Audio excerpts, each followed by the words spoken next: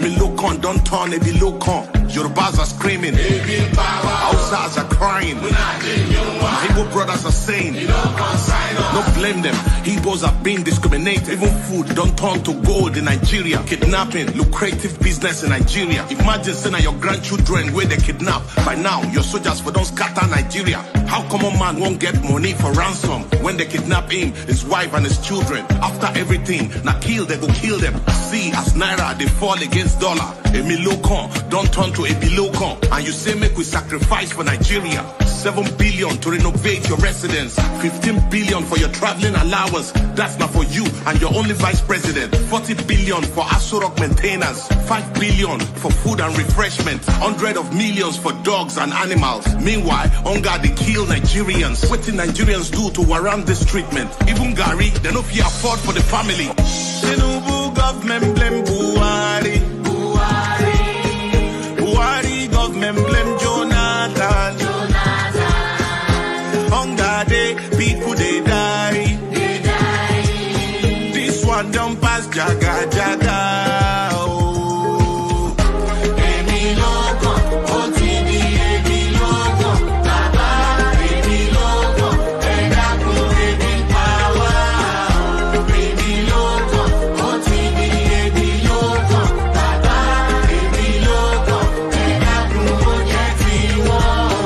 Tinubu was APC party leader during Mr. Buhari Jaga Jaga government. Why didn't you help Buhari to solve the problem? Debt under Buhari, 77 trillion. No proof of any positive transformation. Unborn children ain't go pay for this evil. You know, say Buhari was incompetent, but you still bring him to destroy Nigeria. Paddy government, now you are the president. Since Buhari don't destroy Nigeria, I hope say you go bring him to judgment. Emefiele printed 23 trillion within 8 years under Buhari government. $6 million for election observers.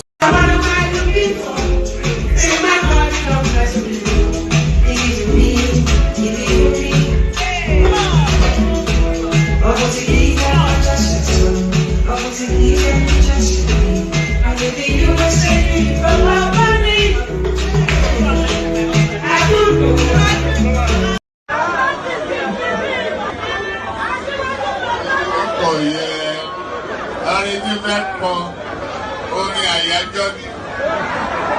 Orin àyájọ́ ni. Wọ́n dìde, wọ́n pínlẹ̀ ogun.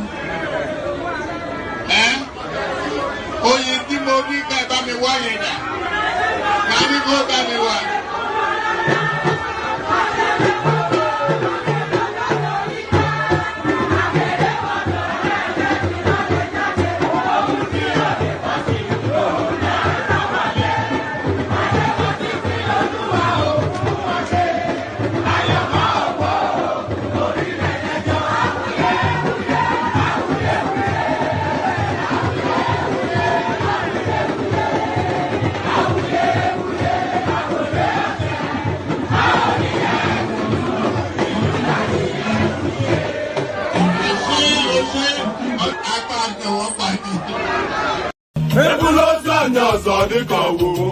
Okay now. To person between my pen. I see. I see what I want to do when you forget me. Okay. I want you to give you. I'm not getting it. Mama said I want me to go. I got no one who tell them back. Oh, where would he get? I got you to never tell one more.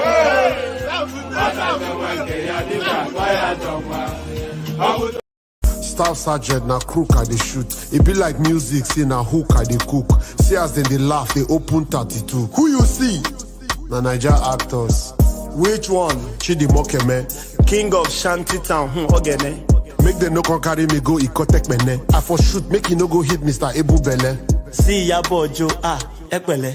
Shoot Mercy Johnson, she get belle. See that Igwe where they rap. Which one? We get baby. I for shoot Regina Danes' hand, but that's weird. There's a guy standing beside her. Oh, that's Ned. The guy with the blue suit, huh? No, that's red. Eating brown cookies, bruh. That's bread. I for shoot Nancy, but she too fine, now no be hypo. Shoot Adesua. Na banky wife, oh. Make them no go kick your head, no shoot Jim Aiko. Bimbo Ademoye, na their type I like. Shoot Patient Ozokwo. You know they fear Juju. Chueta Lago. You know they fear Juju. Pete Duce. You know they fear Juju. Kanayo. You want shoot to juju? I for shoot RMD, but that man too cool. IQ.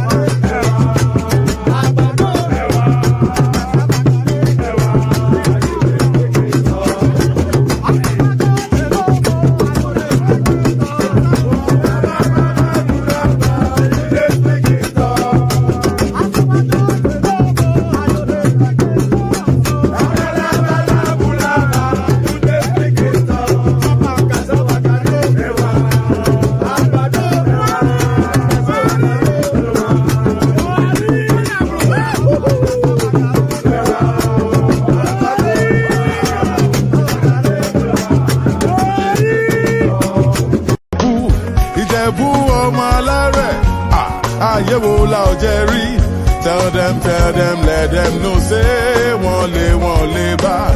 Then they see us that they emulate. Then one begin, they imitate. Maybe someday they go graduate. Many people don't know about Baba. I see they go. Oh, well, I'm back. Ìjẹ̀bú Àwùjalẹ̀, Ìjẹ̀bú ọmọ alárẹ̀, kékeré Ìjẹ̀bú o. Aha! Àwọn tó mọ̀ wá o. Àgbà Ìjẹ̀bú o. Àwọn alábòsí o. Àríyá rẹpẹtẹ. Come on!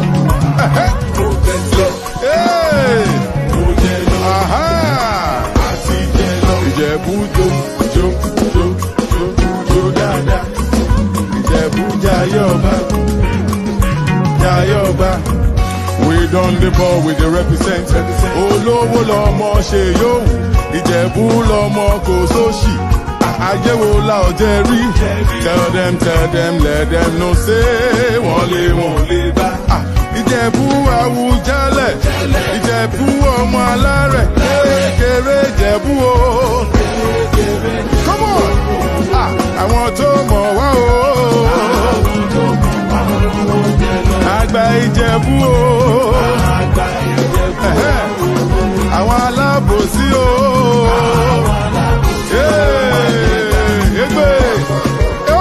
Ẹ̀jẹ̀ mi ni ẹ kí n gbọ́.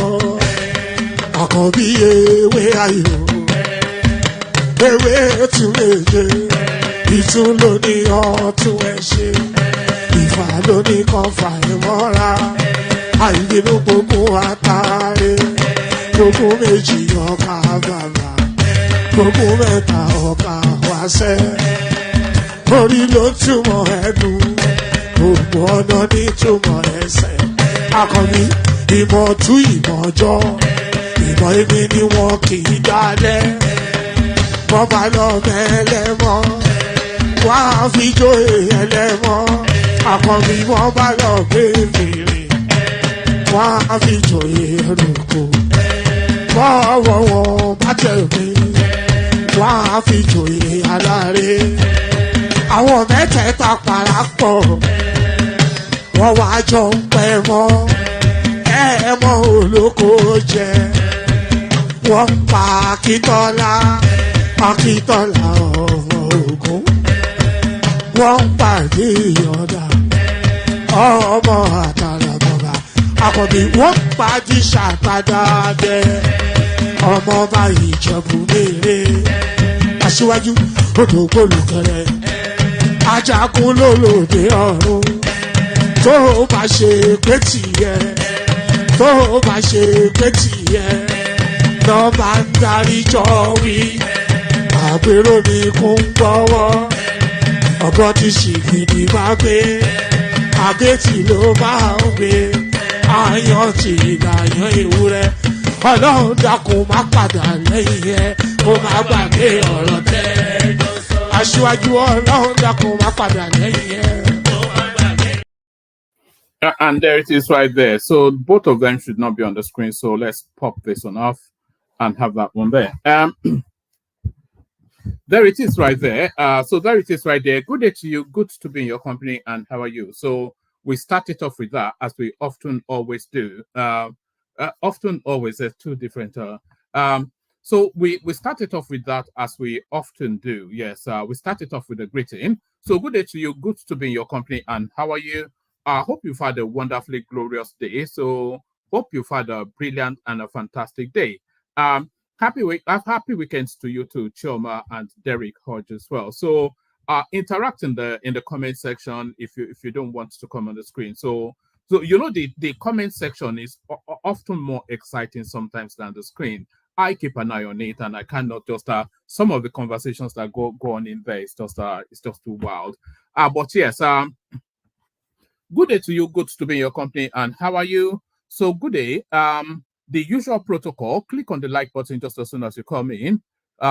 Subscribe if you're not already subscribed. If you want to come and join me on the screen, the hyperlink that says StreamYard, it should be somewhere there in the comment section, and I'll be reposting it again fairly shortly. So if you want to come and join me on the screen, click on the hyperlink that says StreamYard. It will bring you into a studio space. Soon as I've finished fleshing out the conversational points, I'll let you onto the screen and I invite your thoughts. So it's nothing complex, nothing complicated. It's just as simple as just described. So you click on that hyperlink that says StreamYard, and then you are in, and then I'll do my usual noise making, and I'll invite your thoughts about that noise. So that's just how it works. It's nothing out of the ordinary. It's as easy as ABC. So do that. Click on like, click on subscribe, click on the hyperlink that says StreamYard. You have to re-emphasize that, because it's a call to action. When I'm saying these things,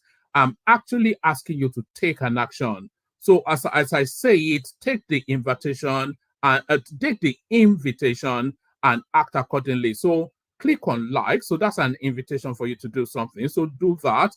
And if you are watching in watchback, do that as well. So click on like. And then if you're not already subscribed, do that as well. So do that. Share the link in your social media spaces. And then if you want to come and join us on the screen, the hyperlink that says StreamYard, let me actually send it now, so it's immediate to hand. So do that. And then, of course, the $ at the bottom of the screen, we have the anticipation of 5 minimum super chats per stream. So be the first to set us off. Click on the $ at the bottom of the stream and super chat towards the stream. Do all of those things, and your body will be subsumed with a glowing feeling of warmth. You'll suddenly feel a sensation from within, a glowing feeling of warmth. So do all of those things, and your body will be subsumed with a glowing feeling of warmth. So do all of those things. So let's just get into the conversation. And apologies for not turning up yesterday, by the way. I had oh God, there goes my light now. Let's just carry on. Apologies. You might well say thank God. It's come the laptop that is hooked up to, I think it's somewhat acting up, so I have to unplug it and replug it. So let me do that. Actually, let me do that now.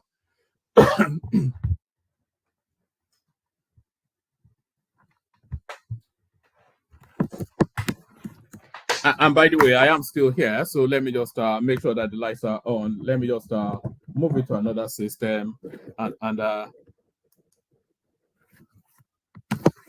let me move it to another system.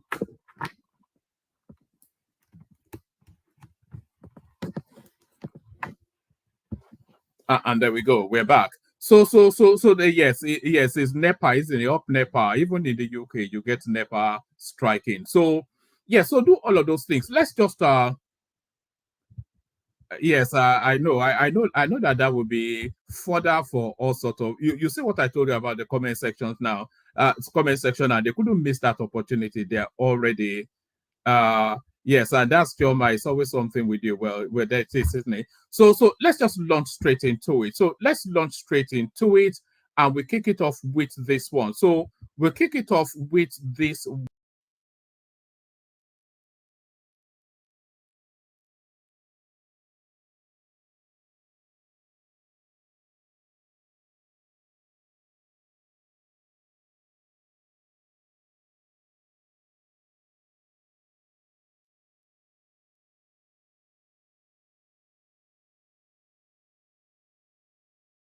always been that narrative about who owns Nigeria.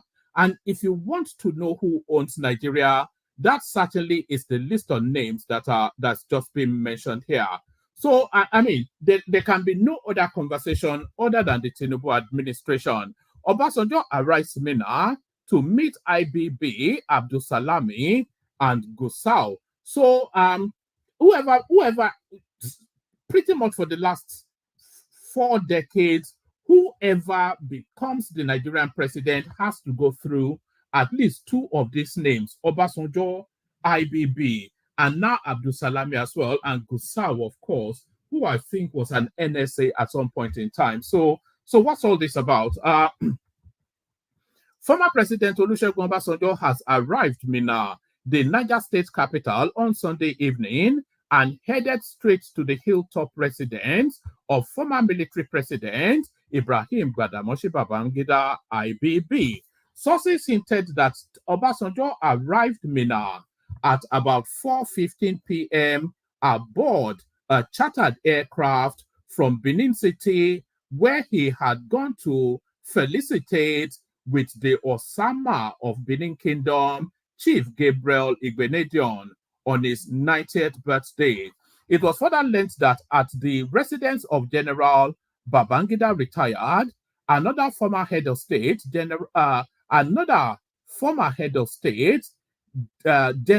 Abdusalami Abubakar, and former, yes, I was right, it was an NSA, and former National Security Advisor, NSA, General Aliu Gusau, were also waiting for the former president. So it says details to follow. But then you don't really need too many details following. So it's essentially a moratorium on the Tinubu administration, a state of the nation meeting, and exactly what are we going to do about it is the thing. So if these people make the decision to remove Tinubu, I don't think it'll last a week. You know, if Obasanjo agrees with IBB and Gusau, I'm not quite sure that Abdul Salami is that much of a factor in the power brokerage of who owns Nigeria. But certainly at the epicenter, there's the argument actually that it is a toss-up between Obasanjo and IBB as to who actually owns that country. But whoever owns that country is certainly not far from those two names. And when those two names meet and their potency, you see this guy Gusau here, that's pretty much the Nigerian security forces right there. So he's so embedded within the security structure that he can also move that country in whichever direction he chooses. So essentially a moratorium on the Tinubu administration. So that's what's going on there. So that's what I mean. What else can the conversation be other than a conversation about that? So there is that. So let's go on from that to this one. NNPC reveals how much it purchased petrol from Dangote refinery. So of course, as you already know, the lifting of petroleum has now started from the Dangote refinery. But where the conversation really is where the price point will be. So it's not even a matter of supply anymore. We already know that there's supply in abundance from what will be coming out of our Dangote refinery. So the conversations around fuel scarcity, if things go to plan, that will be consigned to the annals of history. So that will be consigned to the annals of history. But at what entry point are they? That is what has been slowing this thing down, by the way. It's never really been if Dangote was ready to pump out or not. It's been ready to pump out for a very long time. It's never really been about the supply of crude. It's always been about the price point that they're going to introduce this thing to the masses. So because Dangote has to take his fine boy court, which is to tell you that he has to be able to fleece the Nigerian people. And the NNPC, of course, having the importation of petroleum taken out of their hands, they have also to have a conduit to fleece the Nigerian people.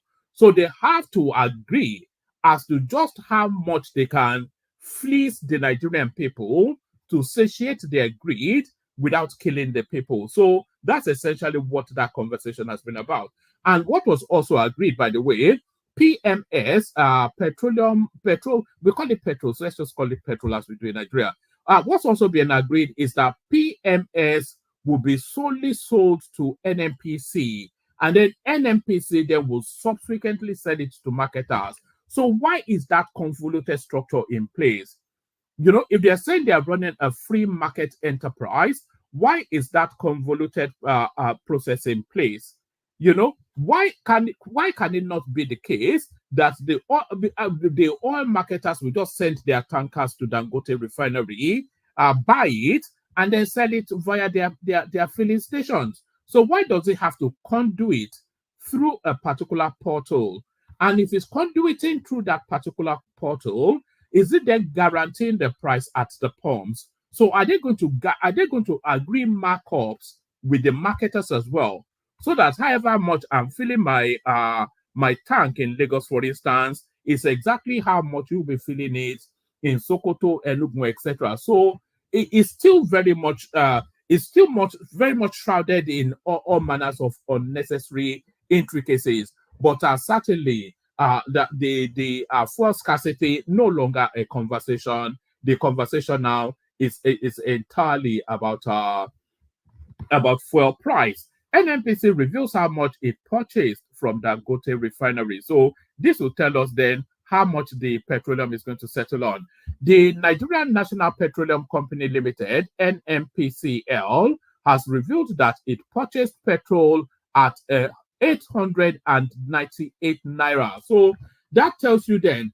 So this figure now tells you then that petrol will be retailing for about 1,100 in Nigeria. That's what that tells you. Because if NNPC is purchasing it directly from source at essentially 900 naira, and the marketers put their markup, and then the filling stations put their markup as well, so that takes you to approximately 1,100 to 1,200. That is where petrol is going to settle in Nigeria.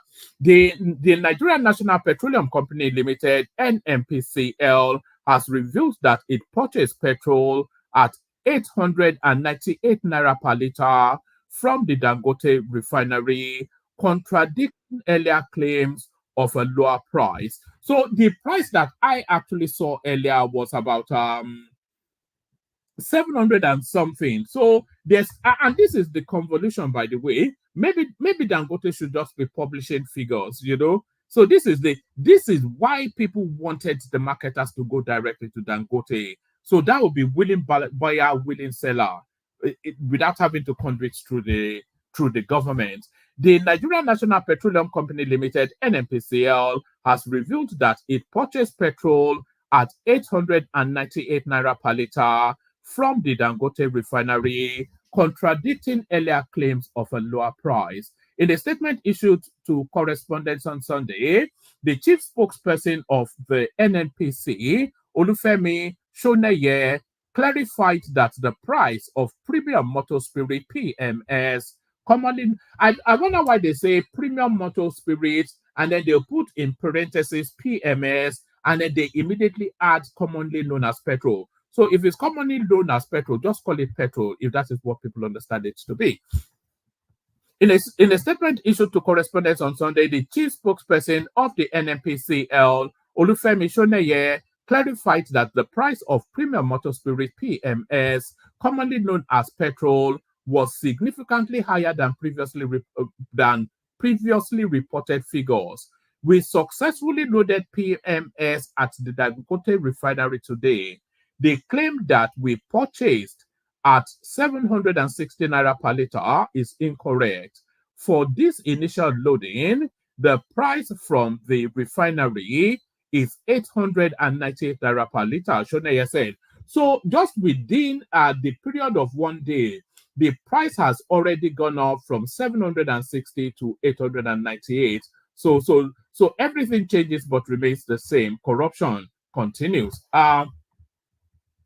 The NNPC had mobilized approximately 300 trucks to the Dangote refinery's 650,000 barrel per day capacity in Lagos. Loading operation commenced on Sunday, with over 70 trucks having been loaded by the time of the report. the Minister of Finance, Coordinating Minister of the Economy, Wale Edun, had announced that NNPC will be the sole off-taker of refined petrol from Dangote. So this is really where the problem is. This paragraph right here is where the problem is. I'm not quite sure what explanation justifies that, but that is where the problem is. The Minister of Finance and Coordinating Minister of the Economy, Wale Edun, had announced that NNPC will be the sole off-taker of refined petrol from Dangote Refinery. At the technical subcommittee meeting on the sale of crude to local refineries in Naira on Friday, the finance minister, who was represented by Zak Adedeji, executive chairman of Federal Inland Revenue Service, had said diesel from the Dangote refinery will be sold in Naira to any interested off-taker, while PMS will only be sold to NNPC, which will then sell to various marketers. So if they are selling it to NNPC at 898, as I said, NNPC puts a markup on it, and then the marketers put another markup on it. And then by the time it gets to the pump, we are looking at 1-2. Right. At the technical subcommittee, I think we just read that. Yes. He announced that the completion of all agreements and modalities for the implementation of the Federal Executive Committee approval on the sale of crude to local refineries in Naira and corresponding purchase of petroleum products in Naira. Since then, okay, I think we've actually already covered this in a previous incarnation, but let me just give it to you anyway. Since then, the implementation committee chaired by the Honorable Minister of Finance and the technical committee have worked intensely with NNPC and Dangote Refinery to fashion out the details of the modalities for the implementation of the FEC approval. I am glad to announce that all agreements have been completed and loading of the first batch of PMS from the Dangote Refinery will commence on Sunday, the 15th of September. From October the 1st, NNPC will commence the supply of about 385 barrels per day of crude to Dangote Refinery to be paid in Naira. In return, the Dangote Refinery will supply PMS and diesel of equivalent value to the domestic market to be paid in Naira. Diesel will be sold in Naira by the Dangote Refinery to any interested off-taker. PMS will only be sold to NNPC. NNPC will then sell to various marketers for now. So that system has to change.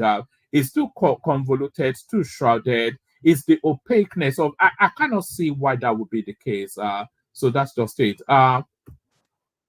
My bag still missing. SOWORE narrates what transpired at airport. So that's SOWORE, who arrived in Nigeria today and was summarily detained, but then curiously immediately released by the DSS. Our first set of NNPC trucks lift PMS at Dangote Refinery. So of all of the important things that has happened in that, this is probably the most, so those are the trucks right there. This is probably the most important thing that has happened in that country for the last, 30 years, at least since the birthing of the Fourth Republic. This is the most, we have achieved self-reliance on energy. So that's essentially what this is. We have achieved self-reliance on energy. So I mean, it's quite a seminal moment in the course of the journey of that country. First set of NNPC. I'll actually look for a clip that shows it. It's what documenting in visual form. First set of NNPC trucks lift PMS at Dangote Refinery. So there it is right there. I'm not sure that there's much more from that headline. So the headline tells us all we need on that. The headline tells us all we need on that. Fire got plant markets in Lagos. So I'm only really bringing you this only to report that it's not a Southeast-dominated market. Otherwise, I would have all been in trouble. A fire outbreak had erupted at Okobaba Plank Market in Ebutemeta, Lagos. Correspondents gathered that the incident had prompted a swift response from officials of the Lagos State Fire and Rescue Service and the Lagos State Emergency Management Agency. An ex-user, Adedeji Olalekan, tweeting as XYZ, reported on Sunday that the fire had spread to nearby shanties, causing widespread damages. So not widespread, but widespread. The last place you want a fire outbreak is in a plank market, where they sell wood, where they sell all this especially wood for buildings, etc., etc. So the last place you want fire breaking out is in a plank market. So that's plank, PLANK. So that's the last place you want that sort of thing going on. So let's go on from that to another one.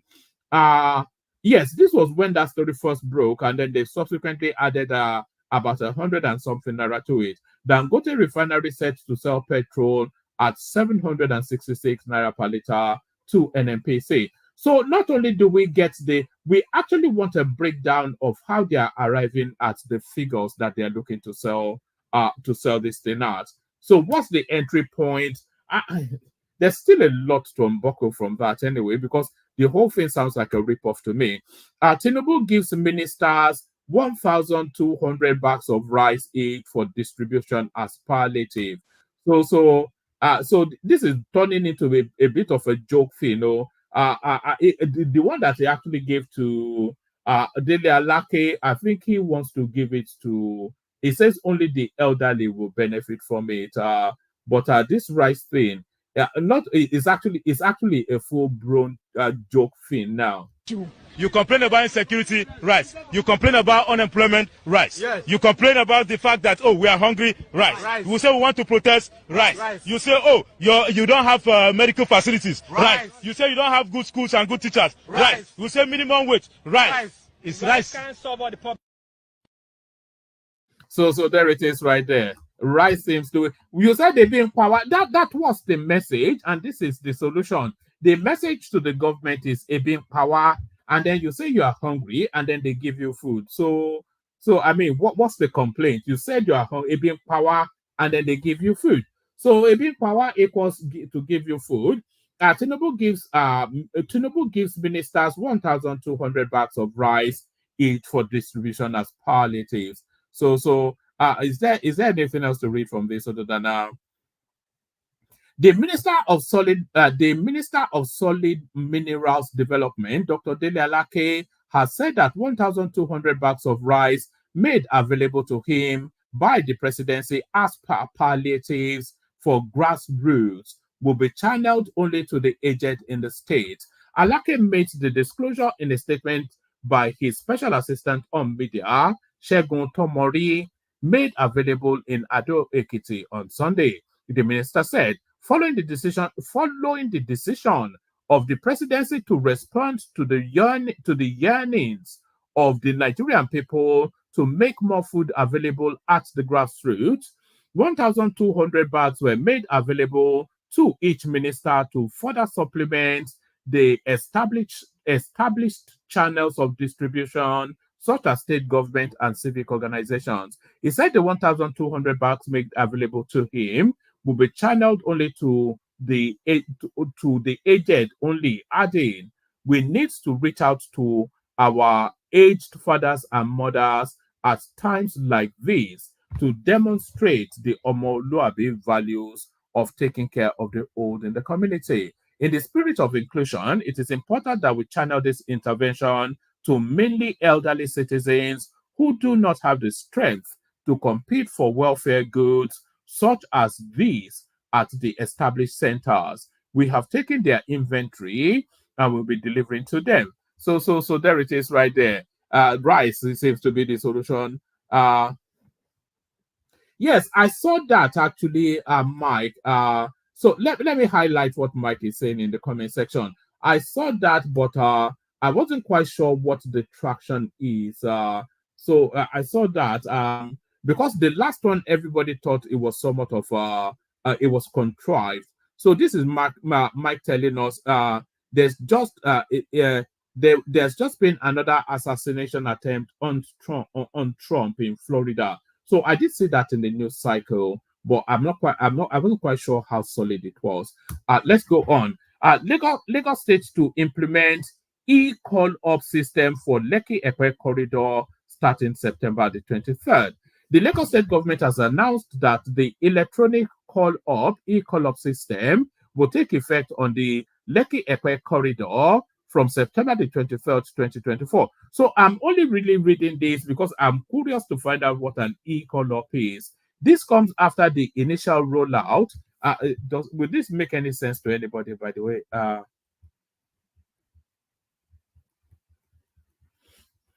I think this may well be to do with getting goods or from the port or something. If anybody knows what this means, please come tell us. I just saw the word e-call up, and I thought to find out what it's about. The Lagos State government has announced that the electronic e-call up system will take effect on the Lekki Ekwe corridor from September the 23rd, 2023. This comes after the initial rollout scheduled for August the 1st, 2024 was postponed. The revised date was confirmed in a statement released by Lagos State Ministry of Transport via its X-handle account on Sunday. In a significant move to avert severe congestion by article. Oh, I think this is to manage the traffic that is going to the Dangote refinery. And by the way, nobody has really given consideration to that yet.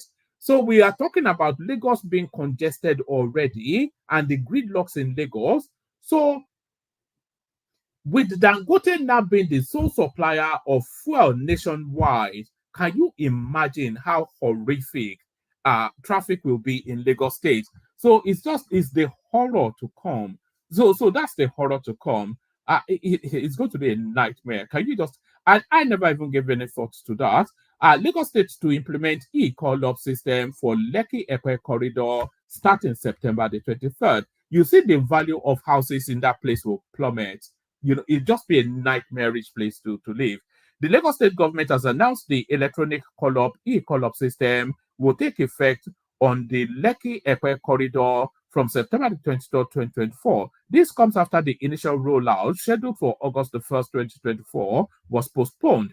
The revised date was confirmed in a statement released by the Lagos State Ministry of Transport via its Twitter handle on Sunday. In a significant move to avert severe congestion by articulated trucks and improve the efficiency of logistic operations within the Lekki Epe Free Trade Zone corridor, the Lagos State government has announced the commencement of the e-call up system for managing truck movement within the axis from the 23rd of September 2024. So I suppose they'll have to have a park where all these trucks stay, and then when it's your turn, you go and then you clear off. Hopefully it does work. I suspect it will not. So there it is. So to this lithium loot, Kwara's Bani community becomes hotbed of illegal mining. So that seems to be the new gold. Anyway, they're just Nigeria actually has probably the world's richest reserve of lithium, and the Chinese are harvesting it hand over feet. So that seems to be what's going on in that community right there. So that's what's going on in that community right there. So yes, so that's sufficient enough. So let's do a few clips and then we kick off the session. Let me send the link, by the way. There's nobody in the room at the moment, so if you want the conversation, you will have to hop on. So let me send the link to see if people want the conversation.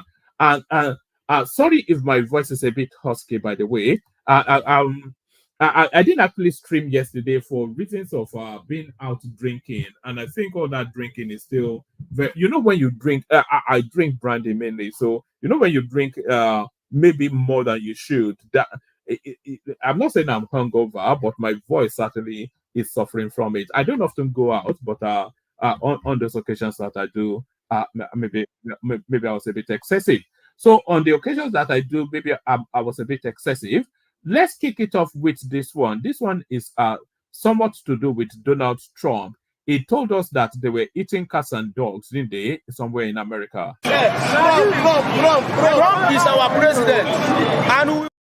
And no, that's not the one I wanted to play you. This is the, let's see. Yeah, this is the one I wanted to play in you. Springfield, they're eating the dogs. They're eating the cats. They're eating the pets of the people that live there. They're eating the dogs. They're eating the cats. They're eating the pets of the people that live there. People of Springfield, please don't eat my cats. Why would you do that? Eat something else. So there it is right there. So there it is right there. The people of Springfield, please stop eating people's cat and dogs. So you may find it ridiculous, but it probably is going to get traction with examples coming out soon. So people eating cats and dogs in America. So that's Trump right there. So that's Trump right there. Let me take you to another one. So that was funny. This one is not. This is now the pain point of living in Nigeria. It continues to exacerbate on a daily basis. And the real squeeze, the people at the bottom of the ladder in Nigeria, they're like a forgotten people anyway, and they are already vested, and their life is already excruciating traditionally, and they have coping mechanisms. And then the people at the top in Nigeria, no matter how difficult things are, they will never feel the effect because they have direct access to public funds. So those are the two spaces. The people at the bottom rung, they are used to extreme lives anyway, and life will continuously be squeezed out of them. So that's one. And then the people at the top, they have access to public coffers, so they will never feel the effect of any. What does Yemsen Wike care about what the price of petrol is? When has he ever been to, even when he was the chairman of a local government in the backwater that he came from, he doesn't even know what a petrol station. So he's never been to a market. He's never been to a market, never mind knowing what the prices are. So they will never feel the effect. And the people at the bottom, they are used to the middle class.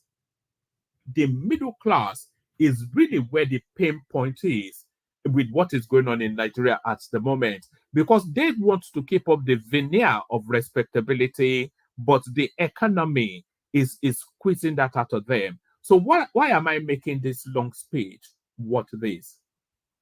Nigerian NEPA, this is becoming a big threat now, because I see no reason why my recharge, within a week, 10,000 naira is gone. What's going on? David, please come. Yes, sir. Can you remember the last time I recharged this light? Yes, sir. When? I think last week. Last week? You recharged 10,000. Last week. Yes. And the light has finished? Yes. This morning. Last week to this morning. Today is what? Saturday. Today is on the 13th. You can imagine, what's really going on? Why are we going in this country? Why are we going? Waiting be all this nonsense gone. Waiting be all this rubbish. Whenever they do, waiting be all this one. Fuel, we not fit buy fuel. Light, we not fit buy. We not fit buy light. She will go and share any. She ain't government in Yahweh any. I ain't fair bad any. E won gbogbo si ko tan fún wa. Egba kúrò látorí not tan le so pe egba so the ban Now see, to buy 5,000 naira light, you'll be giving me 20 units from 75 units. Are you people mad or what? Share wine wani Louis ni. Tinubu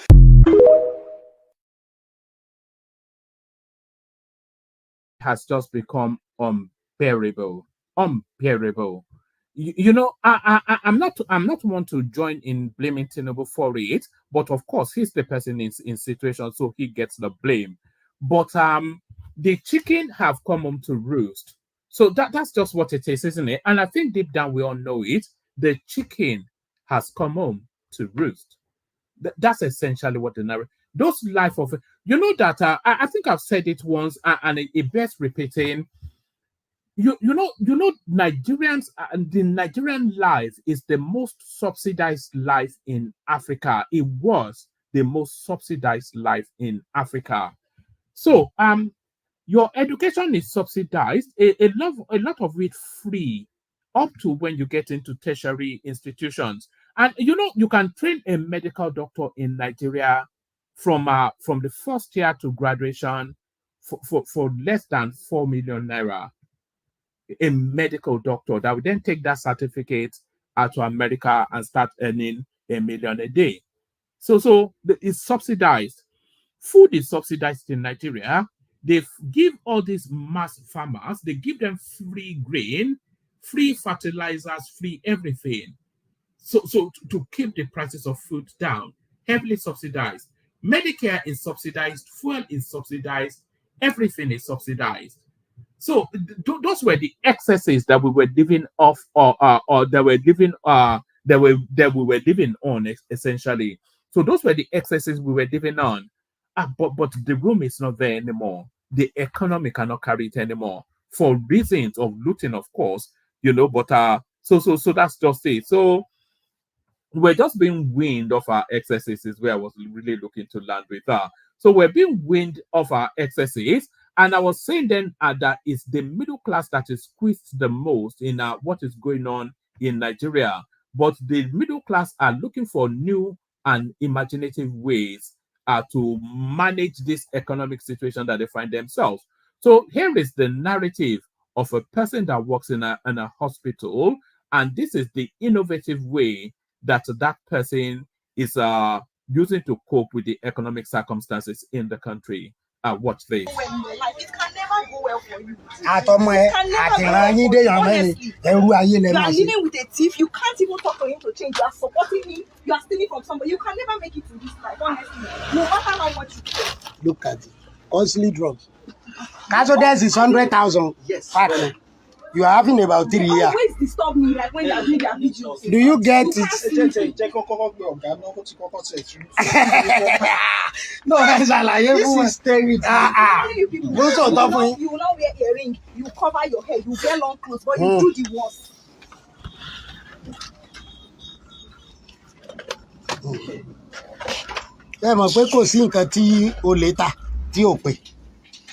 It's the cheapest in Ife. The cheapest place in Ife. Just go.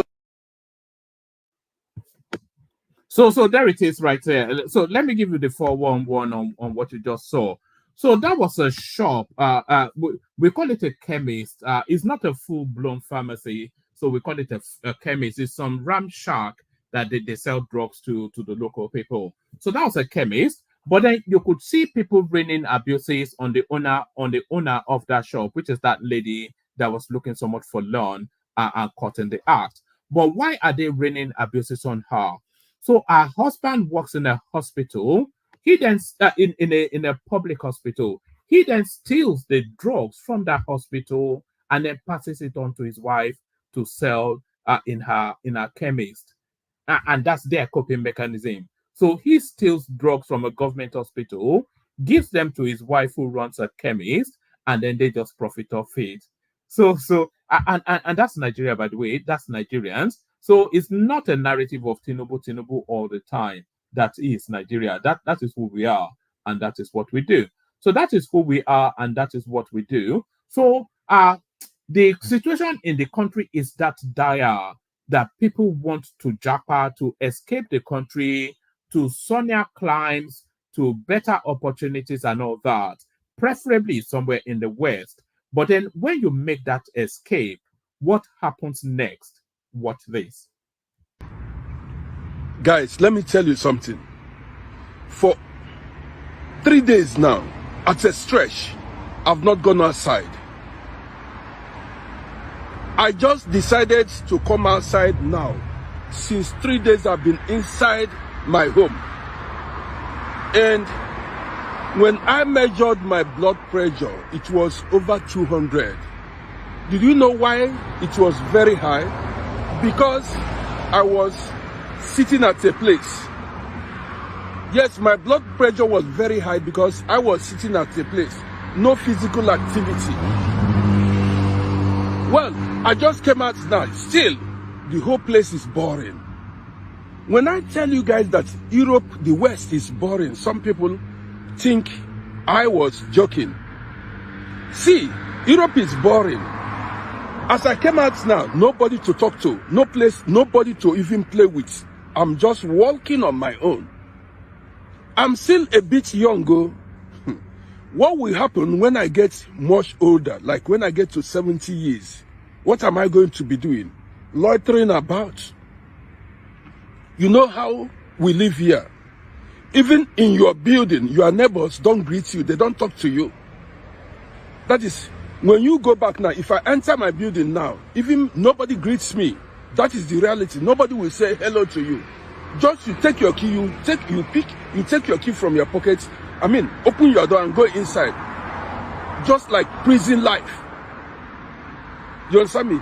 Even some may say they are staying here because of their children. Right. But your children may not be there for you.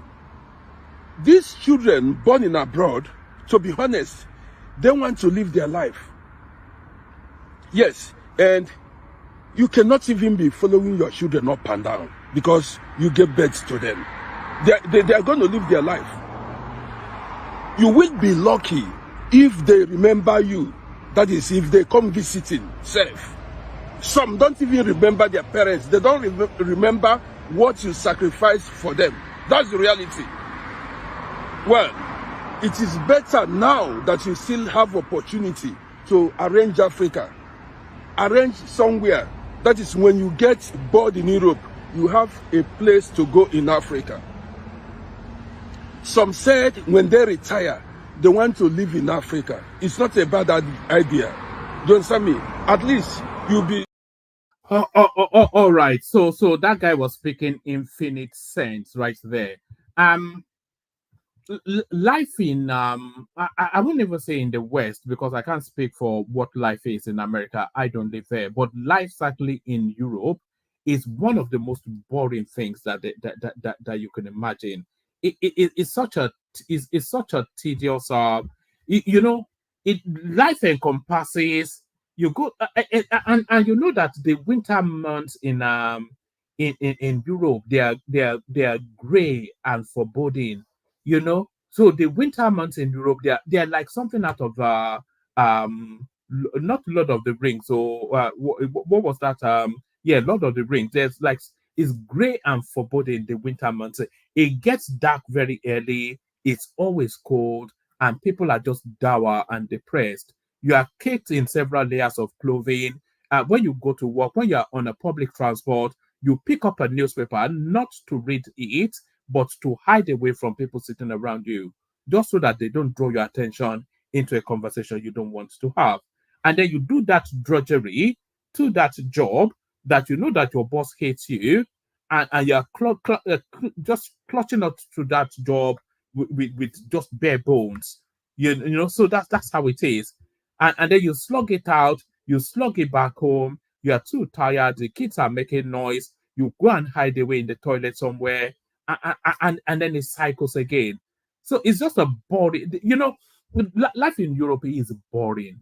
I can tell you that for certain. And that's why people fall ill. All these little ailments that we have is essentially as a result of boredom, the weather situation, the lack of you know, they don't have conversations in Europe. Even with your neighbors, you don't have conversations.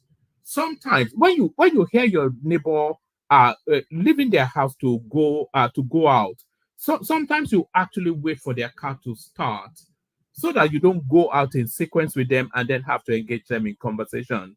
That's how people live here.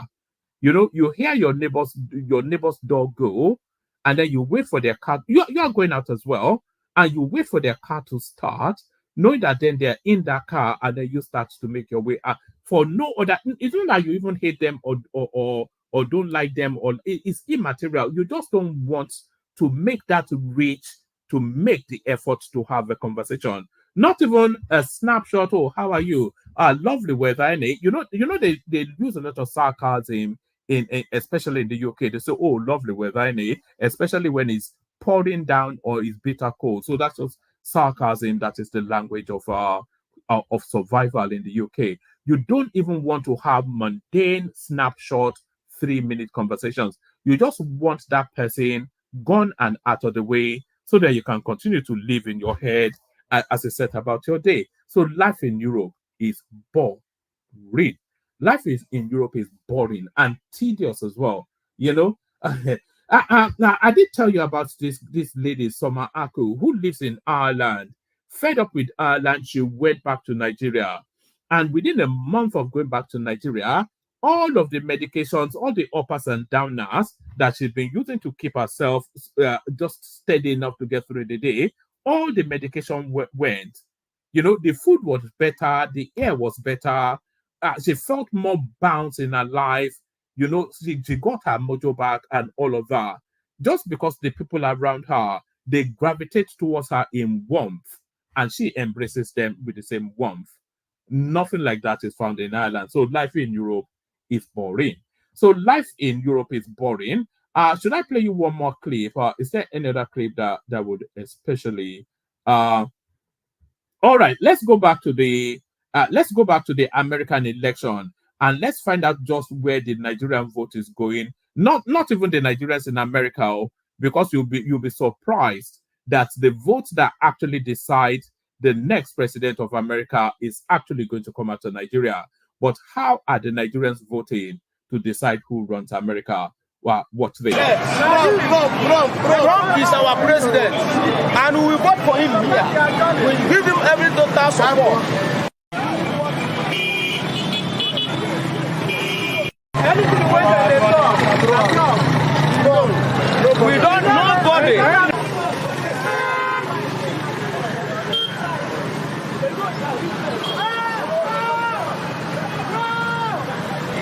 Yes, as you can see that we Africans supported Donald Trump. If you have any of your brothers or your sisters or your friends that live in America, tell him or her to vote for Donald Trump in 2024 election. We Africans support Donald Trump, and I support Donald Trump. Make sure that you vote for Donald Trump. I want to use this opportunity to tell all the Americans to vote for Donald Trump. God bless America. God bless Africa. So there it is right there. Campaigning fervently for Donald Trump in the Ojuelegba constituency. You could see the downfall in the backdrop, but Nigerians, you know, that's just who we are. So that's just who we are. Let me play you the Kegite music. Bring on the panelists, comments with the conversation. First, the Kegite. That's not the Kegites. That is Tinubu showing off just how much he stole. These are the Kegites. Only water, where they see ma. Water, only water, where they see ma.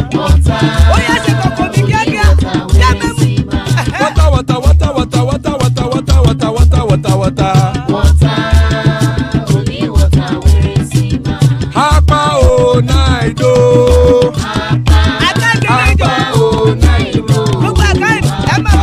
Hapa you don't come o.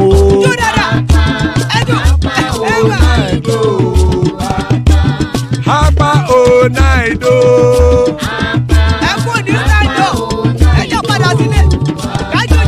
Oro keke elemu ye o. Ibe shodi ya kekere elemu re o. Obi master kekere elemu re o. Chifu Latif kekere elemu re o.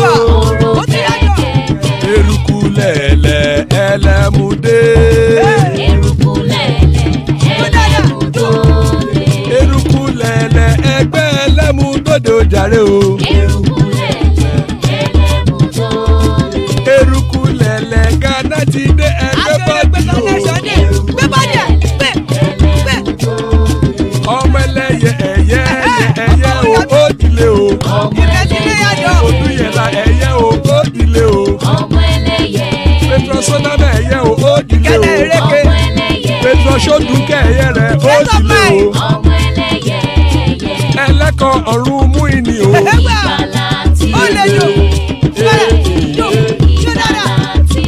Àkùkọ ọ̀run mẹ́kọ̀.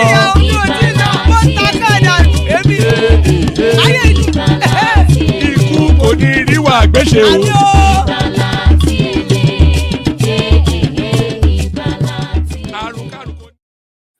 So there it is right there. Ikuko ni real Agbesheme. Death have nothing to do with us. So amen to that on behalf of on behalf of myself. You know, I'm still carrying the vestiges of that night of drinking yesterday. So you have to excuse me a little bit. So amen to that on behalf of myself and you, my friends. So amen to that on behalf of myself and you, my friends. Bringing on the panelists, acknowledging Iko Gemes super chat right there. A bit late to the party, Ike. It was 2 sessions ago, wasn't it? That Kulata and Giant Zola and the rest of them were making it rain with $100 bill. So that is Ike Ogiome right there, who heard of the $100 rain and decided that he wants to make it pour too. So that's Ike right there. So well done, Ike. Ike. Joining us, man of Prestige. Always a delight when Prestige is here. Prince Daddy. Who would tell us then what just happened to Trump today? Another assassination attempt we hear. Ajanle Koko, father of the bride, right there. Bramberry is in the house and representing the Alaba constituency. Ekene. So there it is, right there, an eminent panel. So a fantastic bunch. So let's kick it off. Where do we want to kick it off? Let's kick it off with Prestige, who I think was first in. So Prestige, you're up first. Yeah. Good afternoon, good evening, one man. Probably Salama. good night over there. So good evening, everybody. Good day, my compatriot rival, Prince Daddy. Nice to see you. So having said that, let me start it from a more humorous angle, then we can go up, So one man, are you there? I am here. Why did you run away yesterday from Dr. Damage? Why did you let them, run you off? I mean, you're an able person now. No, I didn't run away. I only really came to I just wanted to give that boy that they were bullying a bit of muscles. And when the bullying stopped, I didn't even intend to. In fact, I'd made the promise here that I wouldn't be going there anymore. But I just wanted to go and give that boy a bit of, because the way they were circling around him, they were going to tear him apart if I didn't step in.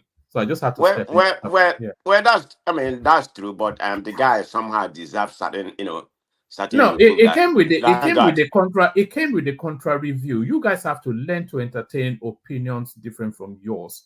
But anyway, that's no. It wasn't even that. It wasn't about the contrary view that I'm concerned about. I mean, I spoke. I was very cordial. I don't mean to deviate on that.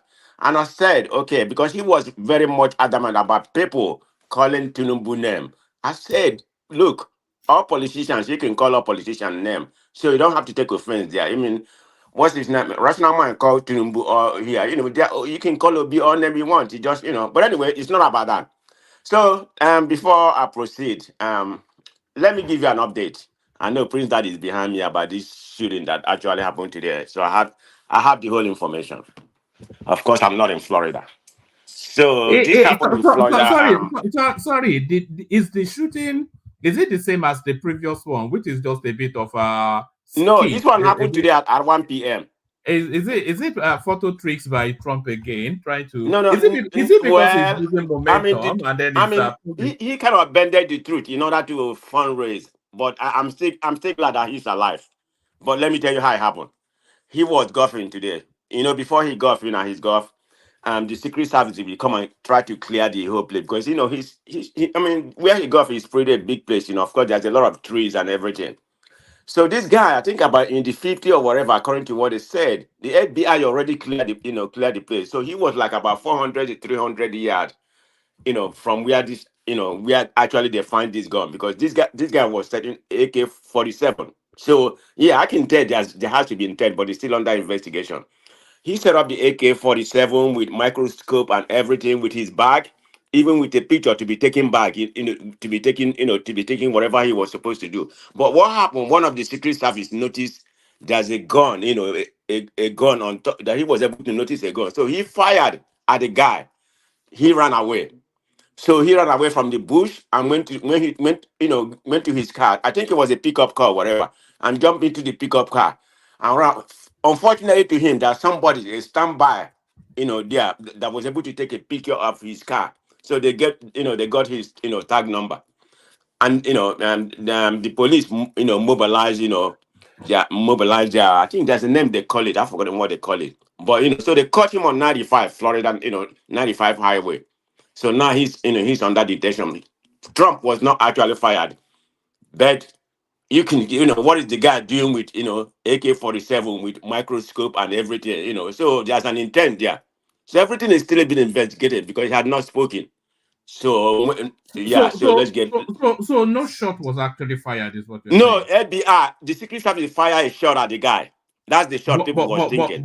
But the guy didn't fire a shot. No, the guy didn't fire a shot. But of course, the Republican is gonna fundraise on that Trump was fired. That was the initial news. No, it was FBI shot that people had. So that's the story in a nutshell on that. All right. So take us to Nigeria then. We'll do 5-minute monologues just to open up the space. So SOWORE back home, arrested, released. The speed of his release, and they gave him his passport back as well. The speed of his release rather. It both surprised and impressed me because I definitely were under a different administration now. Because under Buhari, of course, they would just gone and given him a room next to Nnamdi Kanu. So there is that. And then the Dangote refinery finally pumping out fuel. But what's the price point? That's still as clear as mud. So what are you looking at in the space? So talk to us about. I was looking at, yeah. When I first had, I was looking at that show when he arrived at the airport, he was actually detained and released right away. But I'm looking at it from a different angle. I never thought SOWORE was going to, he has beginning to win my love. I will confess, honestly. For him to have the audacity to come back to Nigeria knowing that he was going to be arrested. So if I'm in Nigeria next time, if I'm voting, I may actually vote for him. I don't care what anybody said. That guy is bravery. He wants, whatever he set up his mind to actualize, whether you like it or not. He's, he has his mind made up. I was actually impressed that Ajale Koko will confirm this. I was actually impressed that he made the journey to Nigeria. We were in conversation with him to bring him here, and that conversation was progressing. It was in America then, but then suddenly it's in Nigeria now. So I'm not quite sure if we still we still continue to work on it. But I'm impressed by the bravery of it. Exactly. That's the angle that's the angle I said I'm impressed. Of that for him to be coming back to Nigeria at this time, knowing he already had the information that he was going to be arrested. So he decided to make it back to Nigeria. So I'm beginning to like him for that, for that part of bravery, that he exhibited. So kudos, to him. But I don't know what's gonna happen from now, Have they given him his passport back? Because the last time he spoke, he said they seized his passport. No, they gave him his passport back. That's what they said. That's what the news tells us, that they released him and gave him his passport back. So it was just essentially taken in for questioning. Okay. And I heard him spoke, he was talking about the October 1 protest or whatever, he said it's still gonna happen. So that's why he came back. I think that was the last statement, because he had a two news conference. One of the conference, after the first conference, then he said, they asked him what's gonna happen. He said, I came back for the next protest, and it's gonna actually, it's gonna happen. And it's gonna be mother of all protests. So whether the government like it or not. I'm actually impressed by the politics that SOWORE is playing now. It's suddenly transmuting from a joke figure to an actual serious contender. Yeah, that's the part I'm talking about. I'm very impressed. Believe me, they're not going to do anything to SOWORE unless there's actual evidence that he committed crime or whatever they call treason. Because everything now they consider it to be treason. Because the guy is gaining momentum. Okay, because all those obedience and everything, they may be coming back to him. Because I don't see that Labour Party or whatever. Be may gonna go back to whatever PD. But SOWORE is getting my respect. I'm gonna say it. If you come to America for any kind of contribution, I'm going to be there. Okay? Do you think Obi's politics has to be necessarily a bit more militant now to try? No, that's not Obi's personality. Yeah, but it's not going to happen. How is he going to cover up? Well, you had what he said the other day that he doesn't mind deputing somebody. I don't know if how true that story is. Maybe you can confirm that to me. My man, I mean, like people said, Obi, Obi has, like up to today, okay, I'll be very fact, I still support Obi, for whatever reason, but he's part of, he's part of the elite. I mean, what part of the politicians, so it's You know, sure. I've always said that if Nigerians want a change, that change can only be SOWORE. Anything outside of SOWORE is really just status quo, but with a different accent. So we'll see how it goes for him. But Yeah, I always like show a mantra, okay? Always, but people say you need to start from the grassroots, go run for local government election or something like that, but that's not where it's coming from. So we'll see what happens maybe in 2031, because I know Tinubu, God keep him alive, he's gonna be here at 2031. So let's just make that one. Nothing is gonna remove Tinubu in the next 3 years in the next election. So I'm not sure Tinubu should be so confident that that will be the case. but The way wait a minute, one man. Let's talk about this. Or for whatever you said they are doing in North, you saw Obasanjo going to the North or whatever. I know, I know there's something going on. Let's call it. But how can they remove him? I mean, he has all the government apparatus behind him. I mean, the way Nigerian politics work. they can remove him if they put him in a position where he can only really hold on to the power violently. So if you had Atiku and Obi, for instance, if they formed that synergy and then you had Kwakwanso joining them as well, so that unseats Tinubu. So But you're talking you're talking in a sense country, in a clean country. It does happen. I mean, I just believe that Tinubu has all the whole government apparatus. Yeah, He but can how is it going manipulate. to? You can even in Nigeria, you can only rig election if it's plausible for you to say that you won. If it's up like Goodluck Jonathan, for instance, you can only rig the election if there's a plausible storyline to say that you won. If Atiku, Obi, Kwakwanso, if they form a synergy and they launch at that 2027, there is no, especially against the backdrop of the situation in the country at the moment, there is no way that Tinubu can come out and tell us that he won. Because what will be the basis for that win? The whole of the Southeast will go with Peter Obi, we know. A good chunk of the North will go with Atiku. Kwakwanso delivers Kano State. So where exactly will he claim? It will be impossible for him to Well, say that I he won. mean, okay. Are you saying what? How about if his government, did this thing, ANEC back him and give you whatever result they want to give us, say you won? What can you do? There's nothing.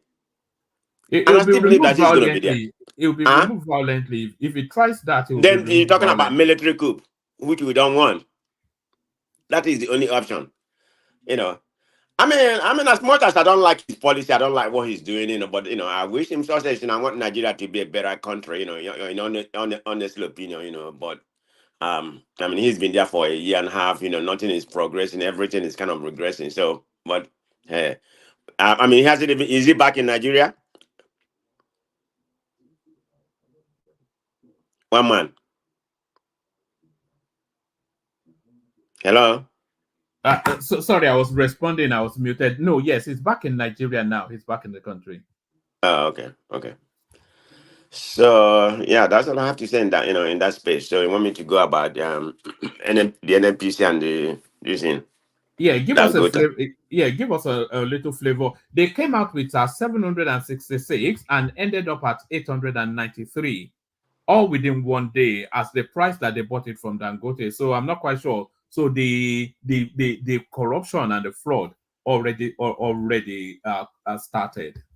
Okay, I heard you made a readout earlier that it's official, that the NNPC is the one that's going to support it. It's going to be supplying the market here, the crude oil. I mean the PMS, But last week there's an information that came out from this, unless they tried to play some abracadabra. No, there's some information that came out when this information first surfaced. NNPC disputed it as this. They said Dangote could, that was the word, they used the word could, they didn't say definitely, could supply, some of, his PMS to the market here, it's not, they don't necessarily have to have the 100% monopoly on it. So has it been official right now that it's only them? Unless they are contradicting Yeah, themselves. no, that's what's coming out of the government. That's coming out of that came out of the finance minister while they're doing that. That's what was happening. Okay, so that okay. If you come out of the government, then it's official that that NNPC will be the sole provider to the market here, and Dangote will be selling. So if that's going to be the process they're going to utilize, how would that be a private entity, Dangote, if it has to supply to the government? Because let's call it what it is. NNPC is a government apparatus, so that's what it is. So we're gonna be getting our crude oil. Now it's already been high twice, to my own understanding. By the time you get to by the time you get to the market here and the pumping, everything will increase. So we might be looking, I don't know what it is as of today, but as of last week it was like about 1,000, maybe 1,000 plus. So that just goes to show the corruption that. I think that's where it's going to settle because NNPC is buying it at 893 from Dangote, so Okay. they're going to sell it onto the market. I thought it was, but yes, last week it was 830 something. So No, it's 893. yeah, that's the figure they're giving us. They said they are buying it at 893 from Dangote. So they will then subsequently sell it on to the marketers. So the marketers will have to put their own markup. So they will put on a markup to sell to the marketers.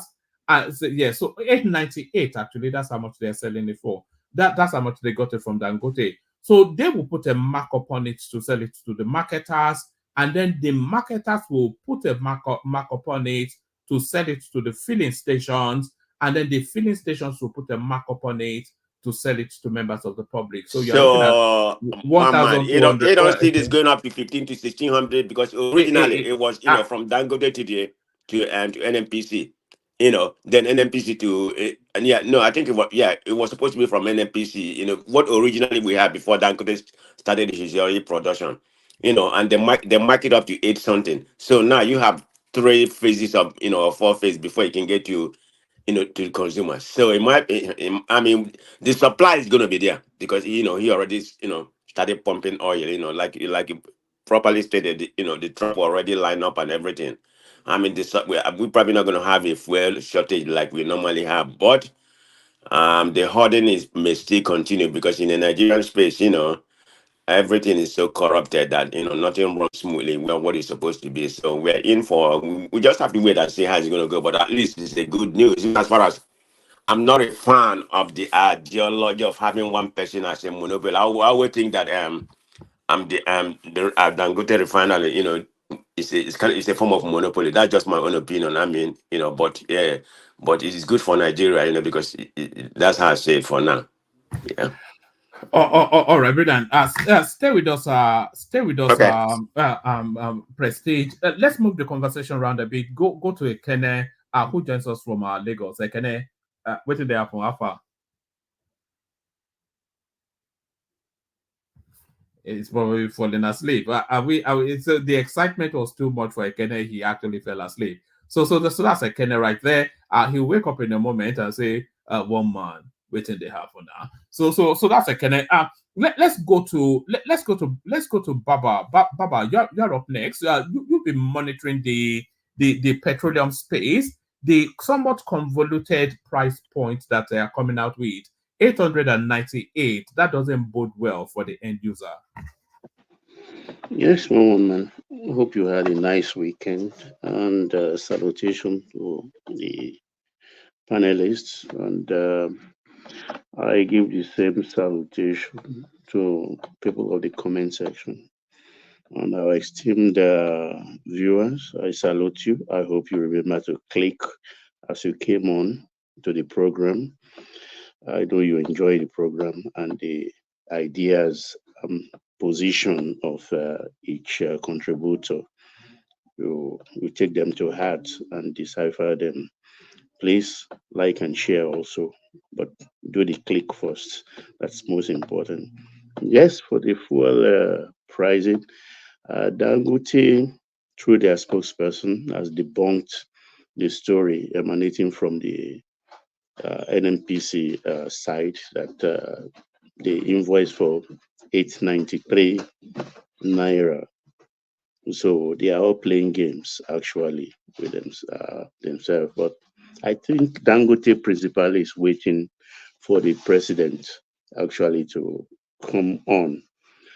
I think he has an arrangement with the president personally as regards this PMS thing, which NNPC as an organization, they are not privy to, neither the marketers. He is working directly with the president at the moment. And between the two of them, I don't think the pump price will go beyond 900 per liter, though they might aggregate it as the months we roll into the new year somehow, but they will stagger it. But for starters, it will be around 900. Whatever is the shortfall, there will be a kind of intervention, smart mathematics that will keep it at that for some few months to come,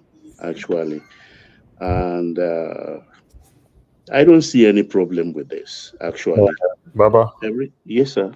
can I say something? Is that Larry? Yeah. Come Yes. in, Larry. How are you? So NNPC has been playing games since morning, and Dangote has now come out to refute everything NNPC said. So I dropped something in the chat. One man. That's the official statement from Dangote. Yeah, that's what I meant by saying they are playing games. All of them, including Dangote, the marketers, and the NPC. But the president is the ultimate here, decider. And I think, I repeat, I think the president has an arrangement Baba, at the past. don't Yes, be sir. surprised if NNPC is disbanded in 2 months. Oh, that's in the works now. You should know that. That's in the works. Yeah, it's getting to that. Because you also have to realize that Dangote, they say Dangote built this $20 billion refinery, but that he didn't sign that check for $20 billion. He has investors, you know. So if his investors, if the people that are backing him with money, if they're hearing this sort of figures, then they'll be expecting those sort of returns. So he cannot have ambiguous and opaque figures being bandied about, because he has to account for it. So what does it actually say? It says, our attention has been drawn to a statement attributed to NNPC spokesperson, Mr. Olufemi Shoneye, that we sell our PMS at 898 naira per liter to NNPC. This statement is both misleading and mischievous, deliberately aimed at undermining the milestone achievement recorded today, September the 15th, 2024, towards addressing energy inefficiency and insecurity, which has bedeviled the economy in the past 50 years. We urge, let's see if he gives us a figure. We urge Nigerians to disregard this malicious statement and await a formal announcement on pricing by the Technical Subcommittee on Naira-based crude sale to local refineries appointed by His Excellency President Tinubu, which will commence on October the 1st, 2024, bearing in mind that our current stock of crude was procured in dollars. It should also be noted that we sold the products to NNPC in dollars with a lot of savings against what they are currently importing. With this action, there will be petrol in every local government area of the country, regardless of their remote nature. We assure Nigerians of availability of quality petroleum products and putting an end to endemic fuel scarcity in the country. So, a lot to untangle from there. Yeah. Okay, Larry, go ahead. I think No, Baba, continue. Baba, continue. Okay, that's what I meant. Everything, but I think you just, which is fair though, with government, the president's intervention to stay, let's go into December at 900. At least a principal thing is that we may not experience fuel shortage anymore in this country. That's the sweetest thing. And buying in naira has created a lot of leeway for pricing mechanism for PMS, because government has nothing to do with AGO anymore. That is, what do you call it? Diesel, AGO, diesel. Government has nothing to do with it. So our principal concern is on the PMS. So we will go into the year at 900 at the moment, because he buys in naira, and NMPC also purchase from him in naira, 300 barrels to be supplied to him at the moment, and 300,000 barrels to him on daily basis. He has a whole lot of profit to be made from byproducts, and because it's almost things you can take from a crude oil is almost, in terms of productivity and uh, uh, uh, grades of different kinds of oil, is almost ad infinitum. So there is no way he can get it wrong mathematically, and in terms of profits he will be making actually. So he is home for free when it comes to this oil thing, and at least we can all rest and focus on other things, knowing, reassured and knowing full well that fuel shortage is a thing of the past. That is my take on this. Now we'll go to SOWORE. SOWORE, as we speak, as of today, I doff my hat to him. He has gained my full respect. And I dare say he's not a bastard. He has walked in the shoes of people like Tunde Diagmo, who came back, just knowing full well that he will be incarcerated. He has walked in the footsteps of OBJ, knowing full well that he may be killed by Abasha. He has walked in the full footstep of MKO, who came back and ended up in the gulag of Abasha. So SOWORE is the man of the moment. He's done very well. It doesn't mean I'm going to embrace him politically, but as a human being, he's gained my respect, absolute respect. He's not a coward and he's not a bastard. That's what I have to say about him. I know he's going to milk this for whatever it's worth in the next 4 weeks, appearing here and there. If there is a press call in the heavenly body, I know he will visit and beam beam is Let me show you his welcome. It's only about 10 seconds. No! No! No! No! No! No! So there it is. That guy is going to end up stealing Peter Ob's boots. Baba, can I say something? Oh, sure. Is that not how you leverage your political capital? I'm completely agreeing with you about your comment in regard to him. I mean, he's leveraging his political capital right now. It might sort to the next level. Okay, that's what I'm saying. I'm sorry, I'm eating. Yeah, that's true, because it takes a high level of bravery to come back in the situation of we find ourselves in our country today, when they say we are on watch list, and you hop into a plane and drop into that zone. I mean, like we say in street parlance, your guts they smell if you do that. And I appreciate it. I know where that is coming from. So I doff my hat to him once again. That's a good one. And then for OBJ, Baba, respectfully, it's not within my, I don't have the mouth to say this, but I will just analyze the situation like it is. I think Baba should just give all this politicking a rest. Honestly, it's causing more confusion by playing playing old boy politics, or he should realize. I'm choosing my words carefully. Tinubu is not giving you attention. You went to his house unannounced. You didn't see him. You met the wife. I don't know the kind of message you left. Now you are going to Benidorm to felicitate with him. IBB birthday was a couple of weeks, many weeks back. And I don't think it's Abu Salam's birthday, and you are having Gusau in Tao and things like that. It doesn't work because you've offended these people before, and they know you for who you are. So what do you want to tell them? Must you bat the whole nation down because you want an interim government, or you want a government of national unity? Why do you think this meeting is taking place?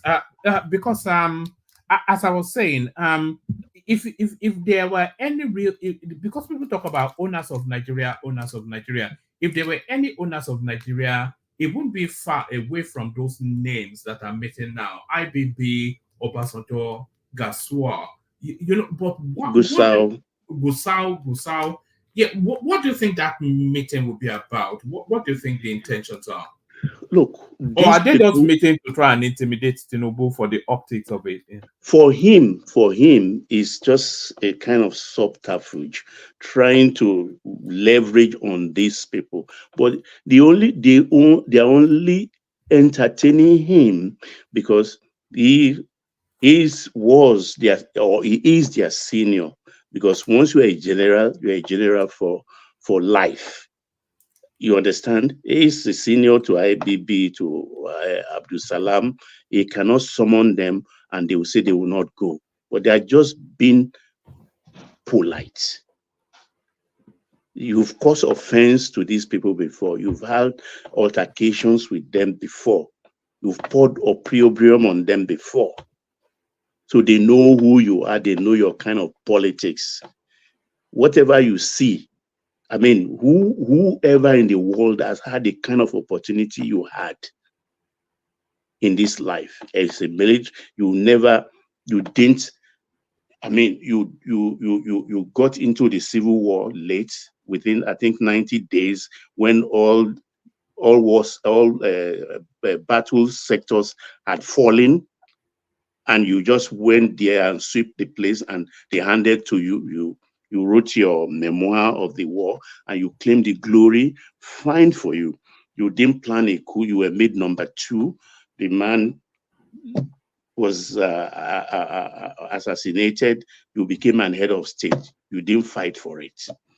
You stayed there for about 3 years. You handed over. You had all your prominence all over the world and things like that. And back you came to power. Whatever you had wanted to do, the 8 years you spent between 1999 and 2007 was sufficient for you to drive this country, to shape this country to whatever you want the country to be, or point us in the right direction where you think will make this country a nation you will be proud of as experienced leader, a military general transitioning into a civilian president. Nobody had ever had that kind of opportunity in recent history. Okay, you failed. As far as I'm concerned, you failed. And here you are in the year of our Lord 2024. I disagree with you, sir. Obasanjo did not fail. Okay, come on. What Obasanjo left, what Obasanjo left what he met was a mess, and it left a buoyant economy. It left a buoyant economy and a stabilized political state as at the time he handed over power to Yaradua. So you can't say he failed. He didn't fail. Okay, I say it failed. One, we can debate it from now to eternity. Is it 10 billion or 12 billion we paid for debt forgiveness and things like that, I think we shouldn't have paid that money. Why do you want to owe and you don't want to pay? No. Why were you given the opportunity? Why were you given the opportunity of a nation? I mean, as a nation, you are given a debt relief opportunity. Why wouldn't you take advantage of it? Debt relief and what do you call this thing? A reduced what do you call it? Debt payment. How do I say it? I can't remember the terminology used. Why don't you want to pay? Do you know what it costs? Do you know what it costs to pay loan, the fee and the charges and everything? Do you know what it costs? And where has that gotten us? Positive, you know, the positive, the positive. I mean, the credit worthiness that the nation achieved for paying off its loan. It opened your country to investors as a credit worthy nation. So I disagree with you, sir, that Obasanjo did not fail. In fact, he put a country on the right track for development. Economic development. What development? Elaborate on that, please. Economic development, political development, but the political class destroyed the country, including what Tinubu are doing today. He came from the military constituency, and he turned around the economy within 8 years to a buoyant economy. So you can't say that he failed, sir. I disagree with you in totality. The records are there, the statistics are there that show that Obasanjo is still the best performing president ever in the history of that country. Okay. Can I continue? Yeah. He failed totally. Sorry, better than IBB. A lot of people would actually argue that IBB was the best performing president. Yeah. Why he failed? For his 8 years, he spent $16 billion for power. You know that is not. You know this is the campaign rhetoric. No. Let me tell you. Wait now. That is wait. Not. You can, no. Don't say that. Can you play an intervention role here? That can is, I? Can I? Can I make my own point? You made your point. Let me make my own point. You are jumping into my throat now. You've made your point. No, that is not true. And I'll tell you why it is the truth. So wait. Simple. In 2005 or thereabout, an altercation occurred between IBB and OBJ. And IBB was trying to contest. And IBB said, look, you spent 16 billion on power and nothing happened. IBB said it in an interview, and OBJ had no answer to that. And he has been confronted several times about that 16 billion. And till today, he has not. Can I respond? Can I respond? Okay, because go ahead. He has not. I have plenty to say, but just respond on the 16 billion. Yeah, let me respond. When I continue, you come in. That's been debunked. And as a matter of fact, during this Buhari time, when Buhari said it in one occasion that he attended, he came out the second day or the third day and said him, look, mister, if you have anything to prove, go to court. I have my record, and I'm denying that 16 billion was not spent. And to say he didn't build most of the generating plants that you have today across the country, he built it. So power generating plant rather. So you see this this habit of going after what do you call it, Obasanjo, and want to destroy him, that his regime did not do anything. That I think we have to retrace our step in that regard. We shouldn't be doing this. The man achieved a lot. As a matter of fact, in the recent history of that country, he built middle class that is missing today. The middle class that we saw, even the lower middle class, everybody had Oh man, check your economy what's up. was buoyant. The teacher were buying vehicles, teacher were building houses, teacher, civil servant. That is never seen again. It was during the time of Obasanjo that we had that buoyant economy that gave the civil servant that economic empowerment to enjoy their nation. So I totally disagree with everything you said that Obasanjo failed. Obasanjo did not fail. He put the nation on the right track, even on the economic, what do you call this,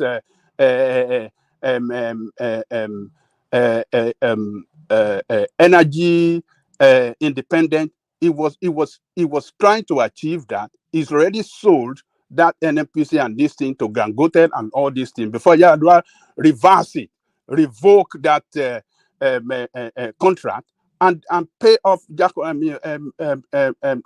do you call it? What do you call this guy? Dangote, all the amount that he already invested in that sector. So Obasanjo did not fail.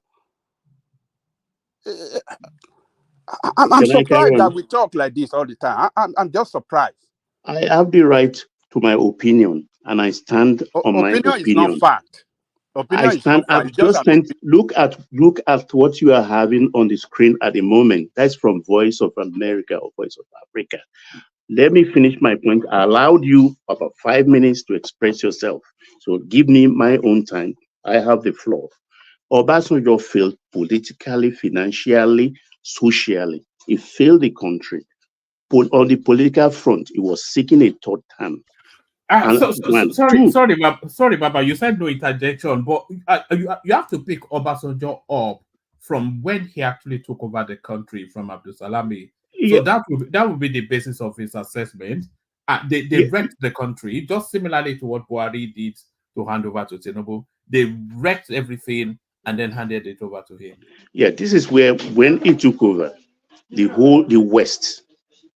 West and particularly Europe, they rally around him because they were already tired of military government in Africa.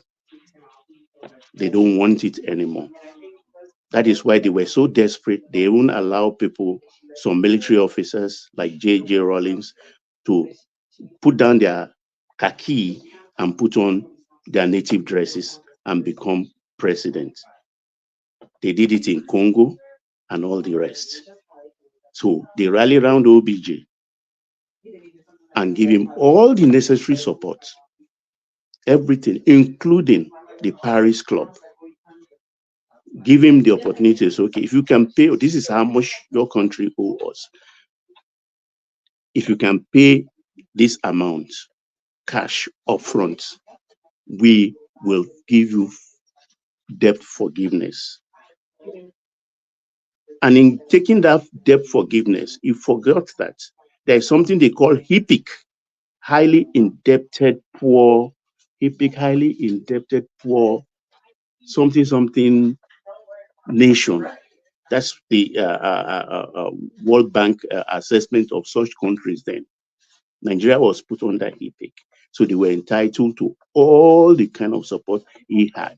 And what did he do with all those opportunities? Because that 12 billion, for instance, it's not like we don't have financial stability that we cannot service our debts, foreign debt.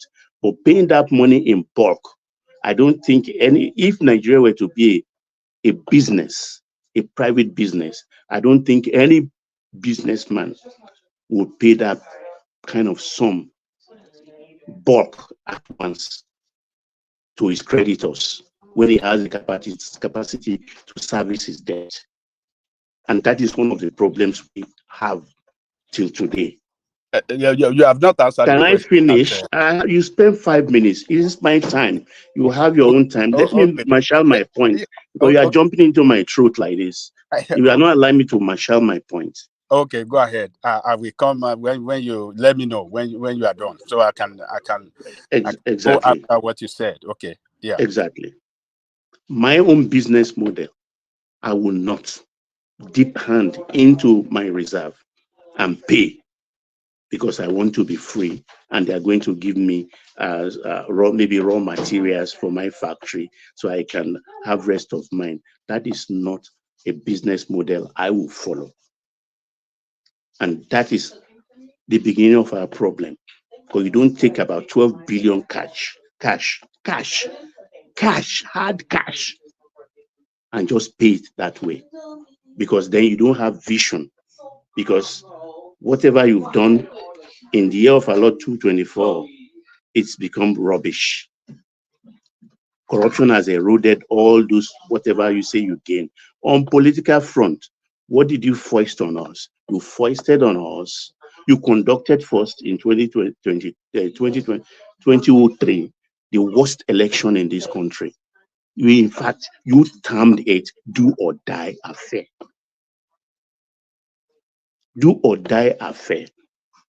You rolled political tanks into all states and railroad everybody. That's not a good model. That was not a good model. 3, you also wanted a third term.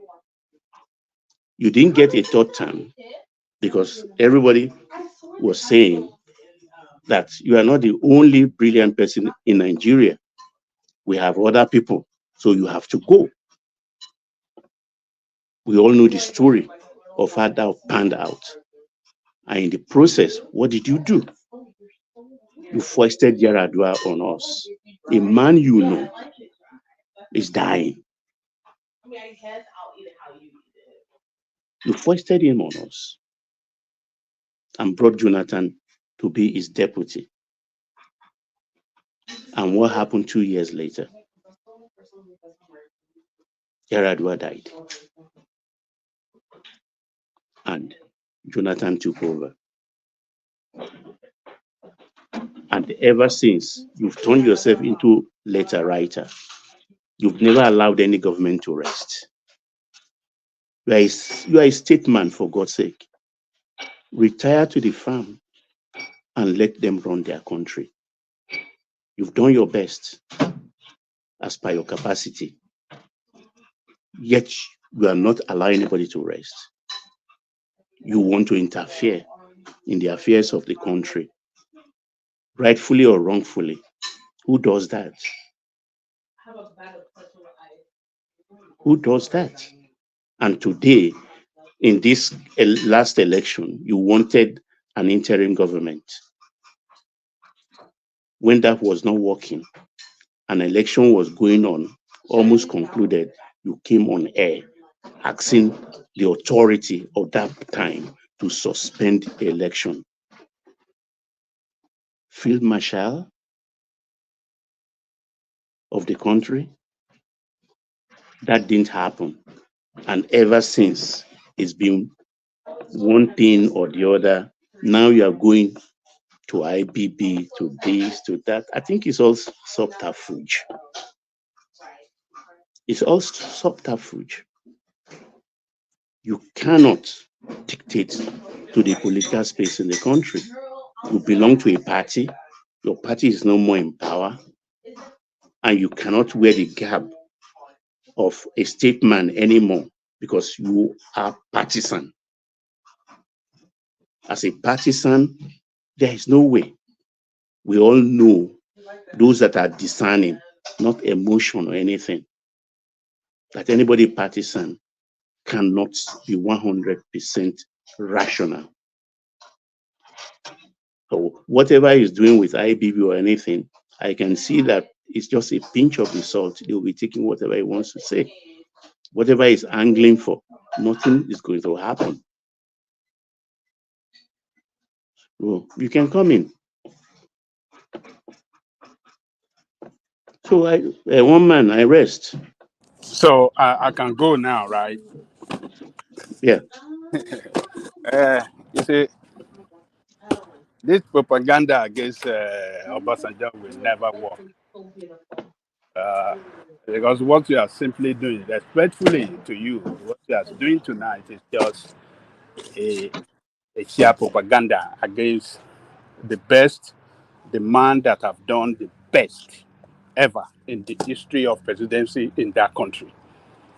So um, when he came in as the president, Nigeria did not have $1 billion in foreign reserve.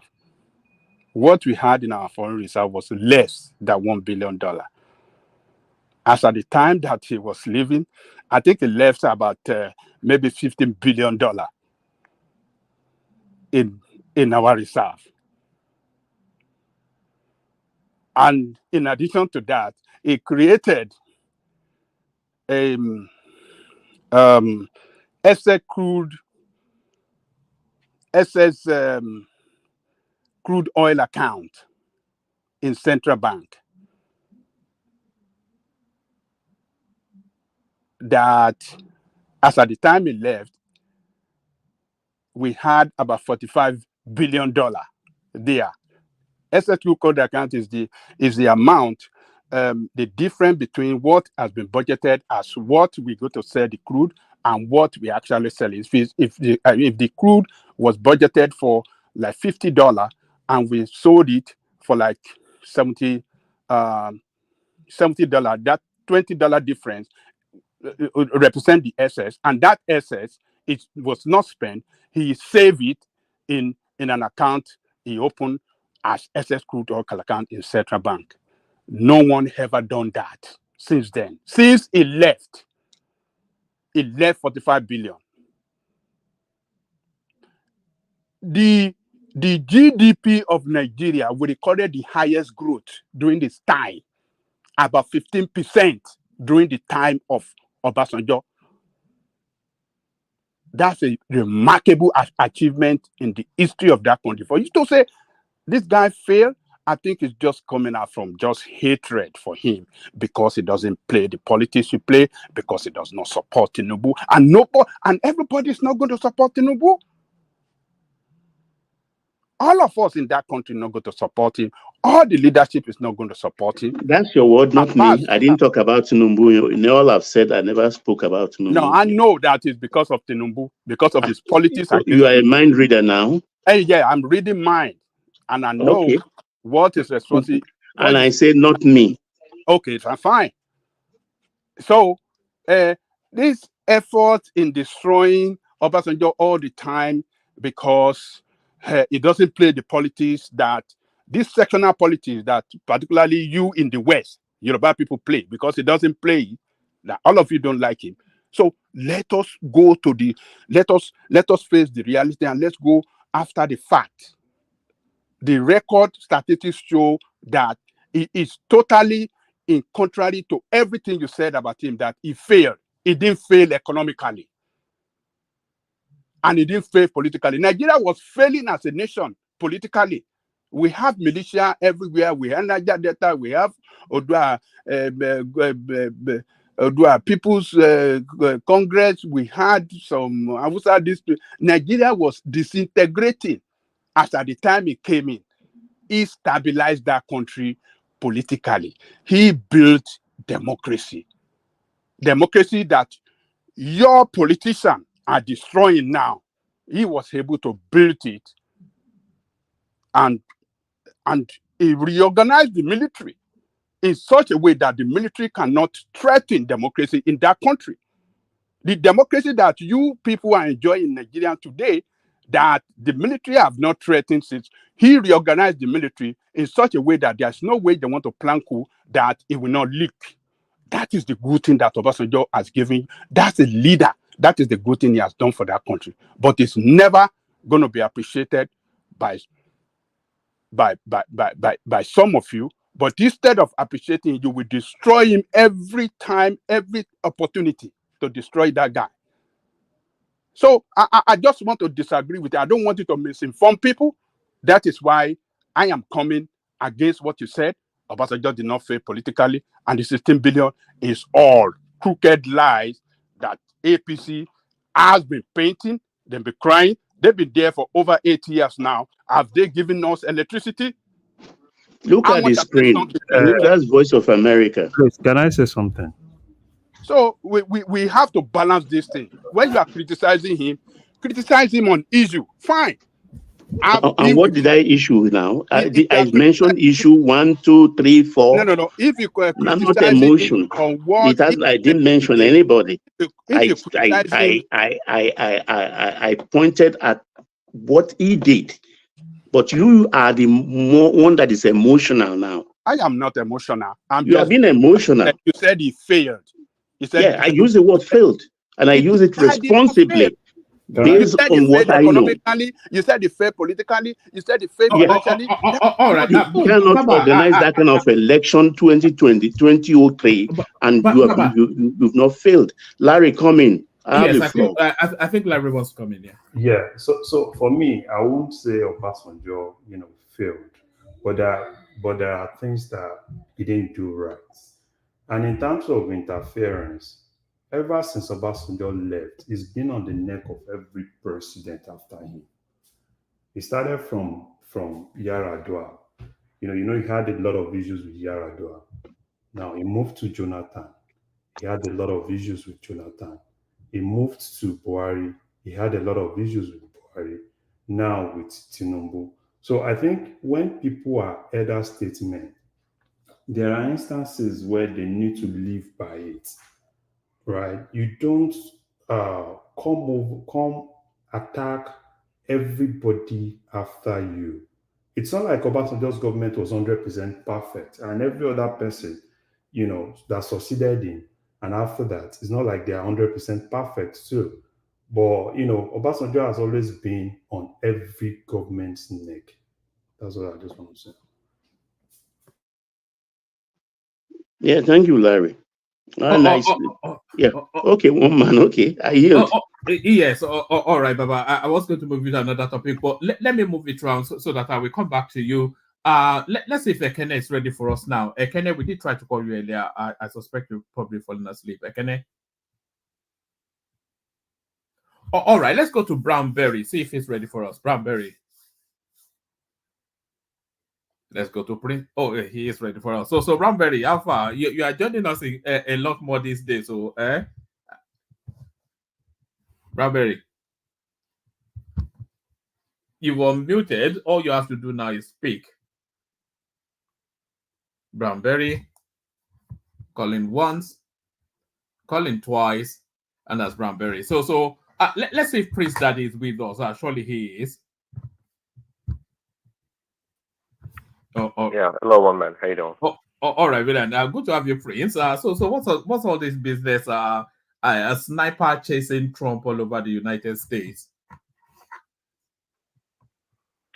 Oh, yeah. Well, let's ask Enigmatic and the other guys. Maybe this is fake news also. So you never know. All right, it's getting more and more interesting. So come into the conversation that we're talking about SOWORE, showing that he has the testicular force. I've never been impressed by SOWORE, but I can say in this instance I am, because not many people would have made that journey. But picked up by the DSS, subsequently released. He's there to supervise that the protest is that he has planned for October. So he's back in the country. The petrol starting to come out of NNPC, but the price point still somewhat shady. So all that and more, Prince. Yeah, I heard you guys. Anyway, hello everyone. Like, share, and subscribe. I love the show. I heard you guys giving you, Baba, and Prestige giving SOWORE a lot of credit. So I don't know. Tinubu's not Buhari, so from that point of view, I don't think he's actually scared. I didn't think it was going to come back that quickly, but it did. And I would say though, if it was Buhari still in power, I don't think it would have come back. I don't think so. But not because Tinubu's weak. It's more liberal in that sense. It's not just going to grab him and jail him. And I didn't think actually that Tinubu had to be the one to give the directives on that. I thought the DSS or the security agencies, the people in charge, would find Shure wanting, but I guess not. And who knows? I'm not going to say Shure is connected, but maybe some people have made some calls on his behalf. You know, to the Nigerian space, make sure that they don't rough him up. But yeah, but that's okay. I also heard you guys talking about how he may be drawing attention from Peter B and perhaps his followers. Um, if that happens, that's another sure guarantee victory for Tinubu. Might actually be much easier than that about Peter B. So let's see what happens on the on the Dangote's pricing stuff for the PMS. I've always said that for me that place is so that you know this area is kind of it's somewhat complicated. Nobody knows all the moving parts, the parameters, the variables at play. And it's always like being a magician, to tell what goes in that space. Um, so yeah, you saying, I think I heard you say 900 naira per liter, but the pricing proposed so far is like less than that, right? Well, about maybe what 880 cent per liter. Um, I'm not really sure how that will. No. The arrangement is for NNPC to be the sole purchaser of petrol from Dangote. So they'll purchase it from Dangote and then they'll sell it on to marketers. But what NNPC are telling us is that they bought it from Dangote for 898 naira, which never enough is 900 naira. So if that's the price, then they'll have to put a markup to sell it to the marketers.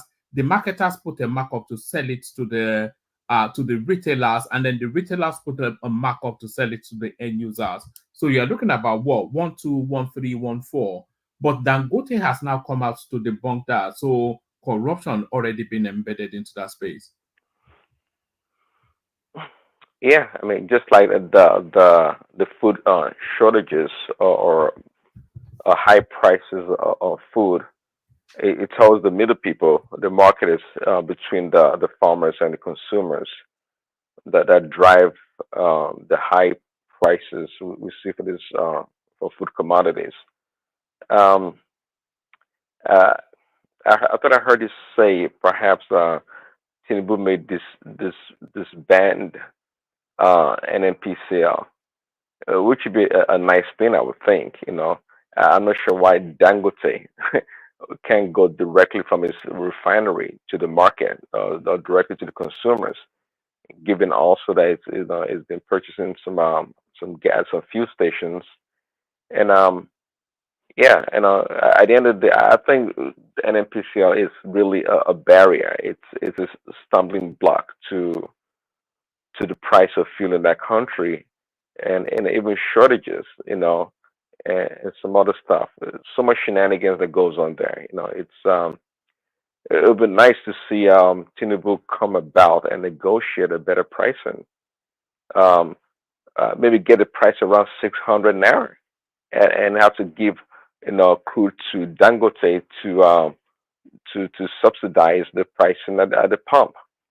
I think making the price of fuel at 900 or 1,000 and at this point in time is kind of high, actually. Because everything's based on the price of the exchange rate of the dollar.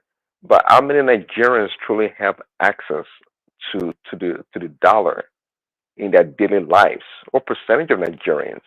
You know, it's I think it's too much. I just think at $900 is too much. Um, but let's see how they survive. It just is too much. It's ridiculous. The naira, the weak naira is not really helping us at all. The common people is not. and we can't have a country of subsidy in every area of the economy. It's not sustainable. Nigeria can't do it. I mean, America and the West can afford to do it, but not Nigeria. It's yeah. At the end of the day, it's things are gonna start crumbling. Um, it is not sustainable. I don't see it. Um, an average Nigerian, they don't make that much. The price of fuel coupled with the price of food stuff too heavy on the people. Too heavy on the people. So I hope Tinubu finds a way, finds a good price point, really. Which I'm thinking right now around 600, 650 would be ideal. And if that happens, I think um, from now to next year, that'd be great. And maybe if the naira gains strength, it could bring it further down, and that'd be nice. But yeah, but until then, let's see the game that NNPCL and Dangote is playing with the price of fuel. All right, and this meeting between Obasanjo and Babangida Abdul Salami and Gasua, or how Baba pronounced it. What do you think the game is there? Yeah, I don't think actually heard the readout. Obasanjo, I don't know what it means. I think we try to analyze Obasanjo's political capital in Nigerian space, and it doesn't have any. It doesn't have any at all. It's not been able to influence the outcome of any election. Apart from this last election, was trying to stop the result of being announced with all the shenanigans it was doing. But Obasanjo, I give him a lot of credit for at his age having the energy to run up and down and do stuff. But other than that, it is not a. It doesn't have any political capital to drive or to dictate who becomes the president in that country. You don't think Yeah, it still has that influence? well, it doesn't. I mean, if it did in the past two elections, we would have seen it. I would think it doesn't have any. It's not been able to influence at the highest level the outcome of any election. He supported Peter Obi. What came about it? Nothing. Um, but I mean, he loves to be active, which is fine. It helps him live longer. But is it Obasanjo? Is it who else you mentioned? Babangida and this is Abdul Salam. Yeah, Abdul Salami and Gusau, as Baba pronounced it. Yeah, he was the former NSA, however many years ago. yeah. They have nothing to offer. It just calls for the par, and maybe good for the headlines, but yeah, it just to me it's just noise. It doesn't affect anything. It doesn't affect anything. What is going to determine any impact in the election is, again, if Shuara is able to make an impact and can somewhat displace Peter B in the next coming election. And the way things are going right now, we know Peter B may actually leave the Labour Party, which I have predicted since right after the election that was going to do, because we all know Peter B is not a skillful politician, doesn't know how to negotiate, is not a good leader, is nothing. And it's an opportunity. That duet really capture who encapsulates who Peter B is really. That's who he is. He can't do any work. We watch him on display with the Abure and the Labour Party. Um, you know, by default, he became the leader. Now, display your skills, shows how it's done. Being a former governor, being a politician, show some skills on how to go about this thing. Peter B doesn't have it. He's very comfortable being a second fiddle as much as people want to push into the forefront, he doesn't have it. It's not the kind of a guy. So, and today we know people like they kind of acquiesced that, hey, you know, if he becomes a VP to Atiku, that's good enough. That's actually somewhat insulting, actually, with all that noise and all the stuff. Nah. So yeah, it's okay. Um, let Shure do his thing. Shure also, he doesn't understand. He Number one, I mean, he has a much longer way to go to make any impact in the next coming election. He doesn't have the funding, but guess what? Who knows? Comes 2027, somebody may drop a bunch of billions of dollars to him to do something about it. But Chiwere overall does not even understand Nigeria's political space. He does not have a clue. It's a leader of a student union protest. So and he has that mentality, and that's how he seems to approach most things in the Nigerian political space. So, I wish him well. So, what else are you looking at within the Nigerian political circle? Well, what have I been looking at? I've not been paying too much attention. I saw some few headlines. Which one was it? Okay, something about the flooding that happened, and I saw some other in stuff. Maiduguri. Yes, I In saw Maiduguri, yeah. I saw Zulon come out to say, the prisons emptied and a lot of terrorists that made their escape. Maiduguri is the epicenter of terrorism in Nigeria. A lot of terrorism made their escape as a result of this flooding. So we should be expecting a spike in insecurity, essentially, is what that means.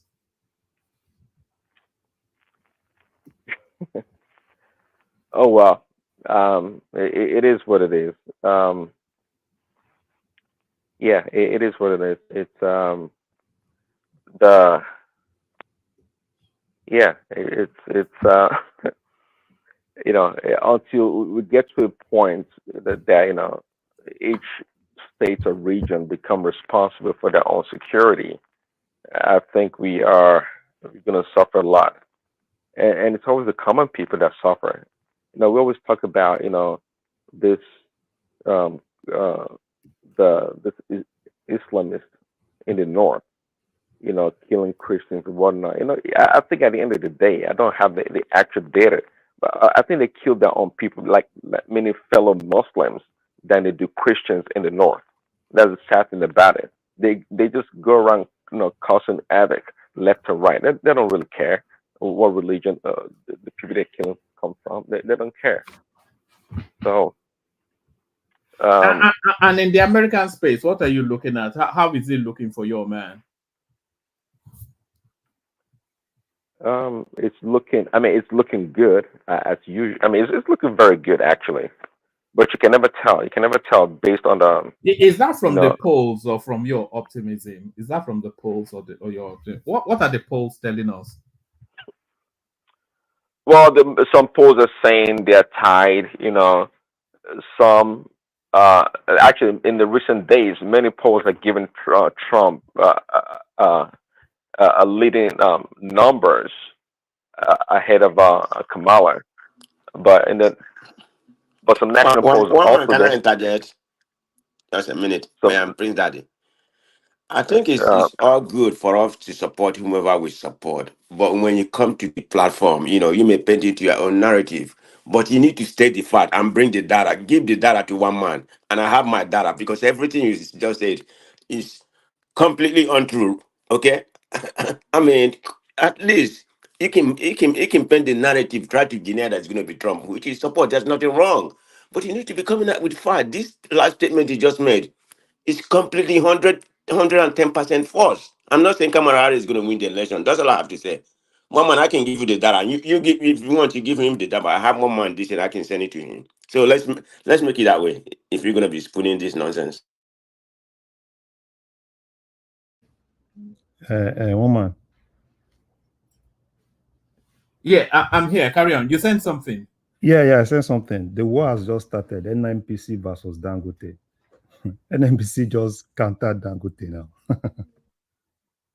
So what is going on is really the thing. You know, you're a seller, I'm a buyer. You know, you give a price, I pay your money, and then why is it why is it such a mysterious thing? How much did they pay? It's just, you know, how much did they buy it at is the mystery. You know, it's unbelievable. Yeah, it's actually, it's actually very funny. It's funny. But what I see is that Tinubu is trying to take that power out of NNPC. That's what I see. He's taking it already. Yeah. You know, even the demand they made on Dangote refinery last week, they want an office space inside the refinery. Yeah, he's taking that power. I don't think that's an unreasonable. Yeah. But they have to rent it. If you're a regulator, a customer, you have to pay. You don't get it for free. Only custom can get it for free because they are doing a government a certain job there on duties to be paid. I mean, that's not even a big deal. Dangote can allow them. But the problem is, you see, NNPC is struggling to face the reality. If I were NNPC, I would focus on fixing my own refinery. Because the way it is now, Tinubu has basically taken the power out of NNPC and gave it to, the fake guys. Wale Edun, Zach, and those other guys. NNPC is really, really struggling to face the reality. And one of the realities that NNPC has been giving us quote, right, as regards how much they've been importing fuel, and that has actually backfired. So at this point, they are struggling to exist. They are struggling to keep the status quo, and which I don't really think the president really wants to entertain. So that's why it's going to be counter. You're going to see more tomorrow. I saw this coming, right? And you're going to see more counter. And I think at this point, Dangote should just, probably they will have advised Dangote not to talk. Let the people saddled with the responsibility of determining pricing be the ones to decide and kind of like come up with a price. And NNPC has not even given Dangote Naira for crude. It's just going to start on October 1st. So every crude they've sold to Dangote as of today were sold in dollars.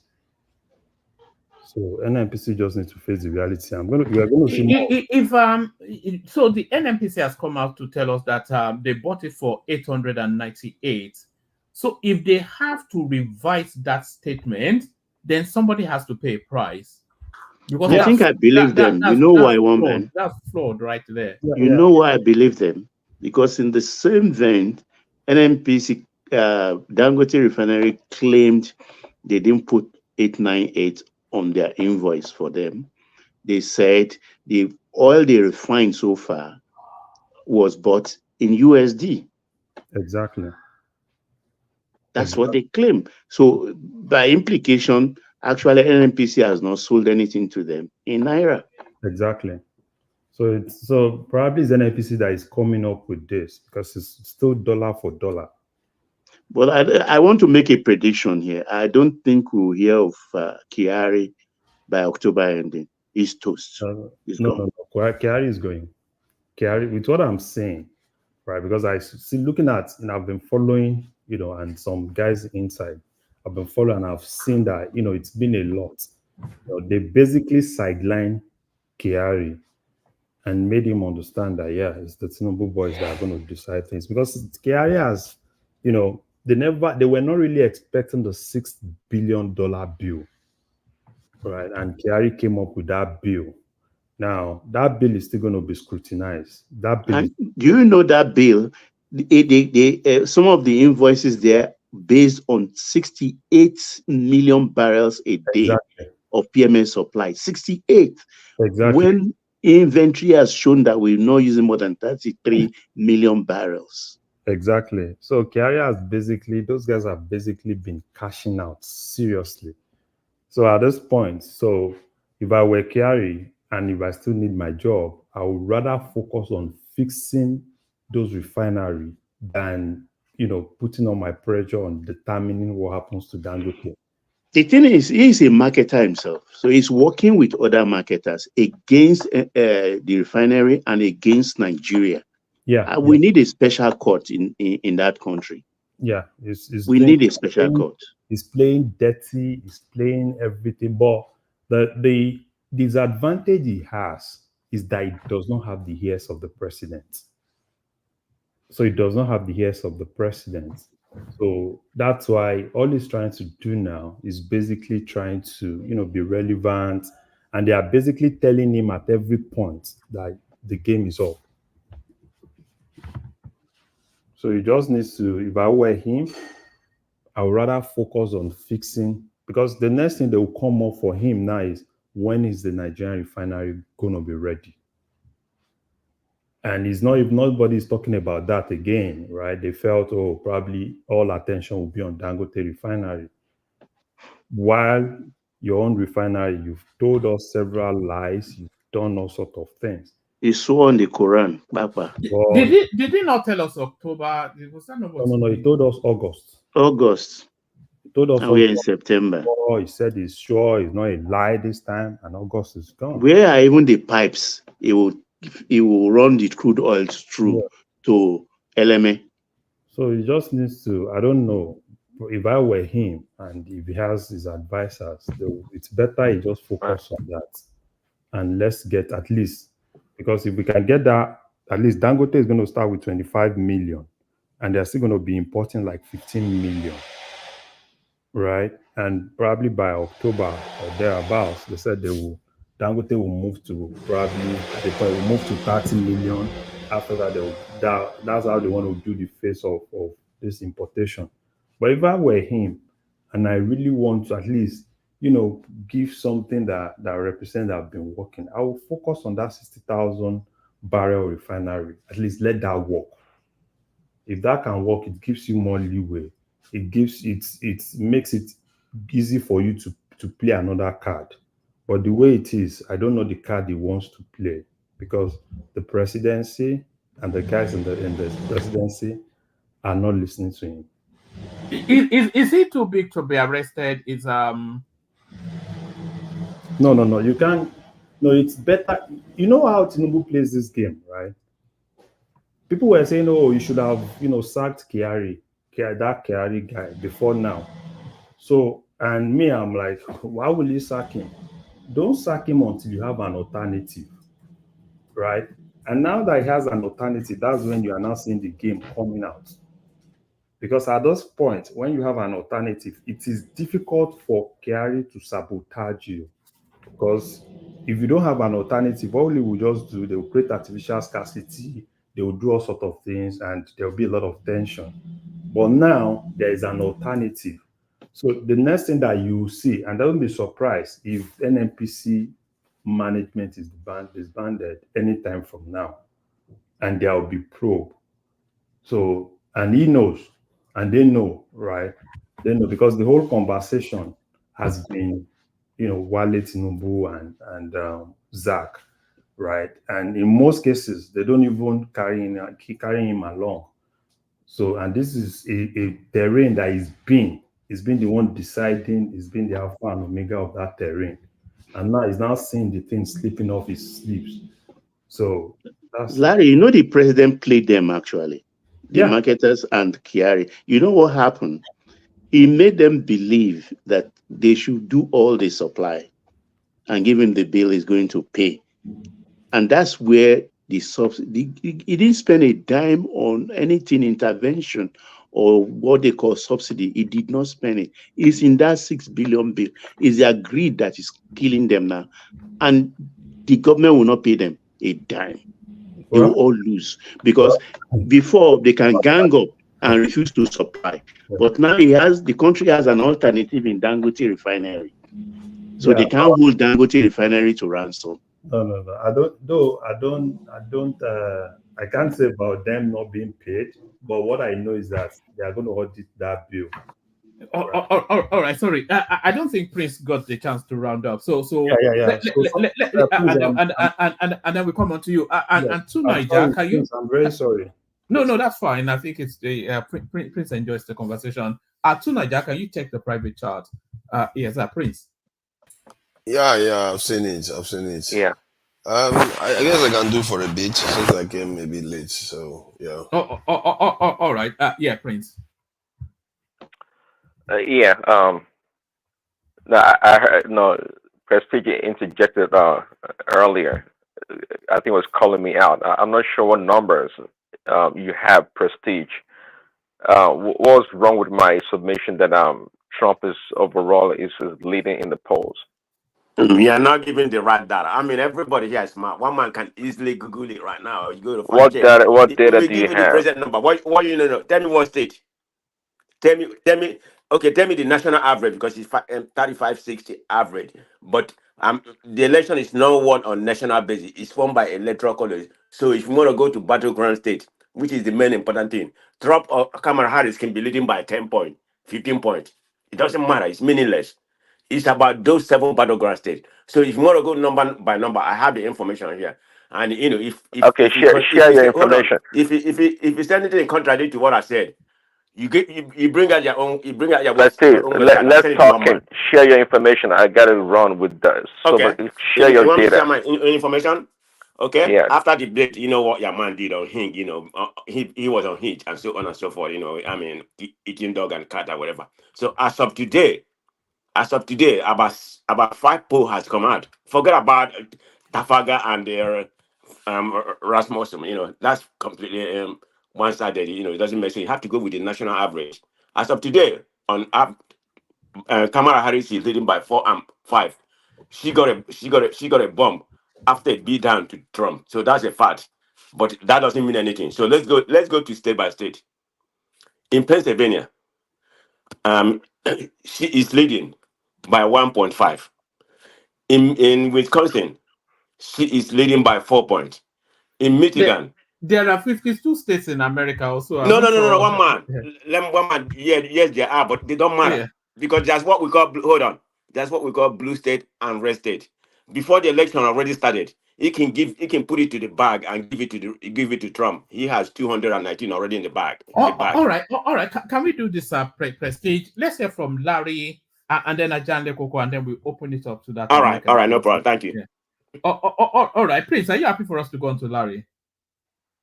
Yeah, go ahead. You can go to Larry. Thanks for mentioning. All right. So Larry, yes. Thank you, Prince. So I mean, everything changes but remains the same, isn't it, every day, Larry? The opaqueness that we're trying to run away from with NNPC, they've now transmuted it into this new entity now. So I still object to NNPC being the sole buyer of Dangote petrol. I mean, that's just not right, is it? Yeah, that's not right. But as of today, we don't have alternative in terms of having a single unit that can actually coordinate things in terms of if government wants to still pay some subsidy, right?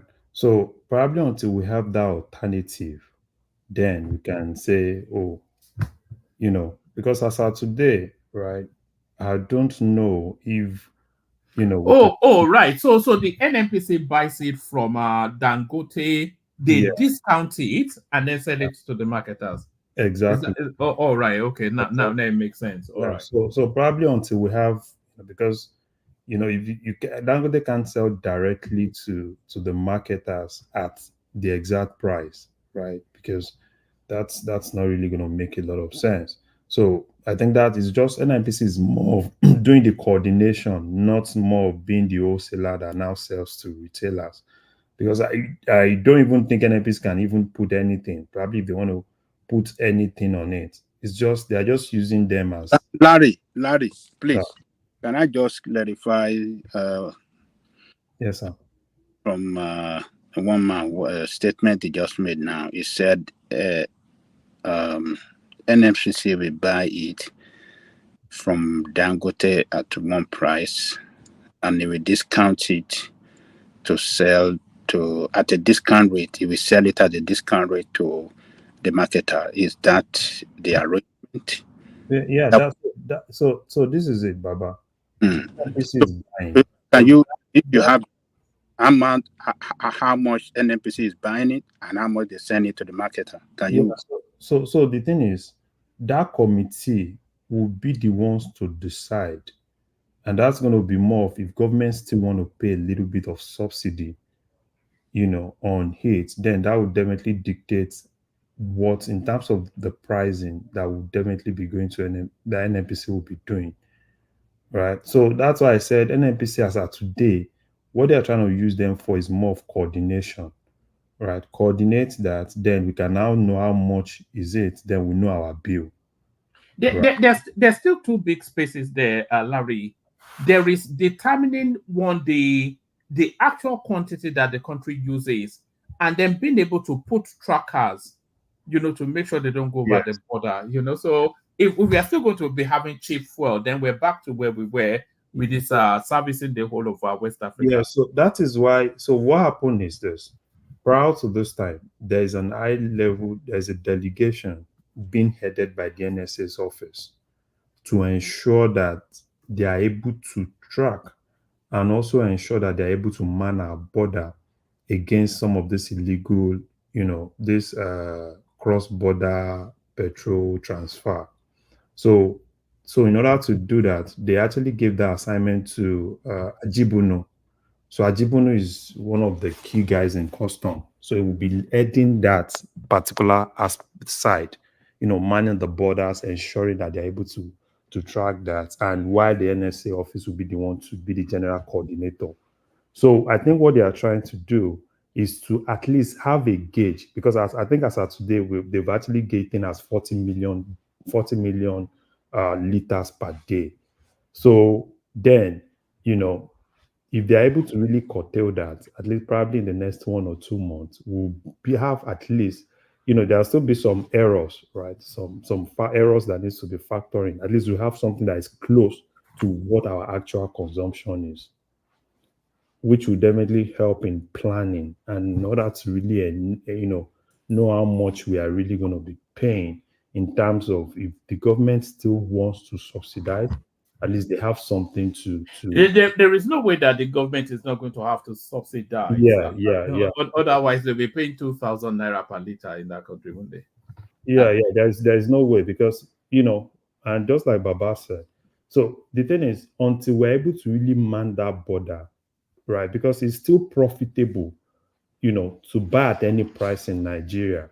Because as of today, in Niger Republic, if you put how much they sell a liter of petrol in Niger Republic to naira, so I think it's around 1.6 as of today. So which means that it's still profitable, in as much as you are not at par with that, or close to being at par with that, it's still profitable. So I think it's just the major problem is, how do we really ensure that we protect our borders, ensure that, we have, at least, even if there's going to be smuggling, it's going to be minimal. Then, it's not going to be that free for all, where an NPC just tell us that we are doing 68 million, 68 million, right? So at this point, at least we'll know what exactly, if we are doing 40 million, NPC will, if we are doing 40 million, yeah, at least, we'll know what's up with 40 million. That's what I just think. And then another thing, so one man, I want to appreciate your platform. You're doing a good job. So yesterday, I was just kind of like, okay, fine, let me just try and see what's happening across the internet. And that was when I bumped on that platform that you were yesterday, that you came on. And my honest opinion, I can say you are doing a good job. Right? Because, and I said it in that, I tried to put something in the chat. I saw Plata, Man of Prestige was, I saw Man of Prestige. And if you don't have a thick skin, you can't be in those platforms. I can't imagine being on a platform where, probably because I have a diverse view, I'll be called a bastard. On those platforms, and there's a lot of them are pretty much the same diet. somebody like Solly, he will be a choir boy. He will be like a choir boy on some of those platforms. They will insult your mother. They will insult your children. They will insult certainly you. But you feel traumatized sometimes when you come off those platforms. It's wild. Can I say something, Larry? Just a minute. Yes, sir. Okay. Yeah, if he was on that platform, I don't know how often you go. Okay, everything you said is true, right? That's the case, but it's not just one part of the country that's doing it. People that come to that platform, right? It's every country. I mean, even I call somebody is not from the south is more vocal. I'm not saying there's no bigotry people from the south. It's plenty on that platform, but it's universal. The people that appear. But no, Prestige, you are taking me to where I'm not going to. I never said. No. I said I'm aligning with your statement, but don't make it like it was one tribe that is so bigotry there. No, I'm not. He never even said anything about tribe. I'm not talking about tribe. I'm talking about the platform itself. Okay. Imagine you being on this platform. We've seen instances that you have diverse view with people, right? And it's allowed, and that's why we have intellectual conversations. Everybody cannot be the same. And even if you want to have professional conversation, it is expected that there will be diverse view. And it's from that diverse view that we're able to get facts, right? And that fact is what will now turn into something that everybody will generally accept. And that's how it's always supposed to be in conversations like that. Now imagine you having a diverse view and somebody just come on from nowhere because he doesn't believe in what you say and call you a bastard. It's out of it. All right? It's out of it. So, I saw that and I was like, wow. And it's so unfortunate that these are people that live outside Nigeria and have conversations. Some of them, go to their companies, the companies they work. They can't even dare some things. And when they come on to public conversations and they do all sorts of things, and you ask yourself, are these people, as in, which world, where exactly are these people really coming from? It is better you don't join a conversation if you can't take diverse views. Don't even. It was actually when that guy was called a bastard that I felt the need to step in. I just felt the need to step. I wasn't even going to go anywhere near it, but I couldn't bear it. I just thought I had to step in. Kudos to Adama. She did a very good job, and that was the first time. I've seen her on the comment section here, and that was the first time at least I saw who Adama is. She came in and she was able to at least speak some truth into those people, even though a lot of people do not really agree. They felt, she was trying to stop them from what they do, and I think it doesn't really matter, right? So that's why I think one man, like I always say, right, and that's why most times there are some conversations I intentionally always run away from. Even on your platform here, not because I don't have an opinion, but I believe that when I put some of those my opinion, I may be emotional with it, then I won't be objective. So I would rather not. I would rather keep some of those opinions to myself and listen to people. Probably some people might actually be more objective than I am. So that's just what I want to say, and this is exactly why I actually joined, because I want to put my. Well, Larry, you know what? Those same people will accuse one man of bigotry, and some of them are in the comment section. It's the wildest and thing. It's amazing. Amazing. I of all people, I am a bigot, but the people that actually, anyway, it doesn't really matter, It's amazing when I see them. They cannot tolerate opposing view. For one second. You can go to another person. I think. All right. Let's go to Ajane Koko. On my way to Ajane Koko. Okay.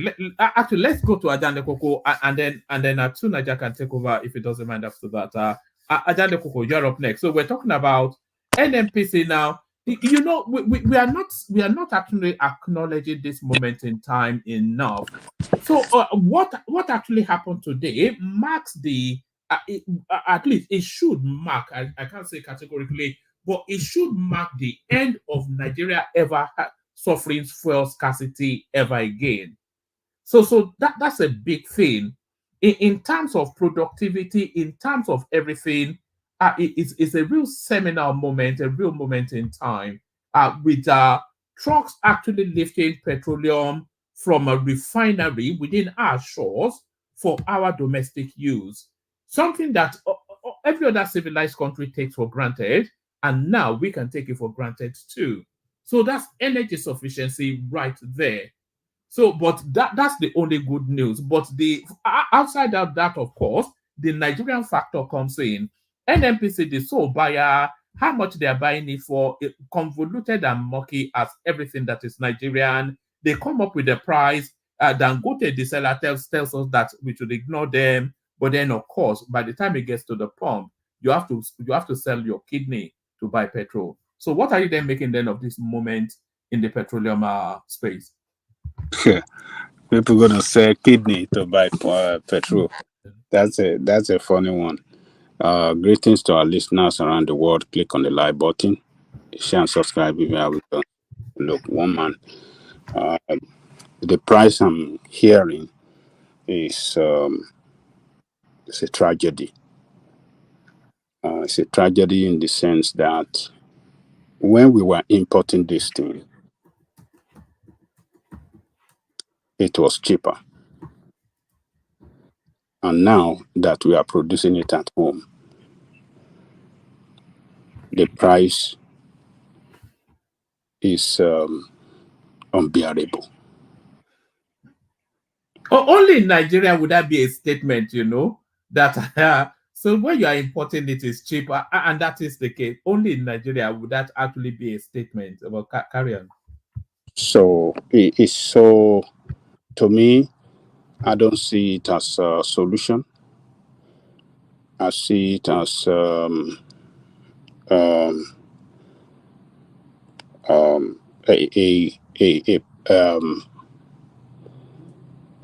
problem that look it looked like an insolvent situation to me. This problem with the situation of the price of this of petrol, it looked insolvent to me, and that is bad. The economy will take a hit of that. It's going to be very bad for the economy on the way forward. The government have to quickly get the refinery operational. Our refinery that they said, oh, it's coming back on stream, so we have to get it back on stream to produce this product and sell it cheaper to Nigerian people. That is the solution. This Dangote, this thing is a privately owned, meant to make profit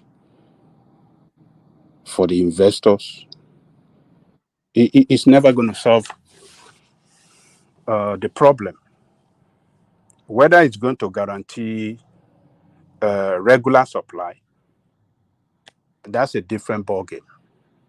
But the price and the effect of that price on the economy, I think the economy will suffer severely for it. But with the economy not just adjust to that price, because I think the biggest thing that's actually making that economy somewhat wavy is the lack of consistency, is the lack of predictability.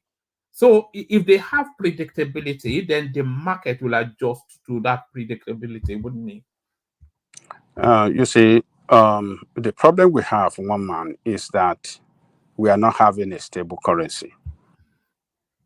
if we have a stable currency, we can say, yes, the economy can correct it, and the currency value will overcome that, and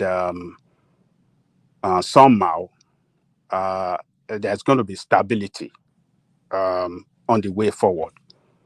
But the way it is now, the price of that petrol from Dangote is not going to be permanent.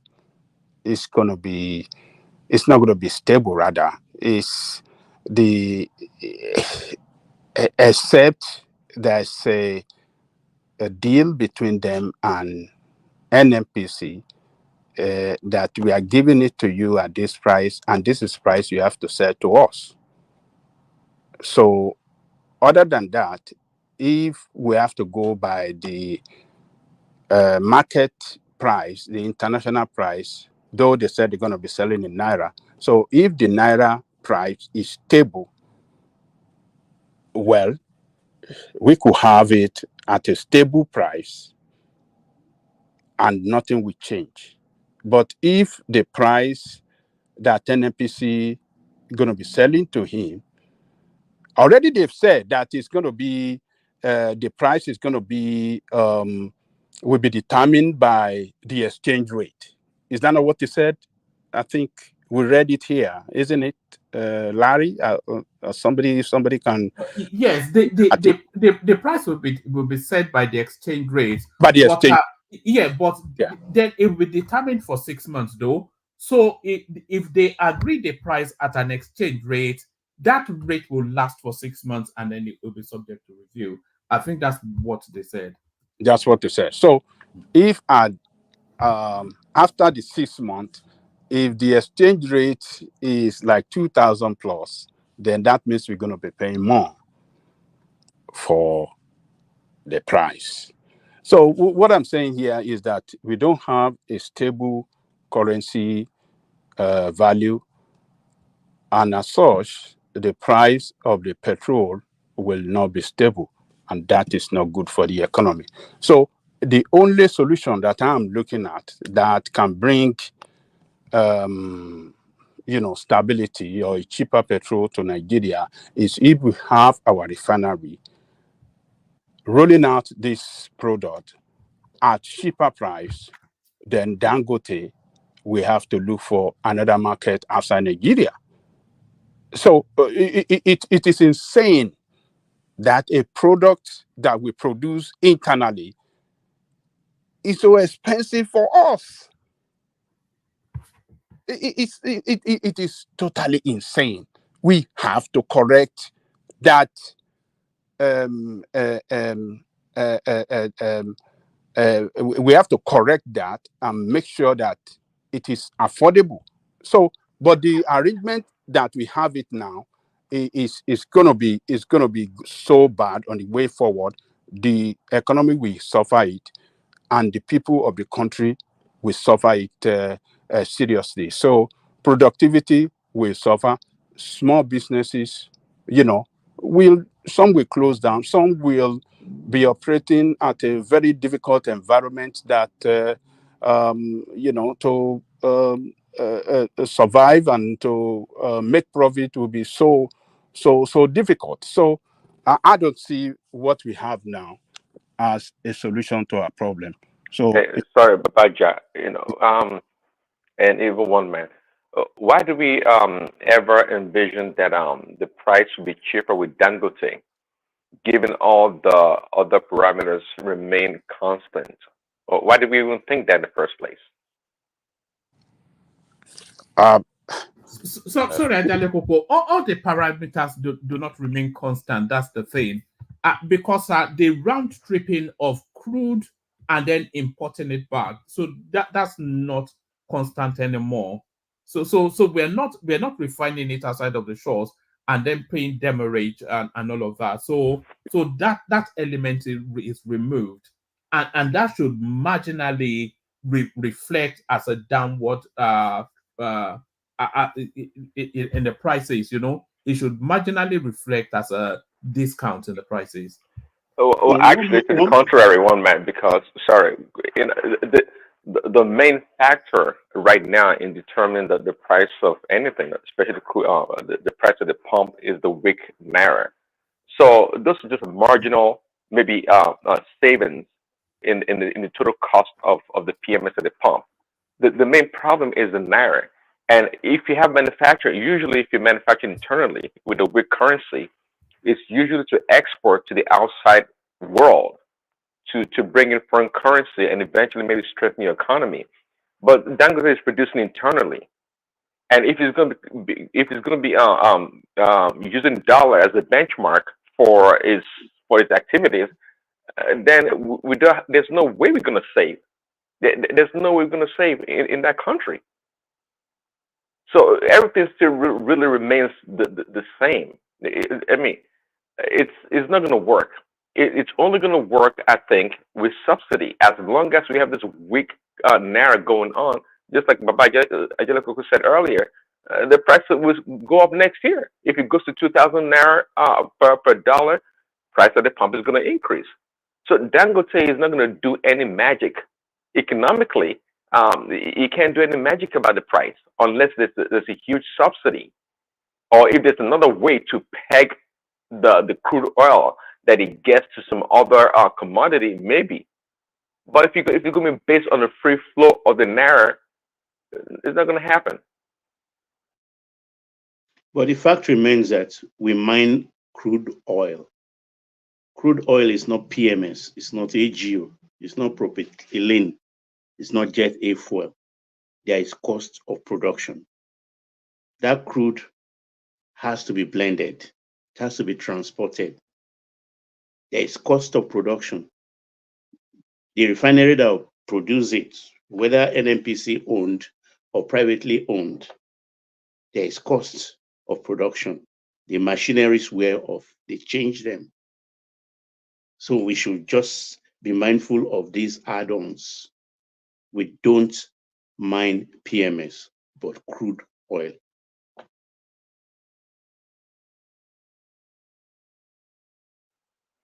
Yeah, but if you mine, obviously we don't mine PMS. It is crude oil, and again, if you go with the international price of the actual price of the PMS to the naira rate, it should be much higher. I think we should be paying over 1,000, maybe 12, 1,500 naira per liter at the pump. Okay, again, it's all due to the weakness of the naira. If the naira was exchanged right now for 300 naira to a dollar, then we'll be paying around 450 or so at the pump. So it's not so much about the cost. I mean, there has to be. I think Tunaja gave the numbers the other day. The average cost, or somebody did, of a barrel of getting PMS from a barrel of crude oil. It's about it's $0.1 to 0.5 naira per barrel, getting over 100 liters per barrel. There's an international standard price to produce this PMS from a crude or a barrel of oil, right? There is 150. There is 159 liters. 159 liters is a barrel, and you can extract 170 liters from a barrel of PMS. You can extract 170 liters PMS from a barrel. Actually, apologies, Baba. Let me Bill's hand over to Tunaja. I have an early start, so I was just waiting for someone to comment. So Tunaja, you take charge, acknowledging the super chatters. That's Ike or Giame who kicked it off. So that's Kulata right there, and that's still Kulata still. Of course, we mentioned Ayo, and we do. So that's Ayo right there. That's the Kingdom. I think it may well be Prince, who owns a factory somewhere in East London, and there he is still. So thank you, everyone. See you tomorrow. So Tunaja, you're in charge. The conversations wrap around. Well, people know what the conversation is, but just free flow as you will. Dangote, we've not made as big a deal as I would have wanted us to of this particular moment in time. But let me hand over to Tunaja. Tunaja, acknowledge you're there. Yeah, I'm Nice. here. My audio is behaving weird. It's like fading in and out. I don't know what's going on. We can hear you clearly. Yeah, let me just refresh the screen just to confirm because it's fading in and out. I can't hear people sometimes. Then it comes back again. Okay, so that's Luna just sorting out the technical. Sorry, back to Ajane Koko. Okay, so for me, I think that the arrangement we have here is going to be temporary. Temporary in the sense that the um, the government will gradually wean itself away from this subsidy stuff. I don't see how NMPC will survive when they continue on this subsidy. The only thing that NMPC could do is when we have the only thing that can keep NMPC in operation and profitable is when we are producing our own, petroleum product, sell it to wherever we want to sell it to uh, internally and outside the country. That is the only thing that can make NMPC profitable. But if they want to depend on, this crude selling to Cancote at this price, they're selling it, and then they want to buy at a particular price and then sell it at a discount rate to the what do you call it, this marketer. This kind of arrangement cannot last. It's usually an arrangement like this is for short time, just to intervene, stabilize, and get out. So, but why we are having this problem of pricing is because we NNPC has stick its neck deep with the backing of the government in this what do you call it, this subsidy stuff that is not even clear to the government. This is even worse that when it was budgeted for, when we had it on budget, when we have provision for subsidy on the budget, that was more even legal. We can know how much we want to sell. We want to provide for subsidy on monthly, but this arrangement that NPC is the one doing it at their own, by themselves, crooking their own account books, and nobody really know how much and what they are really doing. I think it gives room for more corruption than when we had it, when we had a provision for it in the budget. So for me, I think the pricing is going to kill the economy further, and it's going to be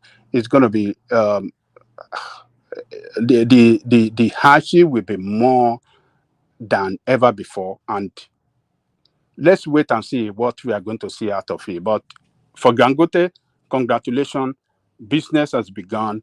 This guy will start making his profit both internally and externally. But Nigerian people that provided everything for him, they are the ones that are going to suffer at for his profitability, for his business profitability. Nigerian people will suffer it.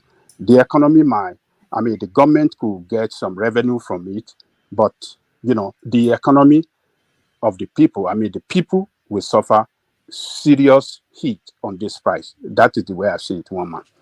So let me go over there. Let me go to Showore's back home. I think now everybody has seen it clearly. Those that can really stand by their word. Someone that is very stable with what he stands for. Somebody that, you know, is never shaky and never cow to government threatening, and never believe in any other country but in his country.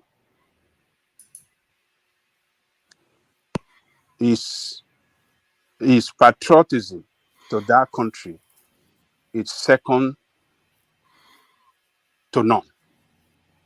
Second to any, is not second to any politician in that country. Because I want to put him in the position of politician because he contested for position of president. So among all the politicians, his patriotism to that country is second to none. And he demonstrated it today.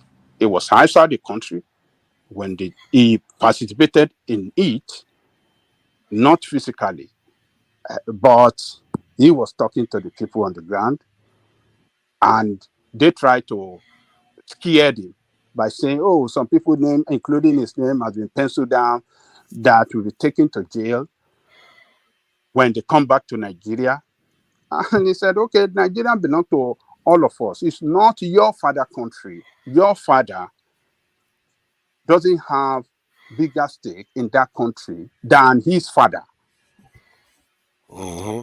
And the father of all of us that are saying that this country, the way it's being governed, is not good. You people in the government, your father does not have bigger stake than our father. So, and to people that have been saying that there is an agent, government in abroad is an agent to CIA, is this, I think they need to have a rethink of what they are saying, because there is no coherent in what they are saying. This accusation against SOWORE and his activism against bad governance. So if you have people in government in Nigeria working in alliance with the United States, Britain, how come that they are the people using SOWORE at the same time? That's external forces you are talking about that SOWORE is working for. Why would SOWORE be working? Why would they be supporting SOWORE to work against the government I that think is working right for them? there is this concept of controlling chaos, whereby there will be opposition to the government, so you control the opposition to the government itself. So in other words, you assure yourself that, because there's nobody that is taking SOWORE's position if he is the one that is seen as the major opposition to the government. So you can see that if you control both sides, you control it's more predictable. That's why people can make that assertion or accusation that SOWORE may be compromised. I don't understand what you just said. Well, can you repeat your point? The idea is that if you which idea? Tell me. The idea is that if you want to control a situation like a country, you want to control not only the government, you also control the opposition to the government. So they have to dance the dance, otherwise people will know something is up. So one side has to be opposing the other side, and just like labor forces will be opposing the other side, but in reality, they are all dancing to the same tune. It's the same thing that happens in the West. Like even in Western countries, they always say that whoever you elect, the establishment wins. So that statement implies that both sides are being controlled, and that's what corporations do. Corporations contribute to both sides, and they tend to control both sides of the aisle. It just depends on a little bit of a difference here and there in the West, I mean. But in the context of Nigeria, you can see why people would make that same assertion and say, this is SOWORE. The way it comes across, it doesn't come across like somebody that is authentically an opposition to the government. I mean, have you seen SOWORE go to any other nation other than the Western nation? How many times? That is not the issue. Let me tell you this. There's Okay. contradiction in that concept that you just mentioned. Where have you ever seen in the world you see Western world supporting the government in place and at the same time supporting opposition to take out that government that favor them? It's never happened. America has done it even with Israel. They've Jellicoe, done it it. happens all the time. They do it all I the don't, time. Like they I wanted don't know what you are saying. Netanyahu out of I office. don't understand. Hold on. I don't understand what you guys are saying. You have to give me instances of where this happened, and you have to be factual. Don't just come with your opinion or with what you are thinking about. Just tell me concretely with fact where you see Americans standing with the government in power and at the same time supporting the opposition to unravel, to take Okay. that government. Where have you ever Before the assassination of An Muammar example Gaddafi. is One which second, concept is Chinanga. that? You are building a house and you want to destroy that house. Does that make sense? no, they are not. They are not. Often they don't Chinanga, 1 second. topple the house. They just keep it down, looking like I an don't. Okay, occupation. what is the end goal? The end goal is to What's the end goal? preserve the status quo. Okay, hold on. The preserve is okay. When that opposition succeeded in bringing down the government in power, so what is going to happen? Another opposition will come against that one. So what is going to happen? If the government in power decides to do something that the other side doesn't like, then they will empower that opposition to be able to take over power. But if the government keeps doing what they want, they will keep the opposition as the opposition. I don't get it. Okay, Jellicoe, listen to this.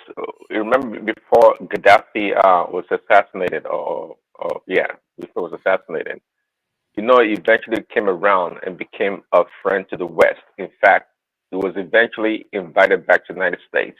He traveled across the country and actually, I think, met with Hillary Clinton. He became essentially a friend or an accepted ally to the United States.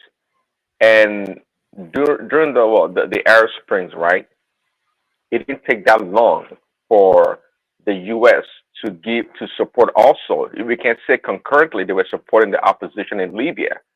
So when the Arab Spring happened, right, they, even though they were showing publicly support for Gaddafi, they were the ones that fueled and funded the opposition that brought down Gaddafi at the end of the day. And I asked the question: so what's the end game? End game or game of what they did? Chaos and destruction of Libya. For whose benefit? Well, okay, let me do the math. Let me tell you this. You see, the case of Libya you just mentioned is Gaddafi's that played into their hand. They don't really.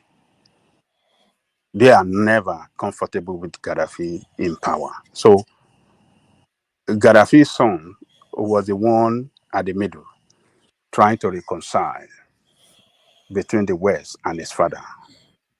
And Gaddafi didn't want to do it because he has been playing this opposition against the Western interests since he came into power in 1969. So, but his son had been westernized a little bit. He schooled here in London and westernized to some extent, was trying to open up the system and make it for his father to relax a little bit. And that was how they were able to get Gaddafi. So it wasn't that, Gaddafi is totally, I've totally reconciled with them, but Okay, what about Hussein Mubarak, Egypt? Yeah, Hussein Mubarak was a friend and ally because of Israel to the United States for many years.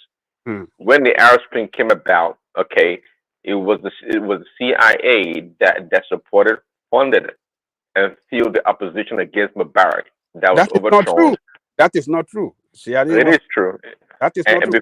before the Muslim Brotherhood came into power. Oh, yeah. no. See, It's Muslim listen, Brotherhood that was strongly behind that Arab Spring in Egypt. They took him down, and election was, they took him down. They took Mubarak out, and they got the power. And when, what do you call it? A Muslim Brotherhood, when they got into power, the person there now was the chief security officer of what's the name of that Muslim brother? Mosu. I mean, what is his name? Morsi. Morsi. Morsi. He was the one that, Morsi, yeah. yes, Morsi. He was the one that the CIA worked with to take down Morsi. Morsi was dead. They were not friends with CIA. They were not friends with America. So they wanted to rule Egypt on Islamic tenet. So, and a lot of Christians in Egypt doesn't want that. And this man colluded rather with the CIA to take Morsi down. So they didn't support. Do you know how long this guy has been with them? What do you call it, Mubarak? He did everything. He protected their interests, and he was friend to Israel. Everything was going. They were not behind it. It was Morsi, the Muslim Brotherhood, that started that Arab Spring and took that guy down. And they were never happy with him. That, oh man, our interest in Egypt must not go easily like that. We have to do something. And they use his bodyguard chief, who is the president today, to take him down. So the Gaddafi, Jewish brother Gaddafi, that lost his own, that he was tricked. They were not his friend. They didn't want him there. So let us look at this. The CIA or America did never put their egg in one basket. Anytime they support a leader, sorry, can we support a leader, they always support the move away opposition from also. Gaddafi and co, and let's come back to track, please? I know Gaddafi's statement, American statement, is good, but let's try and focus on this NPC and co and Dangote, please. Okay, so okay? we should forget that. I'm speaking on. No verse, no. I just say we just move too much into Gaddafi matter. Oh, okay. So what do you want? You want to say something? We'll go back to the NPC. No, not me. I think we'll try to come back to the NPC matter. Now SOWORE matter the talk. So what I'm saying. SOWORE matter. Sorry, SOWORE matter. We could not go too far. Yeah, thank you. Thank you. Thank you for that redirection. So thank you. So SOWORE is back, and the government, Tinubu government, and the security agencies, they acted very, very smart. I must give that to them. They knew that if they detain SOWORE, there's going to be problem on them. Problem in the sense that that will empower the opposition. What I mean by opposition, it's going to empower the human rights activists in the country. It's going to empower the people's opposition, particularly those that are very, very strong with their mouth, people that can talk, like Femi Falana and some other people. And that we send a very wrong picture of what the administration stands for on democracy. So they acted very smart. They knew they have nothing against him. Buhari regime even charged him for treason. What happened? Nothing. So the government, the present Attorney General, dropped that case when he saw there's nothing. So far, I have to give it to Tinubu administration that they've been acting very smart on SOWORE issue. They knew that he has not done anything wrong with the state, and they knew that if they should put him in detention wrongfully, there's going to be strong opposition against their administration. It's going to cause distraction. It's going to engineer, it's got to give power. It's got to give strong power to opposition to speak up more. And people like us online and all we others know. across the country, we speak across the world. We come after the administration. They don't want that noise against Now, them. Angelico, for all we know, Tinubu is probably using SOWORE as much as is using OB. So don't give SOWORE any credit. No, Yeah, what did you say? You said Tinubu is doing what? I think SOWORE may be a pawn My also take for is that Tinubu. from what I can Is see, a what? that A is using pawn. SOWORE for Oh, his come Is on, using man. SOWORE. Why are you talking like this? SOWORE doesn't seem see. I think there is a What are reason you why a talking lot of about? people Have you ever seen see. Chubure say anything good about Tinubu? Ever? Exactly, It doesn't and matter. that's the There's something that is geniusness. off. That's the There's something geniusness off of about it. Tinubu. That's the smartness of Tinubu. A lot of people they've insulted Tinubu That since is not the case. before They and now. don't have anything against him. He have not done anything wrong, and they knew that if they should detain him, on what charges? There are plenty of charges they can On put what on charge? him. Oh, That there are plenty. that will even, like I said, it will empower the voices of opposition across the world against it, because It's a lie. Which one? Maybe you and your couple other friends. That's it. Which opposition around the world for Tinubu for where? Oh, okay. Stop Well, Angelico. It's not like sure is MKO Abiola that won an election. I'm not saying. Angelico, I saw Shore just in his picture in TV channel today. He was in a TV channel wearing sunshades. The guy doesn't look very serious. I don't know why. He doesn't seem So like sunshade very. means he doesn't look No, I'm serious. sorry. I'm just sorry. He looks like No, one of sunshade. those How does dictators we sunshade have. define person as unserious? You know why? Whenever you see leaders that wear sunshades, there's Sunshade. something. Yes, Sunshade. Somebody wears sunshade.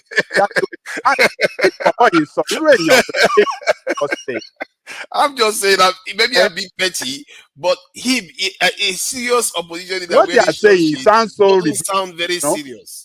No, in What a you TV said studio. just says now. What is he doing wearing That's sunshade in a TV studio? Have you seen any serious leader that does that? What are you? Can you just listen to yourself? Okay, give me one serious leader you know that have gone on to rule their country very well that wears sunshade in the TV studio. Are you serious? I'm asking you now. Are you serious with what you have just I'm said? seriously asking you. How does that make somebody a serious person and not serious person? I know it doesn't make somebody, but it also seems to be a uniform of some dictators. You sound so funny. This is not a very serious point, but no, you sound so funny. It's not it's not a kind of a scientific or analytical point. It's just that when you dress in a certain way and you talk in a certain way, and to be fair, Joe already has a kind of dictatorial way of approaching things, and I think that he's wearing a sunshade inside a studio, and his approach to politics seems quite off.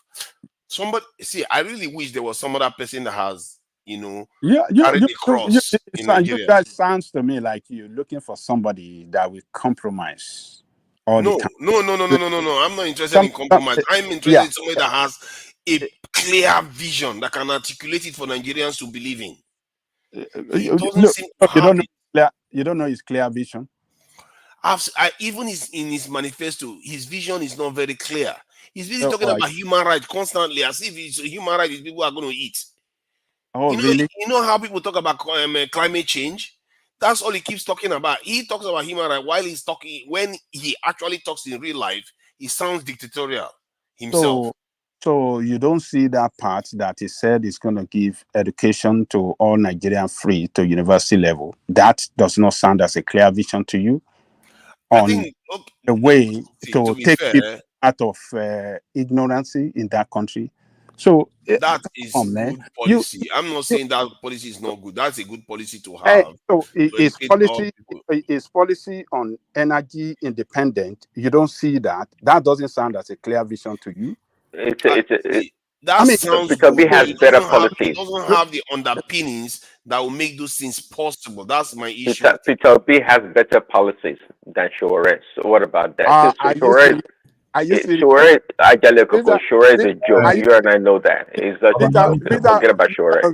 Vita, eh? Yeah, Prince I want, Daddy I want, has married Prince Ajale Daddy, Koko now. I mean, you can be so funny, eh? Are you changing your position now? Daddy has finished Ajale Koko Daddy, I was now. describing Obi, you are describing Obi before the election, that the manifesto was worthless, everything worthless. I thought Peter B was the Yeah, most candidate on this yeah, panel, but somehow I just want to drop an information. show rate has got below Peter yeah. Let our brother speak, Larry. Yeah, I just want to drop. So Yeah, Larry, welcome. it's Please go official ahead. now. So minimum of petrol price in Lagos will be 950 at the pump price. So NNPC just released it now. Minimum of what? So petrol price in Lagos at the pump price will be 950. Damn. Yeah. Dang. Yeah. You see what? say, Do you see what is happening? Do you see what is happening? They are trying to stitch Dangote up with the bad news of high cost of petrol. They want to use Dangote to remove subsidies. Technically, that they were supposed to have removed last over a year ago because of the devaluation of the currency that came on. So now they want to use Dangote coming on stream to remove the fuel subsidy, so that it looks like Dangote is the one causing the problem for the people. Yeah. It's just nasty. Tunaja, can you open those link? So that's the official statement from NNPC this night. Yeah, let me get that up. But Larry, that is a killer right there. Yeah, so Dangote sold for them in dollars, right? And They they want are to finish. quoting They want to exchange put rate it on Dangote, boy. and they are quoting. So Larry, that means they are not selling to Dangote in naira. No, they've not started at all. That's They've going to not. start in October. That is Bagwe right there. Yes, so they've not. That was what I was saying. They've not started. So everything they sold to Dangote as of today is in dollars. So Dangote also sold to them in dollars, and they are now quoting. NNPC is now quoting exchange rate of 1,600, and I think 1,637. That's the exchange rate NNPC is quoting.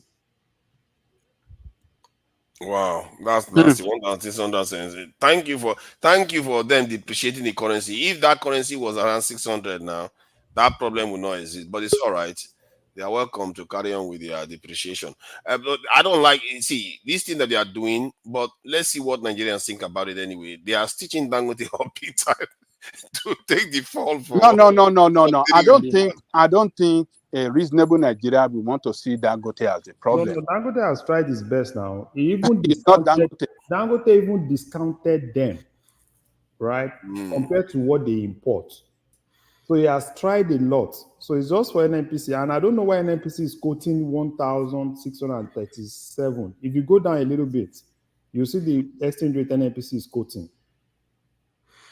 Let's see. Okay, is it down here? Yeah. You see they are quoting 1,637. So in some places it will be as far as more as 1,000. So it depends on states.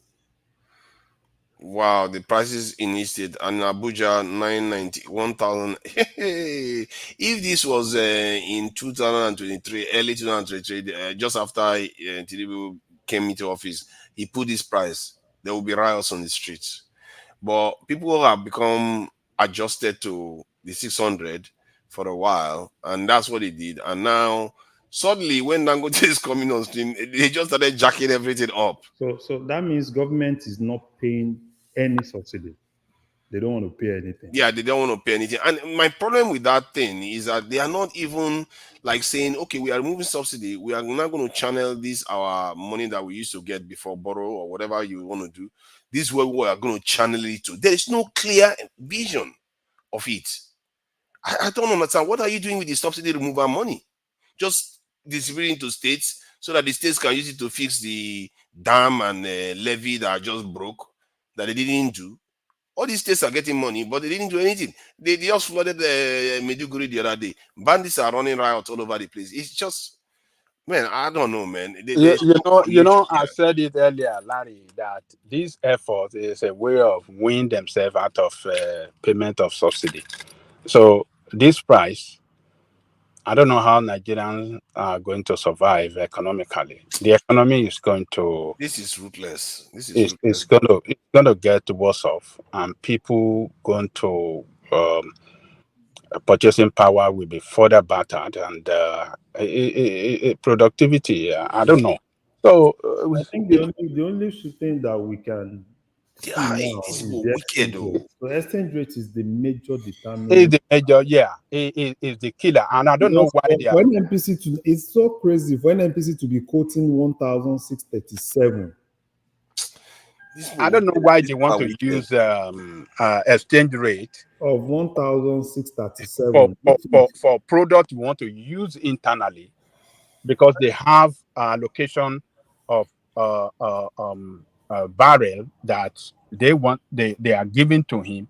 Why to say should they sell it in dollar to him? exactly. So for Dangote to have Why? even told them, I don't even know what the no, I yeah. think I That's think quite true. Dangote, What I is think the what Dangote is is the even. point Do you of know? I selling think it in that Dangote high is rate? even right. Right, Dangote is right because this is a price quoted by NMPC because NMPC decide their own exchange rate they were going to use themselves, right? And Dangote, yeah, Sorry, for Dangote to have said, Naija, okay, sorry. I sold to them. Sorry, Larry, can you zoom into the price for the south side? I can't see how much is. The Sorry, Larry. software. South. What was the price This is down my there? audio. My audio is a little bit messed up. I'm sorry, guys. My audio goes in and out. Let me see if I can No, just view the can image. anybody see the one down south? I don't see the price. I don't want to. Yeah, Everybody's gonna see soon. sorry, Larry. Sorry, just wanted to. No problem, sir. Because it said 960 in Ogun State, but I can see the Uh, one. you're worried there. Okay. Oh, 980. Which one are you looking for? Oh, reverse. Okay, I see. Okay. Thank you. Yeah, 980. Okay. So this yeah, is more. they've not done well for No, selling. NNPC is the one playing the game here because Yeah, if I agree NNPC with you. has if NNPC had used probably like 1,500, as the exchange rate, then it would have been cheaper. So Dangote is right for him to have said he didn't give them that price of 898. They came up with that price themselves because they decided to use that exchange rate, of Wow. 1,637. Is that the official exchange rate, which I don't even know, for them to have used 1,637 as their own rate? Northern states are getting massacred based on these numbers, man. Yeah, Those it's, ones it's are transportation cost. If they factor yeah, transportation yeah, cost, they charge them higher there. they will charge them higher. In the area that don't have enough resources are the ones that they are charging more. Sometimes, some people, but then again, if you do it, oh, it's capitalism. No, but I think another thing that the states can do now, if they are not paying subsidy, which means that they will be getting what they need, because from I think the last time NNPC even paid a dime into the federation, into the CRF, Consolidated Revenue Fund, was actually sometime in February. So NNPC has not even paid one kobo in. So at the end of the day, if NNPC is not paying any subsidy, then give us what you sell for us. So, but I wanted to ask a question. You know how these, they sell to Dangote Mm-hmm. at market rate. What is the essence of that anyway in naira?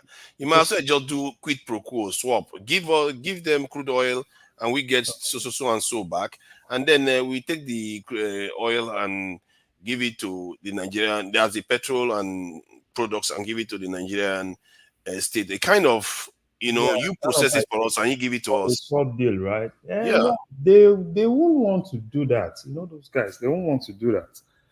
Right. So because even if they start that one too, don't be deceived. They will put. I think this is the best thing, as far as I'm concerned. This is the best thing in the sense that take an NPC out of it, right? Let us get exactly what Dangote is giving, and if they're going to take that, then I think this might actually happen. Probably, I don't know. I'm just looking at it as a model. If some of the state governors can subsidize what is coming to their states, if everybody's getting, everybody's getting exactly what they are due to get, then probably some states can subsidize, which I think it might actually be another model, right, of pushing subsidy away from the federal government and NNPC doing their magic, their plus or minus, right? Because if NNPC is getting at this point and government is not subsidizing, so people should buy directly from Dangote rather than having NNPC as a bottleneck. But Larry, I Sure. think before Dangote started before Dangote came on stream, I think we were doing crude swap, right? Yeah, that crude swap. Why can't we do it? Hold on, Larry. Why can't we do it with Dangote, and then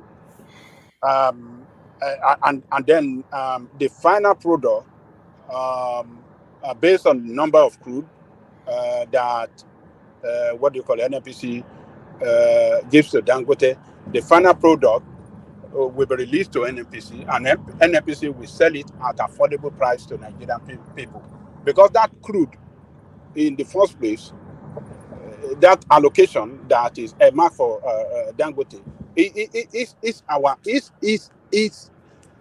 our own crude.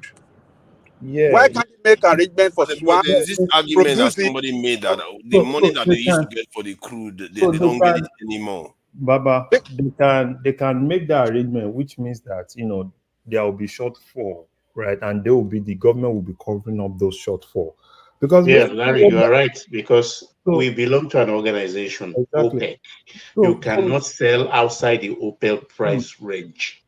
Except we leave OPEC, there is no way you can do that. Yeah. So if they want to No, OPEC. I don't think OPEC have anything to do with the price of the petrol internally. What we sell it into. No, they do. Think about it.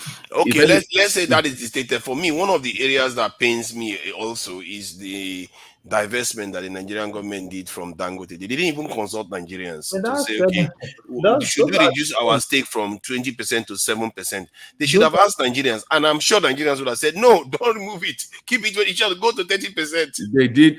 For that, they did consult Nigerians. You have. Who did they consult? I wasn't there. Hold on, because thank God they didn't consult you. I can't hear you again. Sorry, man. You have people in the House of Rep and the Senate. They are the people's rep. That's the people that they consulted. So that's the people of Nigeria pretty much. So I don't know why you keep saying they did consult you. It's really odd. I can hear some things, but I can't hear other things. I don't know. Can you come out and go back? Go out and come back. I've done it a few times. It's not making any difference. Can anybody else hear me or something? I don't. Maybe it's just me. We can hear everybody else can hear you. Only me. I don't know how this is possible. It's really strange. Sorry about that. Go and buy red oil and worship your system. Wow. but to Baba's point, I wanted to clarify something earlier. If you're part of OPEC, if everybody starts selling price crude oil to themselves at a lower rate, it will lower the price of that globally. Then it defeats the purpose of exporting. Unless you just want to use the crude oil for your own consumption only. If you still want to make money from it at the international market, you must go with the OPEC price. Because if you lower the price in your own country, the value of crude oil depreciates.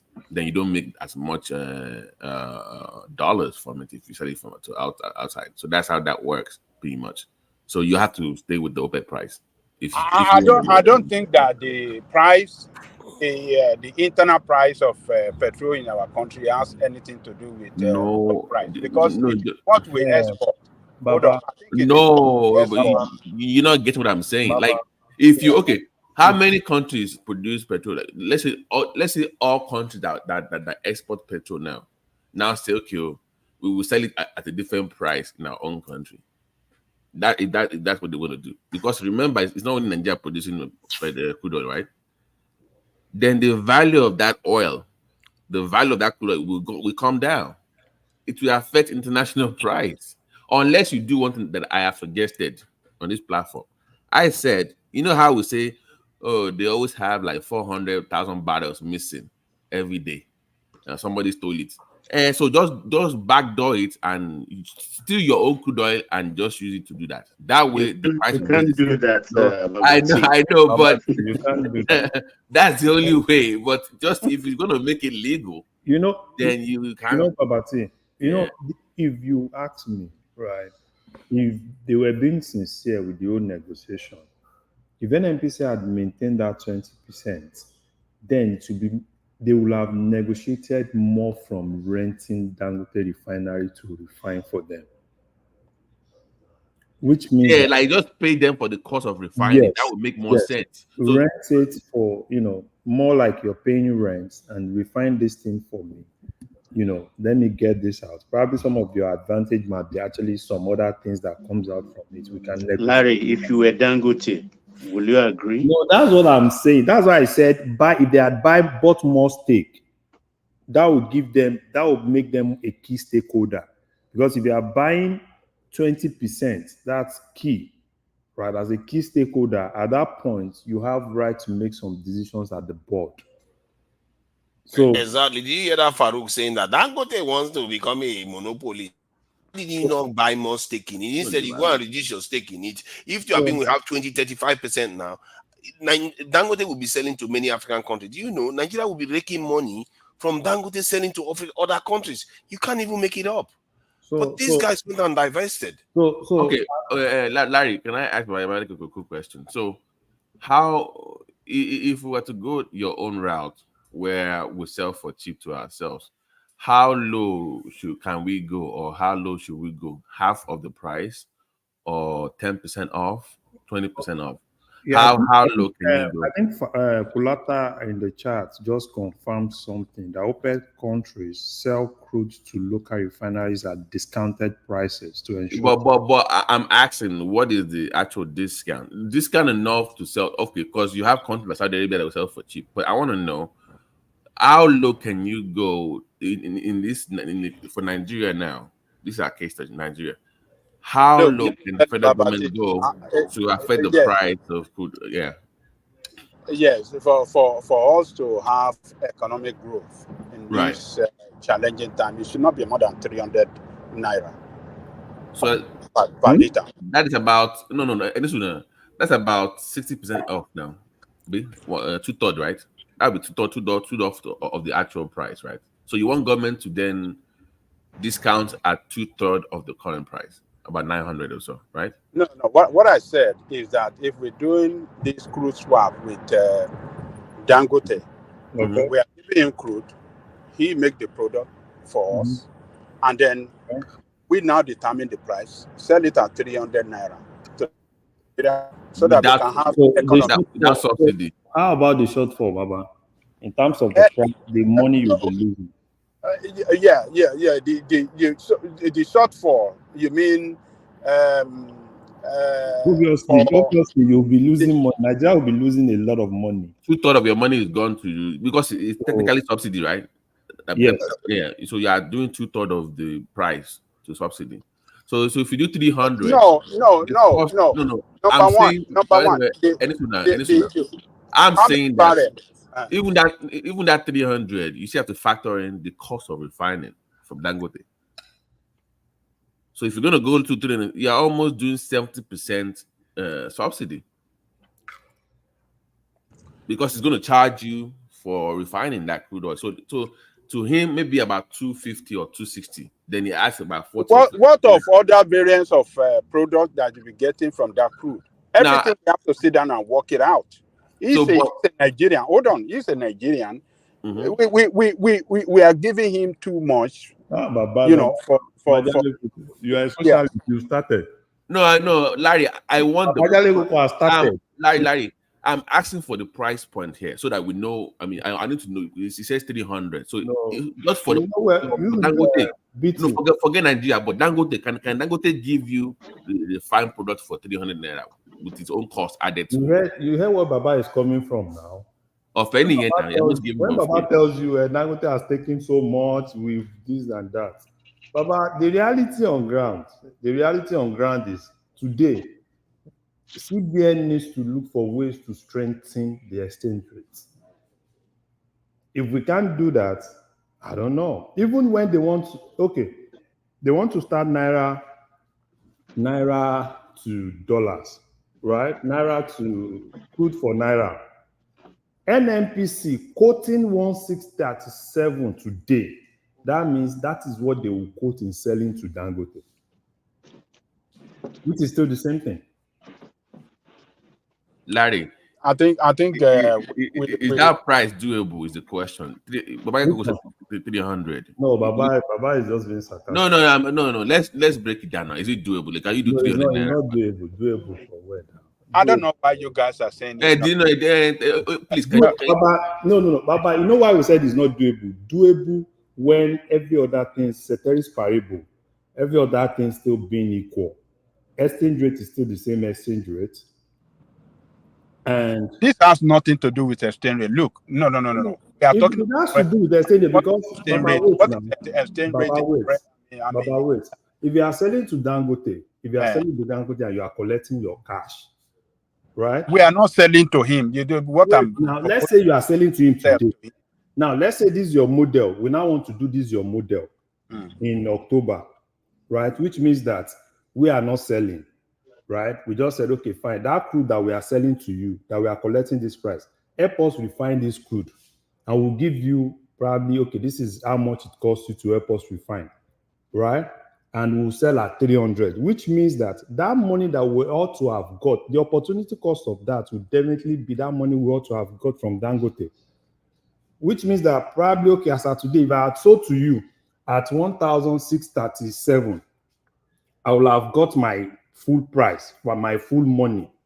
Now, if I'm now going into not selling to you, which means that I'm just going to pay you, okay, fine, this is how much it costs you. Then I'm going to bear the loss, right, of 1,000, probably 1,300 that I ought to have gotten. Then I'm going to, but Larry, this is my point. That 300 that you mentioned, what is the cost of even of lifting the crude? So what is the cost of lifting the crude plus the cost of refining plus the profit Dangote has to make? Can you get that under 300? Forget government even making money. Plus the cost of lifting those deals that you said. Yeah, but we don't even control the lifting of the oil. It's private company. So if you look at the cost of lifting the oil, the cost of refining, and the profit both companies that are lifting and refining have to make, how can government then fix 300 as a private? That's what I'm trying to understand. I don't unless you want to do it for free, where you just you lift it, you take your profit, and government makes no money for local. That's why I'm trying to understand that 300 price point is what I'm trying to understand.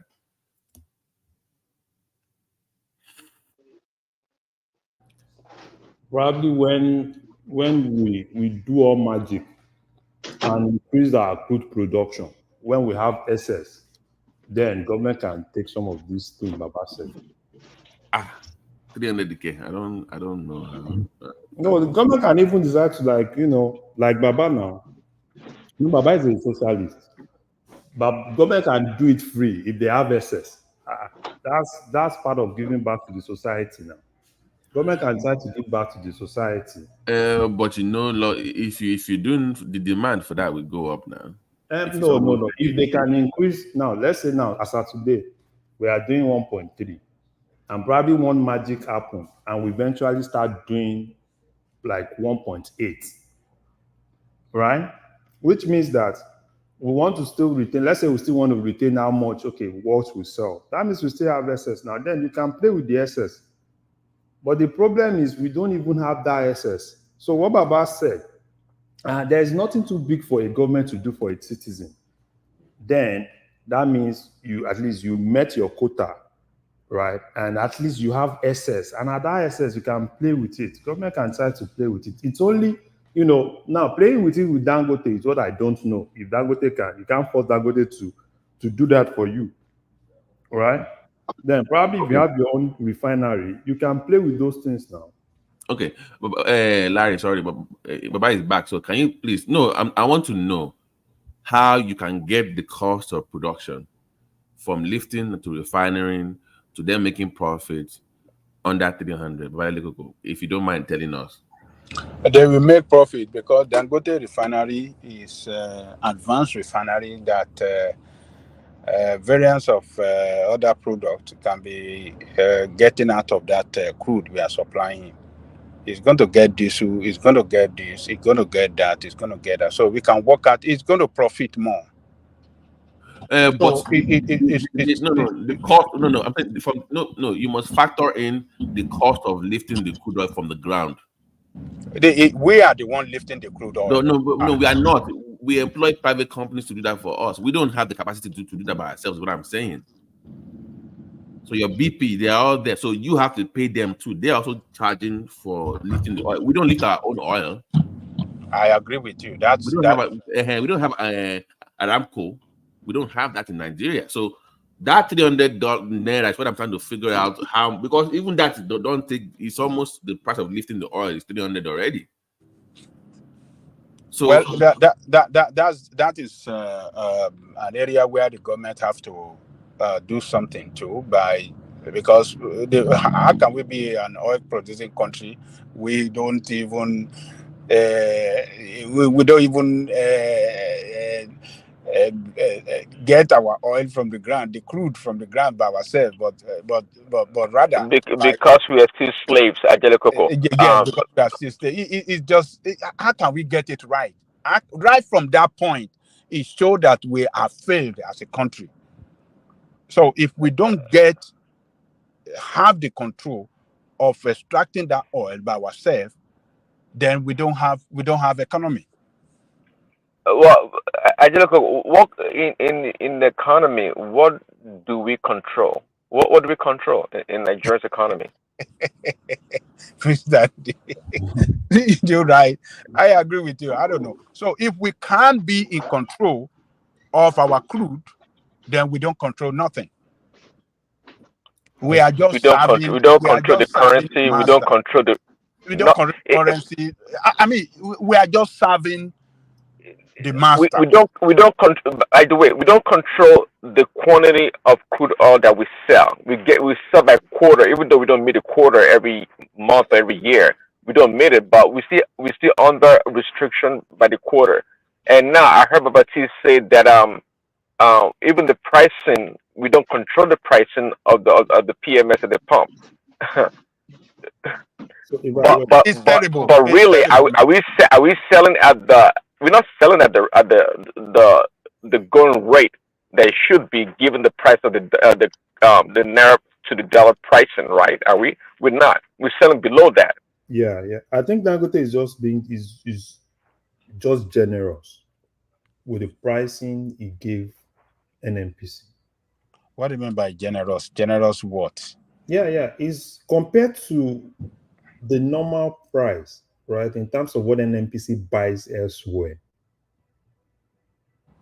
No, look, if they really sat down and look at, I don't know if it's only, I don't get it, man, because Baba, this is it. It's not generous. Don't say no. It's generous. It's generous. You know why I said it's generous? No. Don't say it's not generous at nothing. Baba, wait now. Yeah. I will sell to you what you sell to me. Right? I agree. Yeah. So now, if I decide to probably reduce, I know what every other person is selling outside, and I just decide to okay, fine. You sell to me at 5 naira. I can decide to okay, fine. Every other person and outside is selling what I'm going to give you at 7 naira, right? And I've decided, okay, fine, because I'm a Nigerian, let me give it to you at 4 naira, right? Which means that because I'm not selling, because if you want to go elsewhere to buy that thing, you buy it at 7 naira, and I'm giving it to you at 4 naira. Then, and I'll put the ball in your court to now decide how you want to now convert it. So now, NNPC now decides that, okay, fine, they want to convert it by 1637, which to me, I think is highly debated. We need to debate that 1667. I don't know how they came up with that. Did they just wake up and go to say and get a price there and say that is their price? Or did they liaise with CBN for them to be able to decide that price? Because every price that you are seeing is basically NNPC deciding that this is the official exchange rate today, right? Which is 1,637. So which means that if this go on, all NNPC will just do next time is to probably go to Wuse Market and ask for their price in Wuse Market and say that's what we are quoting. So that's why for me, why I said even this Naira to Naira deal, Dangote is going to have some losses. Because if you sell to Dangote Naira for Naira and the exchange rate does not stabilize, that means you sell for me today, then in like a month's time when I'm done and I get that Naira from you and I want to change it to dollars because I have foreign debts that I need to pay off. Spare part and everything. That means if I'm not able to, if it's still increasing, that means I'm going to have some losses. So it's a whole lot. So that's why I said the major determinant is still the exchange rate. That's what I think the focus should be on now. And in terms of subsidy, if I were President Tinubu, what I would just do is I will call a NEC meeting and let everybody, now it's not going to be more of presidency deciding, let Nigeria decide how much subsidy we want to pay. And if the state governors object to paying subsidy to the point that they feel it's going to reduce what they get, then that's to Nigerians to decide. I don't want a situation where it's going to be more of a federal government thing. Now, at least we know anybody can go ask Dangote how much is selling to us. Then Nigeria can decide if we want to pay, which means that if we are paying, what each of the state governors are receiving is going to reduce. Are they ready to take the fall? Right, at that point, nobody will, at that point, it won't be more of, oh, it's a presidency doing this. It's going to be more of Nigeria decides. Sorry, Larry. Well, just like I said earlier, I agree with you that is the exchange rate that's the big problem in this transaction. But in the naira to naira transaction, did they fix a naira amount? Yeah, obviously they have to do that. So it's going to be spot price. So it's going to be spot price at that point. That's why I said I'm against this 1,067. Now let's say they want to fix naira to naira today. Now NNPC is quoting spot price. No. So, they can't do well. What I'm thinking, I mean, Delu is going to make sense to have a between Dangote and the Nigerian government. They have a fixed naira amount, independent of the going rate of the naira in the open market. Exactly. That's why Dangote is waiting for the presidency, because all these things NNPC do, they decide their own exchange rate themselves, and that's so now probably by October 1st, where the committee is supposed to meet. Now the committee then, because there is CBN as part of committee, it's not just NNPC waking up and telling us, oh, this is what they sell dollars in Wuse or sell dollars in zone 6, right? And just say this is what. No, it doesn't. So it's not supposed to work like that, right? It's supposed to be more. The problem is that it's just bad negotiation or bad negotiator.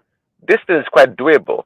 I mean, Baba mentioned earlier that the naira to naira deal would be net negative maybe for Dangote because of the spare parts, the repair costs, and all this other additional costs. But they can always make provision for that somehow. Maybe pay a little bit premium or guarantee some hard currency for Dangote to the central bank. You can make a deal. A deal is not linear. A deal is making a deal that's customizable for the Nigerian market that would work. That would benefit Dangote. It doesn't have to lose. You don't have to make a deal to lose. And there's so many ways, I believe, to get to this point that we're trying to get to. But we have bad negotiators, and I think a lot of people that don't understand what is going on. And some people do understand what is going on. Of course, they want to milk the system, and that's the problem. Prince Daddy, you know what happened? That committee has not even decided. They've not even sit down to decide the price, which means that they've not even sit down to decide. Now they know how much Dangote sold, the price Dangote sold to them in dollars. And I'm sure that committee is supposed to be the one to decide the exchange rates, which NNPC unilaterally decide themselves. That's why Dangote was more like, yeah, is that committee that is supposed to sit down, decide for Nigerians what exchange rates. Because take for instance now, if that committee decide that exchange rate is going to be 1,500 today, then the price is going to be different from what NNPC is quoting. Probably that would be around 700, because 1635. If the committee sit down today and say, okay, fine, we are looking at the exchange rate of 1,500, right? Then probably we'll be looking at, instead of 858, probably 898 or something, probably we'll be looking at 700 and something. So that's when, for me, I think CBN needs to, because I want to know where an NPC actually get that from, because I don't expect an NPC to be in the position to decide the exchange rates. It has to be a CBN thing. So that's what I just think. It's so unfortunate, but it's the reality that we find ourselves in.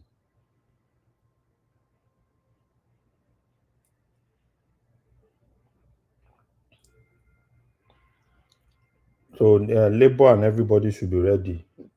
Push them very well. Well, but profit.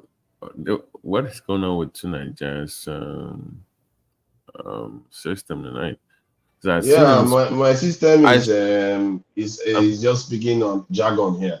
I saw you today. I think I saw you on Clubhouse, not making sense as usual. You were there today. I saw. I'm like, oh god. I'm like, who brought this guy on Clubhouse? Oh my god! Okay, come. You see, one of the problems that I noticed with the discussion we are having here is the exchange rate problem, where the exchange rate seems to be moving price left and right.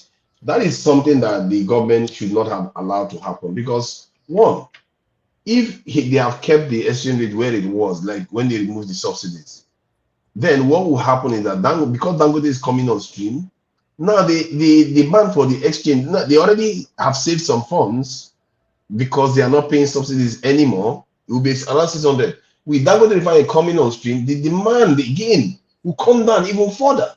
But what they've just done is move the exchange rate to a different place, where now they are having to increase the petrol price that is making the lives of Nigerians a living hell. They created this problem, and personally, the sabotage of the Dangote refinery started from the very moment this guy got onto that podium to when he was being sworn in as president, because he just went straight up, removed the subsidy immediately. The chaos started, petrol price jumped up, and till now, till just when Dangote is coming on stream, the subsidy hadn't stopped. They just carried on doing it. How can you remove subsidy and subsidy remains? For the fact that they remain in office after doing this type of crazy stuff, it shows you how much Nigerians actually tolerate from their leaders. You did that stuff, you survived till now, and now we are still looking for ways where what if the currency goes up to $1 goes up to 2,000? Petrol price will keep rising, chasing it. This is madness. No, it won't get to that level. How do you know? There is nothing stopping it all. No, it won't get to that level, because with Dangote, right, buying in naira, that is going to reduce the demand for dollars. Chunk of the demand for dollar is actually going to fuel importation. Is a large chunk. But that should have happened when they were selling it for 600 naira. It's but they let it get to this point. Yeah, so it's a large chunk, right? So if that is out of the way, drastically the demand is going to reduce. And if demand reduce, we all know what will happen.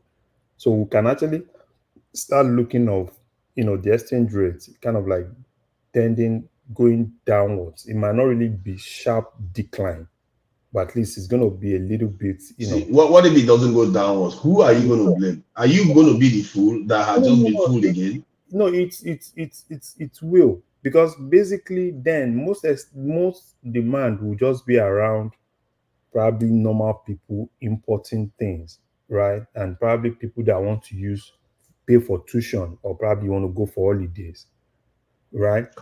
Because my thing is what I've discovered with our Nigerian government. Okay. What I just explained to you is an artificial problem that was created. Yeah. It didn't need to happen. Now, what makes you think they're not going to repeat another one again? You know why? I don't talk more on the problem, because I can't reverse it. They've done it. All I can do is to complain and complain and complain. So rather than doing that, I would rather focus on what is the likely thing that might happen today and tomorrow. Right? Because he has done it. You can't tell him to plan. Okay, but the likely thing, you see, my problem, the point I'm trying to highlight is that the likely thing, because of what they've done from Buhari to now, is like they are dancing around. They are not allowing the Nigerian economy to function. So that thing that you want, now, this is it. You see, when there is that reduction, that's when it will be easier for CBN to now do whatsoever they want to do. You can see, right? Because for me, CBN has, in terms of whatever they want to do, put in all their tools and everything, there's still limits to what they can do. You understand what I'm saying? It's easier to control supply than demand, right?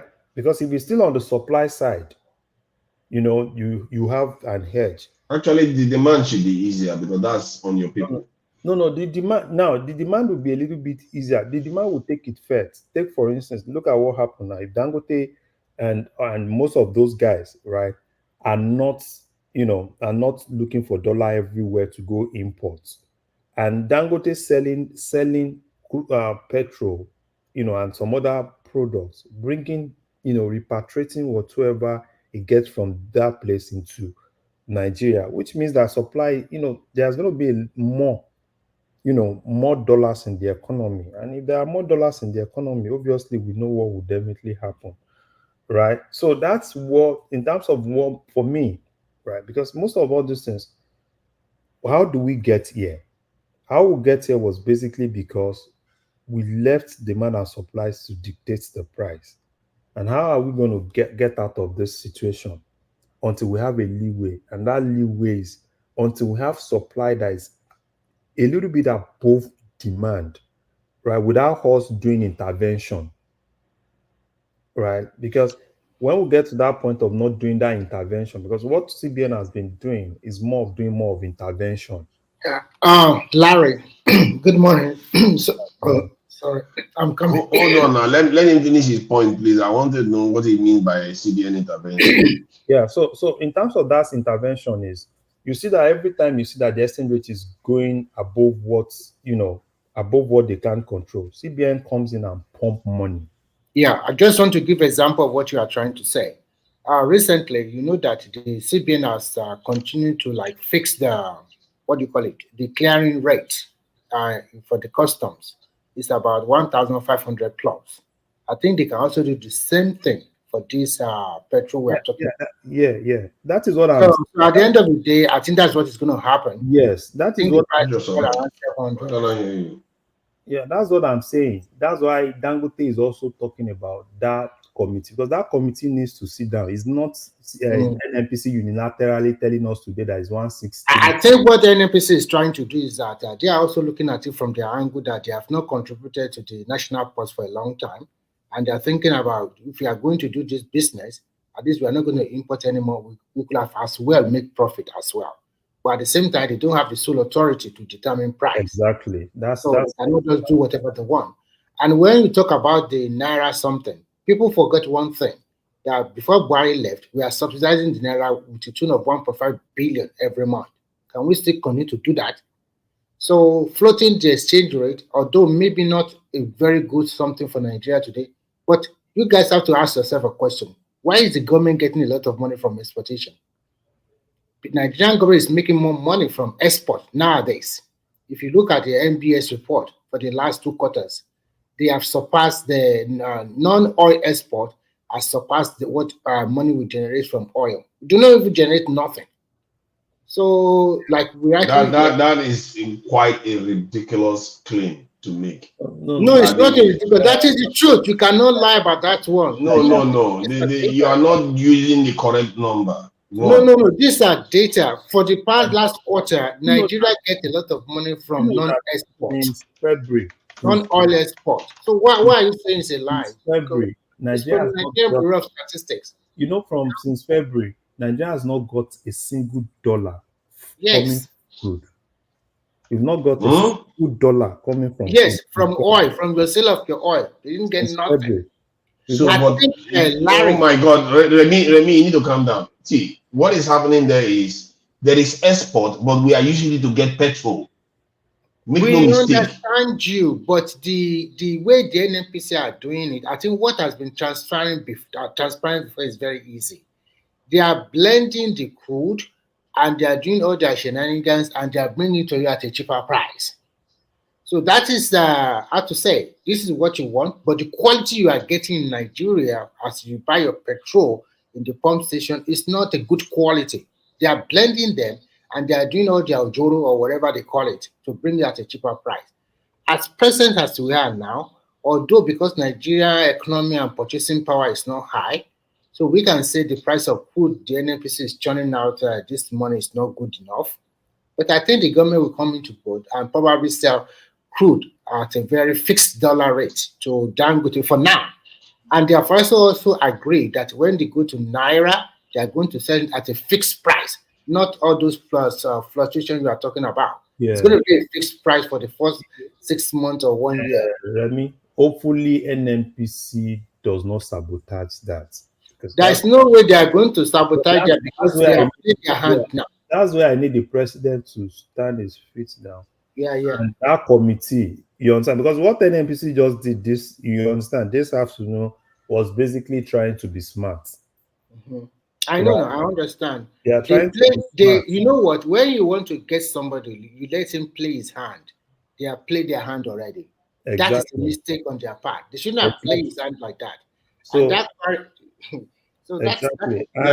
Nigeria's export for one, I don't think the numbers people are getting are accurate. Like the government telling you that the economy has grown by so and so. No, when in reality, the GDP of Nigeria in terms of dollars has almost halved.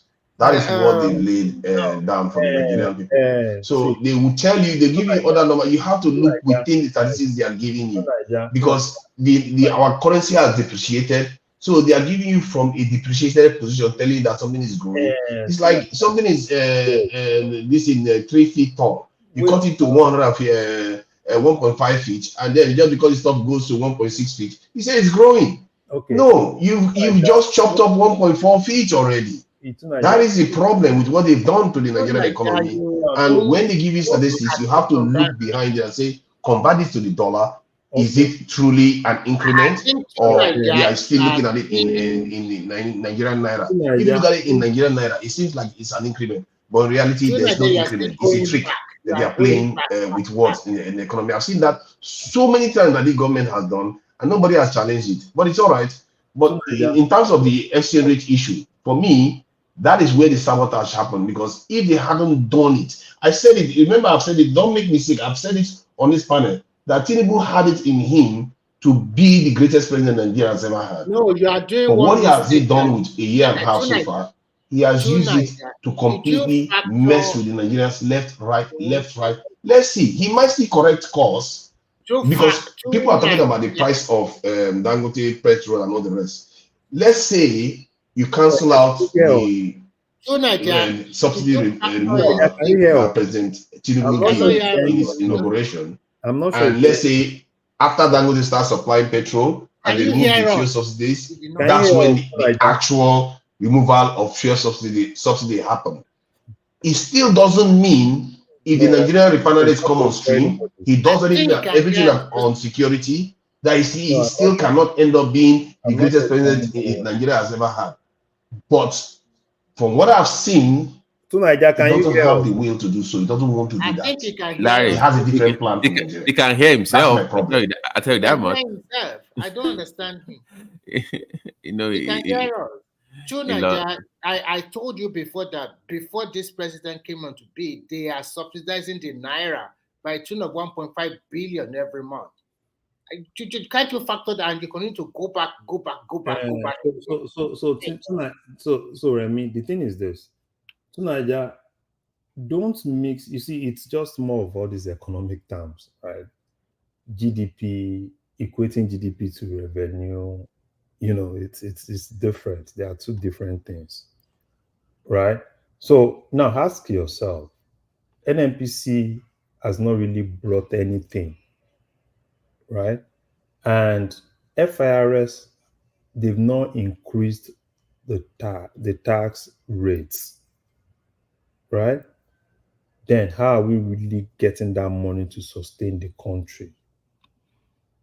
Mhm. Which means that one way or the other, right? FIRS, customs, right, and probably some other small, mining and some other sector are doing things to help us sustain the country. And that's why for me, right, I think it's if you ask me, government should not pay subsidy. Rather than doing that, look for ways to, probably invest in funds.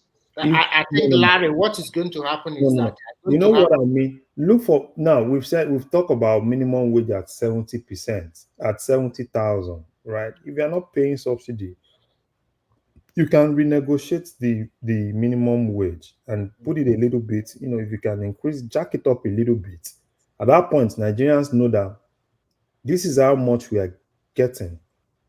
We are not paying subsidy. Then I'm transferring that money back to you guys. So it's more of you calling everybody, calling the governor, calling labor too, right? Let everybody sit down.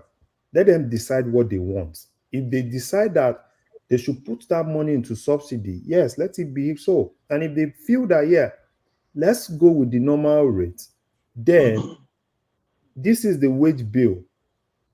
Help some states, if you need to help some states, I don't know.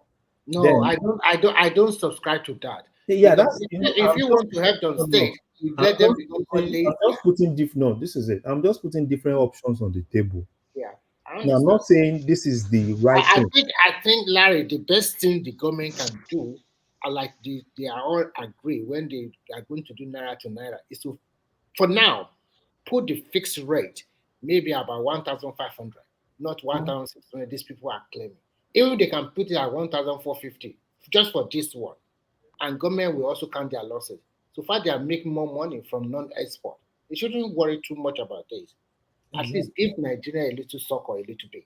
So at the end of the day, if the per liter is going to be around 700 or 725 naira or 750 at worst, at the pump, that is okay. And I think when they started their naira to naira or whatever they want to do, just maintain that price, maybe from 700 naira to 750 at the pump. It's okay. So people. So that's what I also think, right? I think they need to sit down, CBN and everybody needs to sit down. Let them agree on an exchange rate, at least for this transaction. So if they are still leaving things for NNPC. Just like I don't understand how you people just keep talking as if you don't know your country. No. We've been talking about this since 2000. You see, they are going to do this. They are going to do this. They always find a way to mess it up. I'm getting jaded. I'm getting so jaded by these guys that they don't seem to want to do anything right. Wait, can you listen? You have to understand the situation. Can you listen? Now, we're analyzing this, right, and being as objective as possible. You see all this, you don't, everything I said is devoid of assumptions, right? And which is more the best way to analyze issues.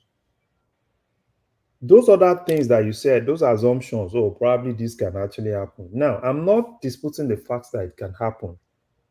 And if you put it to statistical analysis, there's still going to be some element of error in whatsoever we say. But the first thing for you to establish facts is to be objective. This is it. Being objective means 1 + 1 = 2. So what does your objectivity tell you about this? A pattern that has been repeated itself over and over again. Yes, What's your because objectivity tell the you? reason why it was like that in Nigeria is because we have over subsidized everything. We do not tell ourselves the reality of things. Look at it from this example. Look at even the US that have the largest chunk of oil. I mean, they have a lot of petrol. It's not all that cheap also there. Even here in Europe, the price continues to fluctuate every day. For example, as at Thursday here, is about 1.8 or almost close to 1.9 euro per liter. But as we are talking today, it's about 1.7 blah blah blah per Yeah, liter. but even if I concede that point, you are not. I don't know. I understand. It's not the subsidy that is causing the problem. We all agree that okay, it's good to remove subsidies. No, let me finish my point. Let me finish my point now. We all agree that we need to remove subsidies. Factor this into your point. Factor this into your point.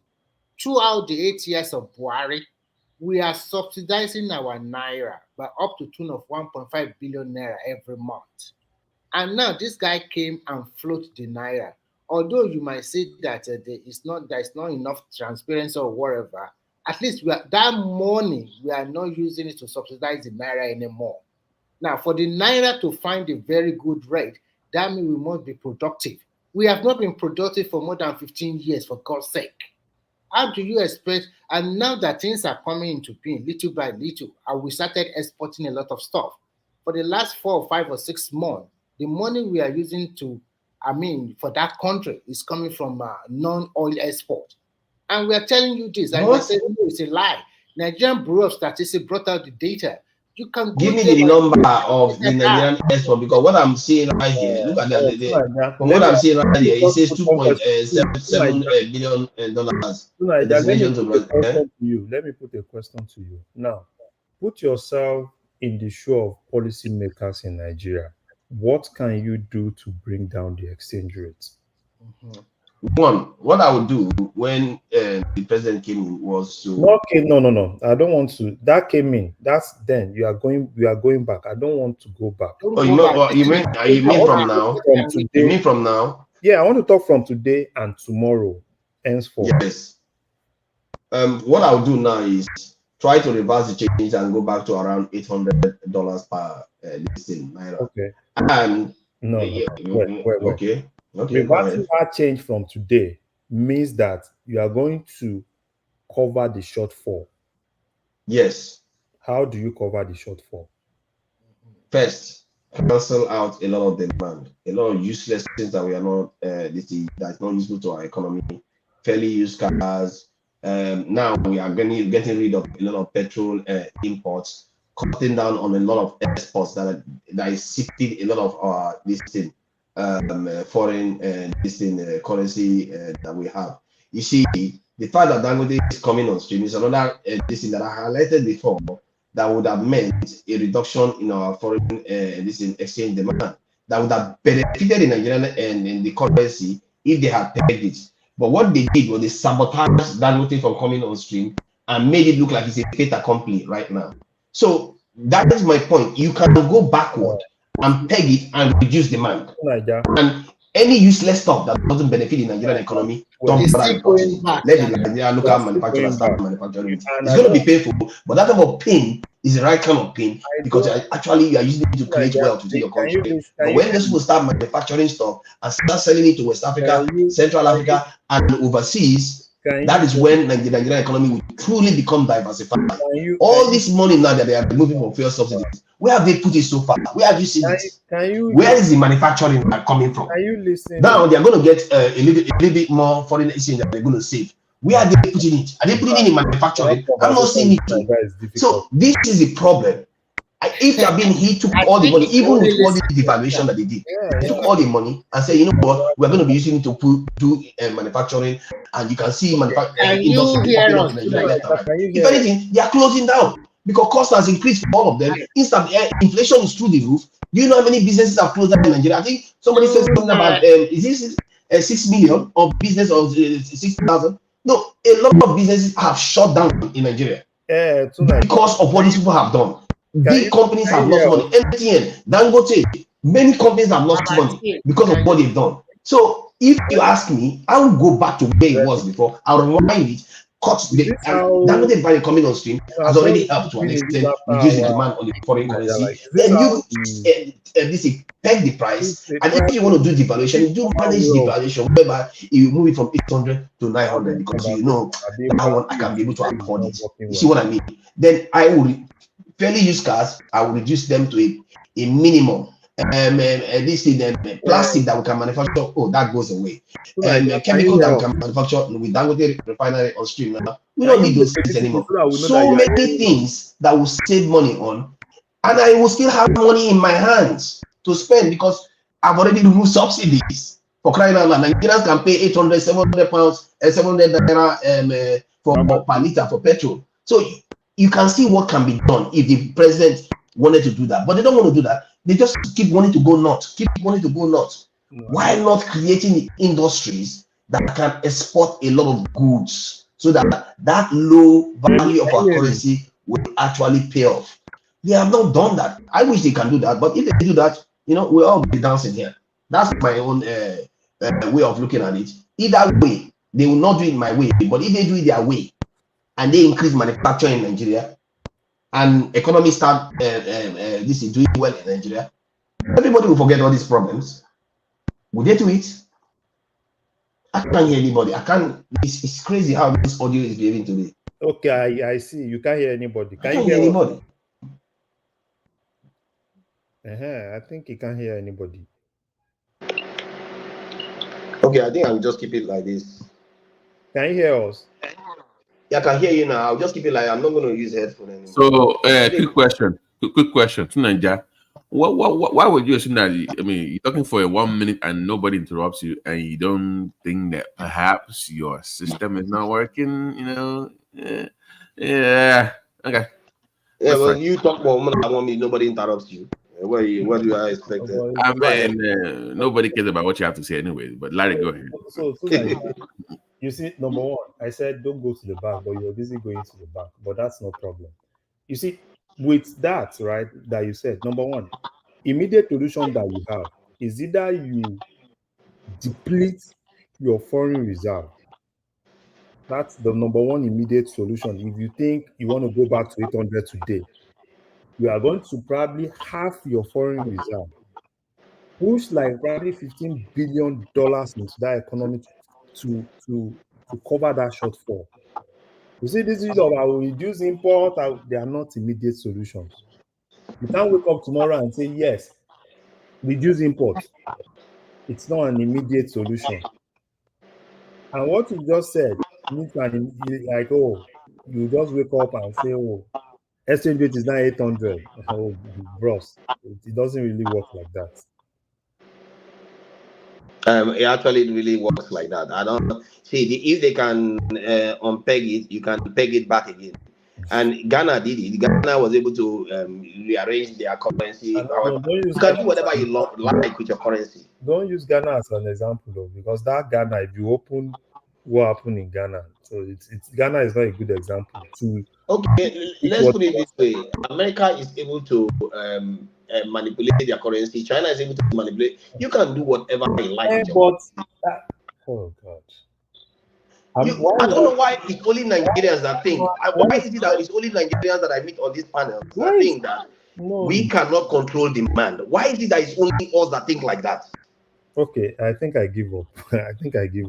No, why is it if you run a home and your children are asking for ice cream?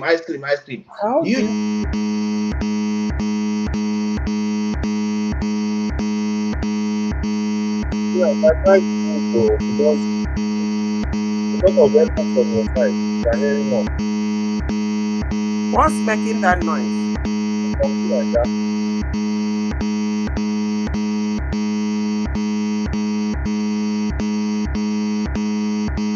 Is the noise from me? No, Madam Sister, it's not from me, something like that. Something like that. Okay.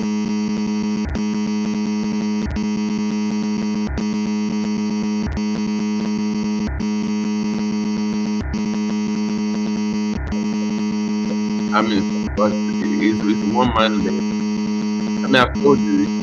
I don't know why you can have this annoying voice. One man is there. One man is there. One man is there for. I mean, what is all this? It's one man. Somebody call one man. Can you call one man? Can you just send him a message or something?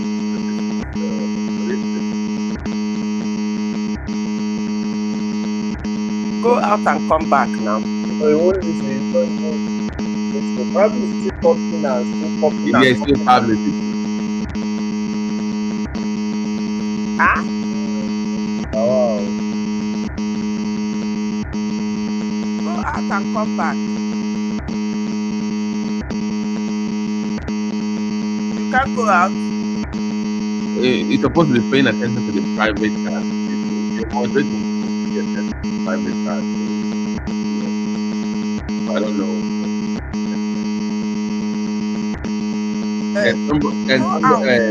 If the sound is coming from you, go out and come back. My God, I mean, thank God he has muted. Madam Zita, can take how much can we endure this guy? Yeah, just well, I don't know. Well, anybody talking should go ahead and yeah. Madam Zita. Yeah. Me? Oh hell no. No, stop. No, just no, hey. Is it me? No, it's not you. No, I said I think you want to let Madam Zita mute herself first. I think maybe the noise coming from her. No, it's not her. It's it's from me. It's from Nigeria. So just unmute. Go out. No, go out and come back in, because when you speak, you're man. I mean, yeah, it's better now. Okay. Go ahead, man. You can go ahead. I wasn't the one talking. I wasn't speaking. Okay, let me talk. Good morning, everybody. I think you know what Nigeria is talking about. It's like Nigeria is finding it very difficult to learn, and once he has an idea, he will just be propagating it, and then he will not even, including you.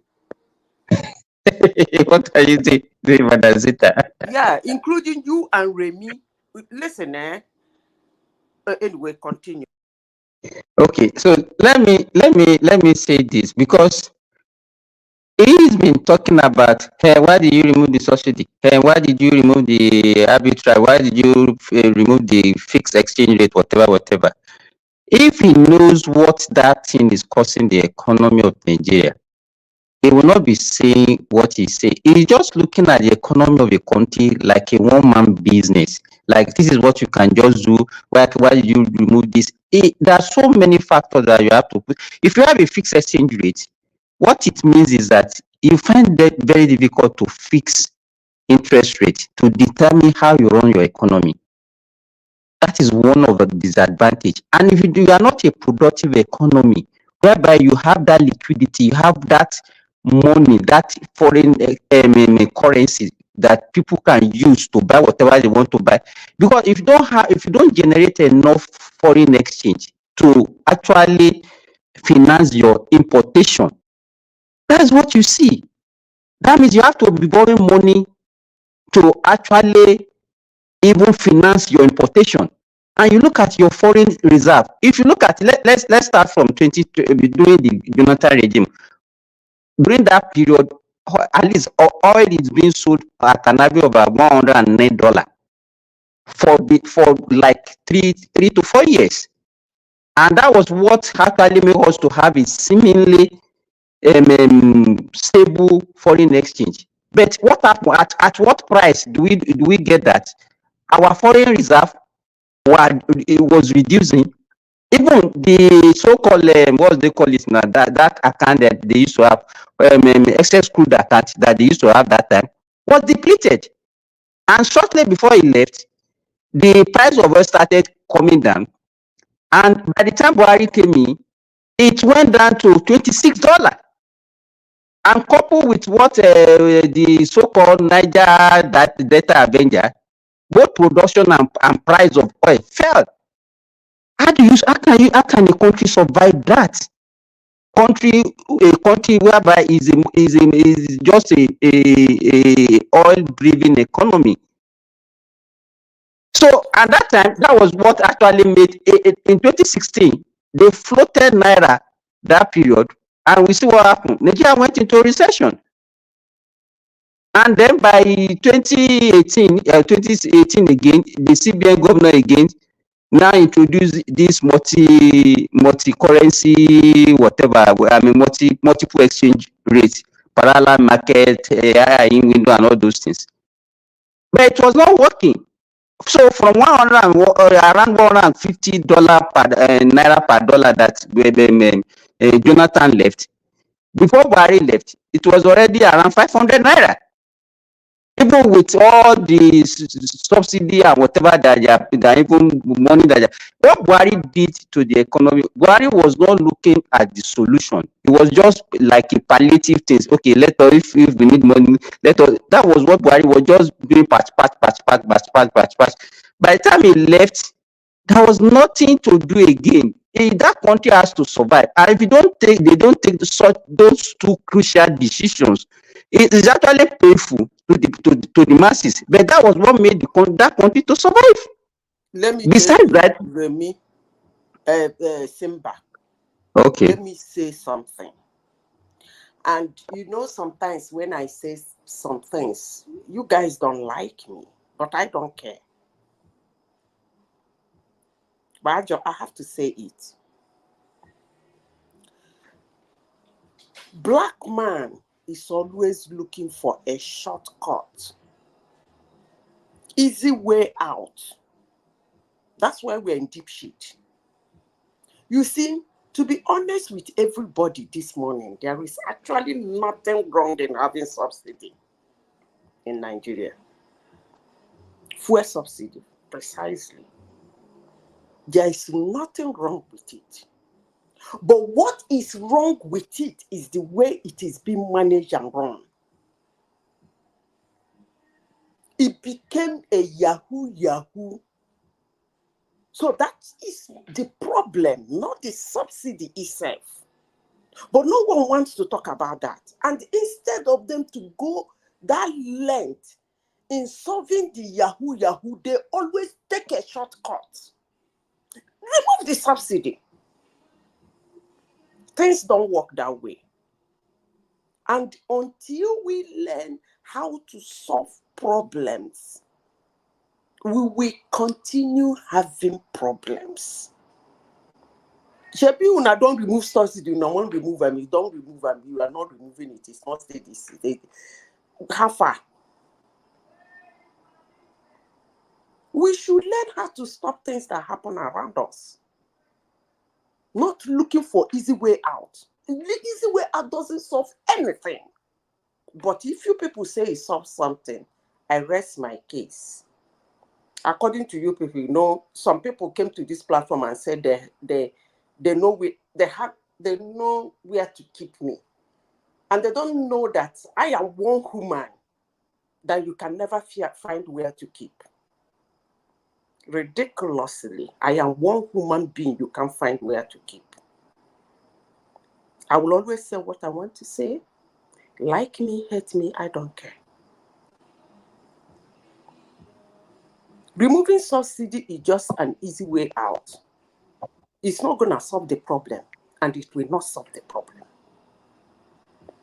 Solve the problem of what?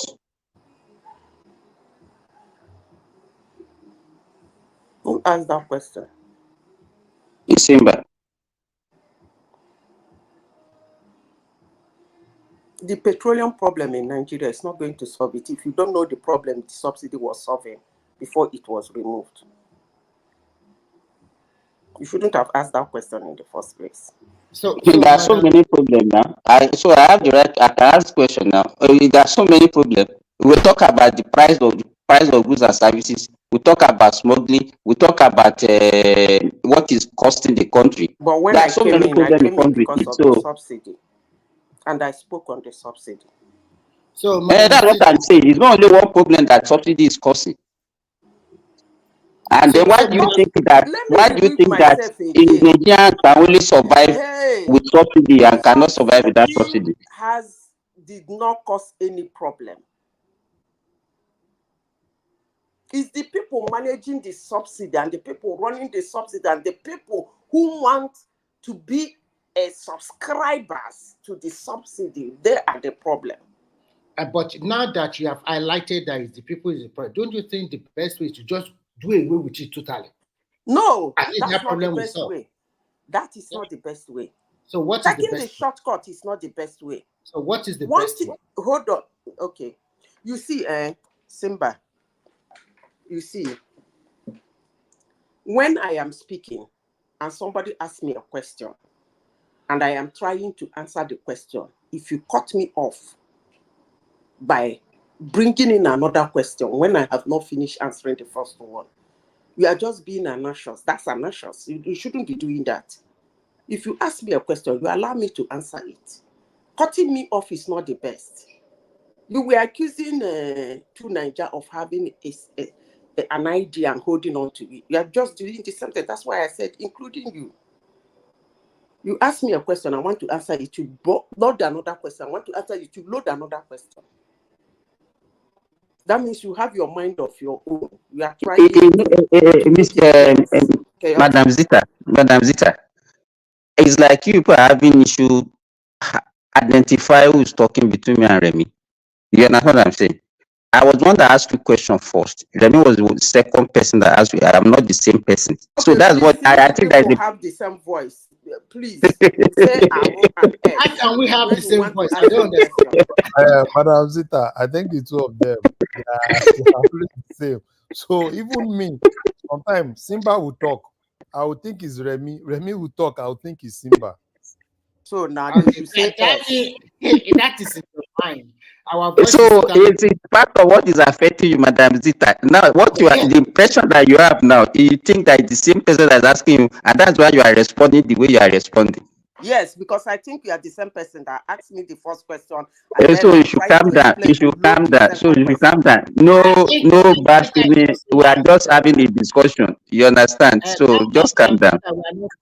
We are just unnecessary anxious too. So it has started. In fact, I like what you are saying, but I want the alternative you are trying to say. That's why I asked that question that you said subsidy is not the whole problem. Hold on. What is wrong in the government of Nigeria not being corrupt? What is wrong in us removing this? There are certain things I shouldn't be saying, but I just have to say it sometimes. What is this corrupt mindedness that is so deep rooted in my country that you don't even know how to handle it?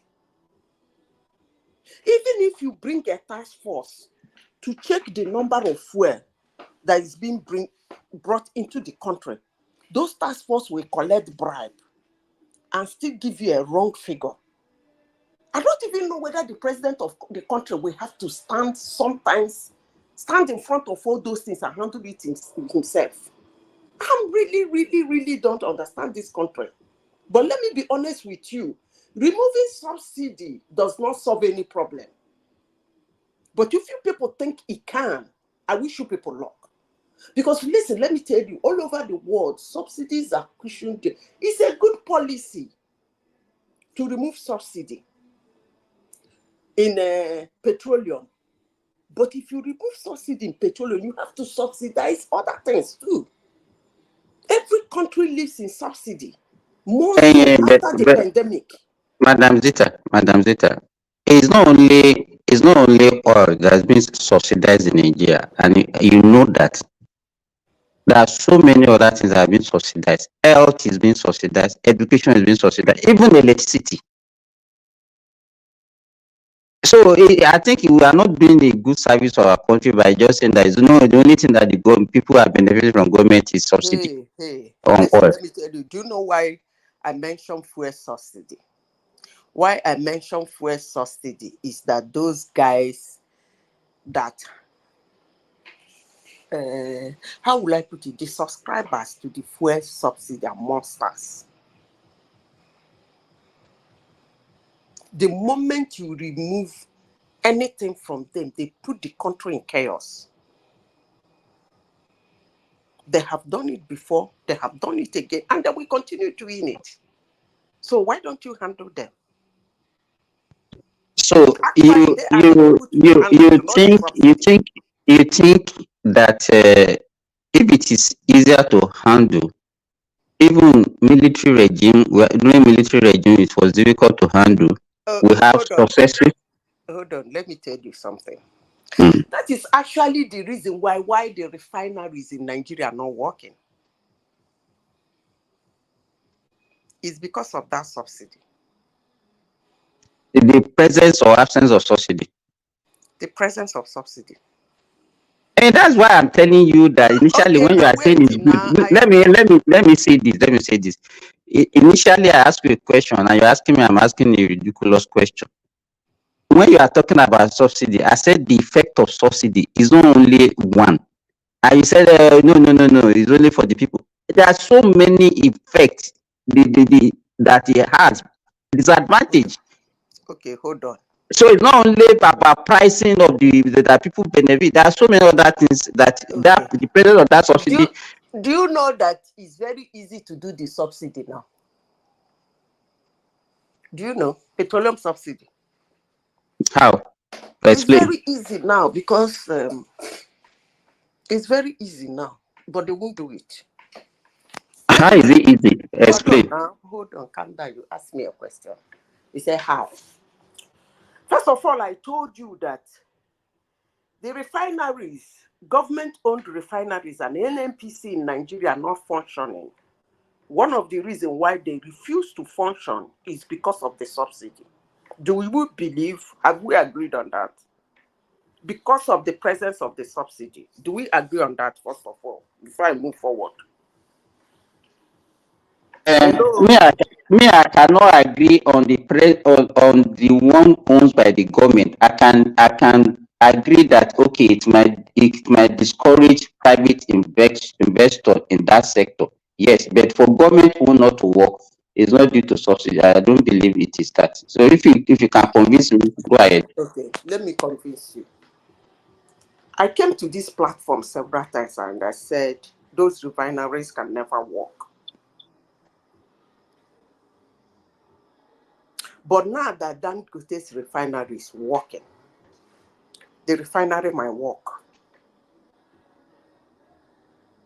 So they were not working because the people who are in NNPC, they don't want it to work.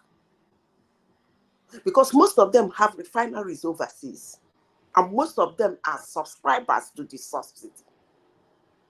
Or their brothers, or their family members, or their friends, or even the ones that don't have anybody, have those subscribers paying them some money. So now you know why those refineries are not working. Those government owns are not working. In fact, the government owns are actually supposed to be the one to work. So that government will not be spending money on subsidy. But they will never work. But now, I think they will work. Now. Oh, I thought, sorry. I thought one of the reasons you are going to give is that you cannot be, if you want an investment in certain sector, you can't be fixing price for that sector because it will not encourage willing buyer and willing seller. Okay, listen, I thought that is one of the reasons why. So you are just giving reason that okay, because conspiracy, reason. That's what you are giving because nobody can actually substantiate what you are saying. That most of them have this thing outside. Before I lose my thought, you made a comment. You said if you want investors in something, you are not supposed to be fixing price, right? Is that what you said? Yes. I don't know where you got that one from. Okay. But the price of petroleum all over the world is fixed.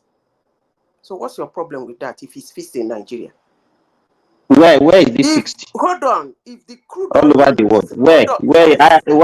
Why did you make such a statement? Tell me. Even the price of crude is not fixed. I made a mistake by saying petroleum. Let me use the word crude oil. The price How of is crude it oil fixed? is fixed. How is it fixed? It does not fluctuate.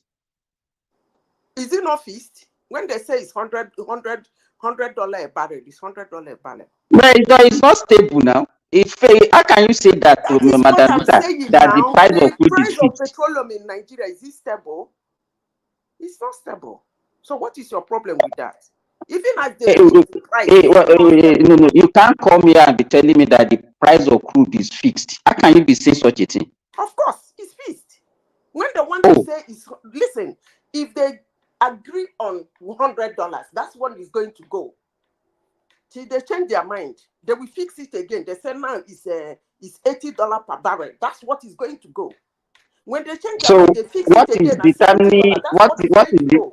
So when you say something is fixed, when you say something is fixed, I thought that the price will not change. So why is it changing every day? It's not that Per kind of second. fixed. No, Why is it changing every day? Why is it changing per second? Wait. It's not that kind of feast and lucky and throw away. That's no. There is nowhere in the world such a thing is done. Anyway, I don't know where you got that kind of fixing and locking down and throwing away key. It doesn't happen now because currency value, even the currency the value is not fixed. So why would anything be? So the price of crude in the world is not based on demand and supply. So why do OPEC members reduce their production to jack up the price? Why they do all those things? Excuse me, that's what we are told, that it depends on demand and supply. That's a lie. Even Let me, Madam Sister, just hold on. We can only, this is rational thinking. I cannot be basing my argument on the way you are just basing your argument on conspiracies, which is not a fact, which is open to everybody. You are the only one that has the information. We are basing our argument. My own argument is based on what I can explain, based on the law of economics. Okay. Have you finished? Can I say something? Go ahead. If it's not fixed, I'm not talking about the lock and throw key. You said it's based on demand and supply. Why would they tell you how many you have to produce? Why? If it's based on demand and supply, why don't they allow you to roll on demand and supply? Why are they the ones creating the demand and creating the supply? Anyway, since you say you know economics, I leave you with that. If you say it's determined If you are, let me tell you, if you are a supplier, you can decide on how much you supply to the market to actually maintain the price. So that's not price fixation. Hold on. You say you And that's why you see that occasionally they will have a meeting and they said, okay, they want to cut production. And some big players there, they cut their production to jack up the price. So why are they doing that? If they can just come and wake up and say, okay, this is the price you want to sell. Same by working in oil and gas for 21 years. I worked in oil and gas for 21 years, and I am still working on oil and gas in Nigeria and outside of Nigeria. I want to close by saying this on what you said. If it is based on demand and supply, and I said, why do they have to create the demand and create the supply? I leave it like that. You can argue for all I care. Okay, let me go back to Nigeria. You asked me, why did I say that this is the best time to do subsidy? Dangote can supply fuel Nigerians can use. I repeat myself. Are you still there, Simba? Yes, I'm with you. Dangote can supply enough fuel Nigerians can use. I'm talking about Nigeria as a country. So this is the best time to do the subsidy. If they actually truly they want to do the subsidy. and then put it in the air. Let it be an open subsidy, because the one that are doing before, we don't actually know the heck what they were doing that they call subsidy. How much is Nigerians? How much do they consume? They consume so amount. Dangote can produce so amount. Okay, we are going to the subsidizing. We are subsidizing 200 naira. So the government is going to give Dangote 200 naira. The remaining 200 naira, Nigerians are going to pay. The whole Nigeria will know what is going on. Am I still there? Very easy. Very simple and very easy. Nigerians don't consume hemehe, as they seem to say. So now we can know how much Nigerians consume. And I am sure, extremely sure, that at least Nigeria as a country, Dangote refinery can produce enough to feed them. So this is the time to do the subsidy. How much is fuel from Dangote? 875 naira per liter. Okay, government, Nigerians, make una hear. Dangote refinery is producing at so and so cost. For Nigerian consumption, is going to be lifted from him. We are subsidizing so amount. So you pay the balance. Chikina. Transparency. But they will never do that. And I can assure you, Nigerian government is still subsidizing. I had it from here. They're still subsidizing fuel. For reasons I don't know. So the problem is still there both ways. Nigerians that are being subsidized, Nigerians are still buying it at high rate. Everywhere is in chaos. So it is what it is. It's a country that I don't know why the government and Nigerians do what they do, but it is what it is. Before now, I used to pity them, but I don't pity them any longer. When I noticed that the corruption is deep. So Madam so Zida, deep. So your way out is that they should go back to subsidy. Of course, this is the best time to do it. So no, a follow-up question. So if they should go back to subsidy, I think you have been following what is happening in Nigeria. NNPC have fixed their price, and the prices are different from state to state. Some are about 922, some about 950, some 960. This guy know they listen to me. No, I just want to ask you a final question about that. Some is about 1,015. So if they're going to go back to subsidy, at what percentage or what reduction are you proposing? After all, Remy, look, when I was speaking, I called a company and I gave a statistics of the amount the lifting from his refinery will cost. I think 870 something. And I made a specific comment. I said that fuel from that refinery alone can feed Nigeria. That's what I said. We don't need NNPC again. We don't need Port Harcourt refinery. We don't need all those refineries all over the place.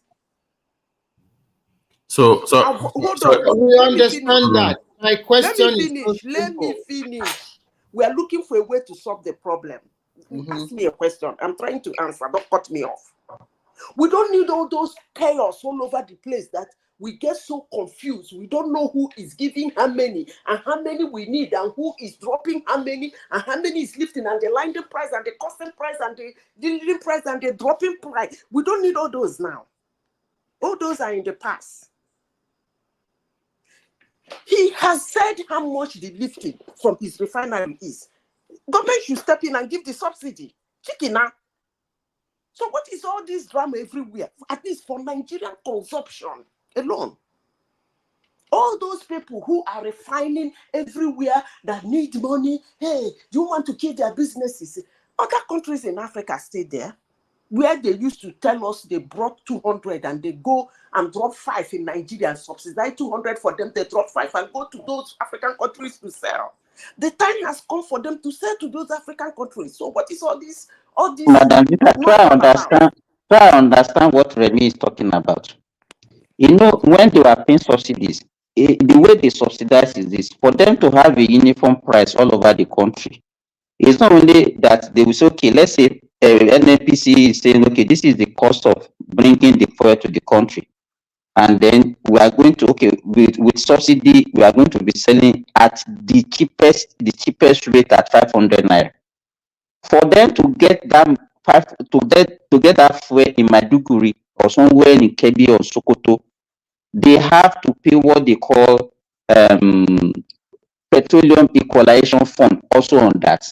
What that one means is that the cost of transporting and the logistics to take that fuel from Lagos to Maiduguri to the remotest part of the country have to also be factored in on the government, and they pay those ones to the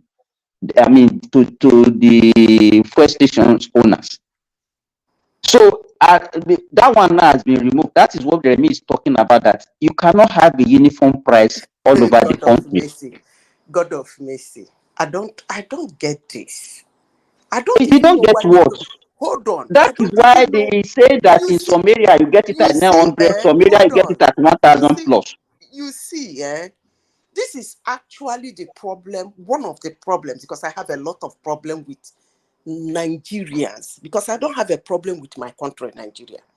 I really do have a problem with Nigerians. Now, I made a comment.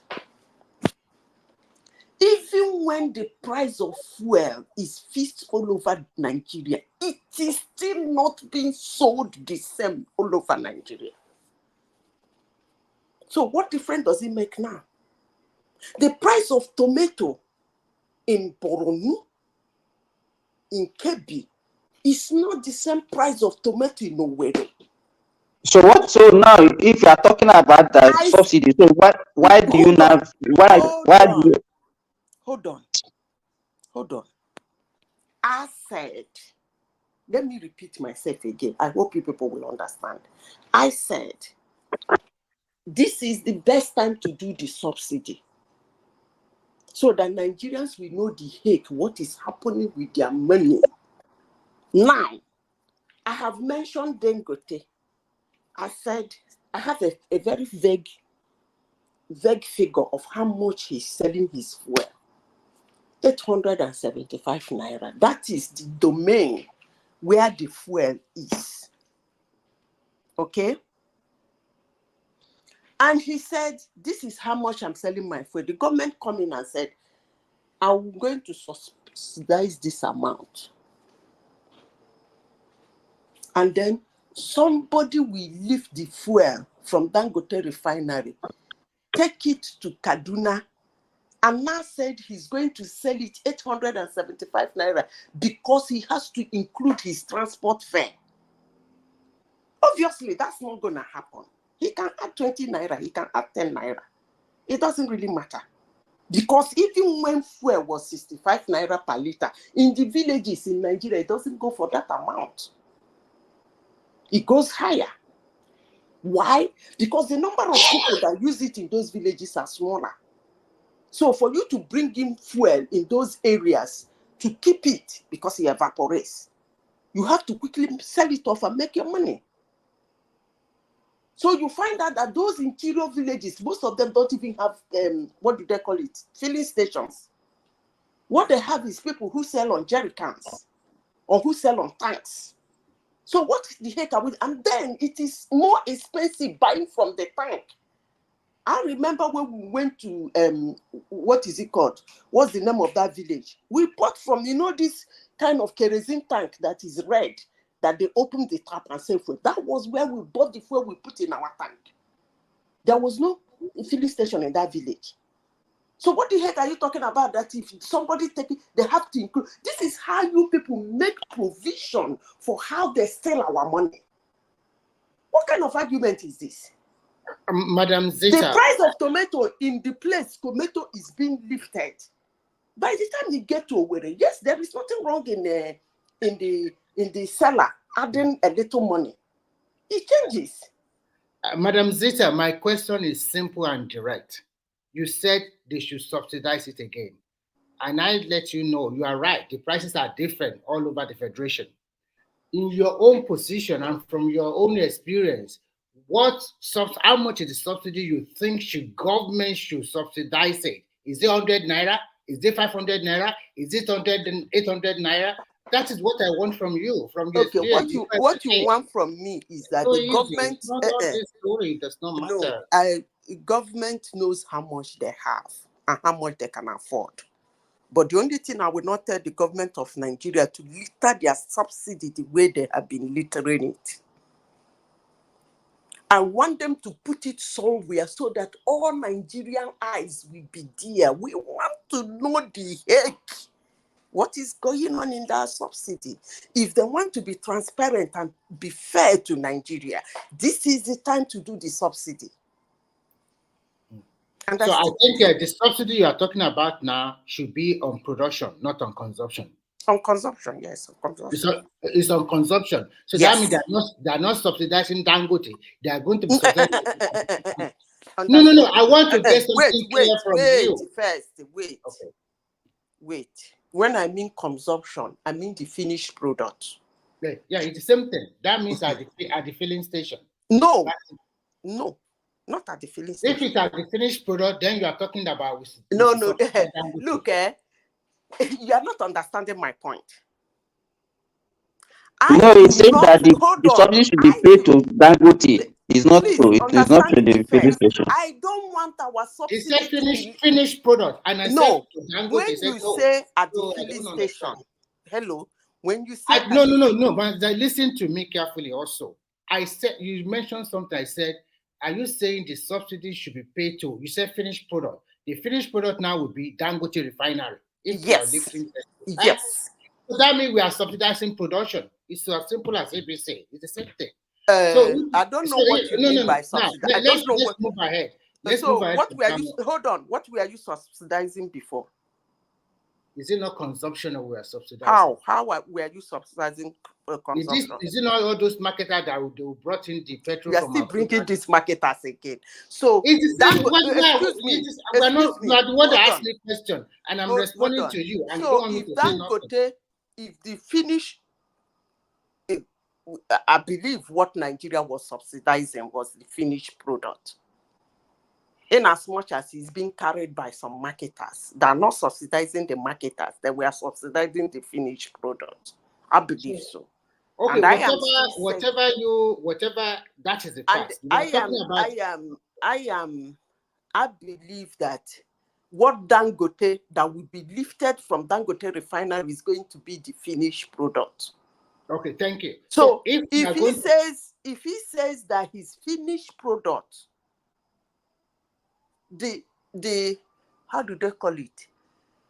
Remind me when the end user. Yes. The end user is going to get to is finished. So if anybody comes to take it here, as long as the person is taking it from lifting it from Dangote, that particular person is the end user. That's how it works. Okay. So at that point, it's a finished product ready to use. And he says, this product is finished. This is what I'm going to sell it. Okay? I think from your experience from this oil industry, you all agree that Dangote, having put this refinery into being, also want to make a profit. It's not. Hold on. We all agree now. We all agree. Okay, He's going fine. to make profit. So now that hold on. Now I'm coming down to the people you are concerned about. You are concerned about the filling stations and the marketers who has been killing Nigeria. But let me tell you how, because you have said this some time ago. Listen, I record everything, like my brain, sentences and phrases people use. More so the one I listen to stick to my brain. You have been concerned about them.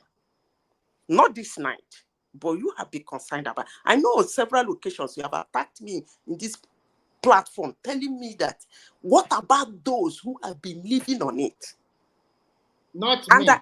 Maybe it's another person. And I maintain my ground, and I told you, it's you. And I told you, are you not Remy? Is it not Remy that is speaking? Yeah, it's Remy. Yeah. Thank you. You have told me in this platform that I cannot say this because that What about those filling stations that have been leaving the people they employed and so forth and so forth? I will come to that this night. I'm in a very good mind to address it. No, Madam Zita. I'm sorry. I think you are mistaking me for another person. This man, we never have that kind of discussion before, and that was a long time ago. But like you said that your memory is good, my memory is also sound. So if I say something like that, what I'm trying to ask you just today is very simple. Now this is the present situation. Let me finish now. Should come back. No, listen. It says subsidy should come back, but you cannot put a figure because you don't know the person. Let me finish. Okay. I will come to that. I cannot tell government how much to subsidize. That's not what I'm going to do. I will never do such a thing. Anything that is sustainable for them, they should do it. Now, Dangote's refinery says it's 800 naira per liter. That's what their finished product is going to cost. With their gain and everything, of course, 800 naira at that point, they are making their gain. And government says everybody lifting that fuel from Dangote is going to lift it. That is when Dangote is selling it to you, instead of selling it at 800 naira, Dangote is going to sell it at 400 naira. What are they saying? I am going to buy it from Dangote, agreed, at the rate of 700, at the rate of 600 naira. Dangote has taken his. I've subsidized 200 naira for Dangote. And for you that is supposed now to buy 600 naira from Dangote, I'm not saying this is the amount the government should subsidize. Don't get me wrong. I'm just giving an example. I said, and for you who is now supposed to buy it from Dangote refinery at 600 naira, I am going to subsidize it for you with another 200. So you are lifting that fuel from Dangote refinery at the price of 400 naira. So why can't a government do that? That's the question I'm asking this morning. Why can't our government do that for these citizens? At what cost? Everybody goes their merry way. So actually the price of the fuel to the final, will I say, to the end user is 600 naira. No, you said government should give Dangote 200 naira and give the marketers 200 naira. That should be 400 naira. Yes. So what is the 600 naira? How do you now arrive at the 600 naira marketing price? You don't understand. I was trying to address your point. When I told you that it's the price of the finished product, you said it's the price of production. So Simba is the one asking you question, not Remy. I did not say Remy now. I said I am trying to address what Remy said. Remy said that the 800 naira is the cost of production. I said no. I did not say that. I did not say that, Madam Zita. You are the one that said it now. I don't even know where you get that one from. You are the one that said that one. I never mentioned any money today. What I just asked you is that, in your own opinion, what should be the price of that government should subsidize? And you said you don't know. I can never give a government a price that will subsidize. They can only do a price that is. No, maybe you use an arbitrary figure. You said Dangote said an arbitrary figure. That's why I said Dangote says that his final product. I don't finish my agari. I don't find my gari finish. How much you go sell your gari? I'm selling my gari for 800 naira a cup. Okay, and the government come in and say, "Hey, 800 naira seems to be too high. We're going to subsidize it. Let's agree. Please come down, blah, blah, blah." He said, no, final is 800 naira. The government said, okay.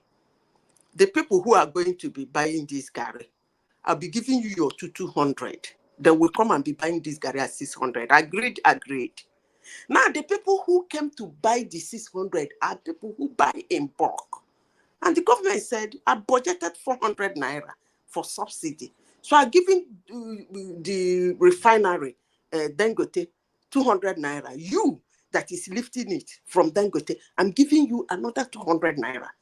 So you're not going to carry the fuel at the price of 600 naira. So what you are actually going to pay Dangote at the end of the day is So you 400 naira. give a uniform 200 naira to every marketers, irrespective of where you live. You just be dashing them money. You dash them money like that. Just No, everybody just listen. keep. Oh, listen. Let me tell you how it works. I thought you said you are in business. Where on earth? You see, these things you people are saying actually blow my heart.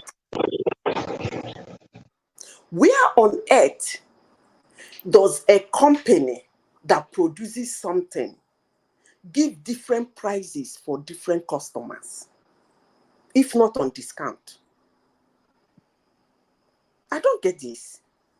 What you people are saying is they that do. let me finish. You I ask want a to get question you people now. clear.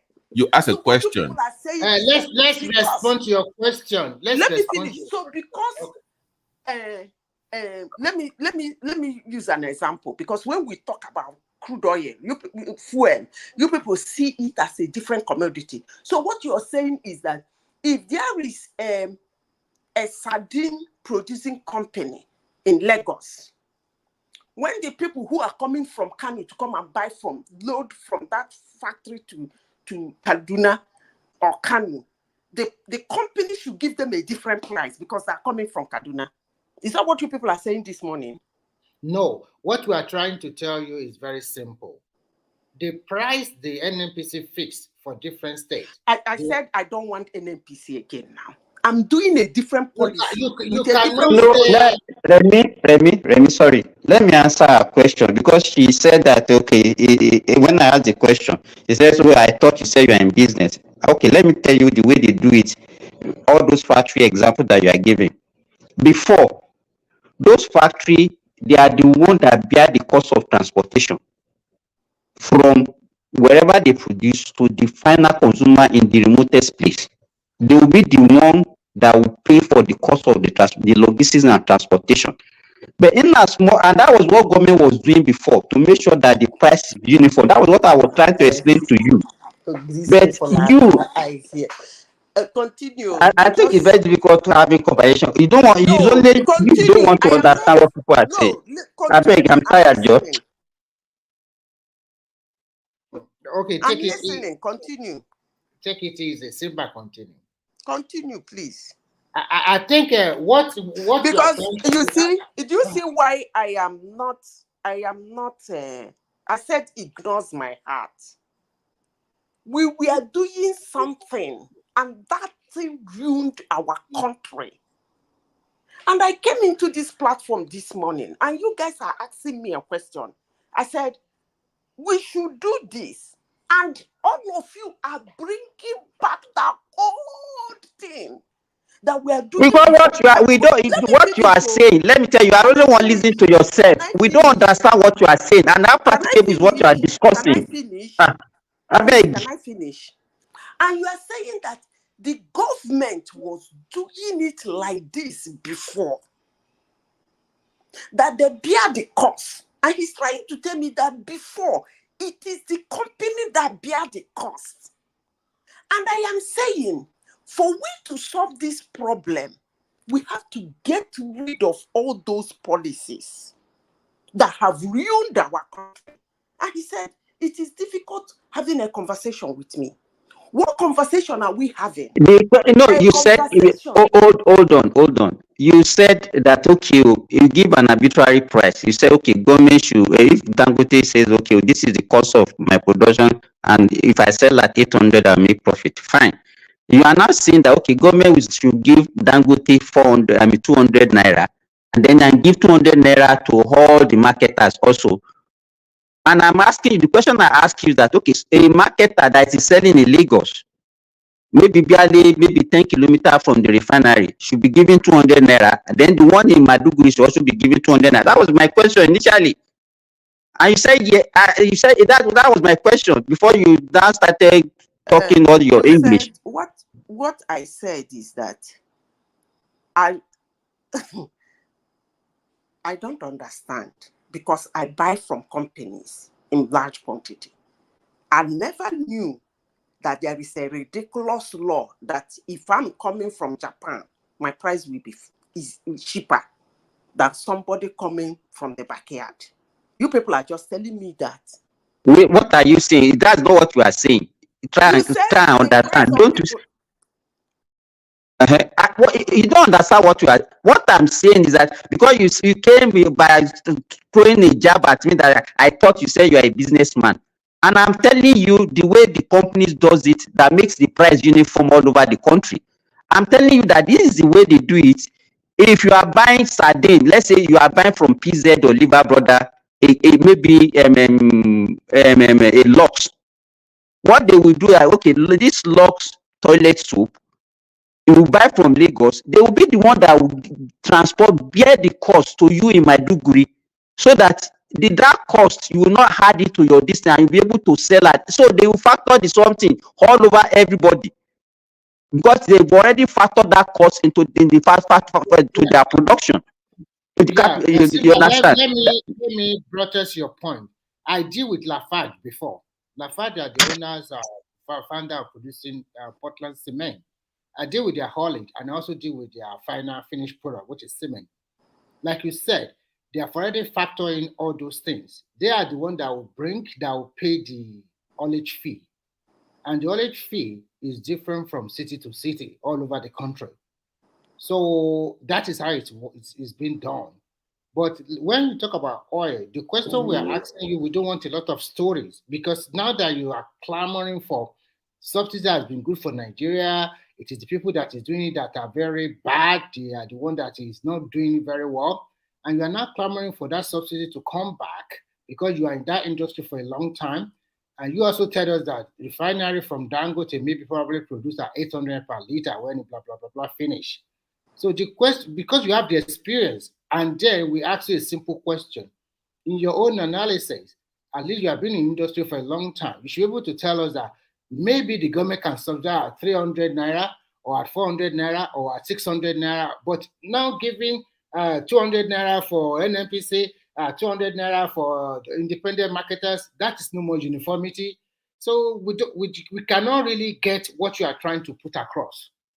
And if we said this subsidy is not good for the country, and you are telling us subsidy should come back, can you also tell us where can the government get enough revenue to pursue their infrastructural development, or also to share allocation with all the states of the federation?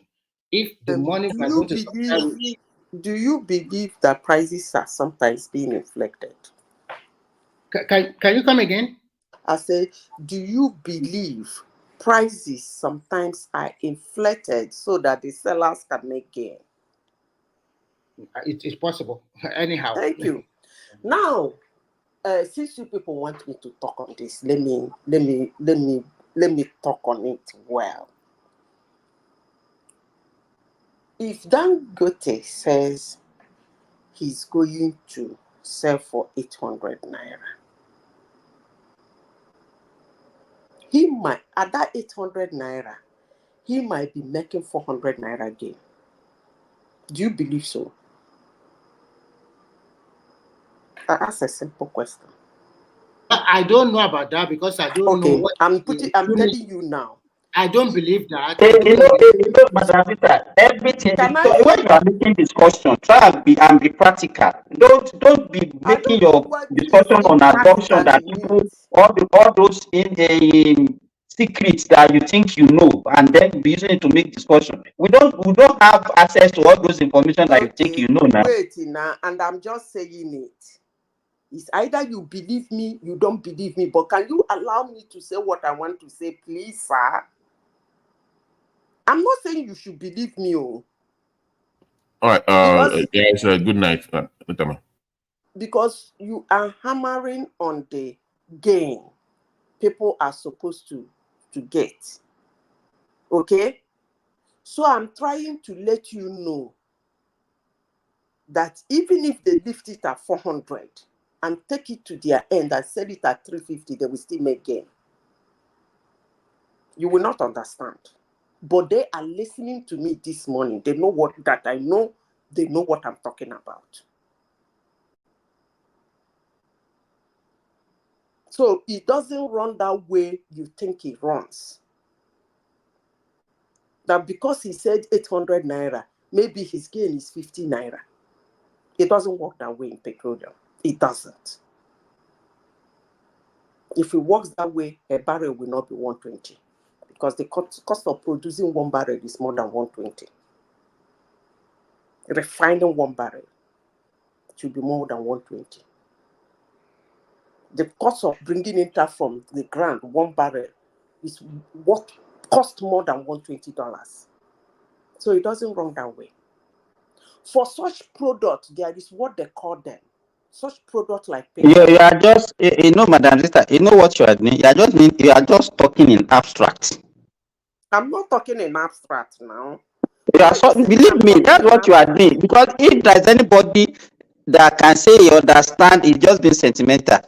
Okay, You are not do you know explaining. what you If you will are do if for you are a me? teacher Do this you know morning, what you you are a will do bad for teacher. me? Hold on now, no the hyper. Cool down. We are just discussing. Do you know what you will do for me? Take your time at your leisure. Make I actually want you to do on petroleum products. Go and do your research, very good research on petroleum products and their pricing. Why their pricing go low, even when it's too expensive to produce. To refine that fuel, to get that crude from the ground is extremely way too expensive. Burden of the price on the finished product, nobody will buy it. I leave you at that.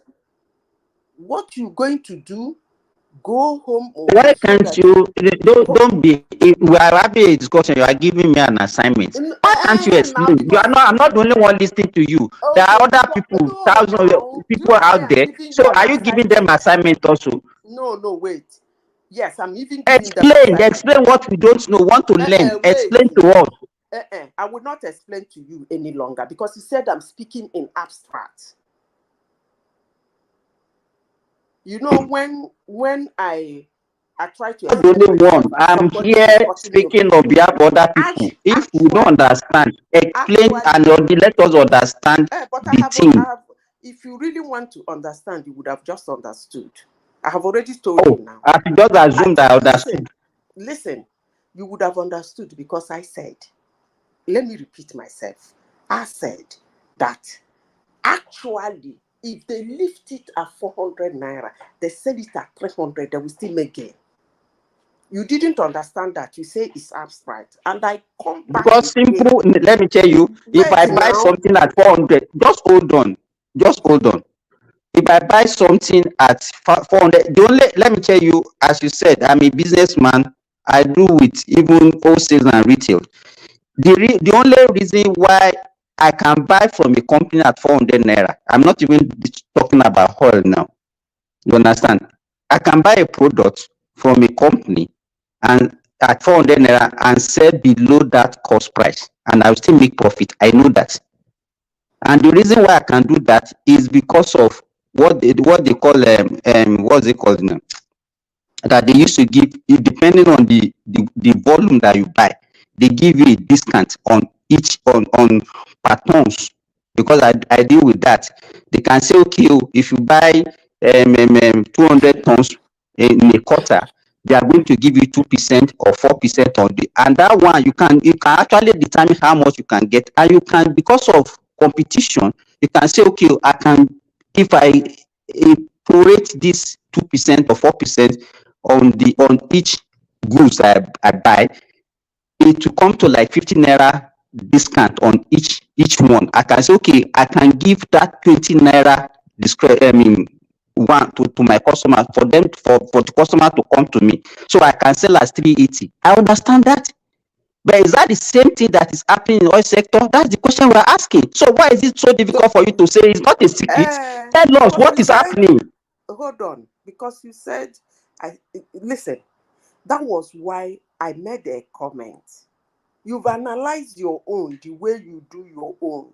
And I told you, I made a specific comment here, which doesn't sound abstract. I can actually don't remember what they call petroleum products. But by the time, if I'm able to come here tomorrow, I will remember what they call petroleum products in economics. Then I will, the type of product it is. So the burden of the production is not actually put in the product, because there is a way they make up their money. I will come with a full analysis. In fact, I'm going to drop it in the comment section tomorrow for everybody to go and read. So that's why I told you people that the chaos and the manipulation and the deep-rooted corruption in Nigerian subsidy that made it to go deep into our economy. That's why our refineries refuse to work. And I said, this is the right time to put the subsidy, so that Nigerians will see what is happening. That they are lifting it at 400 naira doesn't really mean, I don't know, you try to explain it, but in petroleum it's quite different. It's a little bit more different. I'm no longer in the production session, but I will try and explain it the way you people will understand it, so that you won't say that I'm talking abstract. What you said, yes, something like that. That's how it happened in petroleum, but it's not exactly like that. In petroleum, it's quite different. So when they lift at 400, they can actually sell for 200 and make their gain. I can assure you that. Clean. They're listening to me this morning. And most of them who are marketers, they know what I'm talking about. They can sell it at 200. So all those money, the government and the landing, when I hear it, my brain blows off. Those are deep-rooted corruption in our country. It doesn't make sense to anybody like me. And none of them will stand in front of me to tell me all those ridiculous shenanigans they're doing. Because I know that's all to collect money. It doesn't work. But let me go this morning by telling you people, subsidy should be back, and this is the right time to put it. Simple. But if you not believe, say, the man in Kanu will not make gain, the one in Kafanchan might not make gain, because Dangote refinery is in Lagos, and the one that is in the border of Cameroon and Nigeria will not make gain. I leave it for you people. But I can assure you, if all of them lift from Dangote refinery, wherever at the same price, wherever they are taking it to, they will make gain. So before you go, I just want to ask you a question. You might not know the answer, or you might know it. From your own experience and from what you have done over the years, how much do you think this refinery Dangote will probably refine 1 liter of petrol? How would I know now? Just your own something. How much do you think it will refine just a liter of petrol? I wouldn't know now. Okay. So that means both of us were in the dark now. No, wait, listen. The only time we can start making agreement with him is when he put out the price. He's not going to put the price of the... In petroleum, you don't put the price of the cost of production on the finished product. It's not done in petroleum. Because what we have learned in the last 12 hours was this. NMPC fixing their price, telling us that they bought it at 896 per liter from Dangote. Dangote came out and refused it. And I said, no, that is not what they sold to them. And NMPC came back again. They said they have documents to back it up. Okay. And before this situation, before today, what they have is that the tripartite committee, including the Federal Minister of Finance and some other stakeholders, will come together and fix the price, or probably arrive at a particular price. So why is NMPC, who is lying here? Okay, at least the good thing is that at least we are hearing how much that is giving. We don't used to hear it before. Don't you think we are making progress? Of course, I know we are making progress. So at the end of the day, if NFP say they are buying at 896 from Dangote, and Dangote is trying to tell no, we did not sell at that price, and NFP say no, we have a document to back it up. So within the next 12 hours, we will see what will They happen. should bring the document. Yes, that is the point. They should bring out the document that shows that they will do. And Dangote is trying to tell us that, look, the crude oil that we refine, we bought it from NNPC in dollars, not in naira. See, listen to me, Remy and Simba. Listen to me very carefully.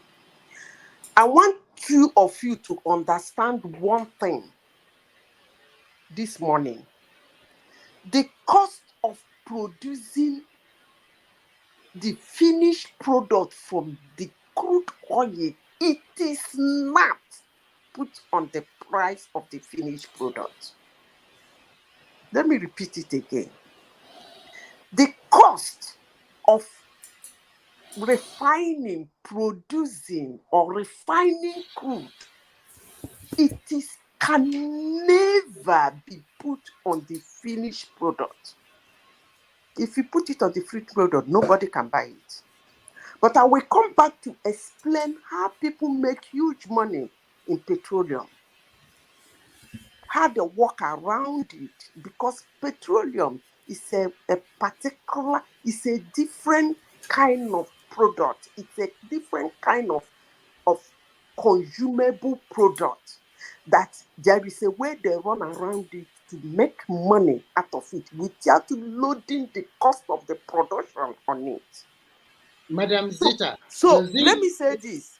Whosoever that is refining a product and come to sell it and tell you the cost of this producing this kerosene or producing this fuel cost me so and so amount, that person should be hanged. Never in petroleum. So never in oil and gas. Yeah, what I want to say is this, because there's something that I also think about. This same crude, we have a lot of byproducts that come from it, including PMS, diesel. Now you're talking. So many products. How come that it's only this PMS that is giving us trouble? Now you're trying to understand. Maybe when you come tomorrow and break it down, at least we'll be able to learn. Not only me, the rest of the You see, now you are coming in terms with what I am talking about. No, I do not. We do not what we are. Sometimes you talk about subsidy, and the impression given out there that subsidies all over the years is just a way to make money for some big boys, and they have been making money. They have been whether they are ripping up Nigeria or whatever. So this government said they remove subsidy totally. So we don't know. And the beauty of it is that I think we have a refinery in Nigeria that can cater for the need of all byproducts of crude in Nigeria. That is the good news. So maybe when you come tomorrow with your analysis and we'll be able to understand. Maybe even before tomorrow. The issue here is that maybe I don't know, but why do you think that subsidy is the only problem Nigeria have? That is the only thing that can make Nigerians to live where it will solve all their problems. Because that fixation that we have on this subsidy of a thing, that if we don't give subsidies, Nigerians will not live well. That's what I don't understand. Okay, let me explain. I'm talking about subsidy on fuel. I'm not talking about other subsidies. That's where I'm coming. That they cannot survive with that subsidy. Okay, let me explain. They cannot survive without subsidy because of the way the subsidy is being run in Nigeria. The subsidy is littered all over the place to the extent that they form a gangster, they become monsters, they become a deep-rooted corruption in our country to the extent that they now fight the government. So the moment government remove it, they want to strangle Nigerians. so that government will put it back. But there is an adage that used to say, they say, do not put your eggs in one basket. That's a lie. If you scatter your eggs, you're going to lose some. Trust me. But if you put your egg in one basket, I can assure you, you have your eyes on it. You're not going to lose it because you guard it jealously. So, subsidy, it is not what keeps Nigeria. It is not the problem of Nigeria, but it has been run to become the problem of Nigeria. Let me tell you this again. You see that subsidy? I said, this is the time for them to do it. I'm not saying it will be forever. No. This is the time for them to do it. And when they do it with Dangote Refinery, after some times, they're going to reduce their hands. They will carefully start removing their hands from the subsidy. They start removing their hands from the subsidy. Because let me tell you something. If they do that subsidy with Dangote Refinery, other refineries will start working. They won't want to be the part of that subsidy. I can assure you. Because that idea of importing it will no longer be there.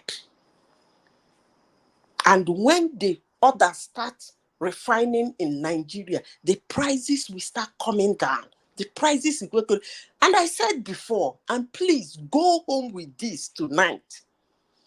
Nowhere in economics, in marketing, do the price, the cost of production of petroleum product or crude oil being put in the price of the consumable. It's not done. Nobody can even try it in the first place. Because if you try it, nobody gonna buy it, nobody gonna use it. It will be way too expensive for anybody to buy. But then somebody will ask Zita, if it is not done like that, if it's way, way cheaper than the cost of production, how do they make their money? I will come tomorrow to explain that to you. Dangote will not even come to tell you that the cost of producing his fuel. If he said that, I'm going to bust him on his nose. He will just tell you, this is how much I'm going to sell my fuel. Not that the cost of producing it from here, buying the crude, producing. This is what, I'm even dashing you the 800. And nobody says that. As I said before, the cost of producing a barrel of crude oil can never be $120. Never. But it sells for $120. That's the highest it has sold, which is peanuts compared to the cost of production. So all this Yahoo, they do with a subsidy and buy sentiments from those who they are killing should stop. Our money should not be littered in the air. We're going to put it in one basket and watch over it. The time has come for us to do that. At least something is happening. Dangote is saying, don't mind them or that lie, I did not give them at that price. I say, yeah, we have documents to show. Let them bring out the documents. Let's see. At least we are listening. We are hearing. Before, Remi Asemba, do we need to hear how much they paid? We don't used to hear things like that. Before, NNPC, they used to talk to us? Mbano, they don't used to talk to us. But now they're talking. They're really gonna fight it out with Dangote. I can assure you. Because that man said, see, that man CDU is massive. NNPC go here. I don't even know why they let that man do that in the Nigeria. They go here this time now morning and they laugh. We there for morning, no. Hello. Yeah, hello. I said this time now morning, they never see anything. They never see something. You see those your NMPC. They never see something. No. You see that gigantic thing in Nigeria. It will expose a lot of things. It will expose. And their time has come for Tinubu to start firing people left and right. Too. I don't know why he's not sacking people. He better start sacking them left, right, and center. So that everybody go sit up. Madam Zita, you know earlier on, you said you don't even understand why Nigerians are corrupt. You understand? And it's not only the government that is corrupt in Nigeria. Everybody. When I say everybody, I mean everybody. It's only people that are not benefiting from corruption that condemn corruption in Nigeria. You understand? Even this one that you are proud of now, that okay, because of and the Dangote that comes now, it's going to eliminate all that corruption, is a lie. Let me tell you, after some time, you discover that corruption will creep into what Dangote is You also don't doing. understand now. You don't understand me. Listen to me very carefully. So no, let me just finish what I'm saying. What you are just saying, it is not as if you mean it that okay, that it should come, or you are saying just because of Dangote, if government want to do it, they should do it now. Are you emphatically saying that we should continue with subsidy that will benefit Nigeria? Is that what you are saying? I want to be clear.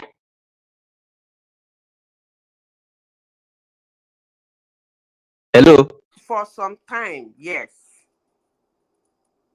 What do you mean by for some time? They should continue with the subsidy for some time. So what is the best time for them to remove your I don't understand that one. It's a gradual process. By then, a lot of competition will come in. Can you hear me? And that time it will be everywhere. Can you hear me? We can hear you. Yeah, I think for me anyway, subsidies, if you want to get rid of it, you have to have something you want to do with the savings you want to make from taking it off. You have to have personally the areas you want to move into. For me, security, manufacturing, and if you want to divert the funds, let's say to finish Ajekuta steel for whatever reason, those are the kind of strategic moves you expect a sensible government to be making instead of taking it off and just sharing money among the states. That is my take in terms of subsidy removal. But I don't know why Simba was struggling and Remy was struggling to understand you. You spend more than 30 minutes explaining a simple concept to them, and they are arguing this thing over it. And let's watch what happens. I think all this stuff we are saying, I've seen things in Nigeria, and I'm becoming so skeptical right now about everything. Let me say this, Simba and Remy. Yeah. There is something you made a comment now. You said the corruption will still eat up Dangote. It will get there. Let me tell you something. I don't know whether you understand the analysis I gave by putting your eggs in one basket. There is a phrase that said, don't put your eggs in one basket. That's a wrong phrase. You put your eggs in one basket. I can assure you that Dangote doesn't want Nigerians to set that refinery ablaze. I can assure you. He's passionate about his refinery. It's his name. So even if there might be corruption, yes, I quite agree with you. The corruption might be in the pricing. He's putting out a heavy price to get his subsidy. I agree with you. But let me tell you this. The corruption can never be as bad as what they have in subsidy in Nigeria. Do you know how much Nigerian government was spending in subsidy that crippled our infrastructural development? And still, Nigerians are complaining that they are suffering. There's never been a time since I was born in Nigeria that Nigerians were not suffering.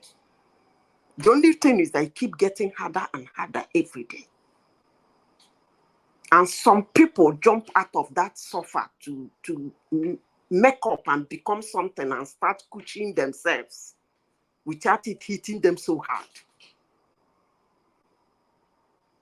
Some families used to smoke Gary to train their children in university. God will help them. They will get scholarships. Some of them will get a green card and go overseas and make money. And then the poverty for their family will be alleviated. That doesn't mean that it's not a continuous process. Since I was born in Nigeria, people have been suffering. But the government has been throwing trillions into subsidy. So has anybody bothered to ask why? Why is that subsidy to the main product in our country? Why is it not affecting the country, the citizens? The answer is just because it's Yahoo Yahoo. And I said, let the Yahoo Yahoo end. Let them do the business. Now, at least we are hearing NMPC, whether they're lying or saying the truth, we will soon find out. Whether Dangote is lying or saying the truth, we will soon find out. Abi? They said he sold the amount. Like the man screamed that said, that's not true. That's not the amount I sold to you people. They said, okay, we will bring the papers. Let's bring the papers. Then we see whether it's Dangote company signature or not. Or whether somebody in his company, he's saying this is the price we are going to sell, and somebody from behind, because that's what they do in Nigeria. They will tell you, this is the amount we are going to pay you. But this is the amount we are going to put in paper. Yeah. Have you people forgotten? Even in Shell, they do it. How much is it? It's 300 naira. I said, okay, we're going to pay you 300. But when you are giving us the receipt, write that it's 700 naira. So we will soon find out who wrote 800 for them when they paid 600. Abi? I don't think that is a bit of a red herring where they use that as a way of saying Dangote is going to get corrupt. What is going to happen to Dangote if the government is going to try to sabotage it? They can create, personally, anybody that is doing any analysis should be looking at it from that point of view and saying, okay, what can happen to Dangote refinery? Because Dangote has run cement, has run sugar, fertilizer, reasonably okay. You know, these industries, they are big, and he's selling them in many countries. So he could still run this. Naija, before you go ahead, Yes. you know when he started selling Dangote cement, it came with a price very low, extremely low. It disrupted the system, and within a space of 3 or 4 years, it became the market leader. In the market now, Dangote cement is even more pricey than Elephant cement, the one from Lafarge, the one that used to be in Nigeria for a long time. They are now the market leader, and he's the one determining the price. From average of when he came on board, he started selling at 1,000 naira per bag, and at that time, Lafarge was selling for 1,500. I'm not, as a businessman, I'm not saying he's not doing it right, but be careful. So that is why a lot of people are also saying that it's monopolistic in nature. All those industries you mentioned now, it came back, give you what you call cheaper price. In the space of 4 or 5 years, it became the market leader. He's controlling everything now. So sometimes I like what he's doing, especially on this Dangote refinery, but it's not like he's coming at a cheaper or whatever like that. He's a businessman. At the end of the day, so don't expect a cheaper PMS. I think you know, the issue you are raising is a valid point. But for me, when you are looking at different tiers of problems a nation can have, those are like, let's say tier one is the fundamental idea that we don't even have petrol being produced in Nigeria. And tier three is where I will put something like this monopolistic practices that as a problem. So there are other problems like corruption and other things that are on the tier two.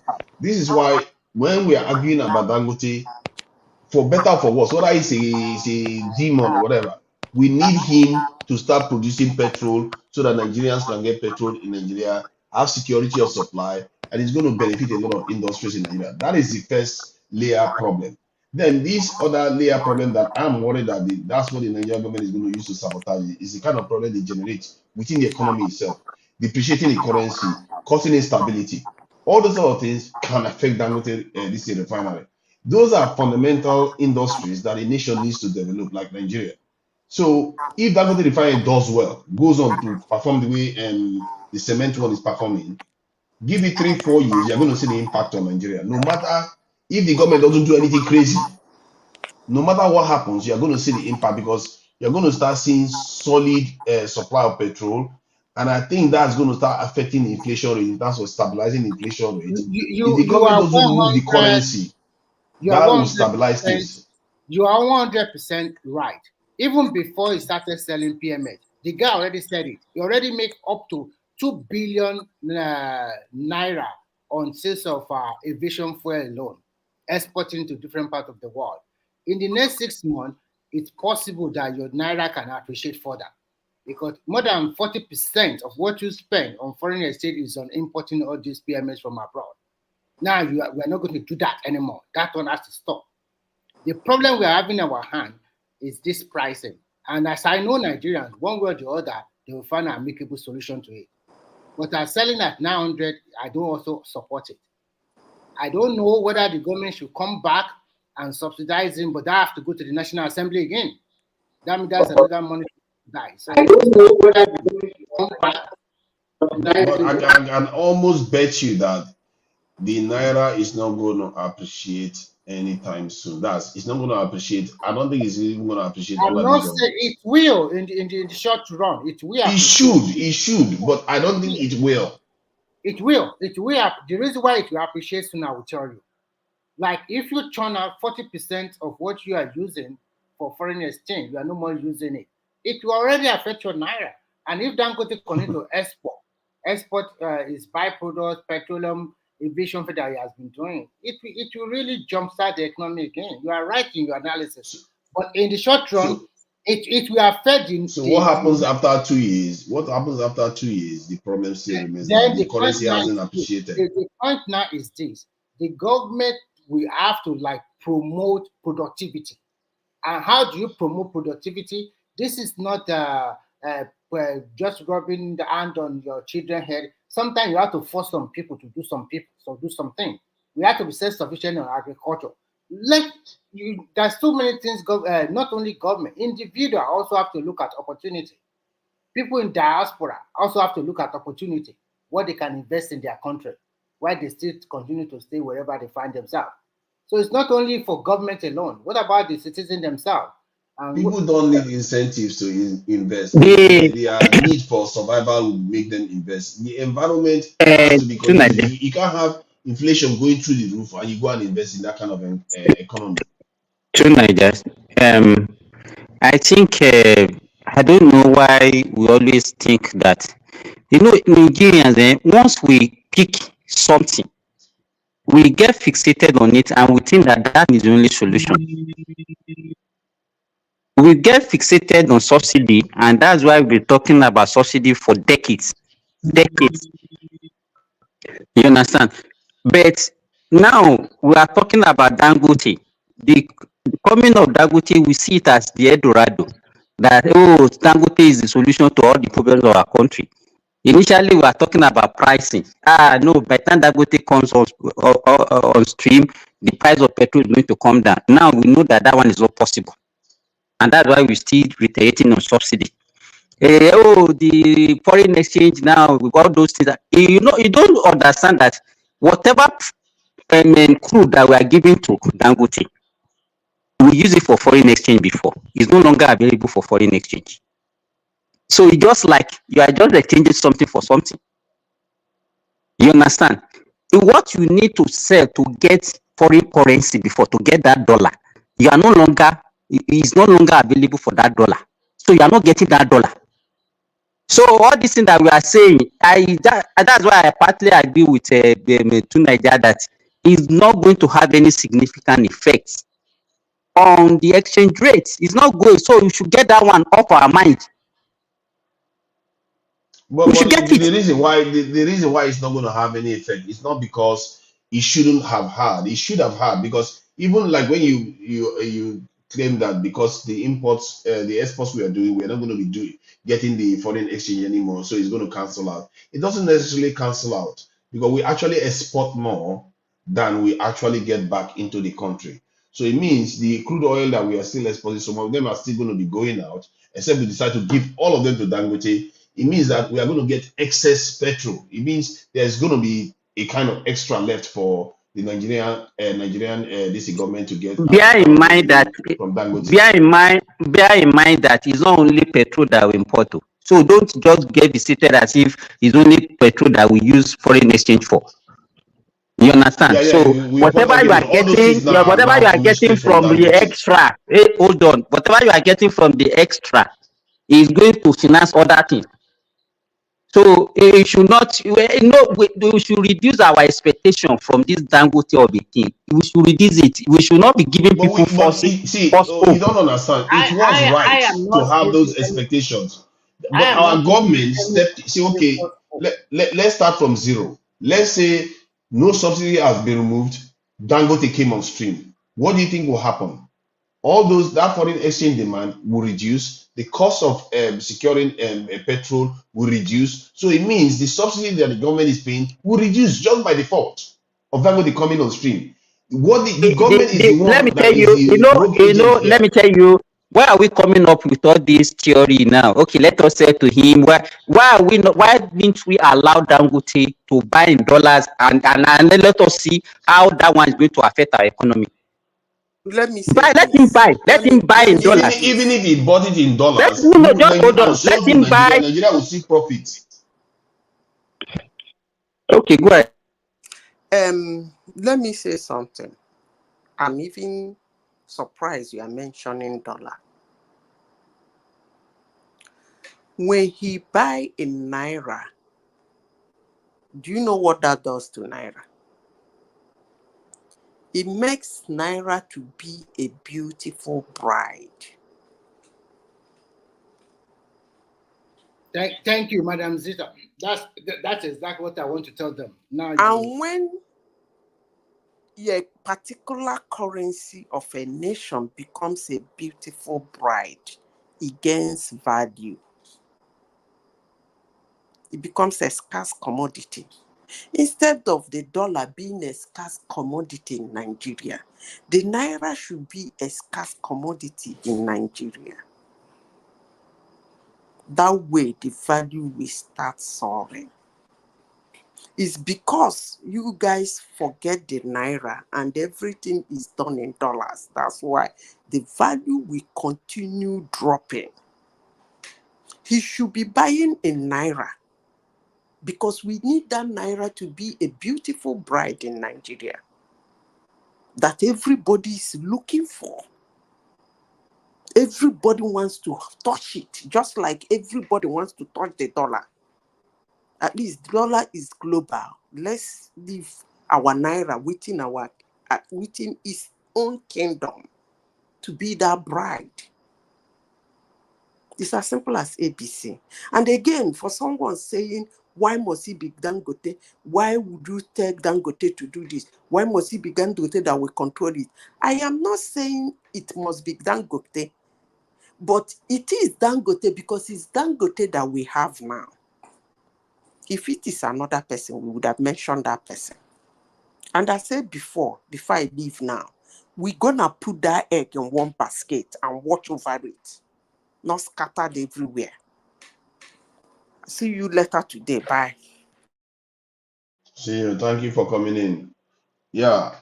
For me, my own summation about this entire episode is observing the nature of the Nigerian state.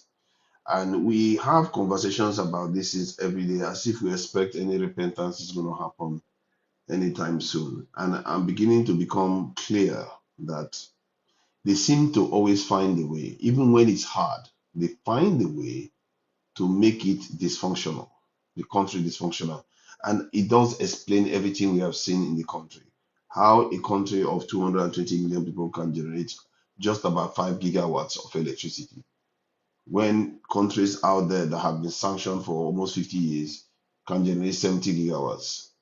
when a country cannot even process their own, get 4 refineries working, when the country cannot get constant power supply for their people, good healthcare, forget it. The healthcare is just too much to ask at this stage. Good roads, oh, forget it. That one doesn't. Our people live like animals. They can't secure. They don't even secure their country. When you look at the way the country is functioning, I don't understand why people would keep making a lot of analysis, because it's like, it's like, a butcher walks into a surgeon's hospital, in a theater, and you expect that butcher to be able to carry out surgery. It's not going to happen, because the butcher has been butchering animals forever, and he never his modus operandi is not to carry a scalpel to start carrying out a surgical operation. We've seen it over and over again. What makes us think things are going to change now? I don't know. Maybe I'm just being a little bit jaded, and I hope I am. But some of the stuff that happened in the last 2 years, I didn't see that coming. I didn't, like, literally, you saw an opportunity, the government saw an opportunity to make something right, and they just made it wrong, like, for no reason. The subsidy removal was fine. Everybody was settled on that one. That take subsidy, you're going to save some funds that you normally spend on that subsidy. Then you can use that money now. That's the negotiation with the trade unions to do something, either for healthcare, education, or manufacturing. No, what they got the money for, they just took it and started giving the governors the money, and now we don't even know what they did with the money. And because they went and floated the currency, the entire thing is in shambles. To Nigeria, No, let me man, say I'm this. skeptical. To Nigeria, let me say this. I think I came back because I remember, Remy, maybe you've not been coming to this platform before. Before there was a guy called what's that guy now that lives in Cyprus? What's his name? His name is this guy. That always the first person to talk when sometime one man came on board, right? Sometimes he get angry. What's his name again? I think I can't remember his name. You remember him now? At least you remember. Yes, there was a day he had this argument with Kulata on this platform. Kulata keep telling him that the cost of production is being passed down. And I just saw his comment again. He's still insisting on that, his shenanigan, that the cost of production in petroleum production is being passed down. And I jumped into this platform and I told the guy that he should tell Kulata that what that thing is called is scale of economics. Fatal. Yes. What they use in petroleum and the costing of petroleum is called scale of economics. That's the word. Scale of economics. You should go home and read down what scale of economics means. That's how they run the cost of production, cost of finished product in oil and gas. They don't run it by passing down the cost of production to the finished product. It's called scale of economics. I just remembered it now. So they had that bitter argument on this very platform. The guy was struggling to explain to Kulata that you cannot, even when he said the cost of producing 1 barrel of crude can never be less than $120. So for you to say because it's less than $120, let it go for $120. Say no, it costs much more than that, but it goes for that price. And I jumped in, I told him it's called scale of economics. That's what they Economics use of scale, I mean. And I'm saying it again this night. You don't pass the cost of the production into the finished product in crude oil. Nobody can be able to buy it. But if he wants to argue, he can go ahead. Thank you. Yeah. Regarding that pricing, when I had a conversation with Kolata, he was there. He said, economics of scale doesn't eliminate your cost. It doesn't eliminate the cost, but you can afford to reduce the overall charge because you're still going to make a profit, even if you are making a penny out of every liter. But however, the idea behind the cost, when I did some analysis, it came out that the cost of per liter in terms of production of the 1 liter of petrol should be somewhere around $0.1 to $0.5. If any of that is true, then we should expect, except that Dangote is even more expensive to run than any other most refineries around the world. Because based on refineries around the world, that's the scale that they expect it to fall under. And if it is 0.5, you can see why petrol should be somewhere around 700 this in naira. If it is 0.4, it should be less. If it is 0.3, it should be less. And for the life of me, I don't understand why things are so expensive to operate in Nigeria. And if the economy is very Dangote refinery is more expensive to run than many refineries around the world, then the federal government should be asking and saying, what have you done to the Nigerian economic ecosystem, whereby for a country where income is so low, they still manage to make cost of production extremely expensive. That it's just some of the stuff you see in Nigeria is just I can't get my head around it. The craziness that we see here. Well, I mean, obviously the leaders, you can see the leaders, they don't care, especially about things like the educational sector. They're jetting off the educational sector. They don't take their children there. It's abroad. The hospital sector, they mess it up. The health sector, they mess it up. They don't go there every time their politicians are jetting off abroad. The whole sectors are messed up. So, and you see, they don't even care. So, is it about the petrol stuff they'll care about? As long as they're going to the status quo, that is what's most important to them. So they don't. We think these guys care about the country. They don't. They just see it as, let me pack as much money as I can in the end. That's the typical mentality. That's Cyrus. I don't understand what you mean by saying Many of our sector. people are like that. Many of our people are like that. They don't care about their people. They, as long as some of them, once they reach overseas, they think the war has ended. That's it.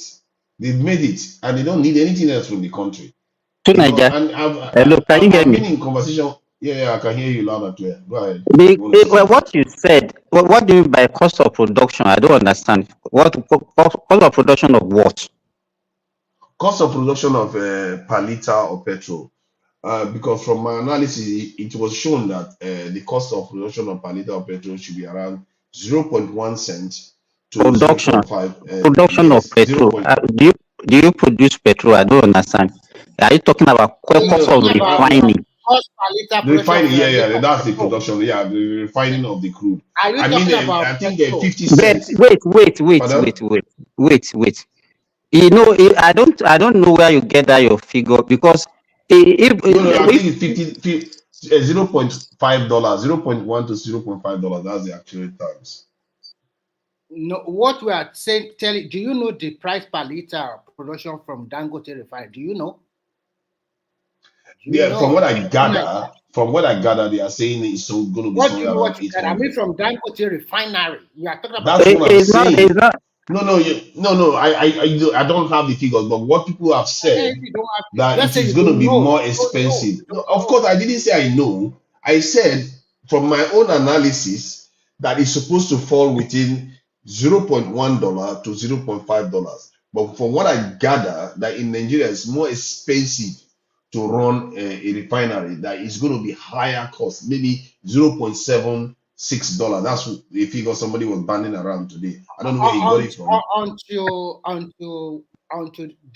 we are able to pinpoint our hand on how much exactly is Dangote refinery petrol per liter. That is when we can now. But for now, if you are waiting for that, Remy, you can never get it. No manufacturer. No manufacturer. Even if you are the one, you will not tell the world how much you produce. They do that. They do that actually. Why are you saying they don't do that? They do that. They will let you know the cost of production. That's how they get their profit. Calculate their profit now. They will let you know the cost of production of the refineries. They do that. Why won't you be able to do that? Which refinery is doing that? All those your Wikipedia findings that you are seeing on the internet, you think that is what is reality? So where do you think the figures came from? Somebody just invented it and said this is exactly. Somebody will just, yes. You can put your own there now. No, that's not how it You works. can't rely on what you get on Wikipedia now. You know now. See, I think Wikipedia is more what accurate than you. sorry, Senator. I think what should happen, this is just my own personal opinion. I think the federal government of Nigeria should just try to like have a fixed exchange rate or fixed rate to be selling this crude to Dangote. That's all. In Naira. That's all. Just sell it to him and fix it. Both of you agree. I'll be selling this blah blah blah at this Naira. Remy, you know the way sometimes when we talk, even if they fix the price of the crude that they are telling you, is that the only factor of production? No, I agree with you that does not mean that it will everything will be just like that. I know Nigerian mindset, and I know every It's Nigerian not about Nigerian mindset. There's no way. Let me tell you, any goods and services should not be fixed. There shouldn't be any fixed price because things changes. Yeah, but if we don't do like that, All these things that we do, if all this if no, I don't even understand it again. Why are we putting a lot of if into somebody's business? Simba, you want to leave Why it are to we putting a lot of if into somebody's business? Simba, you want to leave it to the forces and demand and supply? Yes or no? Yes. Thank you. If you want to put it like that, do you think if the price push up to like 1,200 or 1,300 per liter in Nigeria, what will happen? Your people will cry. Even at 700, they're already crying. Talk less of about double the price. That is why government intervention. It's extremely hard now. It's extremely hard. How can price go from 190 something to 700 within how many years? That is very difficult to absorb. This Ojoro they are doing, all this something that cannot be transparent. Everybody knows the truth, okay? We are just deceiving ourselves. Even you yourself, ask yourself a question. How can you buy a fuel in Nigeria for 197 naira per liter in Nigeria, and then you are buying it in your UK where you are staying? You are buying for almost £2 or maybe £1.50. Now, even at a exchange of 450 during Buhari or 500, how much is £1? That point we already know about that. We already know about that, and we are already in agreement that the subsidy. See, hold on. What is the use of removing subsidy when you are not going to use the money for anything better? As a matter of fact, you don't even have the money to use. You cannot say they are not using the money better. At least as of. Oh no! Tell me, what have they done with the money? Listen. You tell me what they've done with the money now. Since you know, what have they done with the money? But Tunanja, tell us what they've done with the money now. Hear me out. No, he's the one that nothing. I've not seen anything done with the money. That's my problem. Where's the money right now? Is the money just sitting somewhere? They spend it and distributed it to governors to help them fix dams that they never fix. What did they do with the money? To Nigeria, we have a constitution in Nigeria, and the constitution is clearly there. Any money that comes to the federation account, we have a federation account. All that money, half the percentage that goes to state, percentage that go to federal, and percentage that go to local government. So any money you get as a Nigeria, as a country, that is the first rule. So that is just what you are saying. You just invented something. The federal government has the right to invest in something. Tunanja, give me a second. Let me. I've been hearing this from you guys, but hold on. I'm beginning to look at it from a different angle. Hold on. So the subsidy, you said any money that comes into the federation account, they have to share it. Is this money coming in, or is it money they just remove from? They cut down. This look like that subsidy is government, federal government cutting down costs of spending. Basically, is the money they are spending on something? Hold on.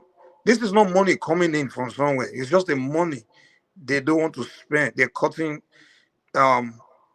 They don't want to. They what's the word? They don't want to. They're removing. They're cutting down costs. So now because they cut down costs, no. Does that mean money is coming in? Let him finish now. It's not just where I'm coming from. Yeah, I hear where you're coming from. Remy doesn't want you to make the point. Hold on, Remy, wait. Let me say, Tunanja, I had issue with that idea that that subsidy money that they're putting, them sharing it with the governor. Because I asked that question one time. People were telling me that, no, it's that's not the money like that comes in, they have to share. It's not like that. Try to understand it first. Okay, let me understand. There is when you import this crude from abroad, the petrol from abroad, Nigerian government, on behalf of all Nigeria, they subsidize it. That means they pay some money to some marketers to make the price of your petrol to be at that low price. And they have been doing the that. money. Wait, hold on. Before you go further, sorry. The money the federal government is paying to the marketers. Whose money is it? Federal government money? Yes, it's Nigerian government. It's Nigerian money. Federal government's money. It's not federal. When you say federal government, that money they are using to subsidize it is like, for example, you have a pool. In that your pool, you remove also amount of money to subsidize. Then the remaining part, then you now share it with all the three tiers of government. It's simple. Okay. So that pool, hold on. That pool is the federal government, inside of federal government's pool. You understand? Because what it looks like you're saying is no, you do not get me. First and Go ahead. foremost, there is a pool. All the money your country is making go to that pool, go to that basket. Mhm. Now, the federal government of Nigeria, they are in charge of, through NNPC, they bring in fuel, imported fuel from abroad. But because Nigerian government want to sell it at a cheaper price to their citizens, they have to put in more money to make life easier for the people. We So know the that federal- subsidy. Yeah, that's subsidy. Yeah, that is that's subsidy. federal government spending. So it's up to Thank the federal government to decide to spend. No. What do you mean no? Try to understand. This is the money is in a basket. Before we share what? this money among federal, state, and local government, we now tell everybody that this is the total percentage of imported fuel that they brought from abroad. They're supposed to sell this fuel in Nigeria for 900 naira per liter.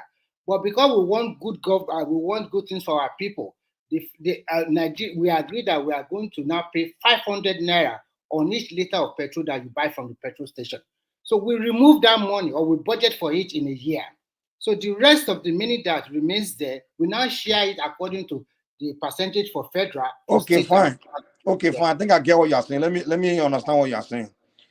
Out of a pool, they tell everybody that okay, we have to take this amount to put into subsidy, right? So subsidize petroleum, put into this whatever endeavor, whatever it is, right? Yeah.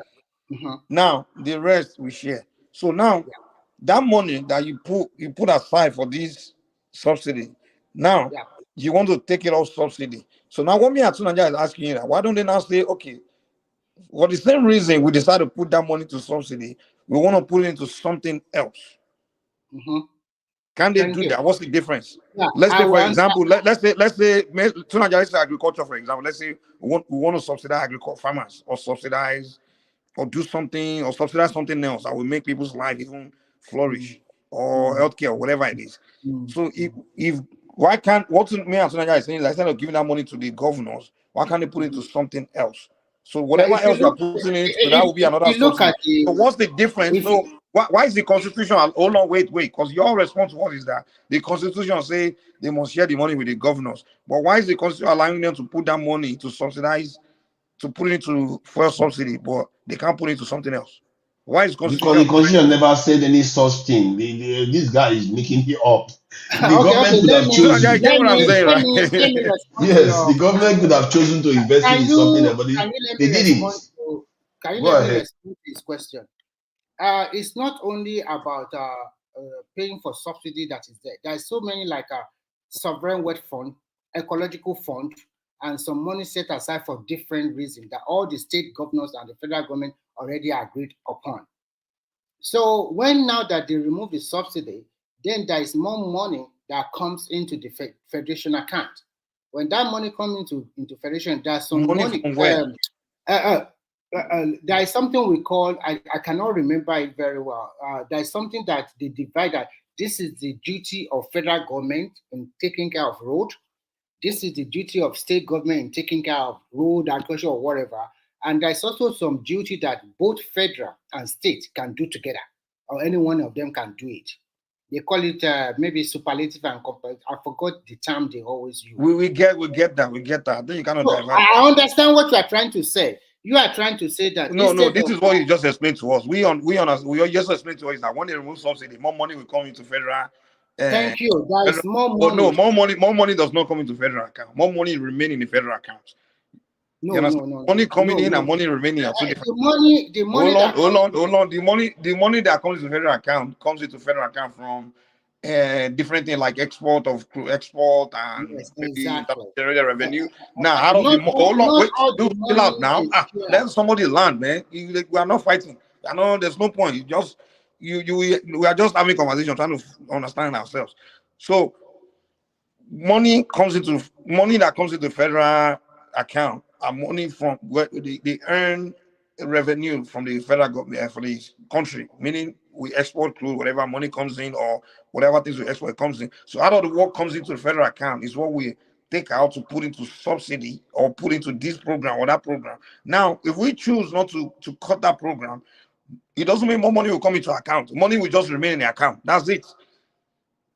It's like you stop paying. It's like you having a bank account, right? And every week you pay. You buy something. You pump money into something. If you stop pumping that, if you stop pumping that money into that thing, your money will only remain in your account. Doesn't mean new money coming to your account. Can I respond to you?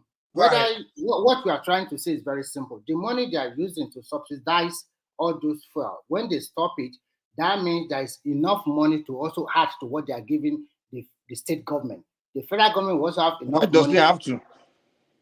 Yeah, it's simple as ABC. You have 100. It doesn't have to do that. He could have taken, let's say, hold on. Let me just add now. Let me just add something. He could have just taken about 30%. Okay, go ahead. Okay, he could have. You have been talking now. You could have just taken like 30, even 40% of the money. Say, okay, state government stake. This 60% we are going to use it dedicated to other you are a joker. You are a joker. You are a joker. What is a joker? You are talking as if you are not running a country with a constitution. That somebody will just say this is the way I want to do it. You're just a joker. But the federal government does it all the time. They choose to do whatever project they want to do. That is not how you going on about. Okay, there is constitution there. You have to follow. All you need is the house of this thing. All you need is the assembly to pass the bill. To pass the assembly, is it easy? They were able to pass bill to borrow money, even more money. What are you going on about? Is it easy? More money like before. Okay, that is the point. We all know the truth. We are making enough money. They just mismanage the economy, and you're busy defending them. This is not about. They mismanage the country. I think I see where Remy is coming from. Remy, I think I understand where you're coming from regarding the constitutional part.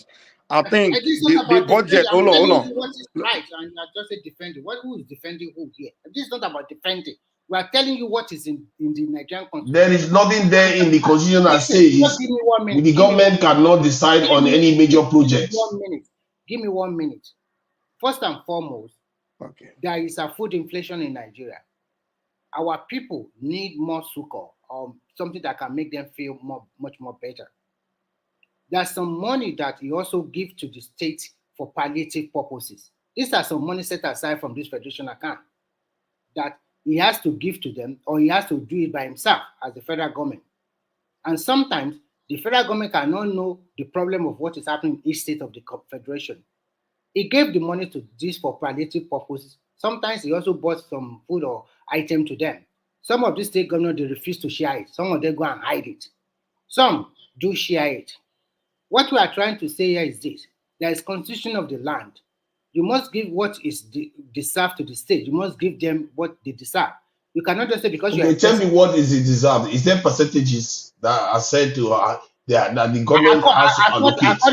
According to the way they share the money, I'm not totally. I cannot remember totally, but I'm damn sure that federal government is collecting about maybe 47.5%, and the remaining 52 or 51% is being shared between the state and the local government. But unfortunately, so that percentage the federal government gets there. Unfortunately for the local government, for the last more than 15 years or 20 years, those money that are supposed to go to the local government are not going to the local government. The state are collecting it on their behalf, and they are spending. Oh my God! You are just feeling waffling all over the place. The point is that there is money available for federal government. That's why they can fix roads, they can fix renovate train lines, they can build even new train lines if they needed to. They were able to do that. If you have money, let's say the federal government spends about $10 billion on subsidies, and you go and remove it. then you say, okay, states take 4 billion. I'm going to take this 6 It's billion. not done that way. That's what we are trying to tell you. And Oh my God. If you don't listen, you will not know what is going on. There is constitution. I'm telling you that. Oh my God.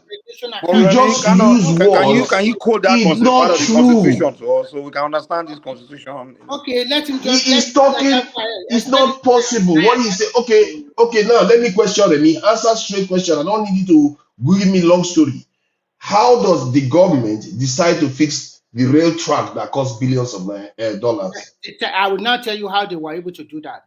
Most of those rail track, listen, most of those rail track and the rest. So you want to give us long story?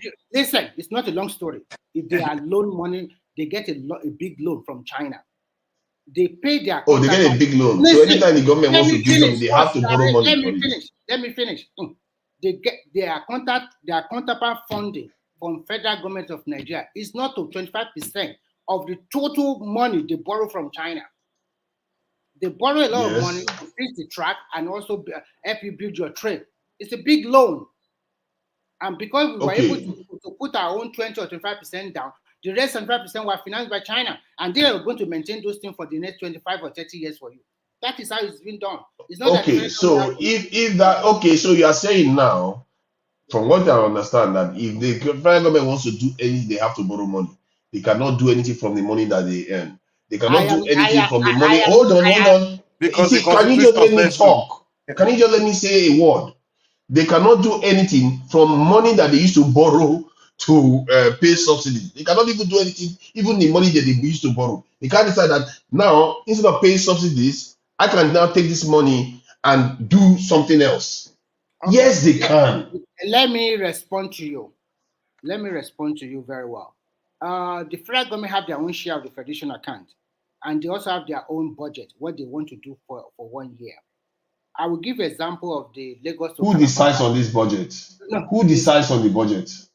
All the federal ministries and federal parastatals, they all give their budget to the federal ministry. And when they now have a meeting with the FEC through the presidency to determine how much is. So in other words, the president decides? No, not like that. Let me try. Can you calm down? So the president doesn't decide what direction they should go? Let's assume you are the Minister of Agriculture. For each year, they will ask you to bring your budget. But before you bring your budget to the presidency and also to the Federal Executive Council, there are so many parastatals under Federal Minister of Agriculture. Each of these parastatals, we have to submit budget to you as their overall held. And then you and your team will now put your own figures together and go and present your case to the Federal Executive Council. The Federal Executive, the President of the Federal Executive will harmonize everything, and when they are done, they give it to the President. The President will go to the National Assembly and submit it.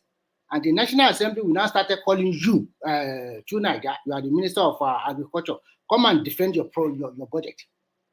And that is why you see them doing that. People so like you. This is what's wrong with Nigeria. No, let me just finish 10 seconds. I want to use Calabar. He sees the truth and he pretends as if it doesn't exist. Relaxing. You are asking questions. Unbelievable. What a waffle. I will let you talk now. Give me 20 seconds. I just want to use Lagos to Calabar as an example for you. This is a project that awarded to iTech something. iTech agreed to finance majority of the project. Government also supply money into it. Federal government. I'm not talking about state now, because this is the budget that the federal government want to take on. So it's not money from any state. It's from the federal government. But what you are trying to say is that the federal government can say, the money we save from subsidy, I want to spend it anyhow. It's not done that way, because the money does not belong to federal government alone. It belongs to the state and the local government together. That's what I'm trying to tell you. It's as simple as ABC. Okay. They borrow the money. So money belongs to the state. How does it belong to them? Explain it. Yeah, okay, I will explain it to you. When they buy any liter of petrol they imported to that country, it's not only the federal government that is using the liter of petrol. They are going to spread it across the federation. So they know about it. The state know about it. The local government know about it. And if you now say, okay, Remy, that's not what we ask you. I say, how does that money that the federal government decided to spend in subsidy, or subsidy? How does it belong to state and federal and local government? So you can see from my explanation in the beginning, I told you that the money is in a pool. And before they distribute the rest of the money, they already say, okay, fine. This money, we want to import this certain amount of imported fuel from abroad. All of them are great. Go and import it. And when they bring it home, they distribute it all over the country. Now, we are not doing that anymore. Sorry, do you know that the subsidy cost is not fixed, right?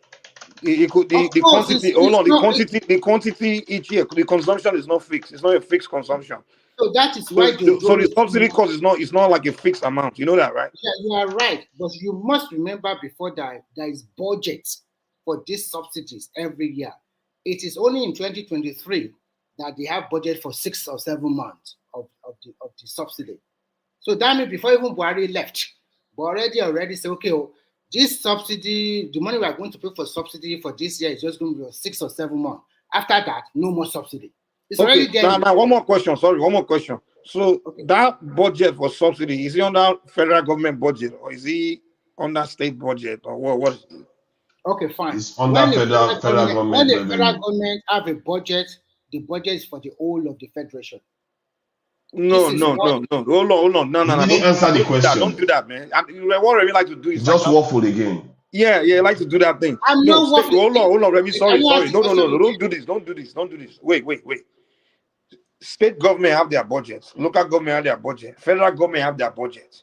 Mm-hmm. So don't come here and tell us that federal government budget is everybody's budget. No. Federal government budget is federal government. If the federal government decide what they want to do, you understand? Which, usually the president want to administer whatever project he wants to do. Whether he just wants to build. Hold on. Whether his budget that year is only to put 90% infrastructure in River State only. That's, is what it is. We've had president that only build certain region in the country and ignore that sort of stuff. So you can't say he has to create a budget where everything has to be balanced all over the country. I don't think so. See, my reasoning was originally correct because that's how it's done. Your reason is not like correct. See, Remy, the way you do things is why Nigeria is really in your reason is far. Now let me read this. Let me read this. The fuel subsidy removal savings fall under the federal revenue. So while the federal government may not need formal permission, the allocation or utilization of these funds can be a point of negotiation, especially regarding. Can you let me finish? Can you let me read? Listen to what is that saying? Can be a point of negotiation, especially regarding how the savings are distributed to states or used for projects that benefit all levels of government. In other words, the federal government doesn't need state permission, and the only thing they can do is just want to talk to other people to consult them. But the federal government can decide to use those funds for any major project that benefits the nation, as long as the National Assembly agrees with it. Let me ask you some simple questions. What do you understand by federal revenue? Federal revenue is federal government's revenue. It's not state revenue. Who constitutes the federal? Is the central government, not the state government. That is what I'm trying to tell you. The country's revenue is the federal government's revenue. Okay. Now, whatever state, exactly. hold on, whatever state generates within their state, that's the state revenue. Exactly. Oh, it's very. The federal government. That's why we say some states are not what's the word, viable, because they can't really generate enough revenue to sustain themselves. So the federal government have to give them allocation to survive. You understand? So state revenue is what a state generates within a state. I understand. Or the national revenue from export, all those things, that's the federal government revenue. So when we talk about this subsidy, I mentioned a lot of things you guys are not putting into consideration.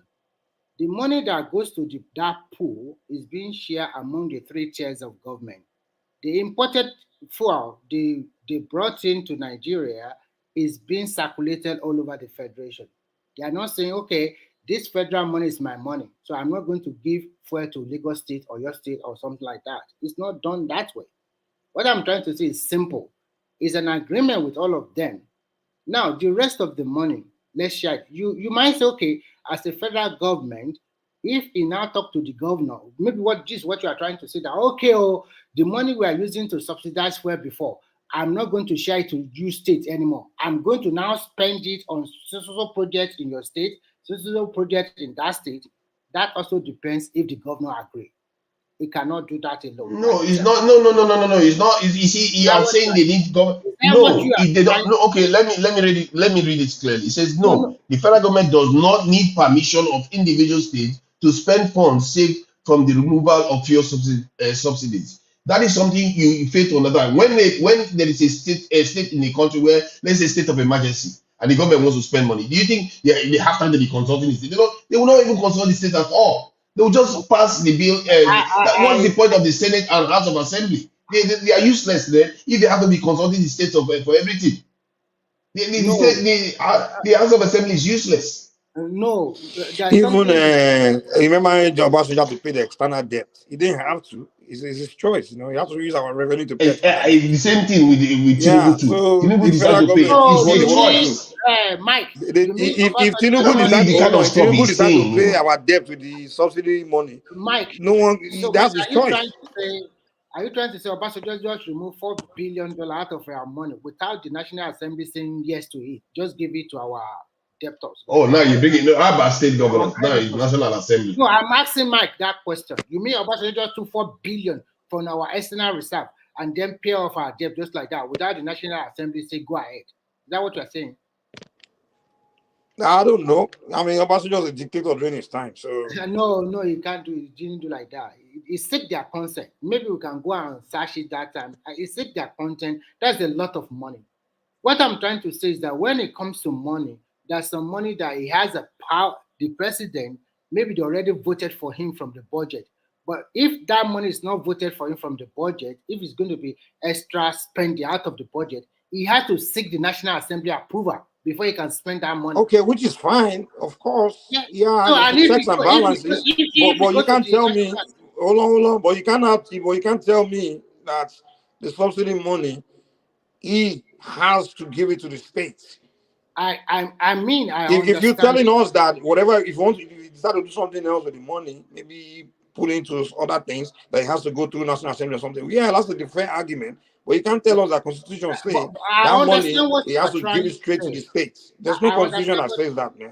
I don't give you back on Nigeria when some people make this type of argument. It's like this is common sense now. Federal government can spend money all the time. They don't need to consult state in most of the money that they spend. So I don't know why we are even having this discussion for how many minutes now. I understand what you're trying to say, that the subsidy savings, the presidency can spend it any project it likes on. That's what you're saying tonight. Yes, any project that they believe is going to benefit the nation. If let's say all they need to do is go through the House of Assembly and Senate. It's the one presiding the country. The problem that lies in that one is that when he is buying this imported fuel on behalf of the state, they all agree to it. And now that they now have subsidy savings, they are not telling that, okay, it's only the federal government. Who told you it's buying on behalf of the state? Why you keep saying that now?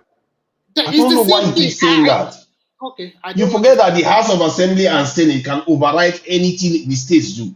They can. The states don't have power over the House of Assembly and Senate. You forget that.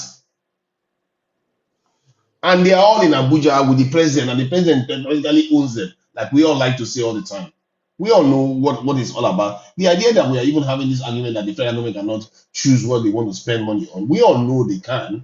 And the question is, what they've chosen to do so far has amounted to almost nothing for the Nigerian state itself. There's no strategic project you can say this is what they are doing that is big. The only thing that is happening right now is Dangote. It's not them. If anything, they decided to remove Nigeria's stake in Dangote refinery. Who does that? This company is about to start making money. Oh, that's when you decide to remove your stake in it. What are you borrowing money for then? What did you remove subsidy for now? You took out subsidy. Is that not the money you are supposed to take from there and make your donation, that's your share of payments into Dangote refinery, so that we actually own 20%? And maybe, if anything, even increase it to 25% or 30%, so that wherever Dangote is selling crude oil products, in Africa, Nigeria is going to be making profit from it. But no, instead, they went and divested from that. Now Nigeria has only 7% from the income that Dangote is going to be making. They try to frustrate Dangote. The money, the subsidy money, they distributed it among governors to use for what I don't know. That Look one at what happened to that one Medjugorje turned now. me off, man. I won't lie. Like they turned me off, man. Completely. Because these are governors where most of them like they don't do anything. That don't even pay salaries. They don't do anything, man. I'm like, you just throw the money into corruption, man. You just handing it to go. I mean, like, if you're gonna remove something like that, you know that will cost people pain. Just make sure you put it into something. You have to use it for something tangible. Yeah, that people can say and say, this is what they did. You know, it's kind of like they could build a world class. If they money. build a world class hospital in Abuja with that is worth $1 billion, that Nigeria say this is one big thing that Nigeria is proud of. No, not one thing came from all that sweat. And this money is saved every single year, not just 1 year. It's going to be saved this year again because I think it's going into the second year. It's going to be saved again. So the money is being saved. What is he doing with the money? So now, I remember when people were hungry, they were like asking the government, like, okay, what are they going to do? And they're telling them that, hey, you should go to your governor. We give them, we increase this money to them. Like, who's going to go to why would you give the money to governors? Are you kidding me? He said they won't go to governors because governor is not the one that removes subsidy. You're the one that removes subsidy. So if you're going to remove subsidy and do something for us, you know, you can't tell us to not go to governors. Who's going to be matching the governors? You can hand money to governors. If you're going to remove subsidy, you have a reason why you're removing it. And that reason, you can't say I'm removing subsidy because I want to give governors more money. It doesn't make sense. You got to tell us I'm removing subsidy because I need to put the money into this other thing here. That's what we want to hear. And then we can know that, oh, wow. Good morning, guys. Good morning. Good morning. Welcome. Yeah, see, it's like you guys are just bullying Remy for nothing. You guys are not understanding what Remy is trying to tell you about the subsidy money. In the first place, there's no special budget for subsidy money. You need to understand that. So what Remy is trying to say, let me just say this in a simple term. See, before they remove the money for subsidy, yeah, it's like, let me use, okay, four of us on this program now, we buy a bag of gari, for example, yeah, and we have. I can't hear you. I think your system, your network. Yeah, even my speaker is like. Can you hear me? I thought it was supposed to be simple. You are not making it simple. Hold on, no. I want to make it simple. Yeah, we have this is my brother. We buy one bag of gari. Yeah, now I say, okay, before we share this gari equally among ourselves, we have some people that are hungry. Let's remove 4 Congo out of this bag of gari. You understand? Me and you, 4 of us, now share the remaining one after we already removed the 4 Congo. You understand? Now there's no more. We now decide, okay, we don't want to give gari to any. Yeah, your system again. But I see the analogy is trying to paint, but that's not true. Because it's not accurate. It can be. Subsidy payment come from federal. It's for federal allocation. So what you trying to make it look like it's not federal. It's not coming. It's coming from special. This thing. You know. No. The money. Listen, the money we share equally in Nigeria is the money we make. Yeah, together. Collectively. You understand? So that money has never been shared equally. I don't. Jesus. No. They share money to state now. They share money to states, but not equally. They have sharing formula. They have their own formula. Yes, exactly. But not all the money the federal government gets, especially when it's not actual money, it's borrowed money. You don't. The federal government can borrow money. The one that go to federal account. You understand? So Tinubu has no power over that. So that formula has to be shared. The one that's the one that the federal government didn't intercept for national this thing. If he goes into the federal account, that's the one that is shared out. But not when the government, the money that they are borrowing to pay subsidies, they can choose to borrow that same money and use it for other things. That's what we are saying. And as a matter of fact, that's the argument them and the trade unions have been having forever. Why do you think that argument was going on? Trade union, one of the things they kept saying was that if these people remove the fuel subsidy, they're going to eat the money. And that's exactly what they did. They didn't take the money and say, let's do one big thing for the country with it. That's Anyway, the issue. That's the issue people are having with it.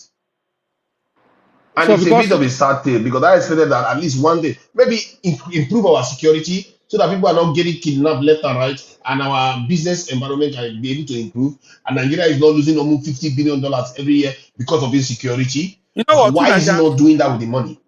To me, left to me, I would say they should remove subsidy totally from. Why? I don't mind subsidy being removed, the oil fresh subsidy being removed. I just want the money to go into something that will impact the life of the people. That's what me I care about. I don't want all these. I don't want it to go anywhere near corruption. Like if you give it to all these governors, maybe one or two governors will not be corrupt, but vast majority of them will be very corrupt. They're not going to do shit with that money. Mike, you know The the one they game are that already seems to be getting, they're not happening, doing Mike. anything. People come here every day. People really come here every day to complain about his governor that the guy doesn't build. That he doesn't build anything. Mike, The guy let me built nothing. let me give you the formula of the game that seems to be going on. The government will do something that they spend money on. They will say there is corruption, and they will say we need to change the stuff for the corruption. Instead of them to get rid of the corruption, they say we need to change the policy so that when we change the policy, the problem will go away. Then when they change the policy, the people are suffering now, then they will pass a law to stop the problem. So you could have passed the law to stop the problem initially, but you trick people to change the policy so that now you can go ahead and solve the problem. The reason why there's no speculation in the Nigerian currency right now, the government passed a law that all the bureau change, you cannot make more than 1% profit. No malam or whoever is selling money on the street can make more than 1% profit. Why didn't they do that under Buhari? They didn't do it. They could have done it, but nobody choose to do that. So they made round tripping gain a bad name so that they can flow the currency. So we have the ultimate round tripping. Where do you think all our money went to? Foreigners have speculated on our currency, and now our currency is selling for 1,500 naira per dollar. This is a stupid game that they play with the Nigerian people, and people don't pick up on it.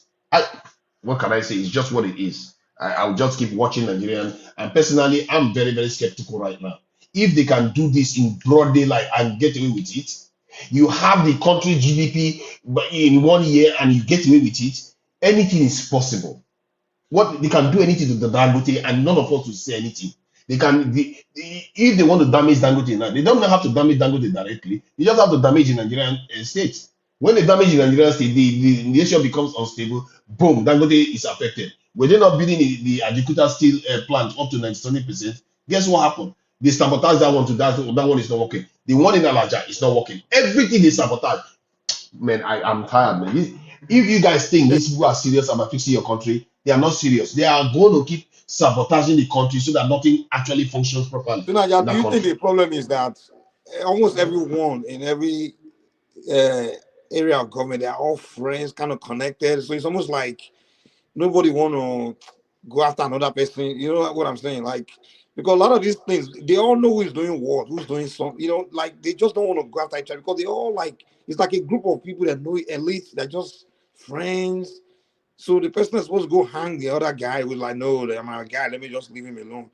And sometimes that's why I always try to look for someone that's just not connected. That's why SOWORE is a guy I don't really like his personality and way he does things. But anyone that's just not connected to that paddy system, honestly, I don't care what. That's You what I see, mean. I think should be president of the Nigeria. thing is, the dynamics, the way it plays out is that you see, human beings are very strange creatures. You see, when you stand in a circle, and they have carried out an experiment where people will stand in a circle and everybody, they will tell all the, let's say you have 10 people in that circle, and they will put a shape in the middle of the circle. They will tell 9 of them in that circle to tell, let's say you put a square shape in the circle, and they will tell 9 of them among the 10 people standing around that circle to keep repeating that what they saw there is a triangle. Even if it's a square, they will keep saying it's a triangle. So when they ask the person will say triangle, the second person will say triangle, the 9th person will say triangle. When it gets to the 10th person that they never told anything, that 10th person will be seeing a square and will call it a triangle. So it tells you that human beings want to conform to the majority narrative of what is going on. Especially when you are, And that's where they chop. Especially if that's where you are eating too. exactly. So you are more biased to conform it. So there But are very, very few everybody's there people to that want to eat, stand. so they just everybody's there to eat, so they just don't, blind There, eye, just ignore the problem. there are very, very few people at the top that truly know what needs to be done. But Most those of people them do, too but the thing become is, compromised. if you're gonna try to go for what needs to be done, be stepping on toes, and they might cut you off. You understand? And most cases, how you got there was through somebody there that connects you to get there. You get what I'm saying, Tunanja? Yeah. The That's the Nigerian system problem. is like a ride. If you can get on a ride, you And want to enjoy. they make them swell. They made them swell. One lady came out and said they were telling her to swear to do whatever they tell her to do. This is the So, hierarchical process in the political parties. They make so them swear Naija, to so follow, to be obedient. Go ahead, Kenny. Your audio is very shaky, Kenny. I can't hear you. Your audio is very shaky.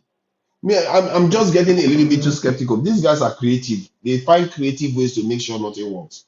But we'll see. Maybe I'm wrong. No, Maybe in 2 years' my time, we're going curse to now see a they lot of spoil that country, man. improvements. Take it from me too, Naija. Take it or leave it. My curse is no. You can do all the time about curse. We saying nothing. You can cry all day and complain all day. Curse no they go away like that.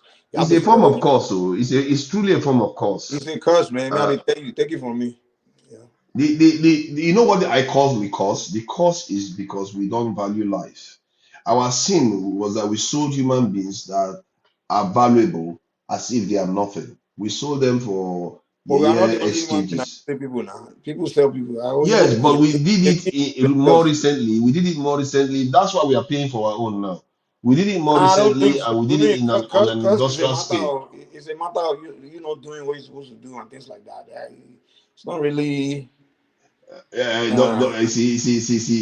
See. Let me tell you something, Mike. Now let's go native. See, you know all those native stuff. The way they are true science. There's true science behind them. Is still in these fundamentals of human behavior. In terms of if you see things that is valuable, like the a human life, and you treat it as if it's nothing. Yeah, that is a cost on you because you've lost out on something, some of the most valuable thing that you have in all creation. But that You've behavior is lost out not on it. It's a peculiar to form of Africa. cost. It's not peculiar to Eh? Africa. No, it's European and peculiar to Asia, they have less Africa. value for human life. See what in Russia they do. Which will? America will drop No, no. atomic bomb. We drop atomic bomb on the Hiroshima and Nagasaki. It's like wipe out a whole city. Why? Come on now. No, Only they Africa. have value for their own life. They are no for their own life because they are the ones preserving their own life against other people. So if you don't have value for your own bloodline, your own people, what do you think? Why should life preserve you when you don't value it? If you trade life so simply, why should it preserve you? It's like it's something you don't treat But you right. are You talking don't as if expect it it's to favor everyone you. in Africa that was participating in selling people. Now criminals sell people now. It's Yeah, like but it doesn't matter. It affects everybody nonetheless. It still no. affects most of us. If it's a state policy kind of thing, then it can affect. But if it's just some group of crooks doing things, I mean, it's like today people still traffic people now. Human trafficking is going on. It's going on in Nigeria. Yeah, but see, we are technically trafficking our people with this Japan syndrome that is going on. Did you hear your president tell the other day that he was happy to supply people more? He didn't say we are going to send people. And they have Supply nothing as to do. if They we can are communicate. animals. I want to ship Nigerians out because they're not doing it. Most of them are not doing anything. So Yeah, go on, but you see, go but and Mike, enjoy he your used life the in word America. supply. Your president used the word supply, not human beings. So he's talking about fellow human beings like himself. He was using the word, I will supply them more. You see, that is what I mean by we don't value life. If you value life, that Meduguri guy, the man that was in charge of the Meduguri, the governor and the people that wrote that report, they will not allow that this thing levy to break. They will make sure they safeguard it, repair it so that it doesn't break. But they don't value life.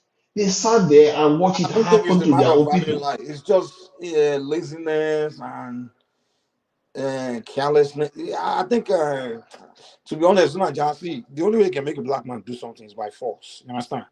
Like everything we don't do great, someone force us to do it. Like see, America, all these America, like Brazil, America, all these countries in South and North and South America, they were built by slaves. And who were those slaves?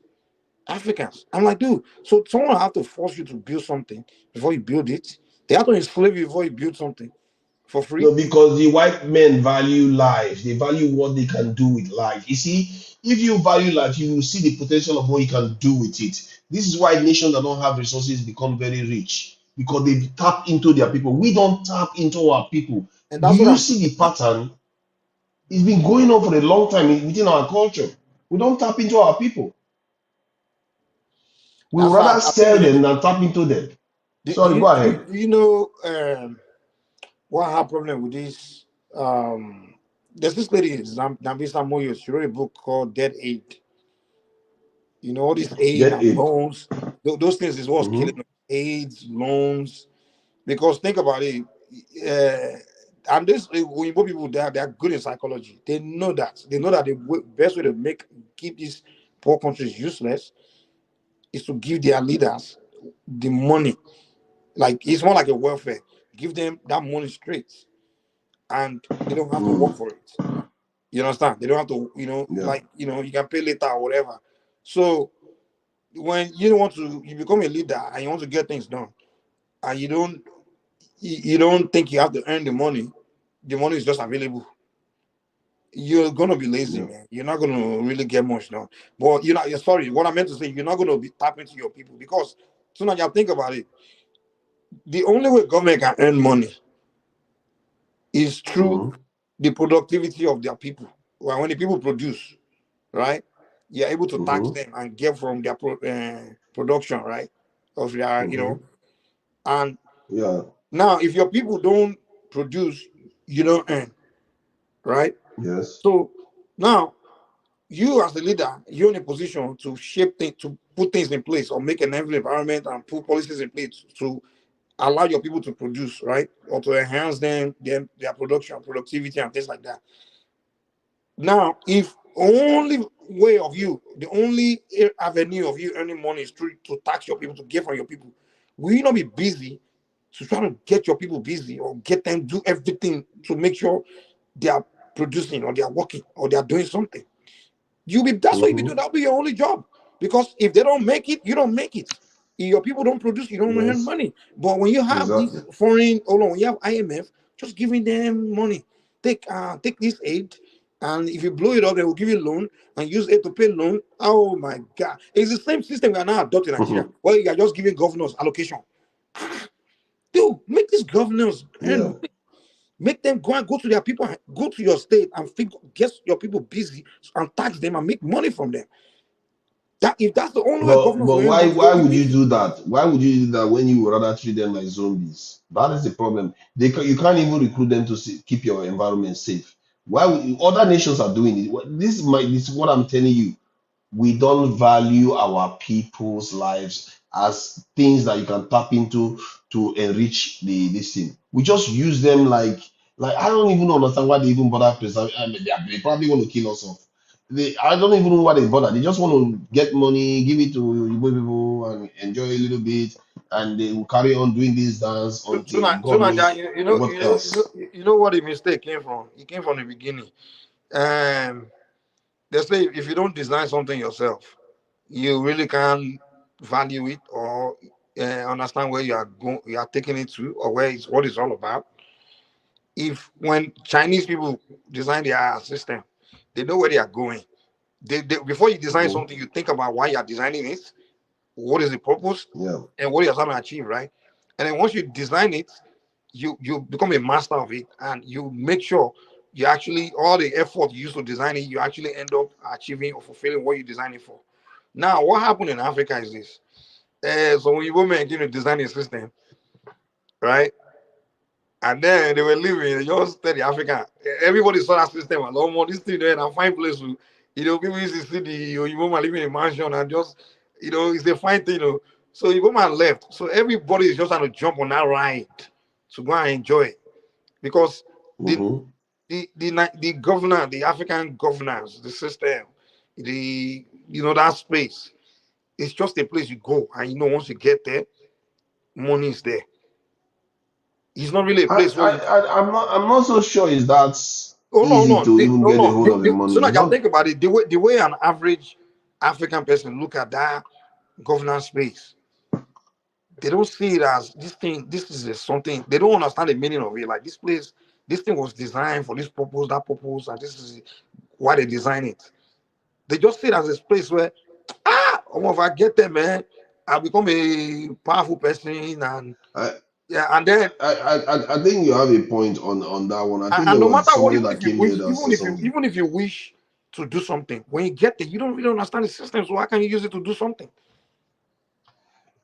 I think that you're right. I think we've had this conversation before about our people are simply ill prepared. I'm not even sure any of us are ever prepared for the what is required. I think if you look at those like China that you referred to, by the time the leaders came to office, all the people around the leadership, in short, most of the nation knew what needed to be done. They didn't need to be explained to that much. They just went through Japanese invasion. They saw what happened with the struggle between them and the other parts of the ones that ran to Taiwan. So then they know, and those people were forged in blood and the war. The bond that they had was very strong. They knew exactly what they wanted, and they were driven to go and do it. That's how you found a nation. The bond between the people that found the nation is forged in blood. And not all of them survived. A lot of them perished along the way. They emerged and they built great nations. But guess what happened to our own? They went to Ivy League universities in the West. They They came just back, land there. negotiated. Yeah, they negotiated with their masters, and their masters handed back the keys to them, and they walked away. I use the term master deliberately on this one because that's how they knew them at the time. In other words, they negotiated with the colonizers that colonized the country because they were working with them already. They were working with them. They were The collaborators. British created them to take over. Now they send them all Exactly. to the So school what do you expect from them? exactly to take over, and then so those guys didn't come together to plan a country. No, they never did. Their master, the colonial master, their master just say, "Hey, come, okay, you take over. You three come here, sit down, and you guys take over. And then we'll talk to you. You see a connection. Just remember of the what do you call it, the Commonwealth, and then from there, if you have question, just come to England. We'll give you answer. Anything you don't understand, just come to us. We'll give you answer. We'll be your what do you call it, your guidance.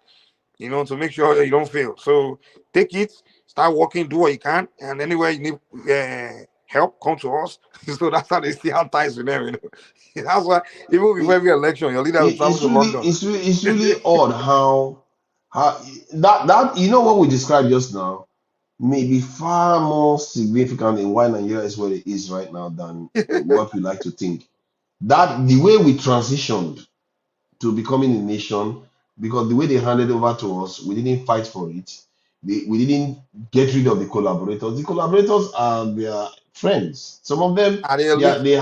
their fathers have worked for the Your British. research, So Naija, if you do your research, you find out that the people that really own like the country, the group of elites, they are not even the one who know their names. I'm telling you, like these people and their families are connected. The Fani Kayode so many families like that from North. They are linked. Yeah, they are linked in Bro, underneath. dude, when they are talking, you hear that they all went to school in England. Their parents were the one. That group of people, class of people that the British created. They were all in England, like preparing them to take over, and then they put them in charge of different of the industries and you understand, those elite group, and they come from all parts of the country. You understand? Mm-hmm. Today they will they know each it's other, and always they been like all that. know each other. You understand? Yeah. They don't represent the ethnic group. They represent that group, that clique, and they are all that clique of and and they all they've have always been British ahead. they all have British passports too, all of them. Of course. Many of them are probably signed on to some of their specific. I think one of them even belongs to the Privy Council of the UK.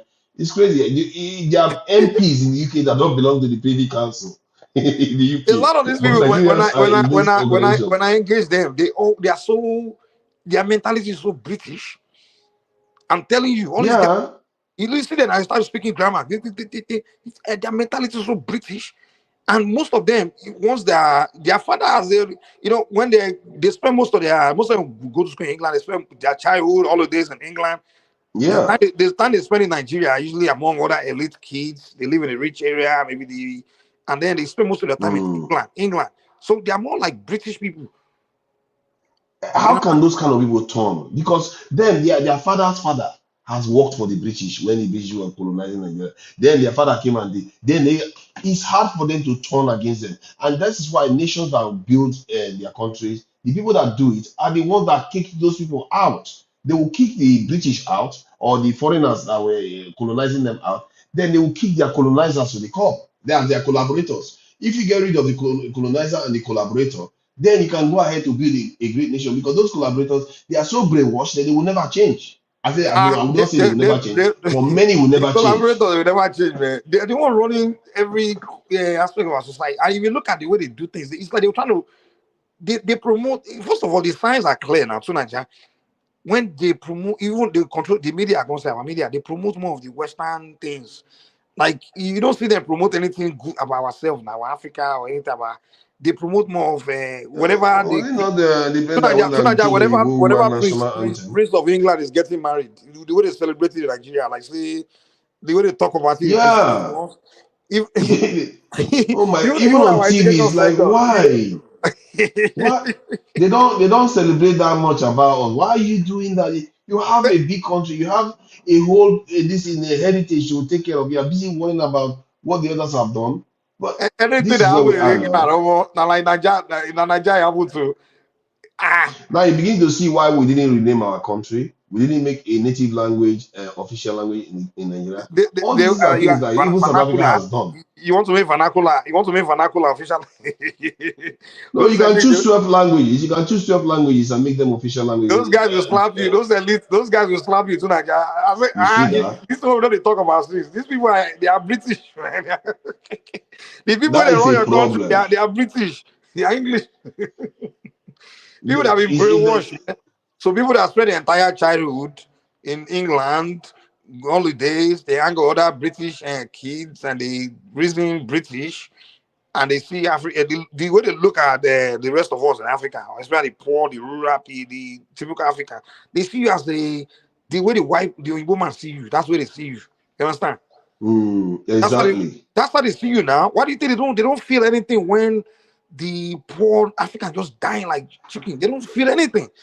You understand? It's like these people, and that's the same mentality Ojukwu had. You know, the guy too, he grew up in England, he was around. Yeah. Many of them are The deep, guy, deep, the guy deep didn't within the feel West. anything when his people were dying. They don't see the Mm. Africans as it's not only all those Nigerian elite, those British race. They are like the way they were brainwashed. It's like they see other Africans the way they are racist or Igbo masters see Africans. Like your life don't mean shit. Mm. That's why when a prominent British person die, the way they will talk about it, the way they will look when Queen Elizabeth died. Look how all of them go England. Look at it, they Wow, mourn. they don't play around now. They But go when and when a prominent African died, they mourn like that. So they they don't don't care. They don't exactly, care. and they begin to Yeah. transfer that mentality to their people. Like no, the African man is just a slave class. You know, that kind of those are the things that irritate me. That's why I always when I see those Nigerians come speak grammar to me, I'm gonna do you ain't shit, man. That part may be more consequential. I like to think that human mind can change. Maybe it's not impossible that even people that were born collaborators cannot see sense. At least they may not be that extreme like they So now hate their people. they Who have to knows? actually spend time among for you to begin to The feel people, you people. have to spend time among them. Most of them, Yeah. most of They Nigerian never do. they don't spend time in AJ at the That's true. hotel or in the street or among the regular Nigerian. They never had that experience. You understand? Their That's true. They entire are busy childhood, hopping their from entire country to life, country. they're more in private schools in England or schools in around Igbo people or their fellow rich people. Hey, So they never that's really sad. feel you. So they don't see you as a human being like that. You understand? You see, those are those type of people. When you see the regimes that are ruling some countries like China, they've kicked them out. They have gone to another country. You will see them. Some of them they will be in the West, but mounting their country from the West. Why? why the leaders in the country are busy building the country. Like the Shah of Iran. That one was kicked out by the Ayatollahs. The In guy, the West, but not in the while they are busy building the nuclear weapons and developing the country. It's really interesting how this is actually work. But it can be quite funny sometimes when the people locals decide to take over. But I have to give Europeans, those ones don't take prisoners. If they want to come at you, they come at you and finish the job. Europeans, they finish like the Russians cleared out this is Romanov family. The French cleared out their but they almost finished the whole monarchy in France too. The British, they beheaded the king. It's like these guys don't take prisoners. When they mean business, they mean business. If you want to get in their way, they will fight you. And but it's one of those things in our own context, the people that are controlling our leaders, we have a double problem here, but isn't it? You Tunaja, have your own leader, you have another but overlord over them. if we were a mono-ethnic country, I think we would have risen up and done something. Yeah, well, now Yeah. Somalia now. Yeah. How Somalia is doing that? No, You if know it what was just Somalia one went and did? empire that you are using a puppet to rule them, it won't take time before a group of guys will see what's going on. You understand? And just figure Songhai everything out. Empire existed now. Songhai Empire was quite large, it demolished it and it No, broke what into I'm saying is, pieces. you are giving an example of how the British or even the Iranian, how they overthrew the puppet guy, all those things. Yeah. What I'm saying is, in the case of Nigeria, it's very difficult because we are multi-ethnic society. So to say, like, asking something like that, now, why would I go and overthrow? It's very difficult, man. A northern guy that's in charge or a Igbo guy that's in charge, or it's difficult in a multi-ethnic. I think it's about ideology. We just never created the right kind of a set of people that are a little bit separated from the colonizers that had some serious ambition to take the country somewhere. They never came together. And I must say, Lord Lugard and the British, they did a good job of trying to create suspicion among the different groups, and they deliberately kept them apart. They kept the north and the south separate and gave them two different systems because they just want to make sure that they don't connive and Why did they give us two cause problem different? for them. Oh, I think they said it that it's a strategy. Look at that's Lugard's strategy, and he made sure that the brainiest people are often discouraged from attaining high office. So this is a strategy that they The use who? to make sure The they who? keep the people in check. The who? The brainy people, like the people that are highly educated, that they don't rise up the rank quickly in the government. And he deliberately kept he literally said it that they are keeping the north and the south apart so that they don't listen. I think there's a word that they use for it. In the So beginning, it's not. it was the bring guys I want to talk now. I mean, come on. And now was It was brilliant. what? Tafa Balewa was brilliant. Awolowo was brilliant. I mean, Do you know how many they had? Azikiwe But was you will okay. not even see one northerner if They left for just the created. south had all the most educated people at No, that time in yeah, you can Nigeria. have more, but in the north, the leadership in the north was still very educated people now. Madu Bello was educated now. Tafa Balewa was educated. And you know Tafa No, Balewa, he was probably more educated than even the Satan leader self. Tafa Balewa was the I highly don't know educated about man. Do you know him? that. Okay, let's say he was highly educated, but if you group all of them, the ones that are, let's say all the doctors or all the professors or whatever, you find out that the South has vastly more than Yeah, we the this have thing, you know. we have vastly more people. But what I'm saying is, you saying that they were making the dumb people. You know that story we used to hear, like in the No, north, no, they make no, no, no, dumb ones. no, no, they were discussing. No, no, it's actually a real policy. This especially Lugard, he doesn't like smart.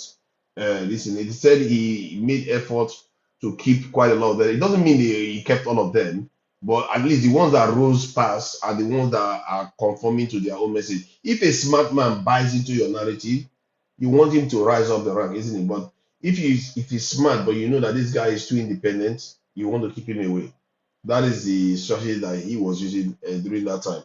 But that said, Baba T seems to have showed up from, I don't know whether he went to wilderness to pray. I don't know. He's back. But the point we are making is that it's like I'm a little bit skeptical now. From what I've seen in the last 2 years, I'm very skeptical of the Nigerian space. And it will take sensitizing the people to shift the system. If you change the people, the leadership will have to change or they'll pop. Forget about sentence. The thing that will happen to Nigeria, the worst scenario is that everybody goes their own way. That is the worst. No, that's not that. If you call that one the worst, maybe it's the right point for you to use, No, what I'm because trying to say is that one, the blood that is going to be happens, shed for that, what you I'm don't trying to see say it. is that whatever that happens, if you try to like change the system or whatever, that is going to work. That's what's going to happen. And that country No, that's not what's going to happen. So you're good as every ways. The Gala good as every ways. You see how quickly he jumped in with that kind of. No, I did not jump in like that. Tribal narrative. Let me finish my point. He didn't really. I don't think that's what he meant. I did not jump in like that. I've been listening to you for more than how many. But Remy, when you say everybody, what do you mean by everybody? Who is that everybody? Yeah, he just assumed that the Nigerians will just, the moment they want to change the government, they will just divide themselves. Let him explain what he meant. You talk about ideology. You talk about people that are different from the political class now. A new ideology come in, sensitize the people, blah, blah, blah, like that. Who are the people? Are they not the same with the same followership and leadership? And can I about? It's the people like us. Forefathers. You said we have, you said you have a structural problem, that the ruling class were brainwashed by, I think it was Mike, by the British and the country around the country. So during this unlearning of so many things and bringing people together, the system itself will resist that change, right? So there will be a pushback. So the problem with Nigeria is like we've always tried to change the system. There's always been this need to revolt against this. It's always had that. But it's like boxing. You can prepare to fight, but we always punch. But the Nigerian people don't have the power to counter punch.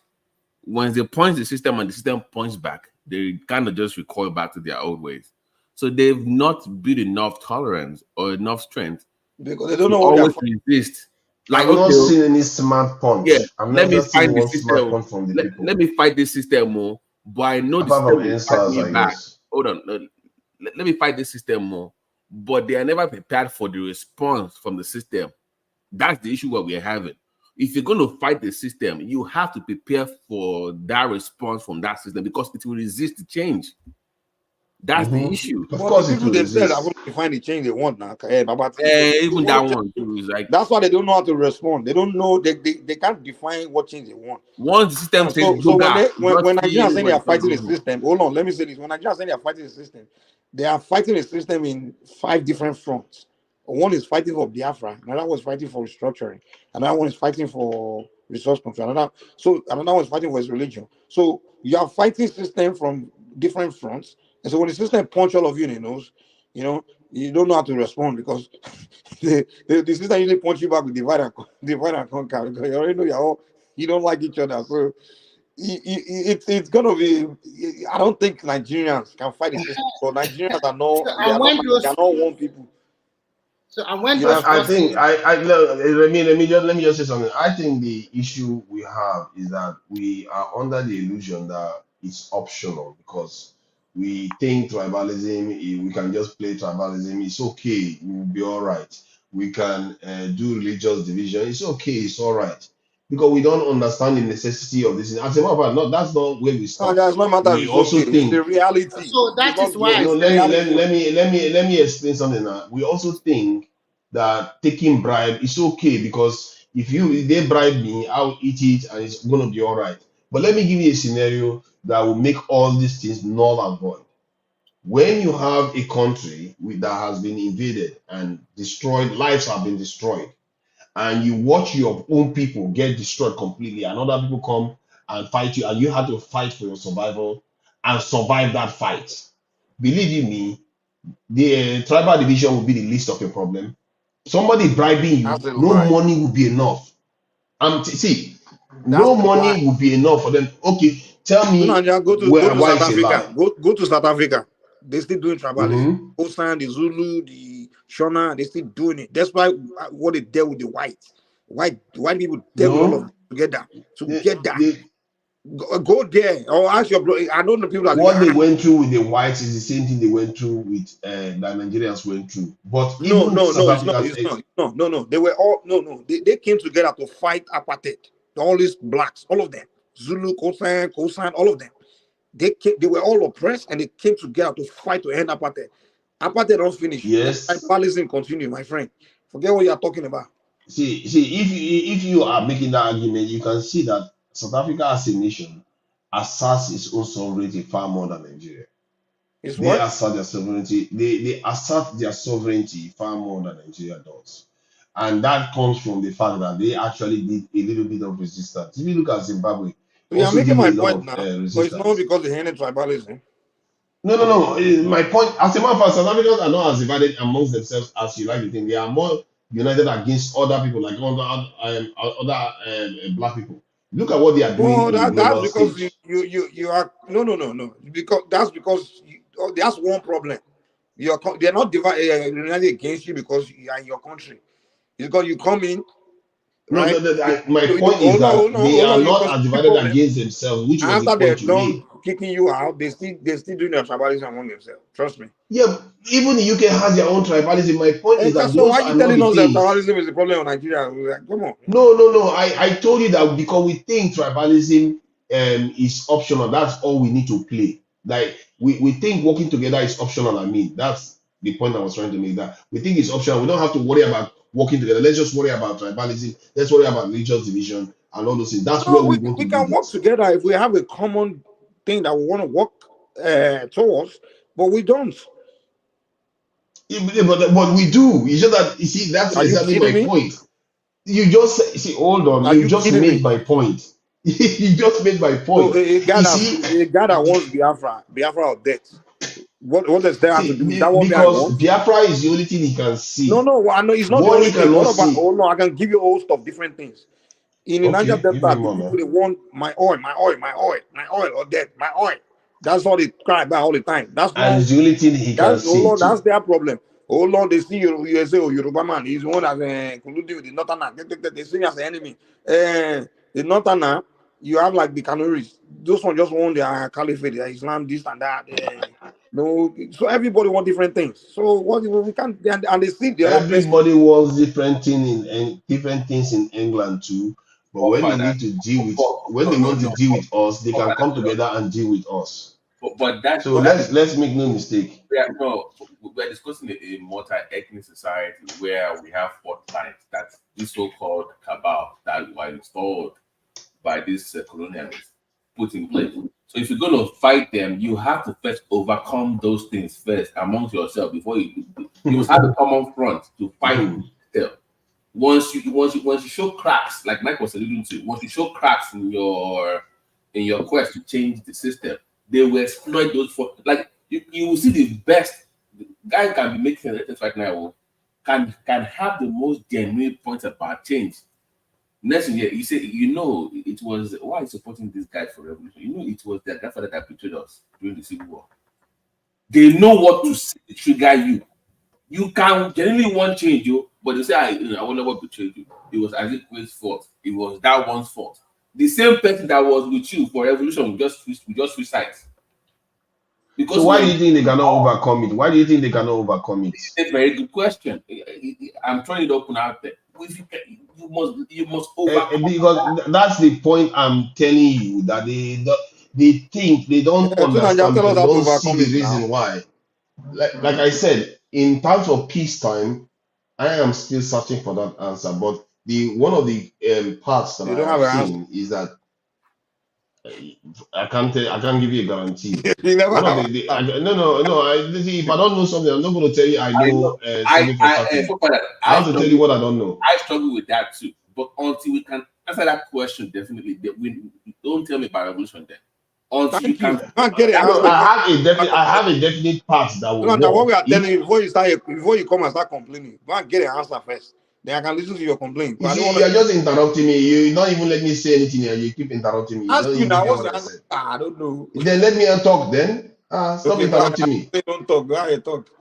So the point I was trying to make was that if you wanted to do it peacefully, one of the areas you can do to achieve those things peacefully is to first have an ideology that you create for the nation. In other words, for people to follow, which is mostly nationalistic. It's not tribalistic. It's not religious and all the rest. It's just focusing on what the people care about and paints a good picture So of who what the will create future is this going to be idea? like. Who's the person that will create this idea? Karl Marx. The If president. you want him to go, if you want a human being will do it. My point is that we are talking about the Okay, solution. the We're not one talking about SOWORE is who doing, the will one do it. people like SOWORE and he's doing. So is it not really SOWORE for doesn't everybody? have an ideology.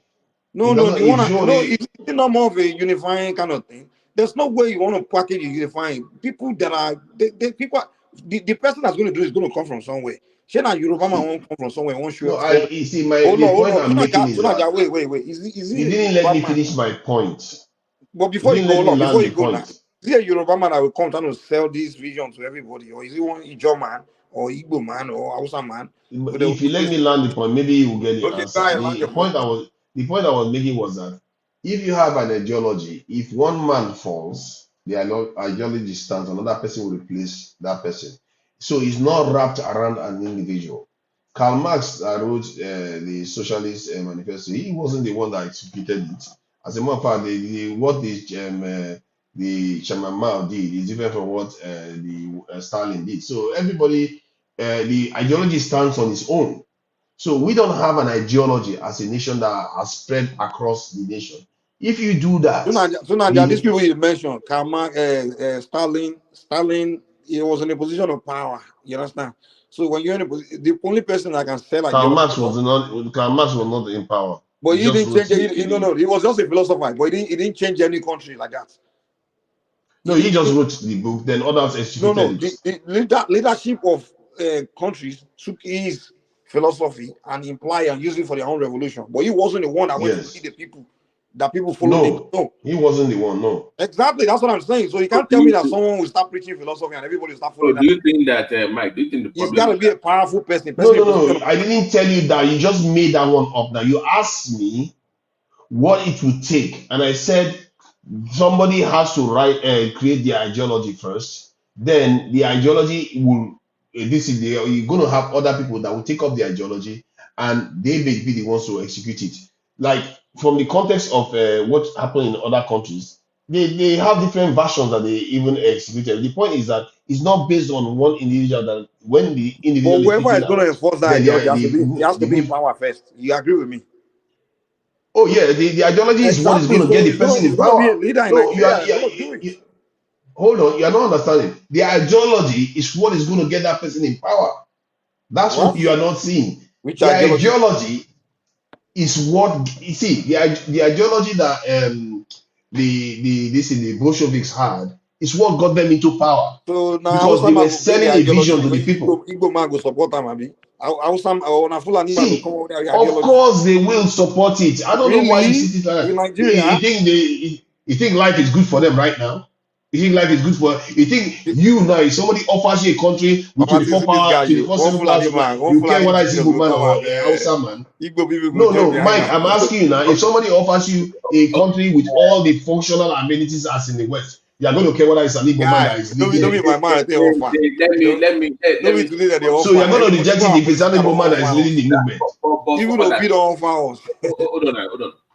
And Look at this guy. that's what I raised earlier. That people in Nigeria, I have noticed, they want change. They want everything that we talk about revolution, but that person has to come from their side. So even if that person has the best idea, if it's not from their own area of the country, they will say no. Even though that person is genuinely fighting for them, that has been the problem. Somebody will tell you about ABCD. No. They'll say, sorry, he's a Christian, so I can't support him. Even though they agree with what he's saying, do not vote for that person. Or that I person don't believe that. All those things you are hearing, it's playing out every day now in front of you. all those things you are hearing. See, when Nigerians are playing football or South Africans attack Nigerians. No. I'm not talking about football. I'm talking about When I scenarios. enter dance floor, I don't know where that babe come from. So hold on. I'm talking about scenarios where Nigerians have come together to do so. If you want to see, if you want to believe what you want to believe what, I'm not going to stop you. Believe what you want to believe. No. The truth is that there are many nations that are diverse that have gone on to do great things. Yeah, You we can can do believe great what you things, want, but it's but not it's to not follow reality. somebody. You can only what we You can do. will What we can end follow. up doing is maybe See, your individual problem start is that you doing think you have a choice. You see, this is what I said earlier on. You think you have a choice. When the time comes, you don't. If you stand in the way, you get thrown out of the way. When the time comes, you don't have a Naja, choice. you have pipe dream. You That's you why I sound like said this guy Lama. That's Maybe. what that guy always talk. See, We need to come see, together. Hey, we need to see, I'm like this guy. Mike, let me say this to you. Let me say this to you. Bros, you are doing pipe dream. One Don't of the focus on best things, reality, man. one of the best things that can happen to our people is maybe one of these my dreams come true. The worst thing that can happen, none of them come true in terms of all these problems that we could face and solve them. Because if we don't face these problems, we are already dead. But we are too stupid to realize it. Because sooner or later, others will come and take whatever we got left. We will become like What the is this problem, Indians Tunaja? What is the problem? living in reservations. Tunaja, That's what is what we the are going to problem? become. What is that problem you need to solve? The problem of, let's say you have a foreign enemy come and this attack you, and you hope you survive it. Because if you don't survive it, you will Tunaja, you say we fail have the again. problem we have now is not foreign enemy attacking us. You say the problem we have now that we are too stupid to solve it.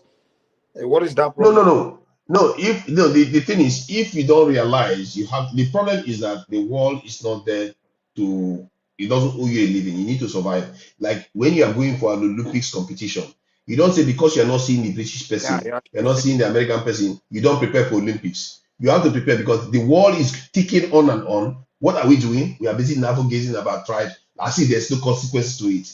Sooner or later, Bro. the consequences will come calling, and we are going to pay a heavy price for it. If we are lucky, we will survive it. If we are unlucky, we will go into the wilderness. My brother, allow me to talk now. Bros, I don't think the problem in Nigeria is people complain about other tribe. I think the problem in Nigeria is we're not producing, we're not productive.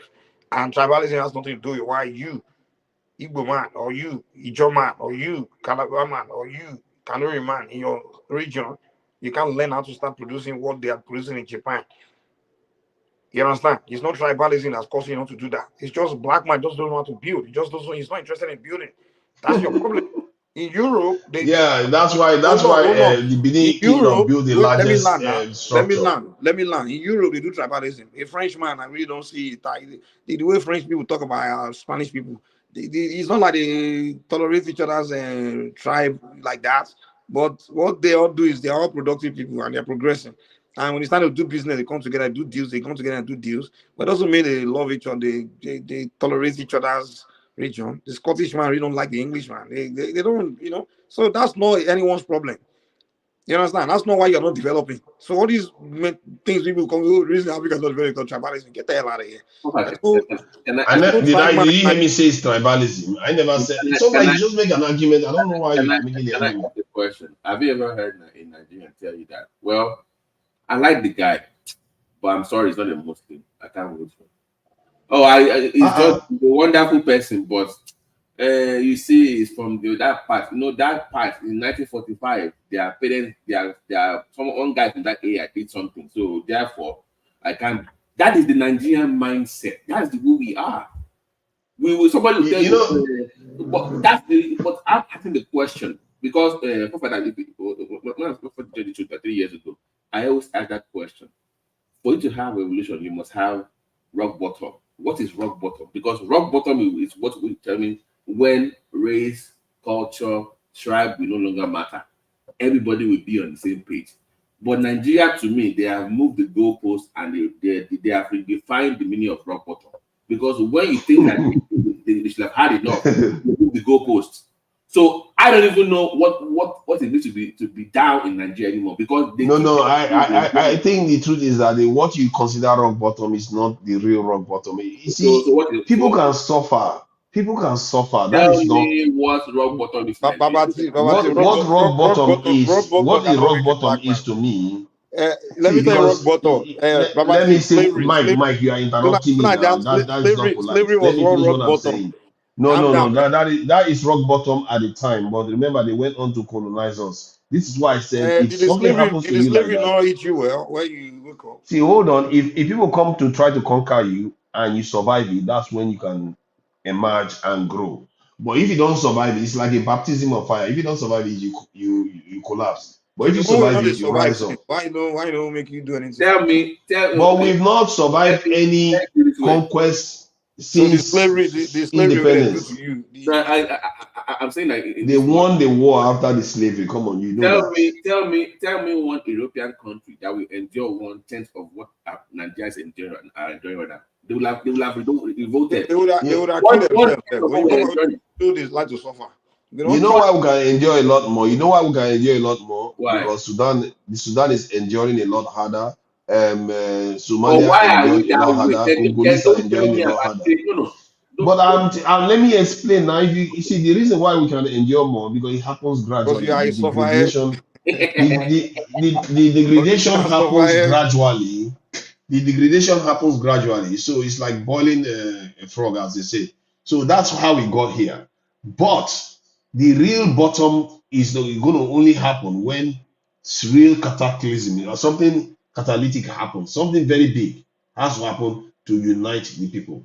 And my only prayer is something big enough to unite the people and strong enough to nudge them to do what is right for their people. And I don't know anything else other than a major conflict. I don't know anything else that can galvanize people to But a the level that you Nigerian civil see war in the now. way they build We nations. I've not known anything else. had a bloodiest civil war in African history. Did he galvanize That you? one is against yourself. See, I keep qualifying it. This is why I keep qualifying it. You have to survive the war, and it shouldn't be against yourself. If you fight against yourself, you might as well. It's self-harm now. You are harming yourself. Hold on. Did the Biafran war unite the Igbos? Anambra man was still They telling lost. Imo man is not original Igbo. The puppet of the colonizers lost, and that's defeated the Igbos anyway. So from the point of view of that conflict, There we was all no know the victor, no outcome of vanquished. it. What are you talking about? Whatever you want to call it, you call it. Either way, it wasn't good for us. Okay, We went on. no, go ahead, because I really want to know. Okay, let's do it this way, please. You know, real rock bottom means when you don't care anymore. Like enough is enough. Even you like, I am willing to die for this cause. Ask yourself the question: is any Nigerian willing to die for anybody else? That's for the good of that people. I don't care anymore. This is why I told you that he's going to need something higher. But it's not even Nigerian. It's a black man thing. Black man. Okay, there you go. This is why I told you that he's going to take something higher. It's not something that you think you have a choice. Like And most what? nations, to be fair, Like what? Tell me what it is. What would it take? Okay, do you know what the Japanese did to the Chinese when they invaded them? Do you know what North Korea was like when Americans bombed it, and Vietnam, all those things that happened to them? Look at where they are today. You see, when those things happen to your people, and you see your people perishing, and you fought and survived, you will not take life for granted anymore. You will realize it will crystallize it in your mind. So now, let me tell you where me and my party are coming from. I think you need to move to the United States, right?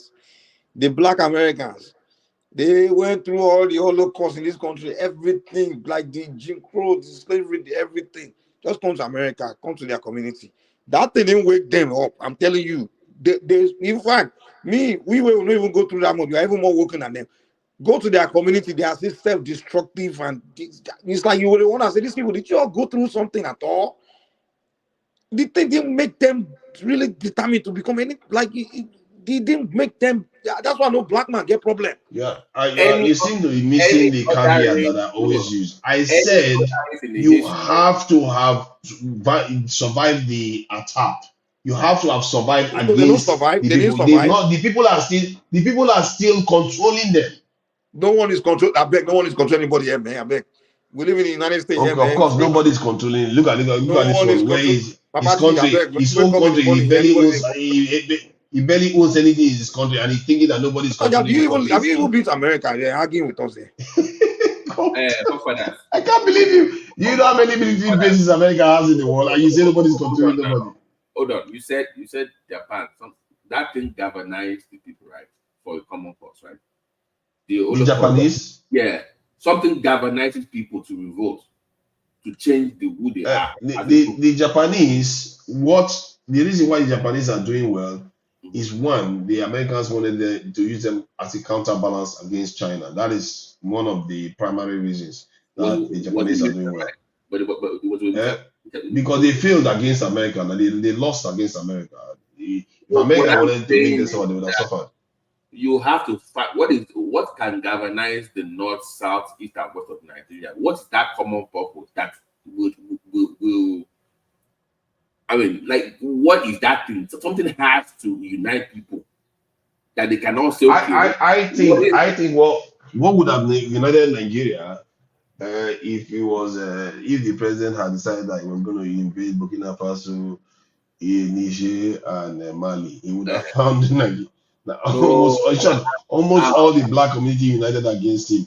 But I don't even think I'm not even sure that would be strong enough a catalyst. It will unite us a lot, but it will not be strong enough catalyst to get us to where we let me need to answer get your to. question. Babati, let me answer your question. You two man cannot give you an answer. Forget it, man. Let me answer your question. There are two things that can make us progress. One, as far as unity goes, one will be progress. Like, let's say one region or two regions are advancing. They making scientific breakthrough. They're becoming very industrious, and like, we are progressing, and everybody will begin to align with our people. Like, wow, okay, these people here, they will kind of like submit to them. Like, okay, wow, this tech, they're advancing, and people will follow them. You understand? And then from there, that progress can unite people. Like, okay, wow, we see this. That's one thing that can bring people together. Some progress, some kind of interest, which is usually everyone is interested in progress. I want something. Can you give us examples? I just give you an example now. Maybe one part of Nigeria becomes let's say Silicon Valley emerge in one part of Nigeria, and the impact. For example, even Dangote alone can unite a bunch of millionaires and people. Everybody fall behind. Once the guys start changing lives, now everybody will line behind the man. Like, more, you forget which tribe you come from, that kind of thing. So if how many nations has this ever happened? You allow me, man. Allow me. Oh, don't over talk, Jare. You that interrupt people constantly. Tell us which country this has happened to. Okay, forget it. You forget which country. No. I'm not going to forget it, Mike. Okay. I refuse. Okay, I don't have Mike, answer. you have to tell us the country. Okay, I don't have answer to your question, but let me No, Papa, that we are brainstorming here. Nobody, like, even I am struggling with the Nigerian. Well, let me give another. You just told me I wasn't going to give an answer. And you now. I'm making a statement. You let me land now. You already threw me a question. Let me land. Dude, calm down. You get also timing. The other way Nigeria can advance, which is what Remy always say, give people their autonomy to advance in their own pace. And maybe one region or two or three or whatever begin to advance very well. The other people like those people. I want to learn from them, and they can work with them. So give people that autonomy, whether region or ethnic group, whatever. Just give them power like Lagos or Zamfara to be in control of themselves, so we can all be in peace. So we have nothing that is dividing us, because this idea of we are all this unitary one thing is never. That's the root of our division, because it's never going to be balanced. Because one region will be producing. Chill out, man. One region will be producing way more than others, and the other will feel like, wow, why am I doing more than these people? And these people are holding me back. So until maybe give everyone the autonomy, and we can be one people, so no one is in anyone's way. Those are the two options me I can produce and present.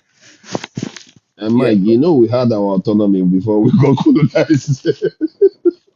But what issue do you have with what Mike said? You always make that statement as if it makes sense. Because you can be the first. Hold on. Oh God. You can be first at that kind of path to true freedom and independence of the people. So just because it hasn't been done anywhere else doesn't mean it can't be done in Nigeria. It's my point. So, for such an important thing, you want to have data, historical examples of where things are, something like this has happened, because it's so important. You can't just say things like that without having references. I agree with him. in terms of when people develop at their own pace, there's merit to say that people will be more efficient at adapting. But you can also argue that sometimes when you have a central control, people are more efficient. So it depends on how you want to approach the environment. But what you see in the world is that various systems, like he described, some parts are autonomous while others are more centralized. They are all still performing very well. It tells you that that trait in societies is not the deciding factor. The deciding factor that I can see is craziness where people have been invaded and trashed and everything, and they go on to build great things. And you know what pointed that thing out to me was when Chairman Mao said that he thanked the Japanese for invading them, that if they had not done that, China would not be where it is today. They would not have woken up. That triggered that idea that, maybe there's something that happens to people when something like this happens to them. And it occurred to me that this is why Hitler did the first flag attack in Reichstag, I think the German parliament or something like that. And you hear about first flag operation. I think the Japanese did a first flag operation too. Because when they do these things, they rile the people up, they get the people ready for conflict, like their lives are under threat. When people are afraid for danger, for their lives, they unite. They have no choice. You either unite or die. Which one? Is it more? Is it about money now? Take money and die. What that money is going to keep you alive. You see what I mean? So when it gets to that kind of point, money doesn't matter anymore. So in the Nigerian context, when is that point? Just bring it back to Nigeria. In the Nigerian context, when will we get to that point, or what would be the what would be the indicators that we can say? I think when we'll get to that point, I think from my own my own analysis, I think if you have an ideology first, you start sensitizing people and winning the argument on the ground. If you can gain space, they will resist. If you can gain space and win the space on the ground, people will become more conscientized. Can you give us Give me one ideology that you think? Because if you just give me one ideology, let's say, like I will use one of my favorites, which is security. If you can make that argument and crystallize it in people's mind that you deserve protection and you shouldn't have to be kidnapped and killed and all the rest of it, that you deserve protection, and that if you get this is what is going to happen. You can be able to live freely, your children will grow up fine, you'll be able to go to hospital, and you paint a picture of what the new world is supposed to look like after that measures have been taken. And if you start winning that argument, guess what is going to happen? When the leaders try to oppose the idea, the people will rise up. For me, that is one of and because the leaders are still going to keep misbehaving, isn't it? The only way they can kill the ideology is to fulfill it, because people will want the ideology to come to pass. So that is one of the most peaceful paths you could use. In a way, that's what the Bolsheviks did. The Bolsheviks didn't come into the country just guns blazing. By the time they got to the capital or wherever they landed in the Soviet Union or Russia at that time, the military had already taken over the government for them. So they barely did anything. It wasn't very bloody. So because they had won the argument on the ground.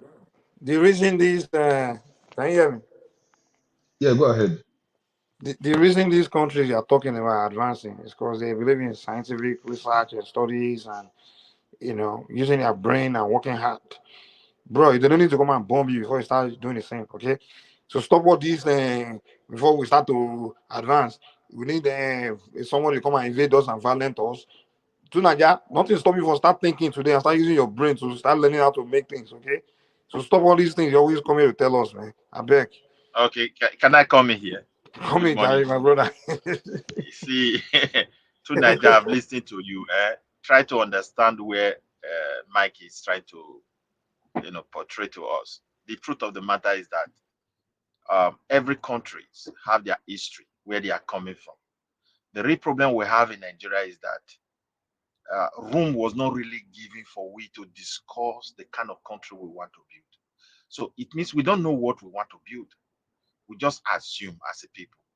And that's why things are falling apart. Let me give you an example to back up Mike. Do you think if the northern part of Nigeria were to be autonomous region on their own, do you think these terrorists will have space in that place? The answer is absolutely no. because they turned blind eyes to solid minerals they were having. After all, they were in the charge. They were the one in charge of the crude oil in the south. They own the oil where. So it's like we are shitting those people in the south. They have it in their mind. We are dominating them. And as a result, they turn blind eye. So most of the generals, retired generals, they quickly, queue in and start mining this stuff, bringing people from far away. And those guys gradually they mastered the soil and they started doing all this kidnapping. Gradually, now it's not a bigger issue. You can see.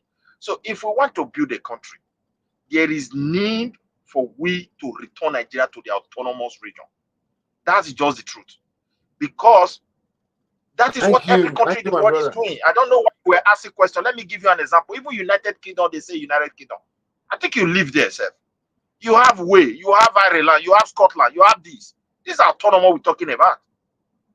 They even have prime ministers. They, even when United Kingdom pounds, they have, every region have right to print. They print their own, what is it called? Pictures of their people with the same note. So there are things they enjoy. And Ghana gave sense of belonging. Now, Nigeria only have sense of belonging when their tribal man is a president. And that is a very serious issue. Now that the Yoruba man is ruling, yes, we can criticize Tinubu, but there are areas you want to push to. And the people will tell you, no, this is our brother. We can't just let it be like this, man. We can't allow these people. I'm just telling you the truth now. We know that things are not like meeting up to our expectation. If we are allowed to go this way, we are stupid. If Amsama is there, that's what's going to happen. You can criticize, but there are things you push for. They'll say, no. These people can't do this one. If Igboma is there tomorrow, he's going to do the same thing. So let us, let them return back to regional system. Or even if this state, they want us to Let remain me in this state respond to level. him now since he's addressing me. Yeah, since we want to, if it is even state, we should also plan for autonomy. That is what the entire European is enjoying. And I see no reason why we cannot enjoy it. Imagine, I don't know where you are from in Nigeria. Suddenly somebody will come with bulldozer to your community. The local government chairman don't even know what is happening. They will tell you someone has given them permit in Abuja to come and start digging this place, that there are mineral resources there. Is that how it's done in Europe? My local government can stop any federal government project here in Sweden. If it deem they don't, if they look at it, look, this one we don't need it here, and that is the end. There's no court you can go because they have power over their land. Midwest, the Europe that Thank you're you. talking about, when you call police, the police will show up in 15 minutes, but you're not going to Forget get that about in police first. The reason is that they example. have region. Now That's why police is coming. let me make No, the point I wanted to the make. reason why police to Nigeria, the reason why I call police and police will come is because they operate that regional government. Okay, now let me That's make simple. the point I wanted to make. Exactly. Let me Have make the local point I police, wanted state to make. police, all those things. Let me make the point I wanted to make. You see, the type of government doesn't matter. Whether it's centralized, regional, most nations still function. Does matter, Even man. it doesn't matter. No. Let me explain. You are not letting me talk now. Come on, don't do this. See, he addressed me. If that was the case, that because if the Northerners were controlling their region, they would have made sure that all those theft is not happening. But it's happening in Burkina Faso, it's happening in Niger, and it's happening in Mali. That's what they are all fighting right now. As a matter of fact, even this in Egypt has similar problems. So that the type of government we are arguing for is not necessarily the one that is going to lead to a panacea. We had it to an extent in 1960, and look at what happened in 1966. We were progressing now. Yeah, we were progressing into a civil war, and then after the civil war, No.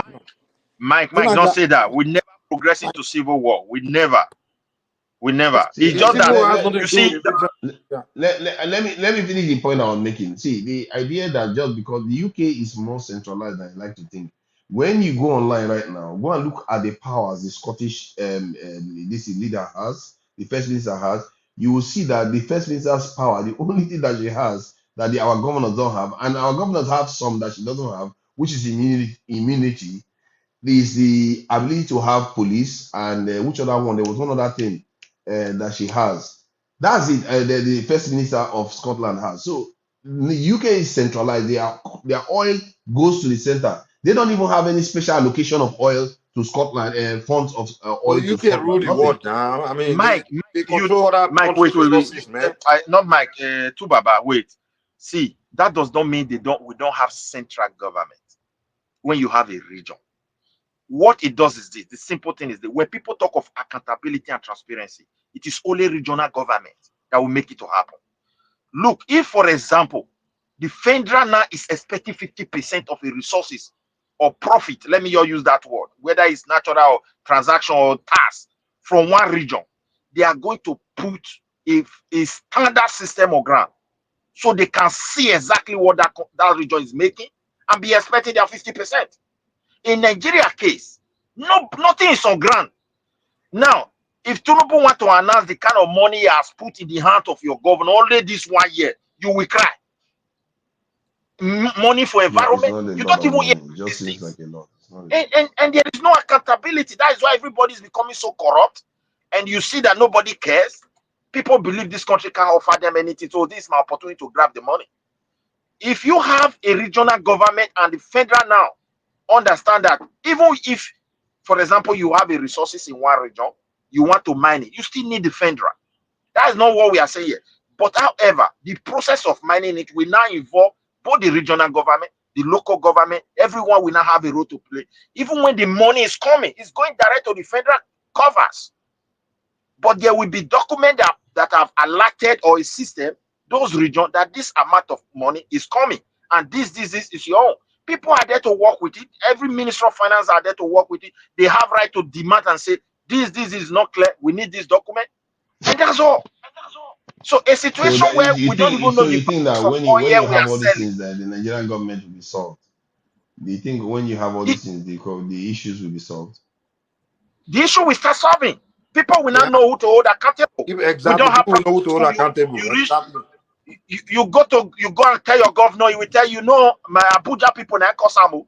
If I wish I have my own police now, would have So protect everybody. among the And when 40 they black want to African kill everybody countries, because of election, you know. among around the 45 black African countries, how many of them do you think don't have this system you're talking about? How many African African when you countries talk have you about been African to? countries, man, On average, we See, have 192 constitutions how written so many? far. Ask you, how many African countries have you been to or stayed and look at their system? I've stayed in multiple African countries. Some of them part in parliamentary system like that of Ghana, and that of this in Gambia. So I've seen different systems of the African state, and most of Okay, them are different kind of government that they have in the rest of the world What are you too. proposing for But the Nigeria? point I'm making is that out of 192 possible constitutions that have been written, what makes you think writing 193 is going to transform this thing? If you so don't Naja, I we don't transform think the already for explaining people, it to me. you forget now. it. I see asking question. He broke it down to you. You can hold Well, your I local am people explaining, accountable. Mike, Now we but have a problem of not being able to hold people accountable because they are in Abuja. We don't know what they are doing there. But in his what they are locality, doing. in his region where they all speak the same language, The local they people are the ones that they don't know. pay salary. We are here suffering this thing. Hello. Sorry, everybody. Sorry, I don't know this narrative. We say if we go back to regional government before Nigeria will work. But why are you people not looking the history of Nigeria? How long did regional They don't. government stay before the 1960 bloody school? How many years? Wait, If it my was So brother. There the, was the, the corruption. regional Oh. Do you government know that was there was corruption during that period? That's what led to the I, coup. I There don't, was I don't think massive these people corruption even no, going that's on not during what understand. They that led to the just time. go coup. with Now narrative. oil, now led to the coup. Now oil. Those No, there Well, was Kaduna guy corruption. there. Oh, Now lie. No be we corruption. may you've not not checked we the may history Now now. we I may Okay, do. let me see if I not can find we may not evidence. agree. Every one of us may not agree on a region or autonomous. But if Nigeria continue on this direction that we have, something worse than civil war is ahead. So have that one in Exactly. your mind. So if we said we have the regional, let me just tell you, the regional system worked perfectly. It worked perfectly. For 3 Only years, the east. and it turned to bloody. Yeah, It wait didn't now. turn It to worked bloody. perfectly. Wait, it did not turn to. Even the British who colonized us never tried what we are trying today. They gave us region, even when they have power to seize us and say one country. No, leave your emotion aside. I'm asking you, how long did that regional government sustain? that turned to bloody 1966. But What do you even it's not understand? regional government that led to bloody. Wait. Wait now. Why you saying? The regional war, the regional government did not cause war. It is tribalism that caused war. Oh my God! Do you know the corruption that? What have you even watched? Have you wait now? Have you watched? Have you watched this? What's the name of this hearing during this Oputa panel? Those people that participate in that 1960 coup. Have you watched that? Have you? Did you watch it? But the Do you know what they say? The complaint that they brought out that was happened before, and what led them to carry out that coup? Okay, explain to us. Explain to us. Explain to us. You can explain. You can explain. Let us also have explain because let me tell you Midwest, please allow you to explain. Wait now, wait. Let somebody to leave emotion, my brother. Yeah. See, let me tell you. See, they said one in I think the first election that was 1963. That all the region, the north and the south, they were using the military to rig election. One, that was I just continue. Then number two, the corruption that was going on was alarming, and Nigeria was over suffering. Number three, they said majority of all the old maybe Awolowo, Azikiwe, Samadu Bello, they are infiltrated all the old. Everybody have military, they have their own police there. That they infiltrated all of them, the military, that they were using them, and everybody was wanting to go to the center. That's what caused their Awolowo and Azikiwe. You go and leave this is Oputa Pan, all of them is there live. It's not, these are the people participating in it. It's not my word. Okay. What led brother, let me come in here. Wait. There was Can killing I come in here? side. Wait. Let me come here because the way you are presenting. The thing about the past with the road test glasses without really checking the details. Wait, my brother. You see Oputa panel, It was trying to like a panel where people come and argue against themselves. We were trying to, everybody have his own version when they were talking. I listened to it. The truth of the matter is that the first coup was never a coup of Nigeria. It was ethnic coup. People aligned on the basis of ethnicity to do what they did. Let me tell you, who told you Nigeria were solving during the region? The answer is lie. You don't even understand. You don't even watch it, my brother. You're not emotionally scouting. I'm telling you what they lay out. Najama, let me respond to you now. Give me a chance to respond to you. Okay, let me describe the state of the economy to you. Our economy were far better than nearly the entire European economy in terms of reserve. And those guys you said they were corrupt, go and show us their building. Go and show us their mansions. Do you know the finance minister, Professor Kotebo? What does he have? He has nothing when he died. But Najama, sorry. This guy saying, you don't even sorry. You're just saying as if you are there. Have you born? I'm telling you the history of people who participate in all those things. I'm telling you this and that. Midwest, please. Nothing. Midwest, please. Najama, the corruption you keep pointing at, the Kotebo, the others, it's in the center now. It's not within the region now. All these things you are complaining about, the fights were in the center. The regions were governing themselves independently. They had resource control. They had their constitution. They were governing and they were all progressing. But where the problem came was when they meet in the center. And also, Nnamdi Azikiwe was the one that really created a problem because he started interfering in the Western region problem. He's not from the West. He started coming there trying to interfere. You want to be premier of the Western region. You are not from there. And two, he was still giving Awolowo, became president. Next thing, put Awolowo in jail.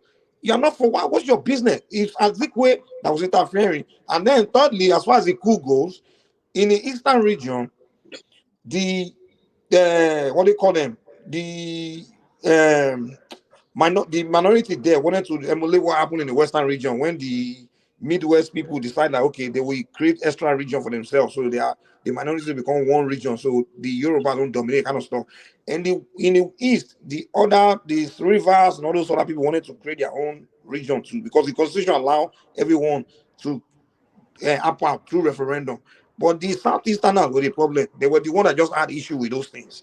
That's why they did a coup, like no division, no. And then Ironsi decided to make a unitary system. So the whole violence is not because the regional system was the problem. The violence was because some people just, I guess something wasn't going their way. and somehow they have to put nose in other regions' problem. That's what happened. It wasn't really regional. Yorubas were doing well. We had our idea. We had our philosophy. We were Yeah. creating our curriculum. We were doing well. Just leave us alone. You know. And the Midwest, when you guys created your hold on, let me land. This one is important. Midwest, when the Midwest broke away from the Western region, the oil in Delta State was belonged to the Midwestern region. And you guys would have been controlling your oil, building all the oil revenue from Delta State today would have been going to the capital of Midwestern region. You guys will be building your place. There won't be no Northerners coming to own oil well in Delta State. So it was going well, and the Northerners don't have problem with it. It was my Southeastern brothers that just had a problem because there are people all over Nigeria. They want equal right everywhere they go. They want to be equal in the north, and they want their people to be equal in the Yoruba land. And as we say, Yorubas are doing tribalism to the Igbo people in Yoruba land. They were the only people that had problem with that regional problem, and they created all the problems. So you can't say regional. Okay, Mike, let me ask you. Okay, let me ask you one question, then you continue. See, what do you think now? For example, if we go back to that regional government, what make you to think that thing that you explained now will not take place again? No. See, today that argument of you mean the Southeasterners will come and put nose in other people's region problem this time? Maybe don't leave the Southwest. Bros. Maybe like from the middle. Okay, hold on. If you want to say the reason, okay, you want to talk about coup. Even when we became unitary, we still have so many coups after that now. We're having coup after the unitary system now. When we came together, we're having coup. So don't say regional system was the reason for coup. Coup will be coup. You understand? There will be some problem that will always be there, whether it's regional or unitary. Even those things you complain about, corruption, whatever, we still have it today in the unitary system. So there's some problem that's just problem. You can't say it's because of the system of government. It's just human problem. You understand? The issue of we are complaining about fighting for power in the center.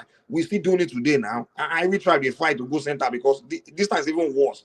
Because you believe because the president really, has so much power over your region this time. At least back then, most people didn't even care about who become, like the people in the Yoruba land back then didn't care whether Olo become president of Nigeria. They just, Yoruba become president because they just want their region. They just focus on their region. In fact, their own fighting was within themselves, like, who will become a leader? They want Olo to continue. They didn't want Akitola to continue because Olo did great. You understand? So that was within them. They didn't go and fight in other region for their political problem. They were fighting in their own region over their own political problem, and they would have solved it among themselves.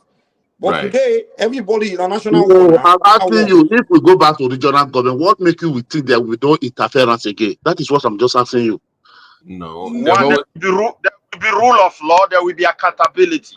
Was there no rule of law by then? See what we know they miss everything together. No, can you hold on, please? Wait, my brother, let me learn. What led us to the Civil War? Even before we got independent. No civil war. We're talking about the coup. Something led to the coup, not civil war. The coup led to the civil war. Which coup? Wait, the coup was it? Look at, I listened to this Maputa panel. I think Bulem de Kodama. He said it was in everywhere that Sadana of Sokoto was already in line with Egypt. They were in line with this, that they want to Islamize Nigeria. That book he wrote, 20, the chapter into 20 rumor. That was 20 rumor inside that book. Don't just discuss that book. That discarding that panel. Was Operation No Mercy. Those people they lie. Was not lie. Discard that book there in that panel, please. Don't say anything about that book. This one is not from my mouth. Let me quickly land this one, please. I'm not talking. Can I land it? No, just to clarify, because he said that they had a coup during the regional government. There was also coup during the presidential run as well. That's what I said earlier. But we are asking that for Nigeria, if you compare the way we were during those first 3-4 years, were we not better off than what we had after, or in a different system that we've adopted? So you go with the best you've done. Now you then start to rectify the mistakes you made. The weakness of that system is what you will then fix. But it's still the best option we have now. If you have anything better, please tell us. But Raji, the British left 1960. the first election we had in Nigeria, 1963. Mm-hmm. How was that election? That you are not looking back. You are just looking because we grow and be hearing sweet word. What led to it? We have to diagnose it. Very problem. But no one cared too much about that now. election because the regional people didn't care about too much about this. I just told you that everybody was concerned about their region. There were problems with that system. Oh, hold on, let me finish that. There were problems with that system.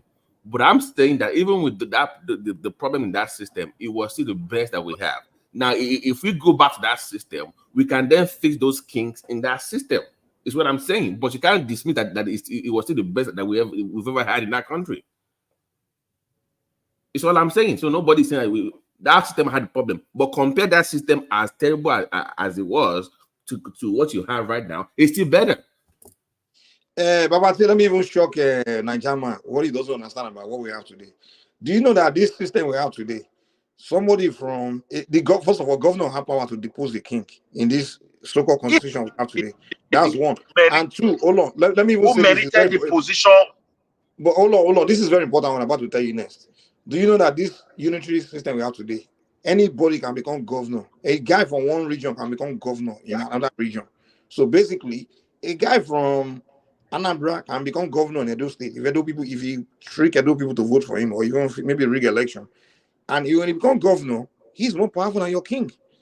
And if he come from a region where they don't respect king, they don't believe in king, and now your culture, you can stomp on your culture and say, me and Oba the bump Edo, let me dethrone him. Because the constitution giving power over him. That's what we're having today in Nigeria today. Why is some people who come to Lagos and be telling about Lagos, we don't respect king, that kind of thing. You are stumbling on people's culture. We have culture here now. We still have it. So make me go Kano now. They go, hold on, please, make I go Kano now. Me I carry Quran. I don't be Muslim. If I carry Quran now, step on now, they go chop. I mean, come on now. So you need to understand. We have problem here now. What led us to the first coup? That is what led us to the first civil war. When Ahmadu Bello said in this country, like, look, you are different from me, and we have differences, and they say yes, they know. Says okay, let's sit down and let us discuss so we know those differences and know how to handle them. That is the best idea. The way we are in Nigeria now, something more than that civil war. When he said it, this guy, please, you are just giving pam story. When he said it, did they agree with him? When Awolowo said Nigeria is like oil and water, they agree with him. It is this is look at our problem. The Easterners believe that they can rule everybody. They never agree. So you have to put it straight so everybody is listening to what they will hear. Not that half story. That is where we have the problem. Instead of them to agree to discuss this issue, knowing very well that these people are concerned about particular issue, they went and discussed politics with them, how they can be prime minister, and how the regional one is for them because it doesn't concern anybody. So we will not talk about Ahmadu Bello, but they are raging. Okay, you will command this, and Awolowo has no position from Fendra. He was betrayed, and when he returned back to West, okay, let me go and meet my people. Akitola is already there. And this is where the Western region, that's where they have this problem. If the Central were properly arranged, or Awolowo was the Speaker of the Senate, I will tell you we will not have that problem. Now, Awolowo that was blackmail and put into prison. Do you know blackmail Awolowo? No, it gets to a point. It was not like that from the beginning. There were space. I'm talking about that period of time. He was a free person. He was moving around. He was with the as a forefather of that country. And after that betrayal to him, he went back to his region. That is where the genesis of everything began. They planned everything. Suddenly he ended up in jail. There was a terrible crisis in the western part of Nigeria. So the truth of the matter is this. When you look at Bullen, what he was saying, he said, let those who merited it rule the country. The question is, tell me anybody that doesn't merit to be president. If not for the ethnicity. You that is talking here, you can wait, I said discuss that man. Don't everything that man, so unless you are not looking, maybe you just watched only that segment. That man, everything he said that is total lie. A man write a book that go with 20 rumor and they discard that book in that panel. You are still talking about all this, everything is submission. He said merit. What was happening by then? Everything was merit. That's why the Igbos, we are all in officer, not the military. All those civil, everything. The rest people were just civil servants. No, what are you talking about? Nigeria will rule by merit then. You are just talking of today. You have to say 90. When did the British military leave Nigeria? They leave in 1965. Who's supposed to be the GCO? It's not there was no federal character back then. No. There was no quota. You understand? There's no quota system. It's by merit. When the British military leave Nigeria in 1965, the next person that's supposed to be the GOC, supposed to be Mama Larry. Because the Minister of Defense was the Northerner. He had the Northerner to know that they even love themselves. He had to say, no, don't let the military want Mama Larry to be, because he's more trained, more experienced, to be the GOC. But the Northerner by themselves, they said, no, there cannot be chief of staff, and another Northerner will be the GOC. He said, no, give it to Aguiyi-Ironsi. Aguiyi-Ironsi was not even a full military. A full commandant. You have to understand all those things. The way they would take the Easterner, but the Easterner, go and look at our War book. I forget the title of that book they read there in 1946. The plan of them to take over Nigeria. What are we talking? No, we have to look this thing public. It's the matter of time. Want to wipe everything we are taking over Nigeria. Well, the Midwest that we are talking today, even the small civil war that we don't have, don't you know what we suffer? So I would let you. I like this unity system, no matter what people are talking. Because this is what everybody go have the soldier, police there, reward them, invade every little ethnic group. No, if you are fighting for yourself, you are still fighting for myself, my brother. Because I've read those books, many books, I've looked that panel, I've read many books about that civil war. All of them, the lie is so much about everything. So, are you saying that the East have always been resistant to regional government and they prefer the interest? Because if they go for regional government, go and look when the money when they bring their submission, go and look all their submission. Even when the Ohanese come to the put up money with their submission, everything they say, all was still disregard, all was just frictious petition, lies against the nation. Even during the confab, I think the only one in more state they didn't want regional. In fact, the last one before the one during Obasanjo time, they never really.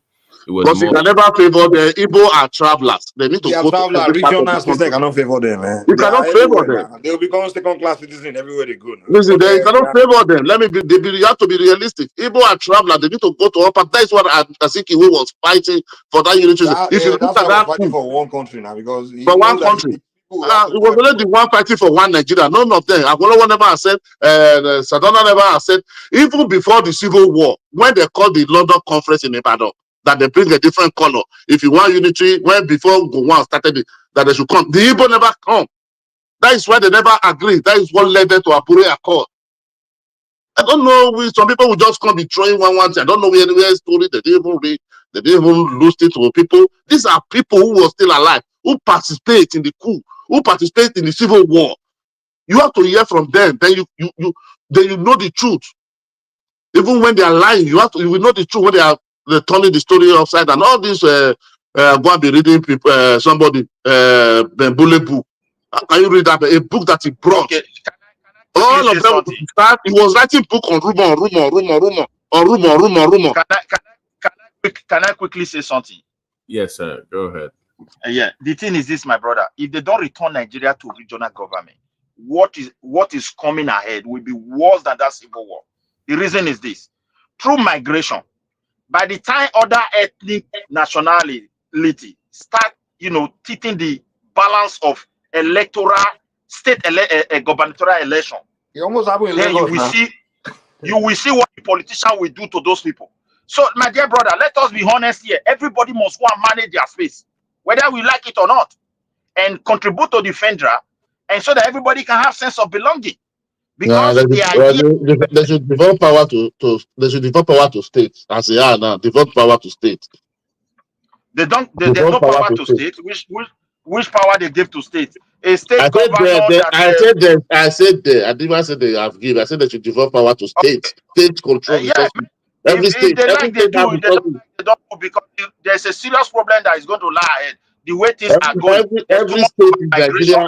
Every state in Nigeria have resources to sustain itself. They should devolve power if the state should be paying back like 30% to the federal coffer and take 50% for whatever they generated, and 20% and bring it to the central coffer and share it again like the regional government type within the states that are not viable. Finish. So to go back to regional, no, regional government will never work, man. If you come, some people will be looking, you have why the Igbo doesn't want the one that are shouting for Biafra for how many years?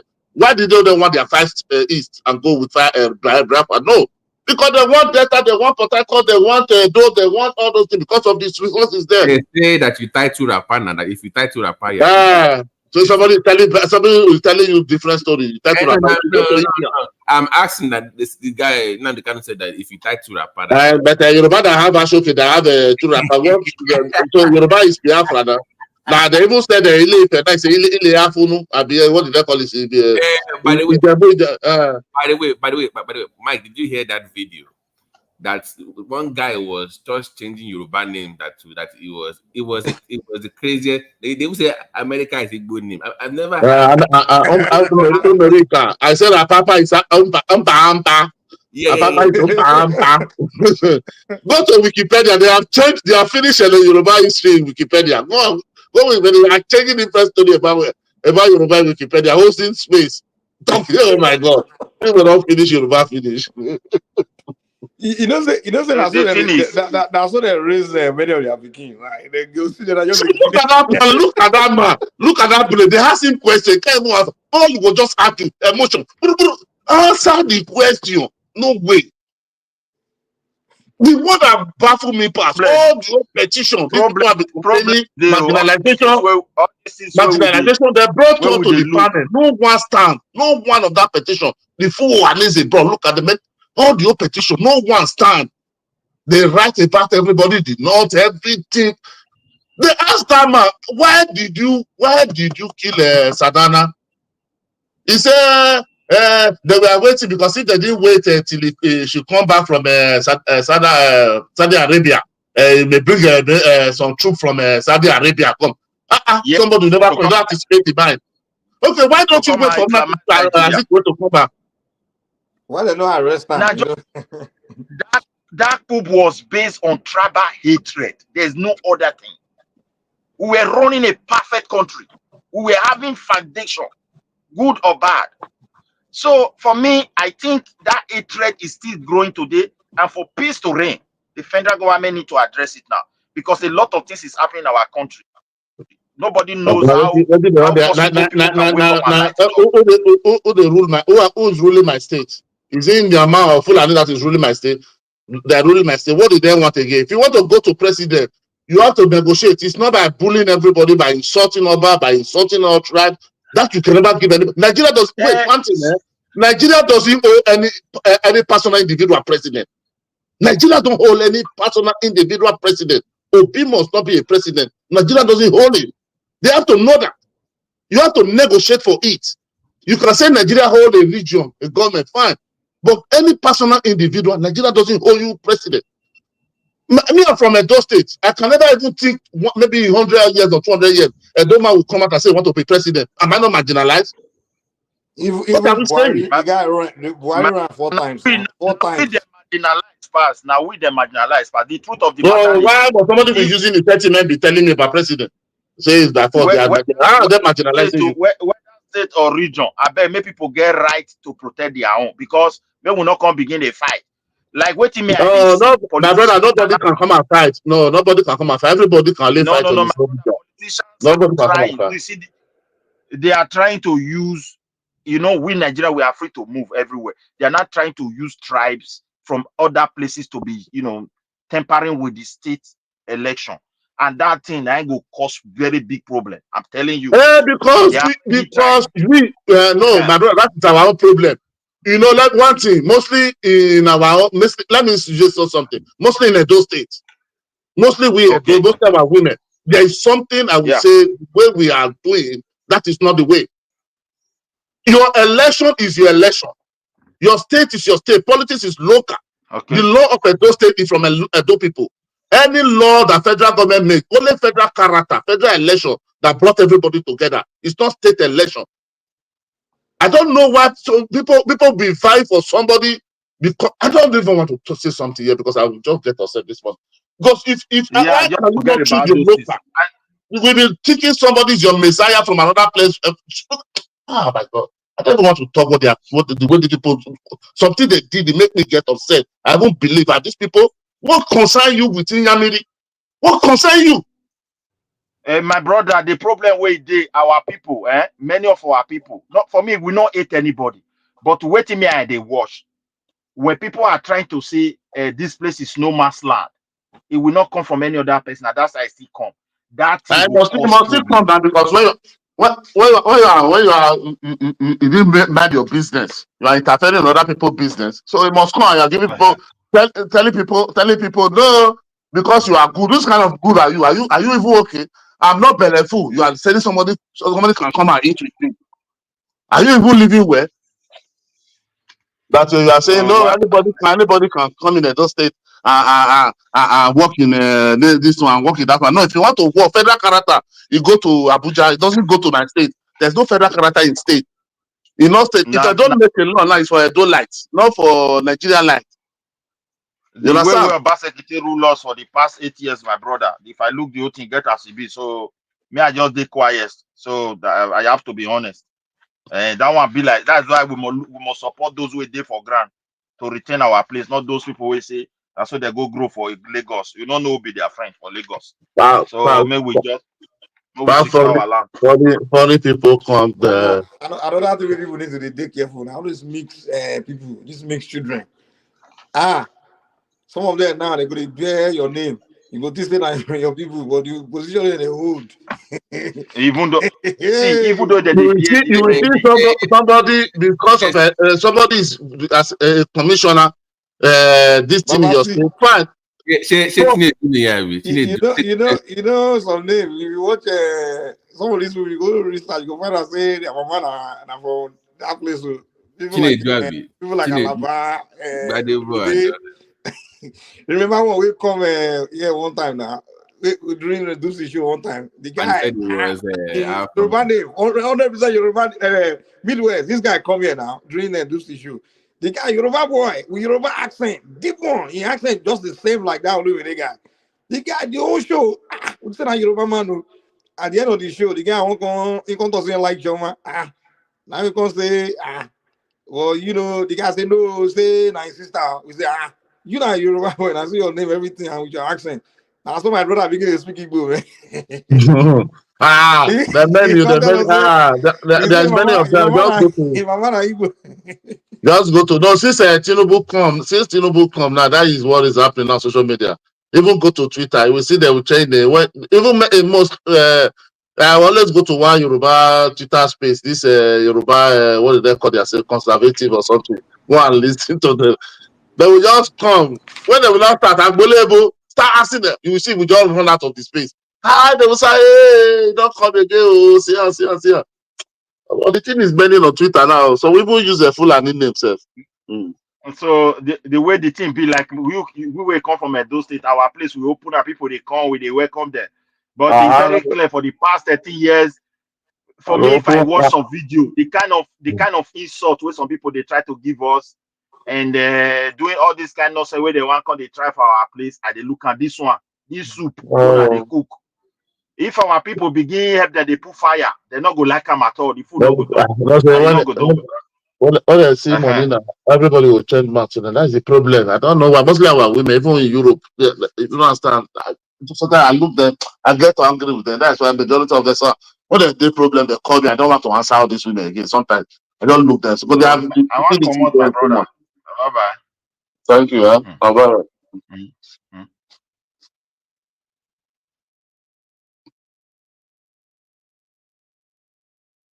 What father? He has gone to a different platform. You know, he never sleeps now. Our security experts. Are you still there? What security expert? Don't mind Papa is telling us now to recruit. Doesn't know what he's talking about. He's not telling us how are we going to pay them. How are we going to equip them? No life insurance. We're not advocating for that. I say we should recruit. Well, father. Nigeria police have been this thing, military. They are not even paid well. You say we should get more to eat. The point is this: if you have regional security outfit, they can recruit. If you think you need 1 million in your region, recruit 1 million and pay them how much you want. If you can afford to pay them 1 million every month, it is coming for your purse, Abi. So everybody should hire what they want in their region and pay them whatever they want to pay them. That is true federalism. Okay, so if you want to have to, even I've always said, if in every region, if you want to create 1,000 states in your region, that is your problem. If you only want to have 5, that is your own problem. No, but everybody should be able to do what works for their own region. Uniformity is what's killing the country. We must have this. So one person even came here tonight arguing that if they say petrol in one area at 110, it must be 110 in Sokoto or Maduguri. You will not factor the cost. You know when everybody has No, different... you see, I have this argument. This was the platform, but I think remember either last week somebody was saying, no, they are selling petrol in this in Lagos, in Kano, they are selling this thing. I said, well, what are you talking? So the kind of comparison you people make sometimes, I don't understand. How did the oil get there? Did the oil fly to there? Don't even think the transport that will go to from Lagos to Ogun State, is it the same cost to Medjugorje or to Edo State or to what are you people talking sometimes? I don't know. They know the problem we have in Nigeria today. Some people, because they are not, maybe they are not, I don't know. I don't want to use this kind of word. You know, say most of us don't even know how big Nigeria be. You know, say if you fit 6 European countries inside Nigeria. And they tell you, when I begin to look, I go Google the size of England. I can't find out saying England are more the same size as Yoruba land. I swear.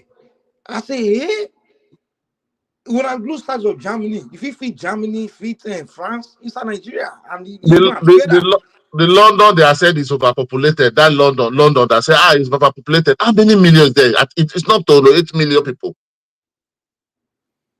The London, everybody talking now is populated. I don't know why we have to. It's like country different region, different ideology, different philosophy. You know, and you want us to all be in the same. Like just like about saying uniformity. It doesn't make sense, man. Let people govern them. I mean, use their own ideology or ways to determine their destiny. You know, give people way. I mean, everybody get their philosophy in life, man. Life, you know, their desire, what they want to do. That is why I prefer states. They should develop power to states, because if they go to a region, fine. Yeah, even state, that will even be better. Yeah, you know, what people are looking. Why the Southwest are clamoring for regional? They support it 100% because you people see, you are almost one, and you are being need no problem. But we that is the minority side, we know what we are afraid. I see what you are saying. But we know what we are afraid. Another way we can say, maybe it shouldn't be region for everyone. We can just say, I mean, in fact, the way they won't constitute it in the beginning, like, okay, a group of people can determine, like group of ethnic group can come together and determine that, okay, we are one region, you know, that kind of thing now, or we are one state, or we are one, people should determine that. You know what I'm saying?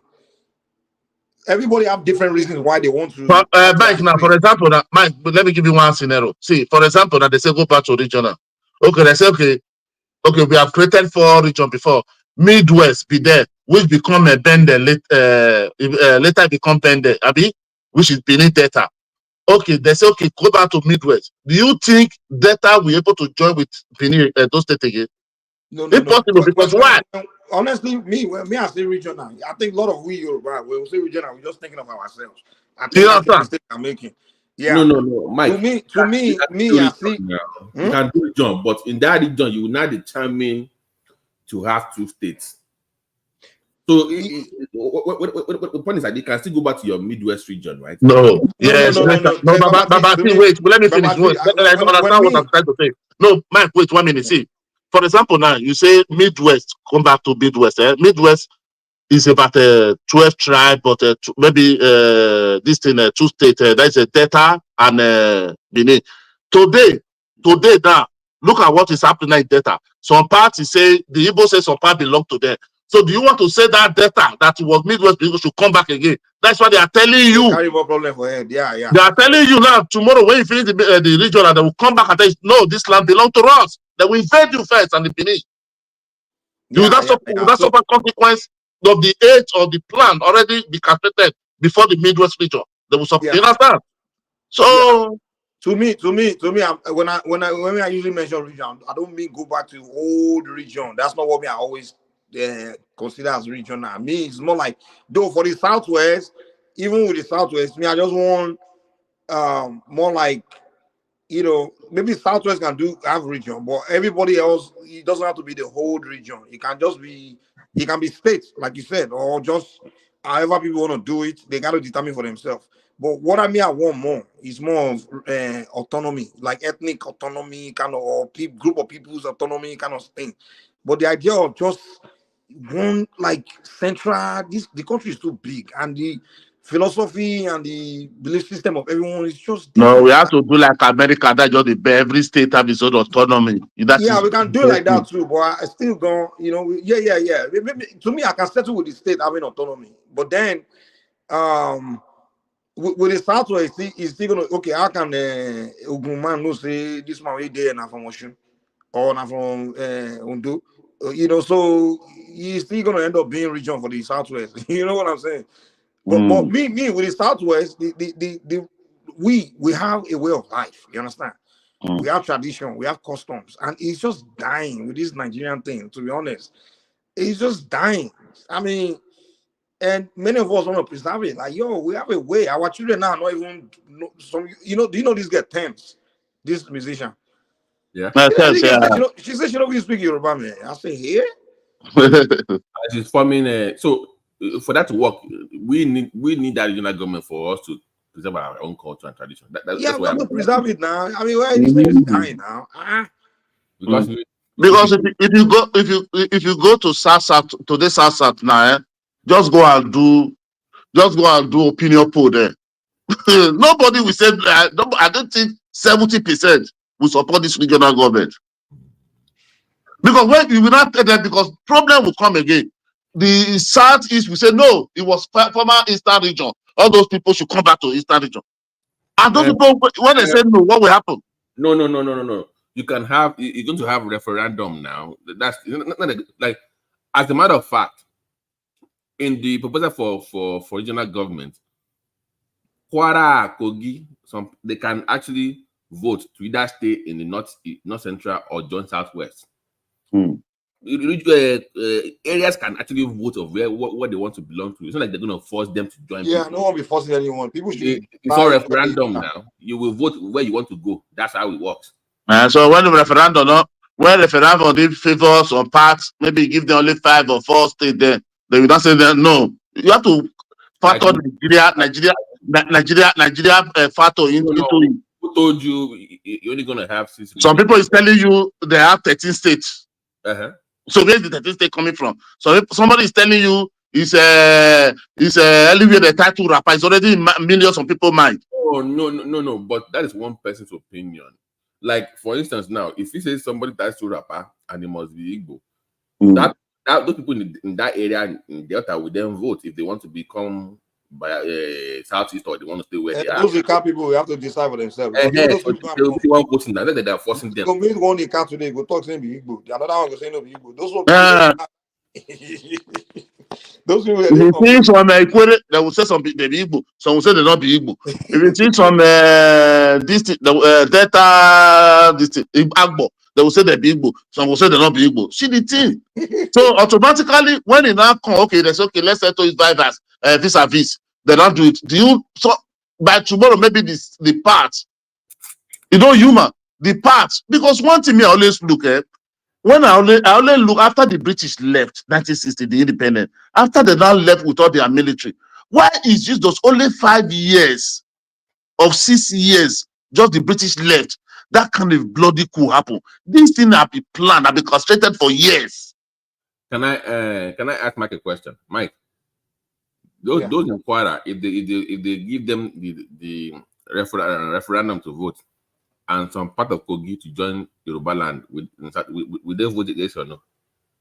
I don't know. I'm not from there. So No, even those in Kwara, if that one is very easy now. No, the Yoruba, There's about 6 local government there. Maybe only those one will just join the Ibadan there. Yeah. The Yoruba part of the that's my point. Yeah, they were trying to.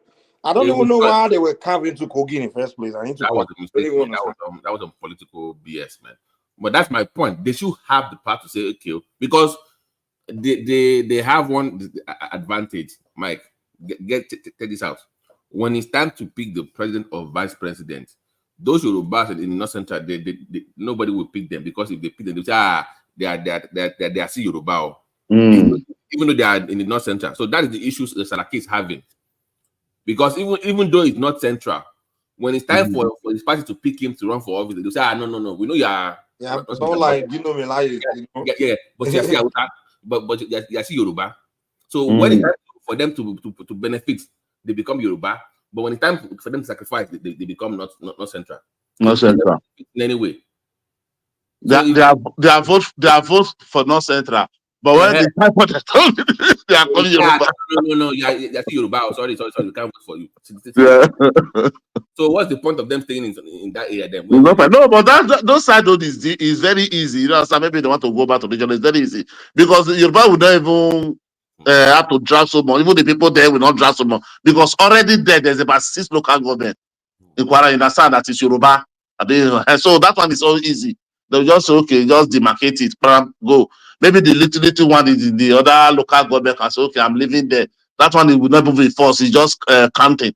But that local government that is already know that the culture of Yoruba, the same tradition, everything is already there already.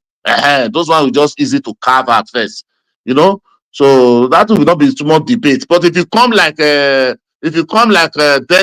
or Agbo, the too much complication will be there.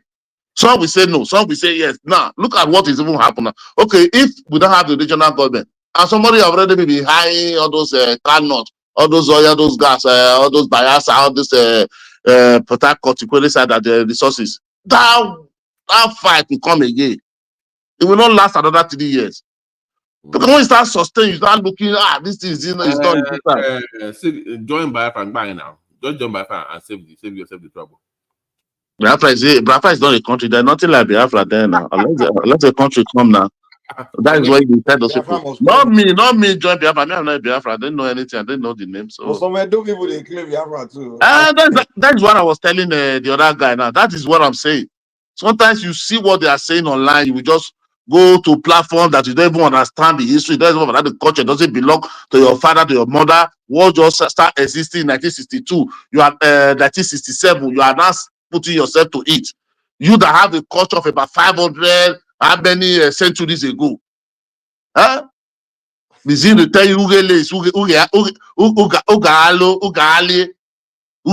that we know our this thing. Be telling you the changing the name. That is what I don't like about all this. It pisses me off. Nobody is fighting against whatever you are fighting for. But fight for you. You. Don't come and be having me drawing map, putting my. What are you talking? Do you look like Oba of Benin? So like somebody that will bow to Samuel out of the Kano. I don't know why people don't think something is very easy. And the way these guys they won't die for that Biafra, I'm just the one that say, you never even convince the people in the call Biafra to join you already. You don't already want to die. This, like when I look at the kind of waiting the suffer, the guy they suffer himself. I say, guy, this thing where they die for, you never even solidify him. Like all these two rapper people never agree to join you. You don't already they go prison on top. Man, please leave that guy. A man of 54 years. If people are not so gullible, a man of 54 years will now wake up and be telling me my history. Huh? I'm a man of 54 years will now wake up and be telling you your whole history, your whole ancestral road. You just wake up 54 years telling me you're the title rapper. What kind of nonsense is that? What kind of talk is that? You should go to India and the title rapper. You go to all this African country. What did they call this country? The title rapper. Go and pack all of them now.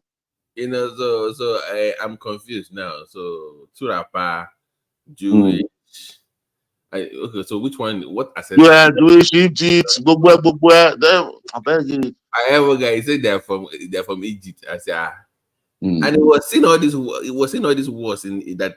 It was quoting from the book of the dead, all these old Egyptian books, and it was trying to say that they're actually Igbo, Igbo names and stuff. And it was, I was like, and then they had this guy, this African American on YouTube, Black American. He went to the East and he met these elders, and they said, as a matter of fact, that Jesus Christ lived in that. This is Israel. That this is the way Jesus Christ. And the guy was just like, what the fuck am I? It was like, they're gonna talk like this as if people don't get things. Yeah. So 90 you don't wonder. They could just Somebody wait, there was a platform I was here. But I was in the platform in the Twitter space. They happened they was talking about Kaladera, Romeo, this Oduduwa. Igbo people go to platform. They talk Yoruba and Benin history. After I listen for 2 hours, I know ask. I said, please, if this Yoruba space say this Benin say no. I said, waiting concern Igbo we go open space. They talk about Yoruba history, deliberating, forcing it, rewriting it. I said, okay, please, sorry, I want to know about Igbo ancestral roots. No, that is not what we are talking here now. That is not the issue. I said, okay, you are discussing somebody's history. Is not what? Discuss your own and let me know. You know the one where they vex me. When people they talk about them, they go come here, come to see why they talk about them. Why not they talk? Even some of these comments, they say, why they talk about people? I said, go, just go any other go online right now. Go look who they talk about who. 9 out of 10 of the video of people talking about people. Now Igbo people they talk about other people. You know, like you are the one talking about everybody everywhere. But then when people start talking about you, you don't like it. Well, it's become a problem. No, don't talk about them, but let them talk about you. You just quiet. That's the talk. By the way, is it true that Peter Obi is considering becoming vice president? No, you have debunked it. I went to Twitter handle the next day. You have debunked it. Okay. I watched the news, even that News Central itself, because there is a place that the signal went off. Maybe that is where they changed the story. Because I watched the interview live in News Central. He didn't say when they were asking, but what unless all this news, maybe they want to say, I don't know, but they didn't say something like that. He said, I'm ready to work. I'm ready to work with anybody who have the same ideology with them, who want to build Nigeria and learn. You don't understand? I'm not ready to work with those who want to, if it's for state capture. Yeah, but that is what he said there. I don't know how they not say it's one time. The issue is that this is the issue. Obviously, it can't pick that anymore because that one has no value politically to win him anything.